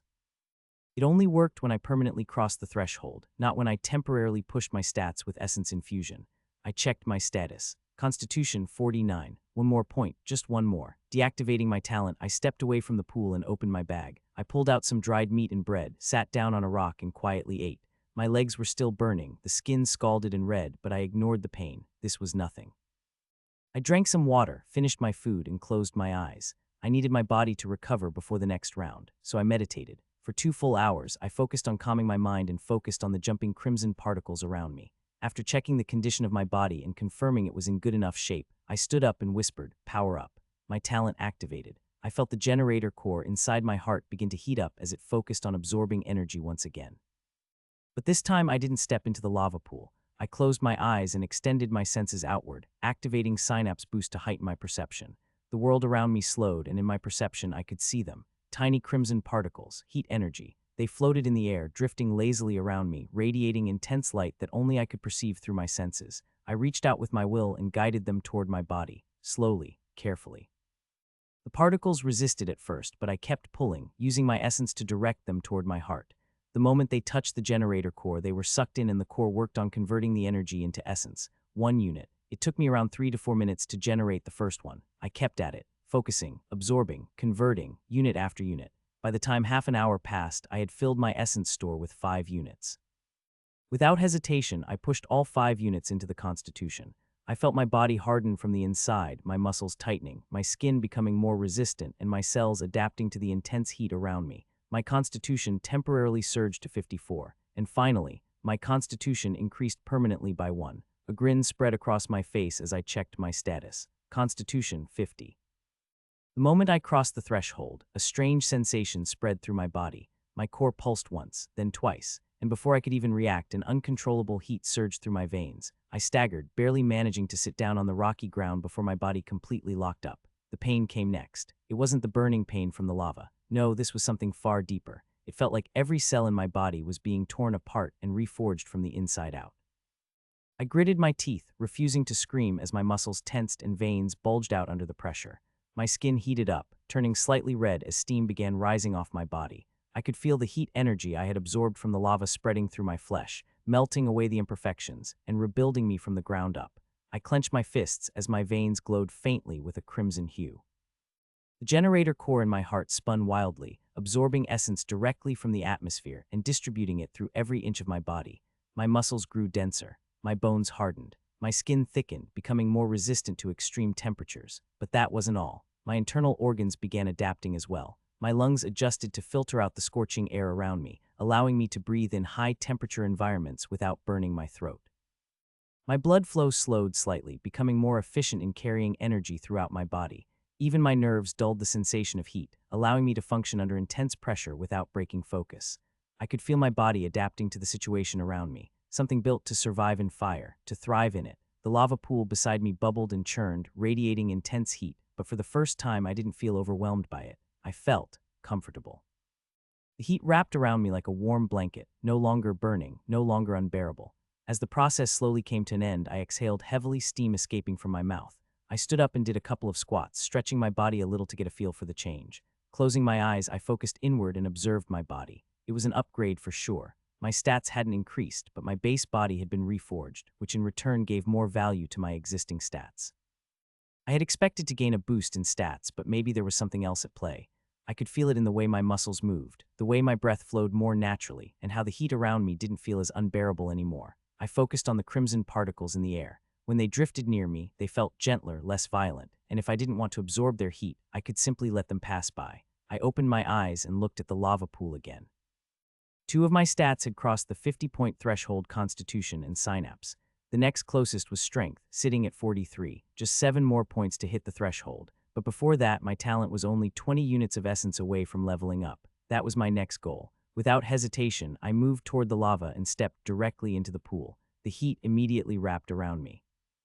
My skin burned and the sensation of molten rock pressing against my flesh was still painful, but but it wasn't unbearable. I could withstand it. I walked deeper slowly and sat down cross-legged inside the pool. Closing my eyes, I activated my talent. The generator core inside my heart roared to life. I focused on it and began pulling the heat particles from the lava around me, guiding them into the core. Time passed as I fell into a steady rhythm, absorbing energy, converting it into essence, and adding it to strength. 10 units. I immediately pushed all of them into strength and continued absorbing more. Another 10 units. And the moment I reached the limit, my heart thumped violently. A heavy pulse echoed through my chest as the essence inside me stirred uncontrollably. My eyes snapped open as I hurriedly stood up and leapt out of the lava pool. My body was glowing red-hot, steam rising from my burned skin, but I ignored the pain and focused on the notification that appeared before me. Requirement completed. Talent leveling up. Suddenly, the essence around me surged toward my core, but this time, something different happened. Along with the essence, I felt traces of heat particles being sucked into the core as well. I closed my eyes and stayed perfectly still. My heart heated up, its frantic beating hammering against my chest. The process continued for about 2 minutes, the sensation intense but not unbearable. Then, just as suddenly as it started, everything settled. Talent level up, Generator 2, Generator 3. I exhaled and excitedly pulled up the talent panel to check the changes. Talent. Talent name, Generator. Function generates essence from absorbed energy. Level 3. Essence 10-20 units. Level up requirement, 400 units of essence generated. Progress 0-400. Talent upgrade requirement, talent level 5. Generator activation command, power up, recharge sources, any form of energy. Abilities, essence transfer, can transfer stored essence to an attribute. After use, 30 of the transferred essence unit remains as a permanent boost. Essence infusion can infuse stored essence. Particle absorption can directly absorb energy particles from the environment. I stood silently, my body still hot from absorbing energy from the lava pool. I focused on the generator core inside me and carefully examined the changes. At level 2, the generator could absorb energy through physical effort. The more I moved, the more energy I generated. Fighting, running, or using a skill like seismic burst allowed me to absorb the energy released during impact. But that process was slow and limited. Now, it was different. I closed my eyes and focused on my core. The generator, it pulsed in sync with my heartbeat, but this time there was something different, something new. I activated the talent, power up. The familiar hum spread through my body, but as I focused, I sensed it. Particles, tiny crimson dots of heat energy floating in the air around me. They shimmered in my senses, moving lazily through the atmosphere. I raised my hand and focused on them. The moment I willed them toward me, they responded. Slowly at first, then faster, the particles began flowing into my body, sinking into my skin and rushing toward the core. I felt them being broken down, converted into essence and stored within me. 1 unit and that too within 3 minutes. My eyes widened. I hadn't even moved. No fighting, no running, no physical effort. I was absorbing energy directly from the environment. Of course, the availability of so much heat energy allowed for fast absorption, but it still worked effortlessly for me. Before, I had to create energy through action. But now, I could absorb energy directly from the environment. This was the real difference between level 2 and level 3. It wasn't just an increase in capacity or speed. It was a change in how the generator functioned. At level 2, I was like a machine that converts fuel into essence. At level 3, I became a magnet, directly pulling energy from the world itself, and there was something else. At level 2, when I transferred essence to my stats, only 20 remained as a permanent boost. But now, it was 30. That meant with every 10 units of essence I absorbed, 3 units would permanently stay in my stats. My growth rate just increased. Not only could I generate essence faster, but the permanent boost I gained from each transfer was now higher. And lastly, the capacity, from 10 units to 20. In short, everything improved. I exhaled slowly, feeling my body already adapting to the heat around me. I wondered if this was only level 3. What the hell would happen when I reached level 5? I stood at the edge of the lava pool, feeling the intense heat radiating against my skin. This changes everything. I activated Synapse Boost, enhancing my perception. The world around me slowed, and suddenly I could sense more than just heat. The wind carried tiny kinetic particles. Faint traces of electricity crackled in the air, and deeper underground I could feel the vibrations of the earth itself. But I couldn't absorb those. Not yet. But the heat, I was already standing inside a massive energy source. The volcano itself was a generator, pumping endless heat into the air. And now, with particle absorption, I could directly pull that energy into my core without lifting a single finger. A grin spread across my face. I stretched my hand toward the lava pool again, focusing entirely on the heat particles. They rushed toward me, faster this time, flowing through my veins and into the core. The generator roared to life, devouring the energy and converting it into pure essence. In just 25 minutes, I had generated 10 units of essence. I exhaled slowly, feeling the heat around me grow weaker as I drained it from the atmosphere. My body, it was adapting. The generator core wasn't just absorbing energy anymore. It was naturally pulling particles toward me, as if my very presence was beginning to influence the environment. My essence store was full again, and I only needed 5 points for strength to hit 50. If I added all 20 units to strength, it would permanently increase by 6 points and reach the threshold. But I needed a break. My body felt completely done for the day. I sat down, ate some food, drank some steaming water, and went to sleep. The next time I woke up, I had no idea whether it was day or night outside. I was inside a damn volcano, deep underground. After finishing my daily routine, I decided to do a little fighting to warm myself up before pushing my strength past the 50 threshold. I moved toward the next target. Reaching another lava pool, I watched as the surface bubbled and 2 orcs walked out. I scanned them and both were level 24. I cracked my neck and stepped forward. This fight was going to be too easy. I stood there, relaxed, my feet sinking slightly into the heated ground as the 2 orcs emerged from the lava pool. Their bodies radiated intense heat, molten red skin pulsing with magma beneath the surface. Jagged rock-like protrusions jutted from their shoulders and backs, and the massive clubs in their hands glowed with cracks of molten energy, spikes dripping with heat. I exhaled slowly, rolling my shoulders. My body felt light yet dense. My constitution had crossed the 50 threshold, and my strength was nearing it as well. These orcs, despite being level 24, didn't feel like a threat anymore. This fight wasn't about winning. It was about testing my body. "Come," I whispered. The orcs roared in unison and charged forward, clubs raised high. I didn't move. My muscles tensed slightly, but I left my stance open, intentionally allowing the first attack to land. The one on the left swung horizontally, aiming straight for my shoulder. I braced myself and let it hit. The molten club crashed against my shoulder with a heavy thud, sending a shockwave through my body. The ground beneath me cracked from the force. Pain surged through my arm, burning hot and dull, but it was manageable. My skin didn't split. My bones didn't crack. I smiled. I had tanked that.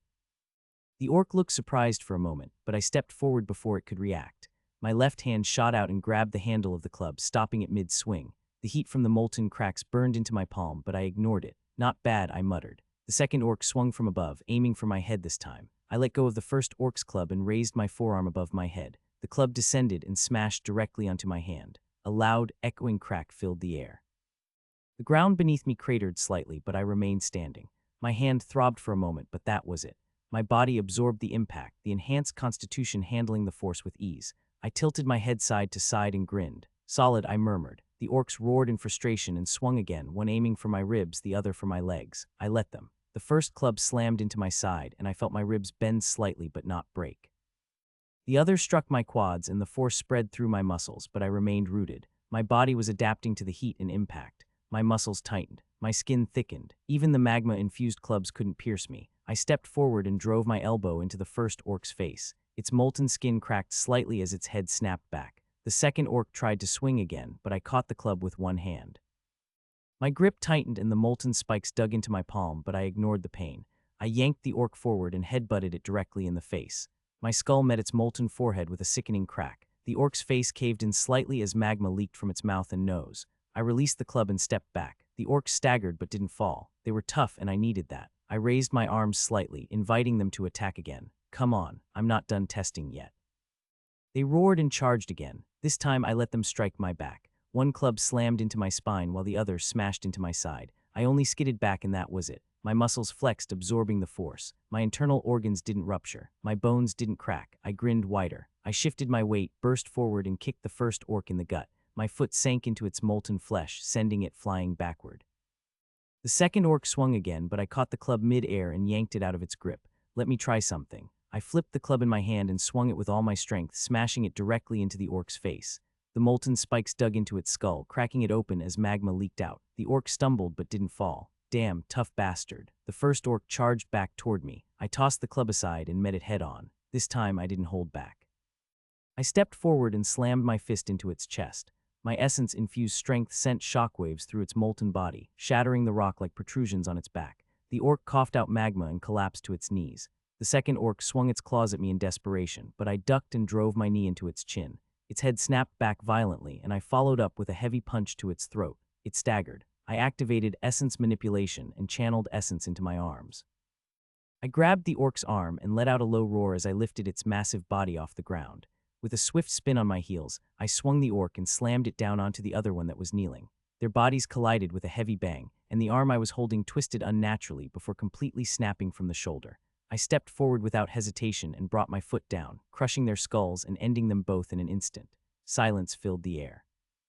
I stood there, steam rising from my skin as the lava bubbled quietly around me. I felt strong. Now only two things were left on my to-do list. First, increase strength to 50. And finally, push my level as high as possible. I was getting closer to level 25 and I liked it. I let out a slow breath and sat down right where I stood. Without hesitation, I transferred all 20 units of essence into strength. My stat jumped up, permanently crossing the 50-point threshold.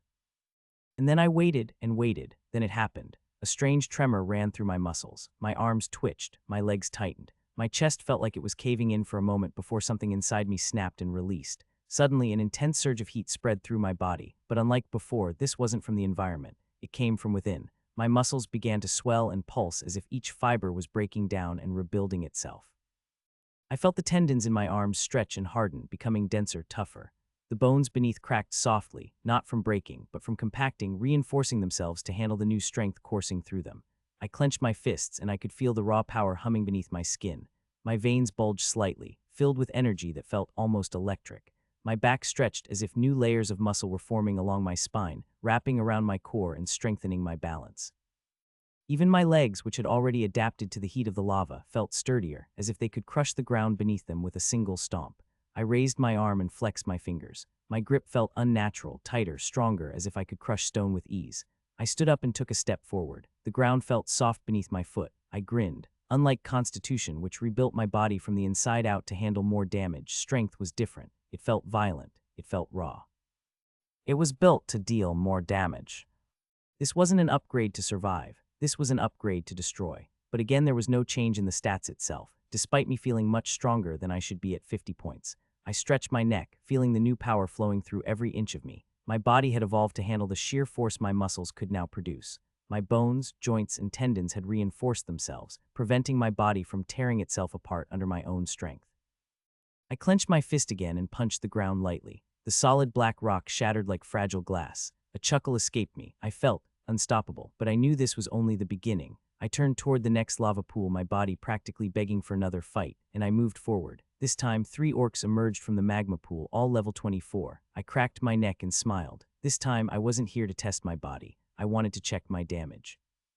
I let the orcs step out of the pool. The moment their molten red feet touched solid ground, I stomped my foot and burst forward, the rock beneath me cracking from the force. In an instant, I was in front of the first orc. I pulled my fist back and punched straight at its chest. The air screamed as my fist tore through it and smashed into the orc's body. Boom! The orc's entire upper body exploded into chunks of molten flesh and rock.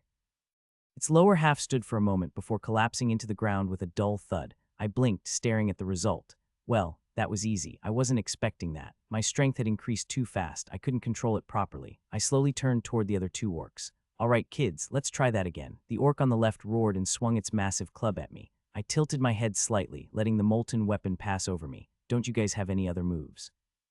I stepped into its guard and casually slapped the orc across the face. Crack, its head snapped to the side, but the damn thing survived. Nice, now that feels good. Suddenly, I sensed movement behind me. Without looking, I sidestepped. A massive club smashed into the ground where I had been standing. The impact sent Crack's spider webbing through the black stone. I turned to see the third orc, its glowing eyes burning with rage. I raised my leg and kicked its chest. The orc flew back like a rag doll and crashed against the jagged rocks. I turned back to the orc I slapped. With a quick step forward, I drove my elbow straight into its chest. The force sent it stumbling backward, wheezing. Before it could recover, I lunged forward, grabbed its face, and slammed its head into the magma pool it crawled out from. The orc thrashed and roared, but I didn't let go. I yanked it back up by the leg and smashed it back into the pool. Then again, and again. On the 4th slam, the orc's body disintegrated, and only its leg remained in my grip. I stared at the leg for a moment before tossing it aside. I turned toward the last orc. It sprinted toward me, rage burning in its eyes. I grinned and sprinted toward it as well. My body felt light, my muscles coiled with power. I was finally getting used to this strength. I sprinted toward the final orc, the ground cracking beneath my feet as I closed the distance. The orc roared, lifting its molten club high, preparing to bring it down on me with all its strength. I didn't slow down. At the last moment, I burst forward and reached the orc before it could bring the club down. I clenched my fist and drove an uppercut straight into its gut. Boom! The force of my punch lifted the orc off the ground. It bent at the waist and flew straight up with a whoosh. I shot up like a bullet, following it into the air. Before the orc could react, I brought my hand together, raised them high up, and like a hammer smashed them into the orc. The orc flew down like a meteorite and crashed into the ground. Boom! The impact created a massive crater, and the orc's molten body split apart from the force. Smoke and dust rose around me as I landed in the crater. My body felt light. My muscles felt explosive. I looked at my hand. Yeah, this feels good. Then I heard the notification. Level up. Level 19, level 20.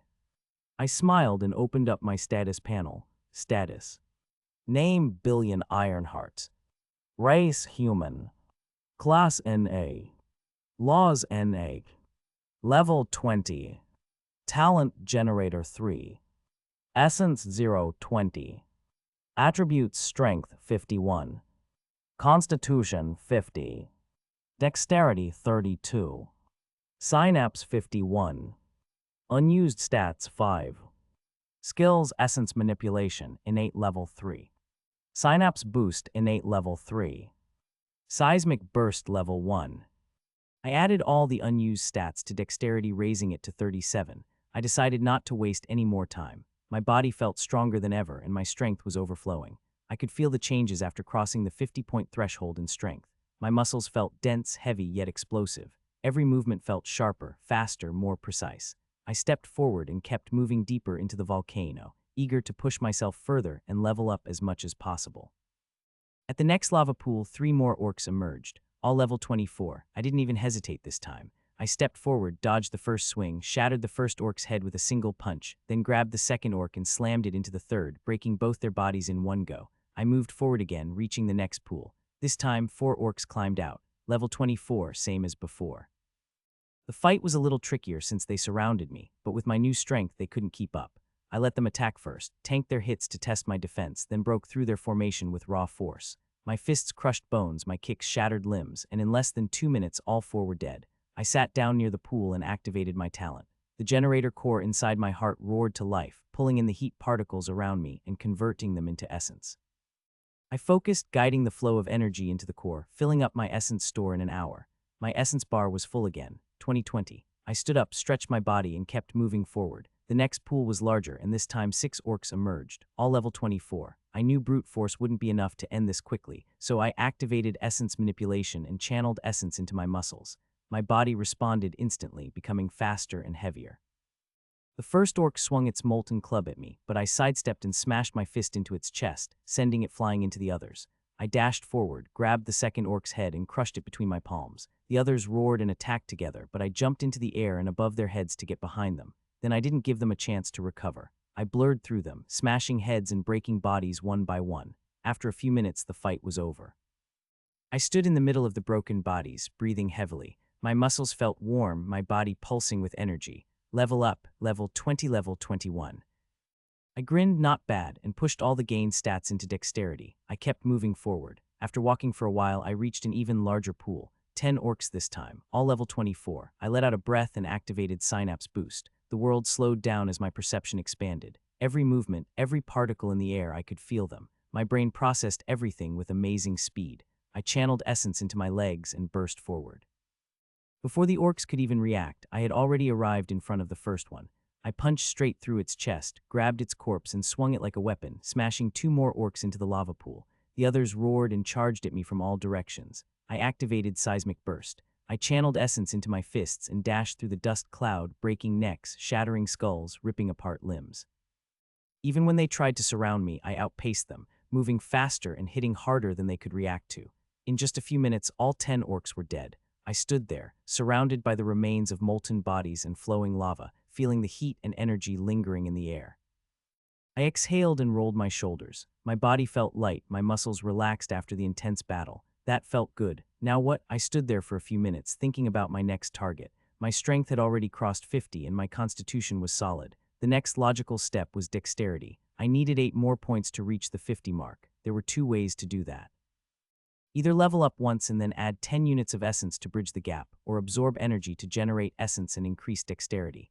I decided to go with the first option. I moved forward. Soon enough, I reached another lava pool. 10 more orcs emerged, all level 24. How many damn level 24s are there in this place? I muttered in frustration. Without wasting time, I rushed in and ended the fight in 5 minutes. I stood there, waiting. But the level up notification never came. Oh, come on. Annoyed, I had no choice but to keep moving. I found another pool, and this time, as I crushed the fourth orc's head, the notification finally appeared. Level up, level 21, level 22. I ignored it and finished off the remaining orcs before looking at the notification again. I dumped all the newly earned stat points into dexterity, raising it to 47. Then, without hesitation, I accessed my essence storage and transferred 10 units directly into dexterity, permanently increasing it to 50. As soon as I transferred the essence into dexterity, the familiar sensation of transformation spread through my body, but this time it was different. I felt a strange tension in my muscles, as if countless invisible threads were weaving through my flesh, tightening and refining every fiber. My nerves burned, not with pain, but with an electrifying sharpness. I clenched my fists and felt the subtle shift in control. I could feel my muscles adjusting themselves, loosening in some places and tightening in others. I even felt my connection with different body parts strengthening. I raised my hand in front of me and waved it. It blurred.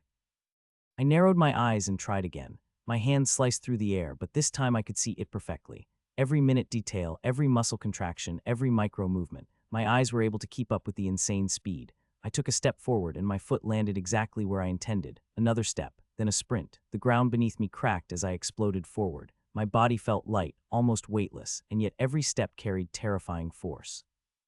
My balance was flawless, my control absolute. I stopped instantly without any struggle. No loss of momentum, no awkward halt. I raised my leg and kicked the air, used my fists to punch the air and check my coordination, and things felt perfect. My muscles responded perfectly, flowing without resistance, my flexibility and reaction speed sharper than ever. I leaped high into the air, twisted my body, and landed without making a sound. The change was subtle, but the impact was very impressive.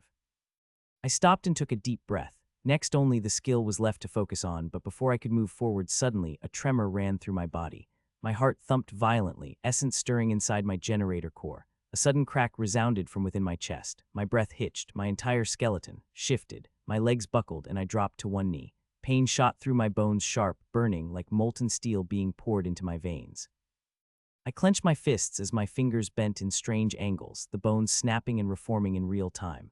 What the hell is this? I gritted my teeth and endured. Crack, crack, crack. My entire skeleton was breaking itself down. Every bone, every joint, every fragment of my skeleton was shattering and reconstructing itself into something. The heat from the magma around me no longer burned. The pressure in the air no longer weighed on my bones. My body was adapting. No.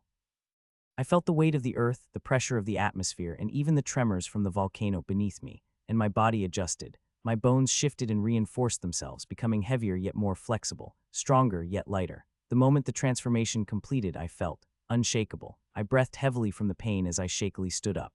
Passive ability acquired, Apex Body. Stage I unlocked, Adaptive Skeleton. Your bones can now adapt to any environment, granting increased durability, flexibility, and impact resistance. Damaged bones will reinforce upon healing, becoming stronger against similar injuries. Strength plus 10. Dexterity plus 10. Constitution plus 10. Synapse plus 10. Well, ain't this beautiful? I opened my status. Status. Name Billion Ironheart. Race human. Class NA. Laws NA. Level 22. Talent Generator 3. Essence 1020. Attributes Strength 61. Constitution 60. Dexterity 60. Synapse 61. Unused stats 0. Skills Essence Manipulation Innate Level 3. Synapse Boost Innate Level 3. Seismic Burst Level 1. Abilities Apex Body I Passive. New ability section appeared on my status screen. I moved my body around, testing for any noticeable changes, but I couldn't feel much difference. The changes I felt after crossing the threshold were finally reflected. I glanced at the messages. This was only stage 1, which meant there were more stat-related milestones waiting ahead. Nice, I like that. Maybe I'll push it further before hitting the next class evolution. I decided to take a little break. I rested for an hour and ate some food. I thought about the next major milestone ahead of me, my class. I wondered what options I would get. The past few weeks have been incredible from my perspective. I had 3 skills, 2 essence based at level 3 and another at level 1. I had used essence extensively in my fights, and my talent was tied to it as well. If I managed to get a strong essence-based class, the advantage would be massive. Most people only started experimenting with essence after reaching level 100. But I could already wield it now, and that would make all the difference in my path forward. I took a deep breath and stood up. It's starting to get boring again. At this point, no number of level 24 opponents could challenge me. I wanted something stronger, something that would actually push me. I grabbed my communicator from the bag and called Arcas. His voice came through soon after. "Billion, I hope you're not calling to give up, are you?" I chuckled. "No, Commander.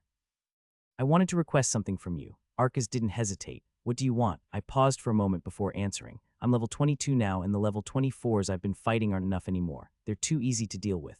Can you send a real challenge my way?" Arcas went silent for a few seconds, then finally spoke. "Are you sure?" I replied without hesitation. "Yes, Commander." "All right then," Arcas said. "Wait for half an hour, then start moving ahead.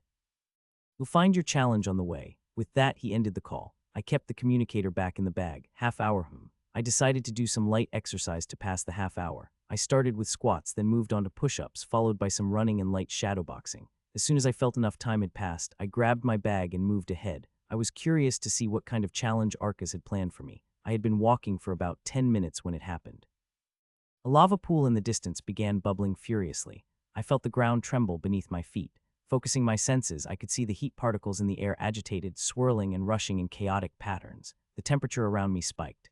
I dropped my bag at a safe distance and started walking toward the pool. A deep, guttural growl rumbled from within the molten depths. I stopped. My eyes narrowed as I observed the disturbances around me. What did Arcas arrange? I remained steady and focused. Power up. The moment I activated my talent, the frenzied heat particles around me slowed, then began flowing toward me. I let the generator absorb them, converting the raw energy into essence. Then, without warning, the lava in the pool erupted. Molten rock splashed outward as a single, clawed hand burst from the surface, latching onto the edge. The creature heaved itself upward, its grip digging into the solidified crust. Inch by inch, it crawled out, molten flesh dripping from its frame. My eyes widened at the sight before me. I quickly scanned the creature. Gyrobi Raksha level 30. My heart pounded against my ribs. "Fuck, what did you do, Commander?" I muttered. It was a demoness, specifically a one-horned crimson demoness. She stood tall, nearly 2 heads taller than me. Her skin was a deep, solid red, smooth like a human's, but with an almost sculpted perfection. A single horn jutted from the center of her forehead, sharp and menacing. Her glowing red eyes stared at me without blinking, cold and unreadable. She was lean but muscular, her body built for both speed and strength. The lava sludge slid off her skin, but she didn't react, not a single flinch from the heat. She was completely unaffected, as if the burning liquid was nothing more than water. The only thing she wore was a tattered black crop top, barely covering her large, full chest, and a pair of tight shorts that clung to her muscular thighs. Her bare feet pressed against the burning ground, completely unbothered by the heat. Long, wild black hair cascaded down her back, framing a strikingly beautiful face, sharp features, high cheekbones, and full lips curled into an amused smirk. Despite the raw power radiating from her, there was an undeniable allure to her, a dangerous beauty that made it impossible to look away. This thing was level 30, which meant she had already gained a class and leveled up 5 more times after that. After level 25, stat gains weren't fixed at 5 per level like before. They depended entirely on the class. Some got more strength, others more const or dexterity. And on top of that, demons were naturally stronger than humans, especially at lower levels. They were one of the top races in the universe. Born with an affinity for fire and fire-related laws, demons were a wild race, a race of warriors. A level 30 human would generally be weaker than a level 30 demon. But that didn't explain why a demoness was here. I had no idea what she was doing in this place, but one thing was certain: she was not a creation of the abomination caged here. She was a living, breathing demoness, and looking at her, I was sure she wasn't an abomination. Finally, she moved. The demoness turned her head slowly, first left, then right, taking in the area around us. Then her glowing red eyes locked onto me. I spoke, addressing her. "Who are?" She blurred. A fist appeared in front of my face before I could even process what was happening. Boom. A sickening crunch followed as pain exploded across my nose. My vision spun, and the next thing I knew, I was flying through the air. I crashed into the ground, bounced twice, and then landed straight into a lava pool. Heat licked at my skin as I groaned, my head pounding from the impact. Shakily, I pushed myself up, scanning for the demoness. She was gone. My heart pounded. I activated Synapse Boost instantly. Essence flooded my eyes, turning my vision sharp. The world slowed as my perception expanded. Then I heard it, a faint whistle to my left. Heat particles in the air shifted. The wind stirred unnaturally. I barely managed to raise my left arm in defense before something heavy smashed into me, devastating punch that lifted me off the ground and sent me flying again. I tumbled across the ground, slamming into the hardened volcanic rock before skidding to a stop. I lay there face down, feeling the burn of the rough ground against my skin.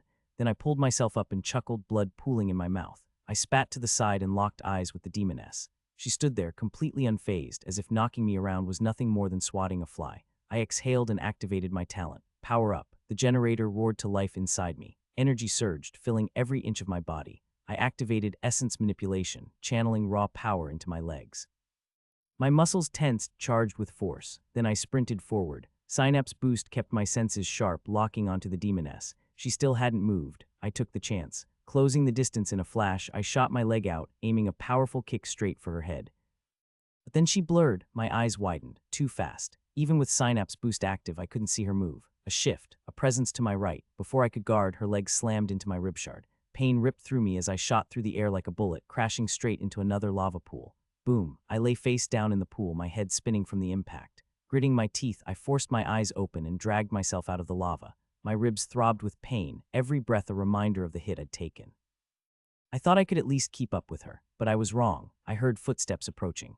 The demoness walked barefoot toward me, her feet crunching against the burned ground. I lay there, breathing heavily, my body working fast to repair itself. I could feel my passive ability kicking in, my bones adjusting and correcting themselves. The spots where I had been hit were getting extra attention, my body reinforcing them. Once I recovered, I'd be stronger than before, but that was for later.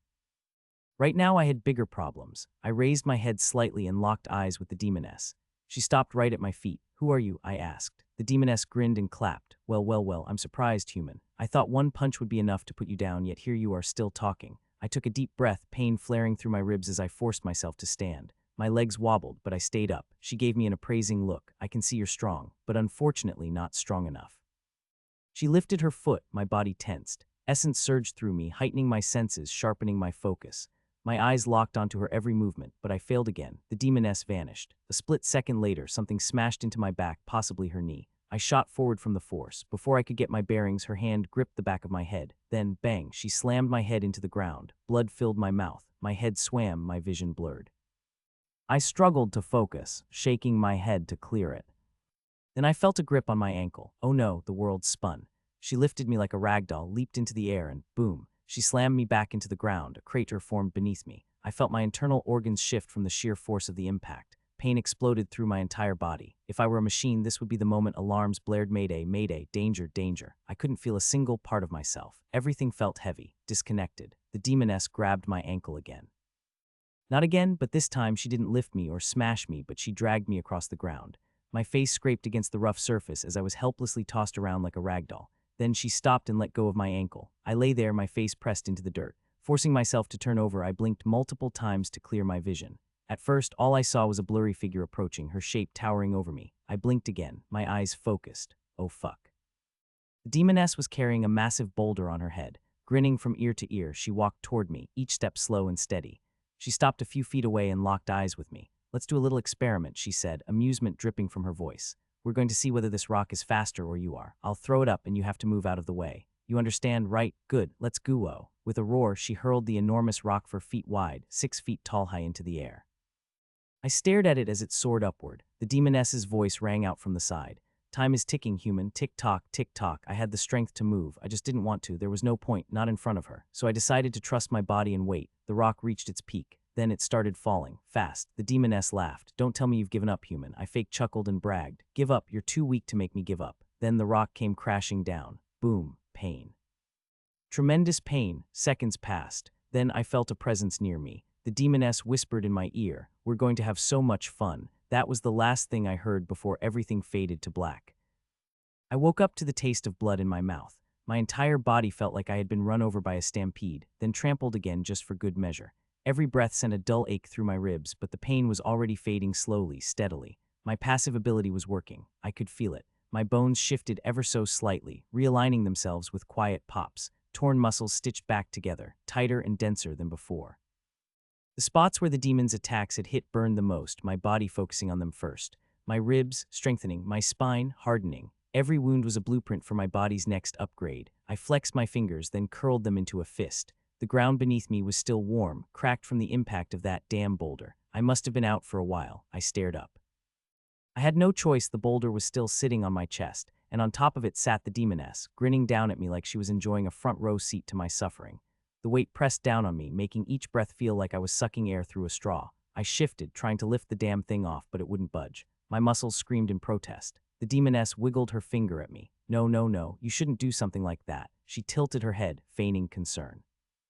You might break yourself. I clenched my teeth and glared at her. Pretty sure you already did that, she chuckled, tapping the boulder. Oh, come on, you're still breathing, aren't you? That means we can keep playing. I exhaled sharply, focusing on my body. My passive healing was working, but it wasn't instant. I needed time. Unfortunately, time was the one thing she wasn't going to give me. The demoness hopped off the boulder, then with a kick, sent it flying off my body.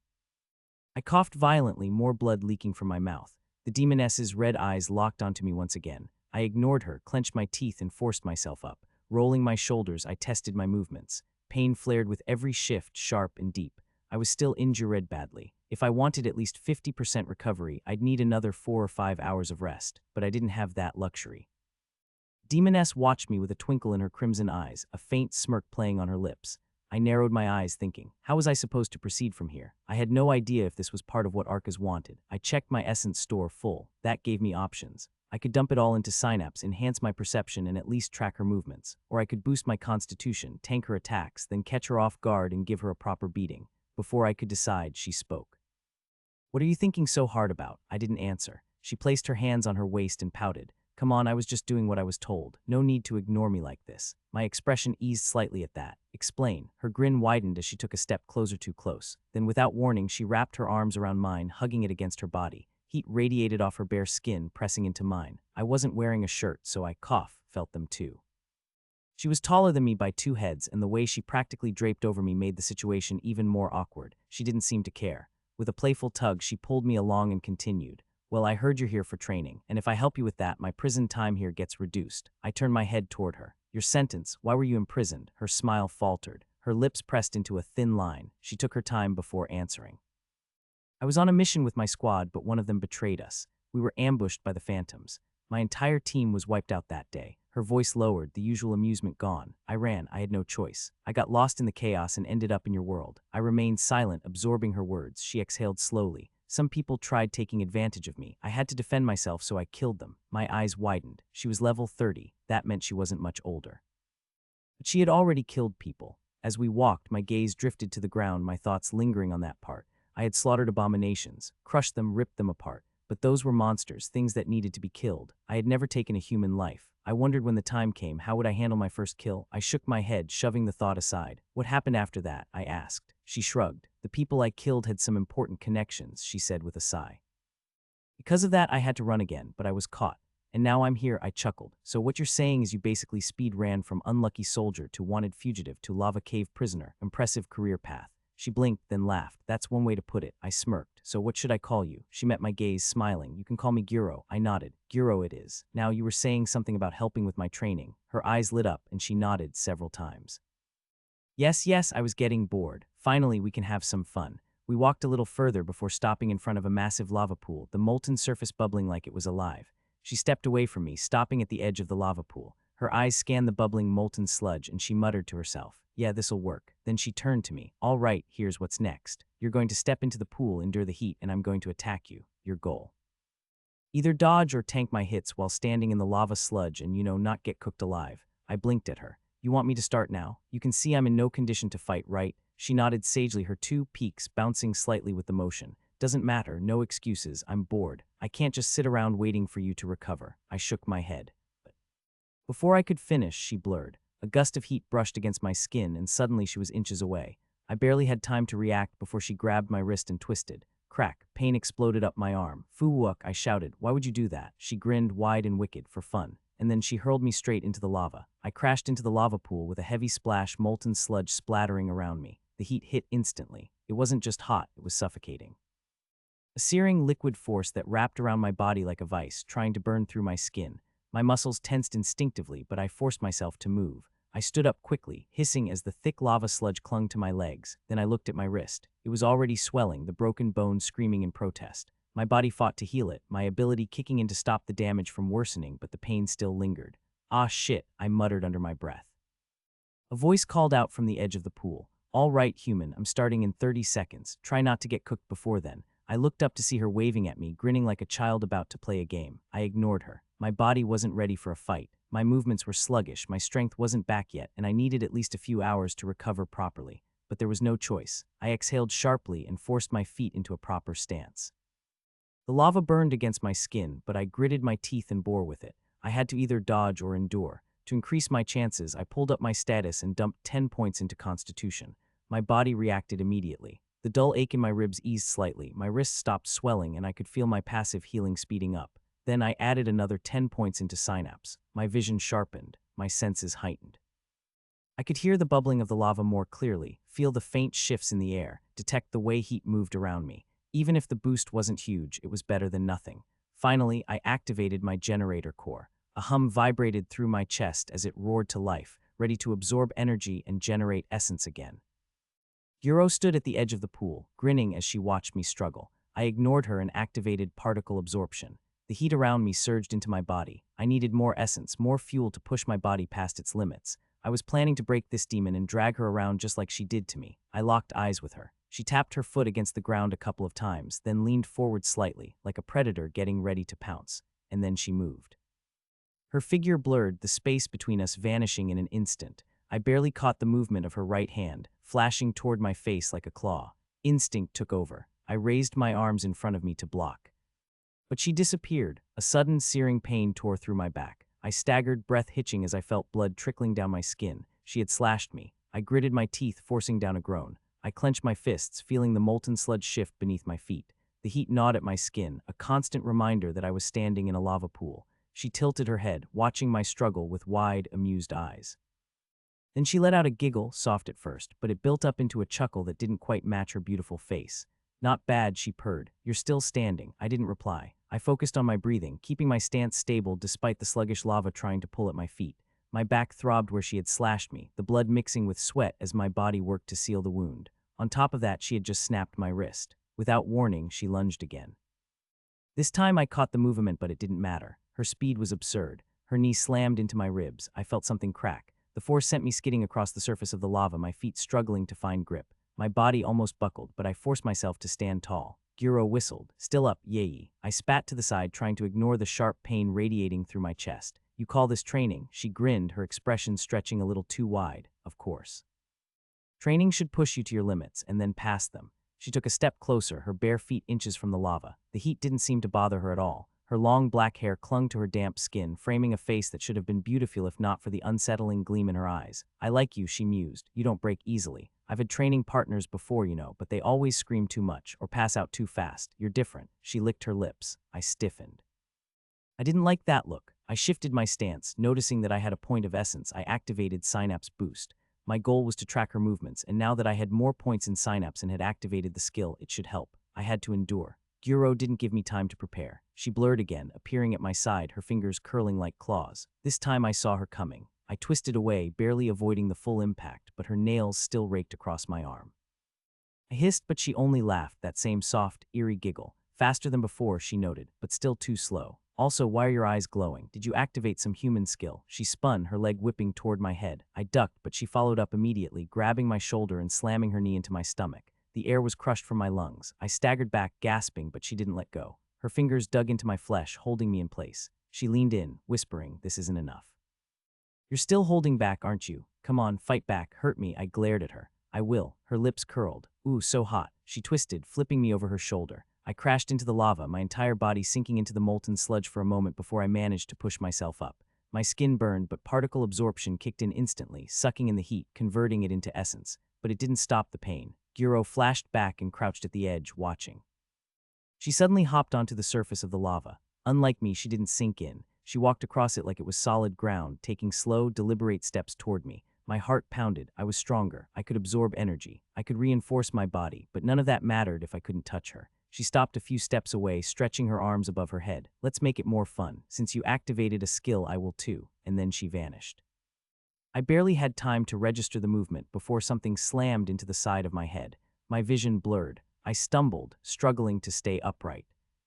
Then something struck my knee from behind. I collapsed, one knee sinking into the molten sludge. The pain flared, but I bit down, refusing to scream. Guro crouched beside me, her breath warm against my ear. "You know what I love about humans," she whispered. I forced myself to lift my head. She smiled, slow, lazy, almost affectionate. "They break so beautifully." and then she grabbed my right arm and snapped it. Pain exploded through me. I barely heard myself roar. Guro's laughter rang out, soft and sweet, completely at odds with the madness lurking behind it. Then I heard a whistling sound before her leg smashed into my head, slamming me face first into the pool. I blacked out.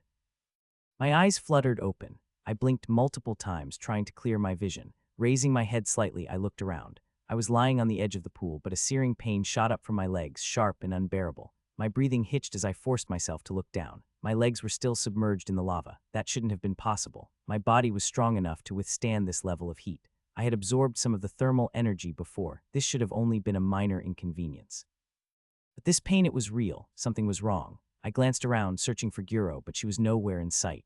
Grinding my teeth, I dragged myself away from the pool, gripping the hot, rocky ground with trembling hands. The moment my legs left the lava, the full extent of the damage became clear. My eyes widened. Fuck. The word slipped out on instinct. My legs, they were cooked. The skin was blackened and cracked, parts of it peeling away in jagged layers, revealing raw, red muscle beneath.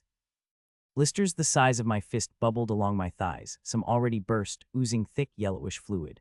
The scent of burned flesh filled my nose, nauseating and sickeningly. My feet, they barely looked like feet anymore. My toes were warped, the flesh shrunken and curled like overcooked meat left too long over an open flame. A cold shiver crawled up my spine. How did this happen? And as if my mind had only just processed the true extent of the damage, the pain suddenly intensified. A sharp, unbearable agony tore through my legs, making my vision blur at the edges.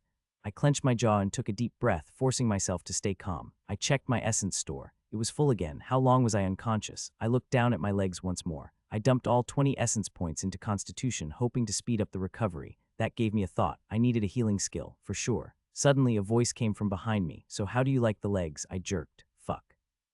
I twisted around, and there she was, Guro, standing there with that damn grin, looking proud of herself. I glared at her. Did you do this? She nodded cheekily. I didn't even bother asking why. That much was obvious. How? She chuckled. Well, I noticed your body was handling the lava pretty well, so I cranked up the temperature. Now, don't ask me how I did that. A girl should be allowed to have her secrets. I shook my head. Fuck, she's crazy. Still, I had to ask. So do you have any way to heal me? How the hell am I supposed to train with my legs burned like this? She shook her head. No healing. I like the smell of cooked meat. We'll train like this. My eyes widened. I wasn't sure how many days had passed, 3, maybe 4, since I found my legs cooked and my hands snapped like a twig. But injuries like that had become the norm. I fought with mangled legs, snapped arms, and for the entire training session that day, she only targeted my legs. The pain was unbearable, and yet through all of it, I started noticing something else. This wasn't training, not in any way. Guro wasn't teaching me. She was just using me as a punching bag for her own enjoyment. The more I thought about it, the more everything she said felt like a lie. I started doubting her story about being a fugitive. Someone desperate to reduce their prison sentence wouldn't act like this. The moment my legs healed enough to function, she changed her target. My hands were next. She beat me unconscious again, and when I woke up, they were ruined. It kept happening, over and over. She would joke about cooked meat and how humans were delicious. Initially, I brushed off her ramblings as mere jokes, but soon, it became harder to ignore, especially when I noticed the gleam in her eyes whenever she looked at me. Every time I regained consciousness from the torture, my essence store would be full, and every time I dumped points into Constitution and Synapse, I also noticed something else. My essence storage space wasn't enough. Sometimes it would fill up too quickly during fights with her, since both particle absorption and the natural energy absorption from combat were always active.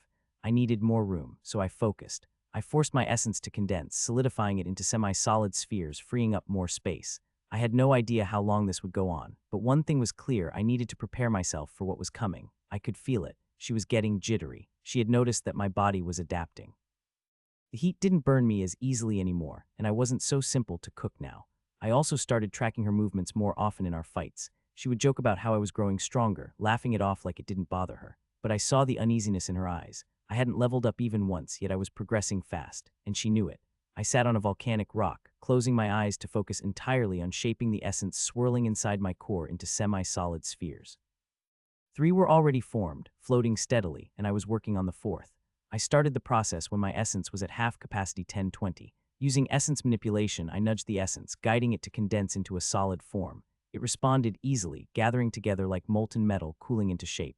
After a few tries, another semi-solid sphere formed, joining the others. Now 4 floated in perfect balance, while the remaining gaseous essence swirled around them.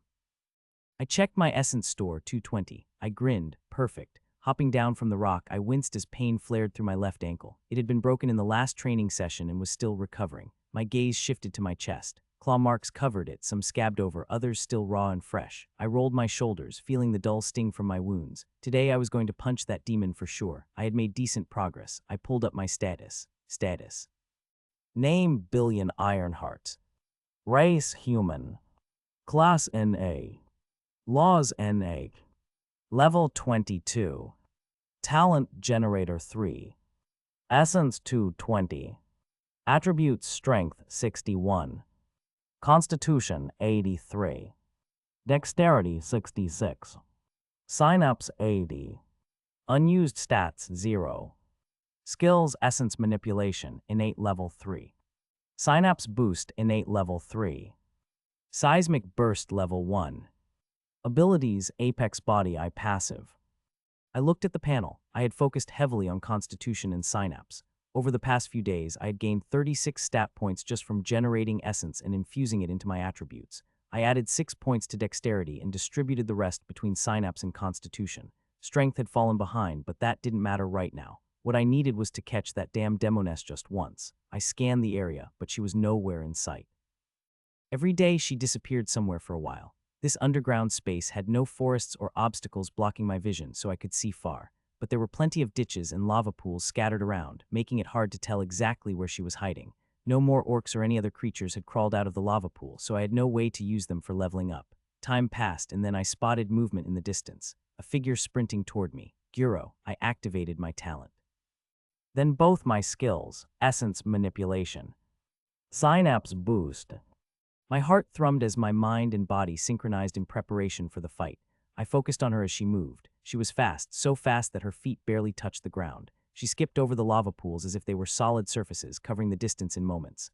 Finally, she reached me and came to a stop, a grin stretching across her face. Feigning concern, she tilted her head. You look ready, human. How's your ankle? Is it healed? I nodded. It's coming along nicely. She clapped her hands together. Glad to hear that. So should we start? I'm very excited, your training is almost over. I narrowed my eyes. Almost over, she nodded, grinning wider. Yup, today's your last day here. After this, you have to leave. My brows furrowed. Is it already the end of the month? She continued, her voice carrying a strange excitement. So I've decided we should have a grand finale. You asked me about my class before, right? Her grin stretched unnaturally wide. I'll show it to you today. She leaned forward slightly and then her figure blurred toward me. But this time I was ready. My heightened synapse and skills allowed me to track her movements. She swung her right hand, claws stretching toward my throat, but something was off. Her weight wasn't properly distributed for the attack. It's a feint. I pretended to move my right hand to intercept her. She grinned. Then in a blur, she vanished again, this time to my left. Her claws slashed toward my shoulder. I felt everything, the way her body shifted, the force in her legs as she pushed forward. My eyes tracked her movement, and my brain processed it all at insane speed. I saw how her muscles tensed, the slight bend in her knees before she launched herself. I noted the subtle adjustments in her posture, the way her shoulders dipped just before the attack. More than that, I felt the disturbance in the air. The heat particles around her swirled chaotically, displaced by her sheer speed. They twisted and scattered, leaving behind a brief, fiery trail that my senses picked up instantly. I shifted, leaning onto my right leg, letting her attack pass just inches from my skin. Then I turned, clenched my right fist, and threw a hook straight at her chin. She was mid-motion, caught off guard. Her eyes widened. She tilted her head up, trying to avoid the punch. But I was faster. I channeled essence into my fist. The punch connected. A solid hit, right on target. Gyro sailed through the air and crashed into the ground. I exhaled, rolling my shoulders, a grin stretching across my face. That felt good, right? She threw her head back and let out a loud, manic laugh. Her voice echoed across the volcanic chamber. Then with a slow, deliberate motion, she rolled her shoulders and cracked her neck from side to side. Yes, human, it did feel good, she said, her grin widening. Now, allow me to reciprocate. She took a step forward, then another, closing the distance between us at an agonizingly slow pace. I noticed her nails extending, growing at least an inch longer than before. The same thing happened with the nails on her feet. Then, as she continued advancing, her palms and nails began to glow a deep, molten red. I watched as the heat particles in the air flowed toward her fingers, gathering around them like living embers. Before I acquired my class, she said, flexing her hands, I hunted a lot. I always liked using my own hands to tear apart my prey, and so the system rewarded me with a beautiful class. She winked at me. Remember it, human. My class is called Helclo Reaper. The moment she finished speaking, she bent her legs slightly, her muscles tensing. Then she vanished. The ground behind her cracked as she exploded forward, her speed even greater than before. I barely had time to register her movement before she was already in front of me. I knew I wouldn't be able to defend in time. She was too fast, so I did the next best thing. Locking eyes with her, I activated seismic burst. Raw power surged through my body, gathering toward my fist. My essence followed, fueling the skill. I braced my stance, twisting my body slightly as I pulled my fist back. My muscles coiled, ready to strike, but she was already mid-motion. Her claws slashed forward, heat radiating from her fingertips. I launched my punch, aiming straight for her chest. But she was faster. Searing pain tore through me as her claws raked across my torso, carving deep into my flesh. The heat burned through muscle, nearly reaching bone. I gritted my teeth. I knew I'd miss. I knew my fist wouldn't reach her. So I triggered the explosion from my fist. Boom. A powerful shockwave erupted from my knuckles, carrying the full force of my essence. Even though my punch didn't land cleanly, the impact was enough to blast her backward. She crashed into the ground, her body skidding across the molten rock. I staggered back, clutching my chest. Blood dripped down from the fresh wounds her claws had carved into me, the searing heat still burning through my skin. I examined the injury on my chest. The skin around the claw marks had darkened, as if burned. Raising my head, I locked eyes with the demon. She stood up from the ground, blood leaking from her mouth. Her grin stretched wide, her teeth stained red. Her hair was a tangled mess.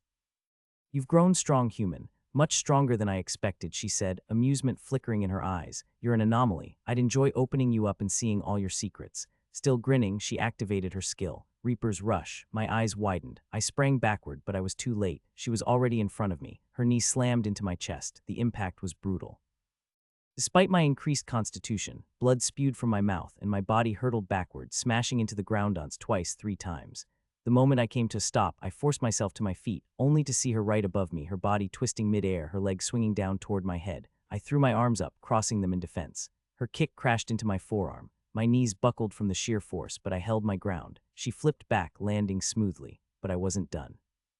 Channeling essence into my legs, I exploded forward. I leaped, driving my foot straight into her shoulder. A loud crack rang out. Her body crumpled, her knees slamming into the ground. I didn't stop. Grabbing her by the hair, I yanked her head back. She snarled and slashed at my thigh and blood sprayed out. I ignored it. With a roar, I drove my knee into her face. Her nose shattered with a sickening crunch. Then, gripping her tightly, I smashed her into the ground. I took a step back, shaking the sting out of my leg. Blood dripped steadily from my thigh. My chest ached from her earlier knee strike, and my arms felt the weight of blocking her last kick. But she wasn't getting up. I exhaled, steadying my breathing. Then she twitched. A violent shudder ran through her body as she planted her palms on the ground. Her shoulders heaved, her head tilting up slightly. Strands of her wild hair stuck to her bloodied face. Then she laughed, low at first, then deeper, louder. Her fingers twitched, her nails digging into the molten rock beneath her. She raised her head completely, revealing her face, her nose, crushed and crooked, still bleeding. Her lips curled into a crazed grin. "Human," she rasped, her voice thick with amusement. "You actually broke my nose." I tensed. She touched her nose, wincing slightly. Then she twisted it back into place with a sickening crack. The grin never left her face. "You must think you're strong now, huh?" she taunted, licking the blood off her lips. "Come on then, keep fighting." I didn't move. Her eyes narrowed. "What's wrong? Weren't you just so eager to throw me around? Why don't you fight now?" She stood up, slow and deliberate. Then her entire body trembled as her essence flared violently. Heat rippled off her skin, distorting the air around her. I instinctively braced myself. Then she whispered, "Reaper's sacrifice." She used her own hand to draw blood from her wrist, her eyes locked onto mine the entire time. "You are going to pay for it." She growled at me. Suddenly heat pulsed around her, and I watched as the molten rock beneath her feet started melting further, sinking under her growing presence. Then she moved. I barely saw it, her figure blurred, and in the next instant my ribs exploded with pain. Her fist had already buried itself into my side. I skidded back, barely managing to keep my footing before her clawed fingers slashed toward my throat. I tilted my head just in time, but she adjusted mid-swing, her nails carving across my collarbone instead. I gasped, essence surging through my body to strengthen me. I tried to counter, driving my fist toward her stomach. She vanished. I dumped another 10 units of essence into Constitution to prepare myself, and I was right. As I felt a weight slammed into my back, I choked as I was sent crashing into the ground. My breath left my lungs in a ragged gasp. She didn't stop. A clawed foot stomped down toward my face. I rolled, just barely avoiding it. But before I could regain my stance, she was already above me again, her knee slamming into my stomach. Pain, raw, unforgiving pain. I spat blood, my body folding inward from the sheer force. She grabbed me by the throat and hoisted me up, her blood-streaked face inches from mine. "Not so strong now, are you?" she mocked, tilting her head. I gritted my teeth and grabbed her wrist, trying to pry her fingers off me. She simply squeezed harder. Then she threw me. I hit the ground hard, rolling several times before stopping in a heap. My arms trembled as I tried to push myself up. Many thoughts rushed through my head. I understood she was using some kind of skill that required her to sacrifice her own blood in exchange for an overall boost. My core continued to absorb energy, generating essence as I fought, but it wasn't enough to keep up with the pace of the battle. Before I could come up with a plan, a sharp pressure pressed down on my back. "You should have stayed on the ground," she mused. "Would have saved you some pain." Then she leaned down, her lips just beside my ear. "But I'm glad you didn't." Pain exploded through me as her claws raked down, tearing through flesh. I roared, essence surging into my hand. Gritting my teeth, I twisted my body and swung in a desperate attempt to knock her away. It barely pushed her back. She clicked her tongue. I forced myself up, panting. Blood ran freely down my arms, my legs, my torso. Every breath burned, but she was already moving again. Another knee to my ribs, another fist to my jaw, another slash across my arm, another kick that sent me tumbling. I coughed violently, spitting out blood. My limbs screamed in protest as I struggled to rise. Her footsteps approached, slow and deliberate. I barely lifted my head before her foot slammed into my stomach, flipping me over onto my back.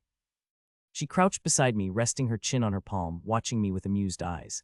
"Come on, human," she whispered, tapping her fingers against my forehead. "Where did all that fight go?" I glared up at her. She giggled. "Not talking now. What happened to all that confidence?" She reached down and picked me up by my throat. My legs dangled in air as she was easily 8 feet tall. "You're not bad, you know," she murmured. "For a human, you even hurt me." I ignored her ramblings, my mind focused on finding a way out of this situation. Even with my increased stats, fighting her head-on was proving difficult. I checked my essence store, 6 units. She moved her finger, dragging it through the fresh claw marks on my chest. Then, without breaking eye contact, she brought it to her lips and tasted my blood. A grin spread across her face. "Yes, such tasty blood. I would enjoy eating you." I dangled from her hand, my body limp as she grinned and licked the blood off her finger. Her grip around my throat tightened slightly, making it harder to breathe. I could think of only 2 ways out of this essence in my skills. A plan formed in my head, but I needed to distract her first. "Guro," I croaked, forcing a strained chuckle. "I trusted you. I thought you wanted to reduce your sentence by training me, but you lied." She scoffed, her sharp teeth glinting. "Training? Who the fuck do you think you are to receive training from me? You're not worthy." I attempted to shift my neck under her grasp, but her fingers clamped down even harder. I grinned despite the pain. "I thought our entire universe was fighting against the Eternals," I continued, locking eyes with her. "Yet here you are trying to kill me." She shook her head with amusement. "You're delusional if you think you have a place in that fight." She went on, ranting about how weak and insignificant I was. I let her words wash over me, my focus shifting entirely to my plan. I decided to use seismic burst, but not with my fists. That was the obvious move, something she would expect. Instead, I would channel it into my legs. I had never tried using the skill this way before. It was a risky, one-shot move, but if I executed it correctly, it could turn the tide. The skill worked in a simple manner. I activated it, raw strength concentrated in my fist, and then I infused essence to compress and release it in a controlled explosion. The only difference this time was that I needed to direct that concentrated force into my legs. Essence would be easy to manage, but the raw strength, that was another story. I refocused on her words just as she leaned closer, her breath hot against my face. "And you're wrong," she said, her grin widening. "I'm not going to kill you, I'm going to eat you. It's been a while since I last tasted human flesh." A deep rage boiled inside me. "You think the commander will let you do that?" I spat. She chuckled darkly. "Of course not. He said not to kill you, but he never said anything about cooking you and savoring the smell." She licked her lips. "That should be fun, right, fucking bitch?" I wasn't sure who I was more furious at, Guro, the commander, or myself for ending up in this position. I had no choice. I had to take the risk. I started struggling in her grasp. She laughed, watching my pathetic attempt at escape. Then, keeping me suspended in the air with one hand, she punched me in the stomach. The force of the blow made me gag. Blood spewed from my lips. I wheezed, forcing myself to struggle again. "It seems you need some more beating, human." I acted fast. First, I activated Synapse Boost, sharpening my perception. Then, without hesitation, I triggered Seismic Burst. Raw power surged through my body, flowing toward my fist as usual. I threw a wild punch at her just to keep her distracted. She easily dodged, tilting her head back with a smug grin. Then, with no effort, she hurled me to the ground. I barely had time to react before I heard her whisper, "Reaper's Rush, shit." I braced myself, muscles tensing. Her foot slammed into my stomach. The impact disrupted my skill, the strength dispersing before I could use it. I rolled, bouncing off the ground as pain flared through my ribs. I activated the skill again. Closing my eyes, I focused. This time, I forcefully redirected the strength, pushing it downward toward my leg. It wasn't easy. Raw power tore through my body, straining my muscles to their limit. I coughed another mouthful of blood, but I didn't falter. My mind remained locked on my goal, channeling all that force into my left foot. I ignored the sharp pain flaring in my ankle. It was already broken. There was no point in worrying about it now. the raw strength condensed in my foot, my muscles tightening, hardening. Then a sharp whistle cut through the air. Gyuro's foot crashed into me again. The force sent me flying, but I clenched my jaw, refusing to let go of my concentration.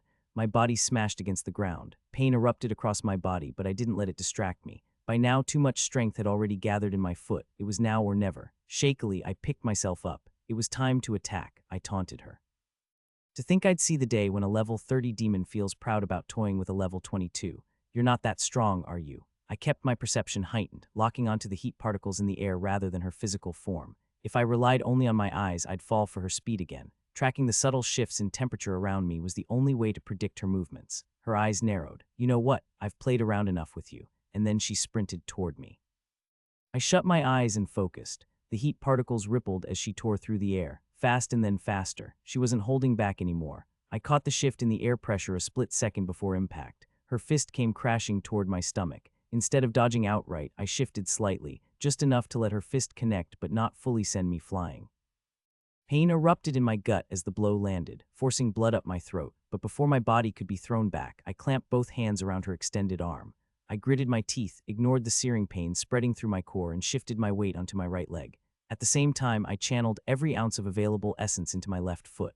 Then I struck. My left foot shot up, aimed straight at her head. The moment it connected, I triggered the explosion. Boom. A shockwave of essence and raw power detonated from the impact point. Her entire body slammed into the ground headfirst, the sheer force burying her into the molten rock beneath us, but I paid a price. My leg, everything below my knee, erupted into a shower of blood and torn flesh. Horrendous pain flared through me, white-hot and unbearable. I roared in agony, barely staying upright as my vision blurred. I shook my head, forcing my vision to clear. Then, gritting my teeth, I limped toward her. This time I wasn't going to give her a chance to get up. She lay face first in the ground, motionless for a moment. I didn't hesitate. I dropped down onto her back, pinning her beneath me, and activated seismic burst again. Raw power surged through my body, gathering in my fist. I drove my knuckles straight into the back of her head. Boom. Her face slammed into the ground with a sickening crack. A groan escaped her lips, and she twitched beneath me. She started to thrash, trying to shake me off, but I pressed my elbow down on her spine, keeping her pinned. I activated the skill again. This time I swung from the side. My fist smashed into her skull. A sharp throb of pain shot through my arm, my muscles screaming in protest, but I ignored it. Gritting my teeth, I pushed myself off her body, swaying as fresh pain surged through me. A sharp breath hissed through my teeth as I steadied myself. There was no stopping now. Shifting my weight, I raised my elbow high, essence surging into it as I activated seismic burst once more. But this time my target was not my fist, not my leg, but my elbow. The raw force condensed, my arm trembling under the strain. Then with a roar, I jumped, ignoring the agony shooting through my body, and drove my elbow straight into her spine. Boom. The impact sent a violent shockwave rippling through the ground. Her body jerked, a strangled snarl escaping her lips as cracks split the molten rock beneath her. My own arm screamed in pain. I rolled off her body and collapsed onto the ground, my chest rising and falling in ragged breaths. Each inhale felt like fire burning through my lungs, but I forced myself to take short, controlled breaths, trying to regain even a sliver of control over my body. I was completely spent. My essence storage was drained, not a single unit left. My stamina was in shambles, every muscle screaming in exhaustion. I had nothing more to give. Then a notification flashed in my mind. Skill level up, seismic burst level 1, level 2. A weak chuckle escaped me. At least something good came out of this beating. But before I could savor the moment, a low groan rumbled beside me. Gyuro was still conscious. I turned my head to stare at her. My left leg was completely useless, and my right hand wasn't any better. That last elbow strike had left it dead weight. With no other choice, I used my left hand to crawl away from her, dragging my battered body inch by inch. I had nothing left, no strength, no essence, no plan. The only thing I could do now was hope Arcas would step in before the crazy demon finished me off. A groan came from behind me. Gyuro finally shifted, rolling onto her back before turning to face me. I froze. She looked awful. Her entire face was covered in blood, deep gashes marring her features. Blood leaked from her mouth, nose, and even her eyes. A jagged piece of rock stuck out from one of them, dangerously close to piercing deeper. If it had gone just a little further, she'd be dead. Her remaining eye locked onto me. A low, raspy voice slipped from her throat. "I will kill you." Then she moved, trying to get up. My eyes widened. I had hit her with everything I had. The elbow drop was supposed to make sure she stayed down. I had hesitated at the end, holding back just enough to keep her alive. Now I cursed myself for chickening out. I watched as she pushed herself up onto her knees, but that was as far as she got. Her whole body trembled violently, her muscles barely holding together. I grinned, so it worked, just not enough. Her spine had taken serious damage. Otherwise, she would have been back on her feet already. She groaned again, then started crawling toward me on her knees. I clenched my jaw and dragged myself backward, but her knee-walking speed was faster than my one-armed crawl. Within seconds, she reached me, straddling my waist and pinning me down. Then she grinned, blood staining her teeth. "I warned you, didn't I? I'm going to roast you." She lifted my right hand, her grip firm around my wrist. Blood trickled down my fingers, but that wasn't what made me tense. A slow, creeping heat spread from where she held me. At first, it was mild, a warmth I could tolerate, but then it intensified. The searing pain burned through my skin, and I could feel my flesh turning red hot. What the hell? Panic crawled up my spine. Was this demon really about to roast me alive? I gritted my teeth, refusing to scream as the heat climbed higher. Gyro's grin stretched wider, her grip tightening, as if savoring my suffering. I clenched my jaw and shut my eyes, trying to think. That's when I felt it, the heat particles. I sensed them moving toward her hand, obeying her command, fueling the rising temperature. I observed closely as they gathered, drawn in, bending to her will. I can do that too. The thought struck me like a spark in the darkness. I focused on my generator core, tracing the movement of the particles as they flowed into my body. They entered through my skin, traveled toward my heart, the core, where energy was extracted and transformed into essence. I recalled how, before my generator talent had evolved to absorb particles on its own, I had done it manually. I had used Synapse Boost, enforced my will on them, surrounded them with essence, and pushed them into my core. But I only had 1 unit of essence left, which meant I had to do this the hard way, brute force. I just had to stop the particles from reaching her hand, to block them from increasing the temperature any further. I exhaled sharply, focusing all my remaining willpower. I reached out with my perception, latched onto the moving heat particles, and forced them to slow down. It took effort. The particles fought back, but I held on. Gradually, the flow weakened. The particles no longer rushed toward her. I didn't stop there. I shifted them away, redirecting them, scattering them back into the air. Seconds passed, and then I felt it. The difference. The temperature had stopped rising. I opened my eyes, locking onto Gyro's face. She was still grinning, still gripping my wrist. She hadn't noticed yet. I extended my perception even further, stopping every heat particle within my range from moving. That's when she noticed it. Her grip on my wrist loosened, and she glared at me, her teeth clenched. "What did you do?" I grinned. She leaned in closer, her breath hot against my skin. "You know what? Let's see who gets here first, your saviors or death." Her nails elongated further, curving like blades. Then she closed her eyes and whispered, "Reaper's sacrifice." Suddenly her body jerked and blood trickled from the corners of her mouth. She raised her hand above my chest and began pressing her nails into me. Slowly they pierced my skin, sinking deeper, burrowing toward my heart. And the entire time, that damned grin never left her face. I tried to move, to fight back, but my body refused to respond. Fine. Gritting my teeth, I focused on the heat particles, gathering them over the palm of my only working hand. I pulled in the heat particles as fast as I could, forcing them to converge above my palm.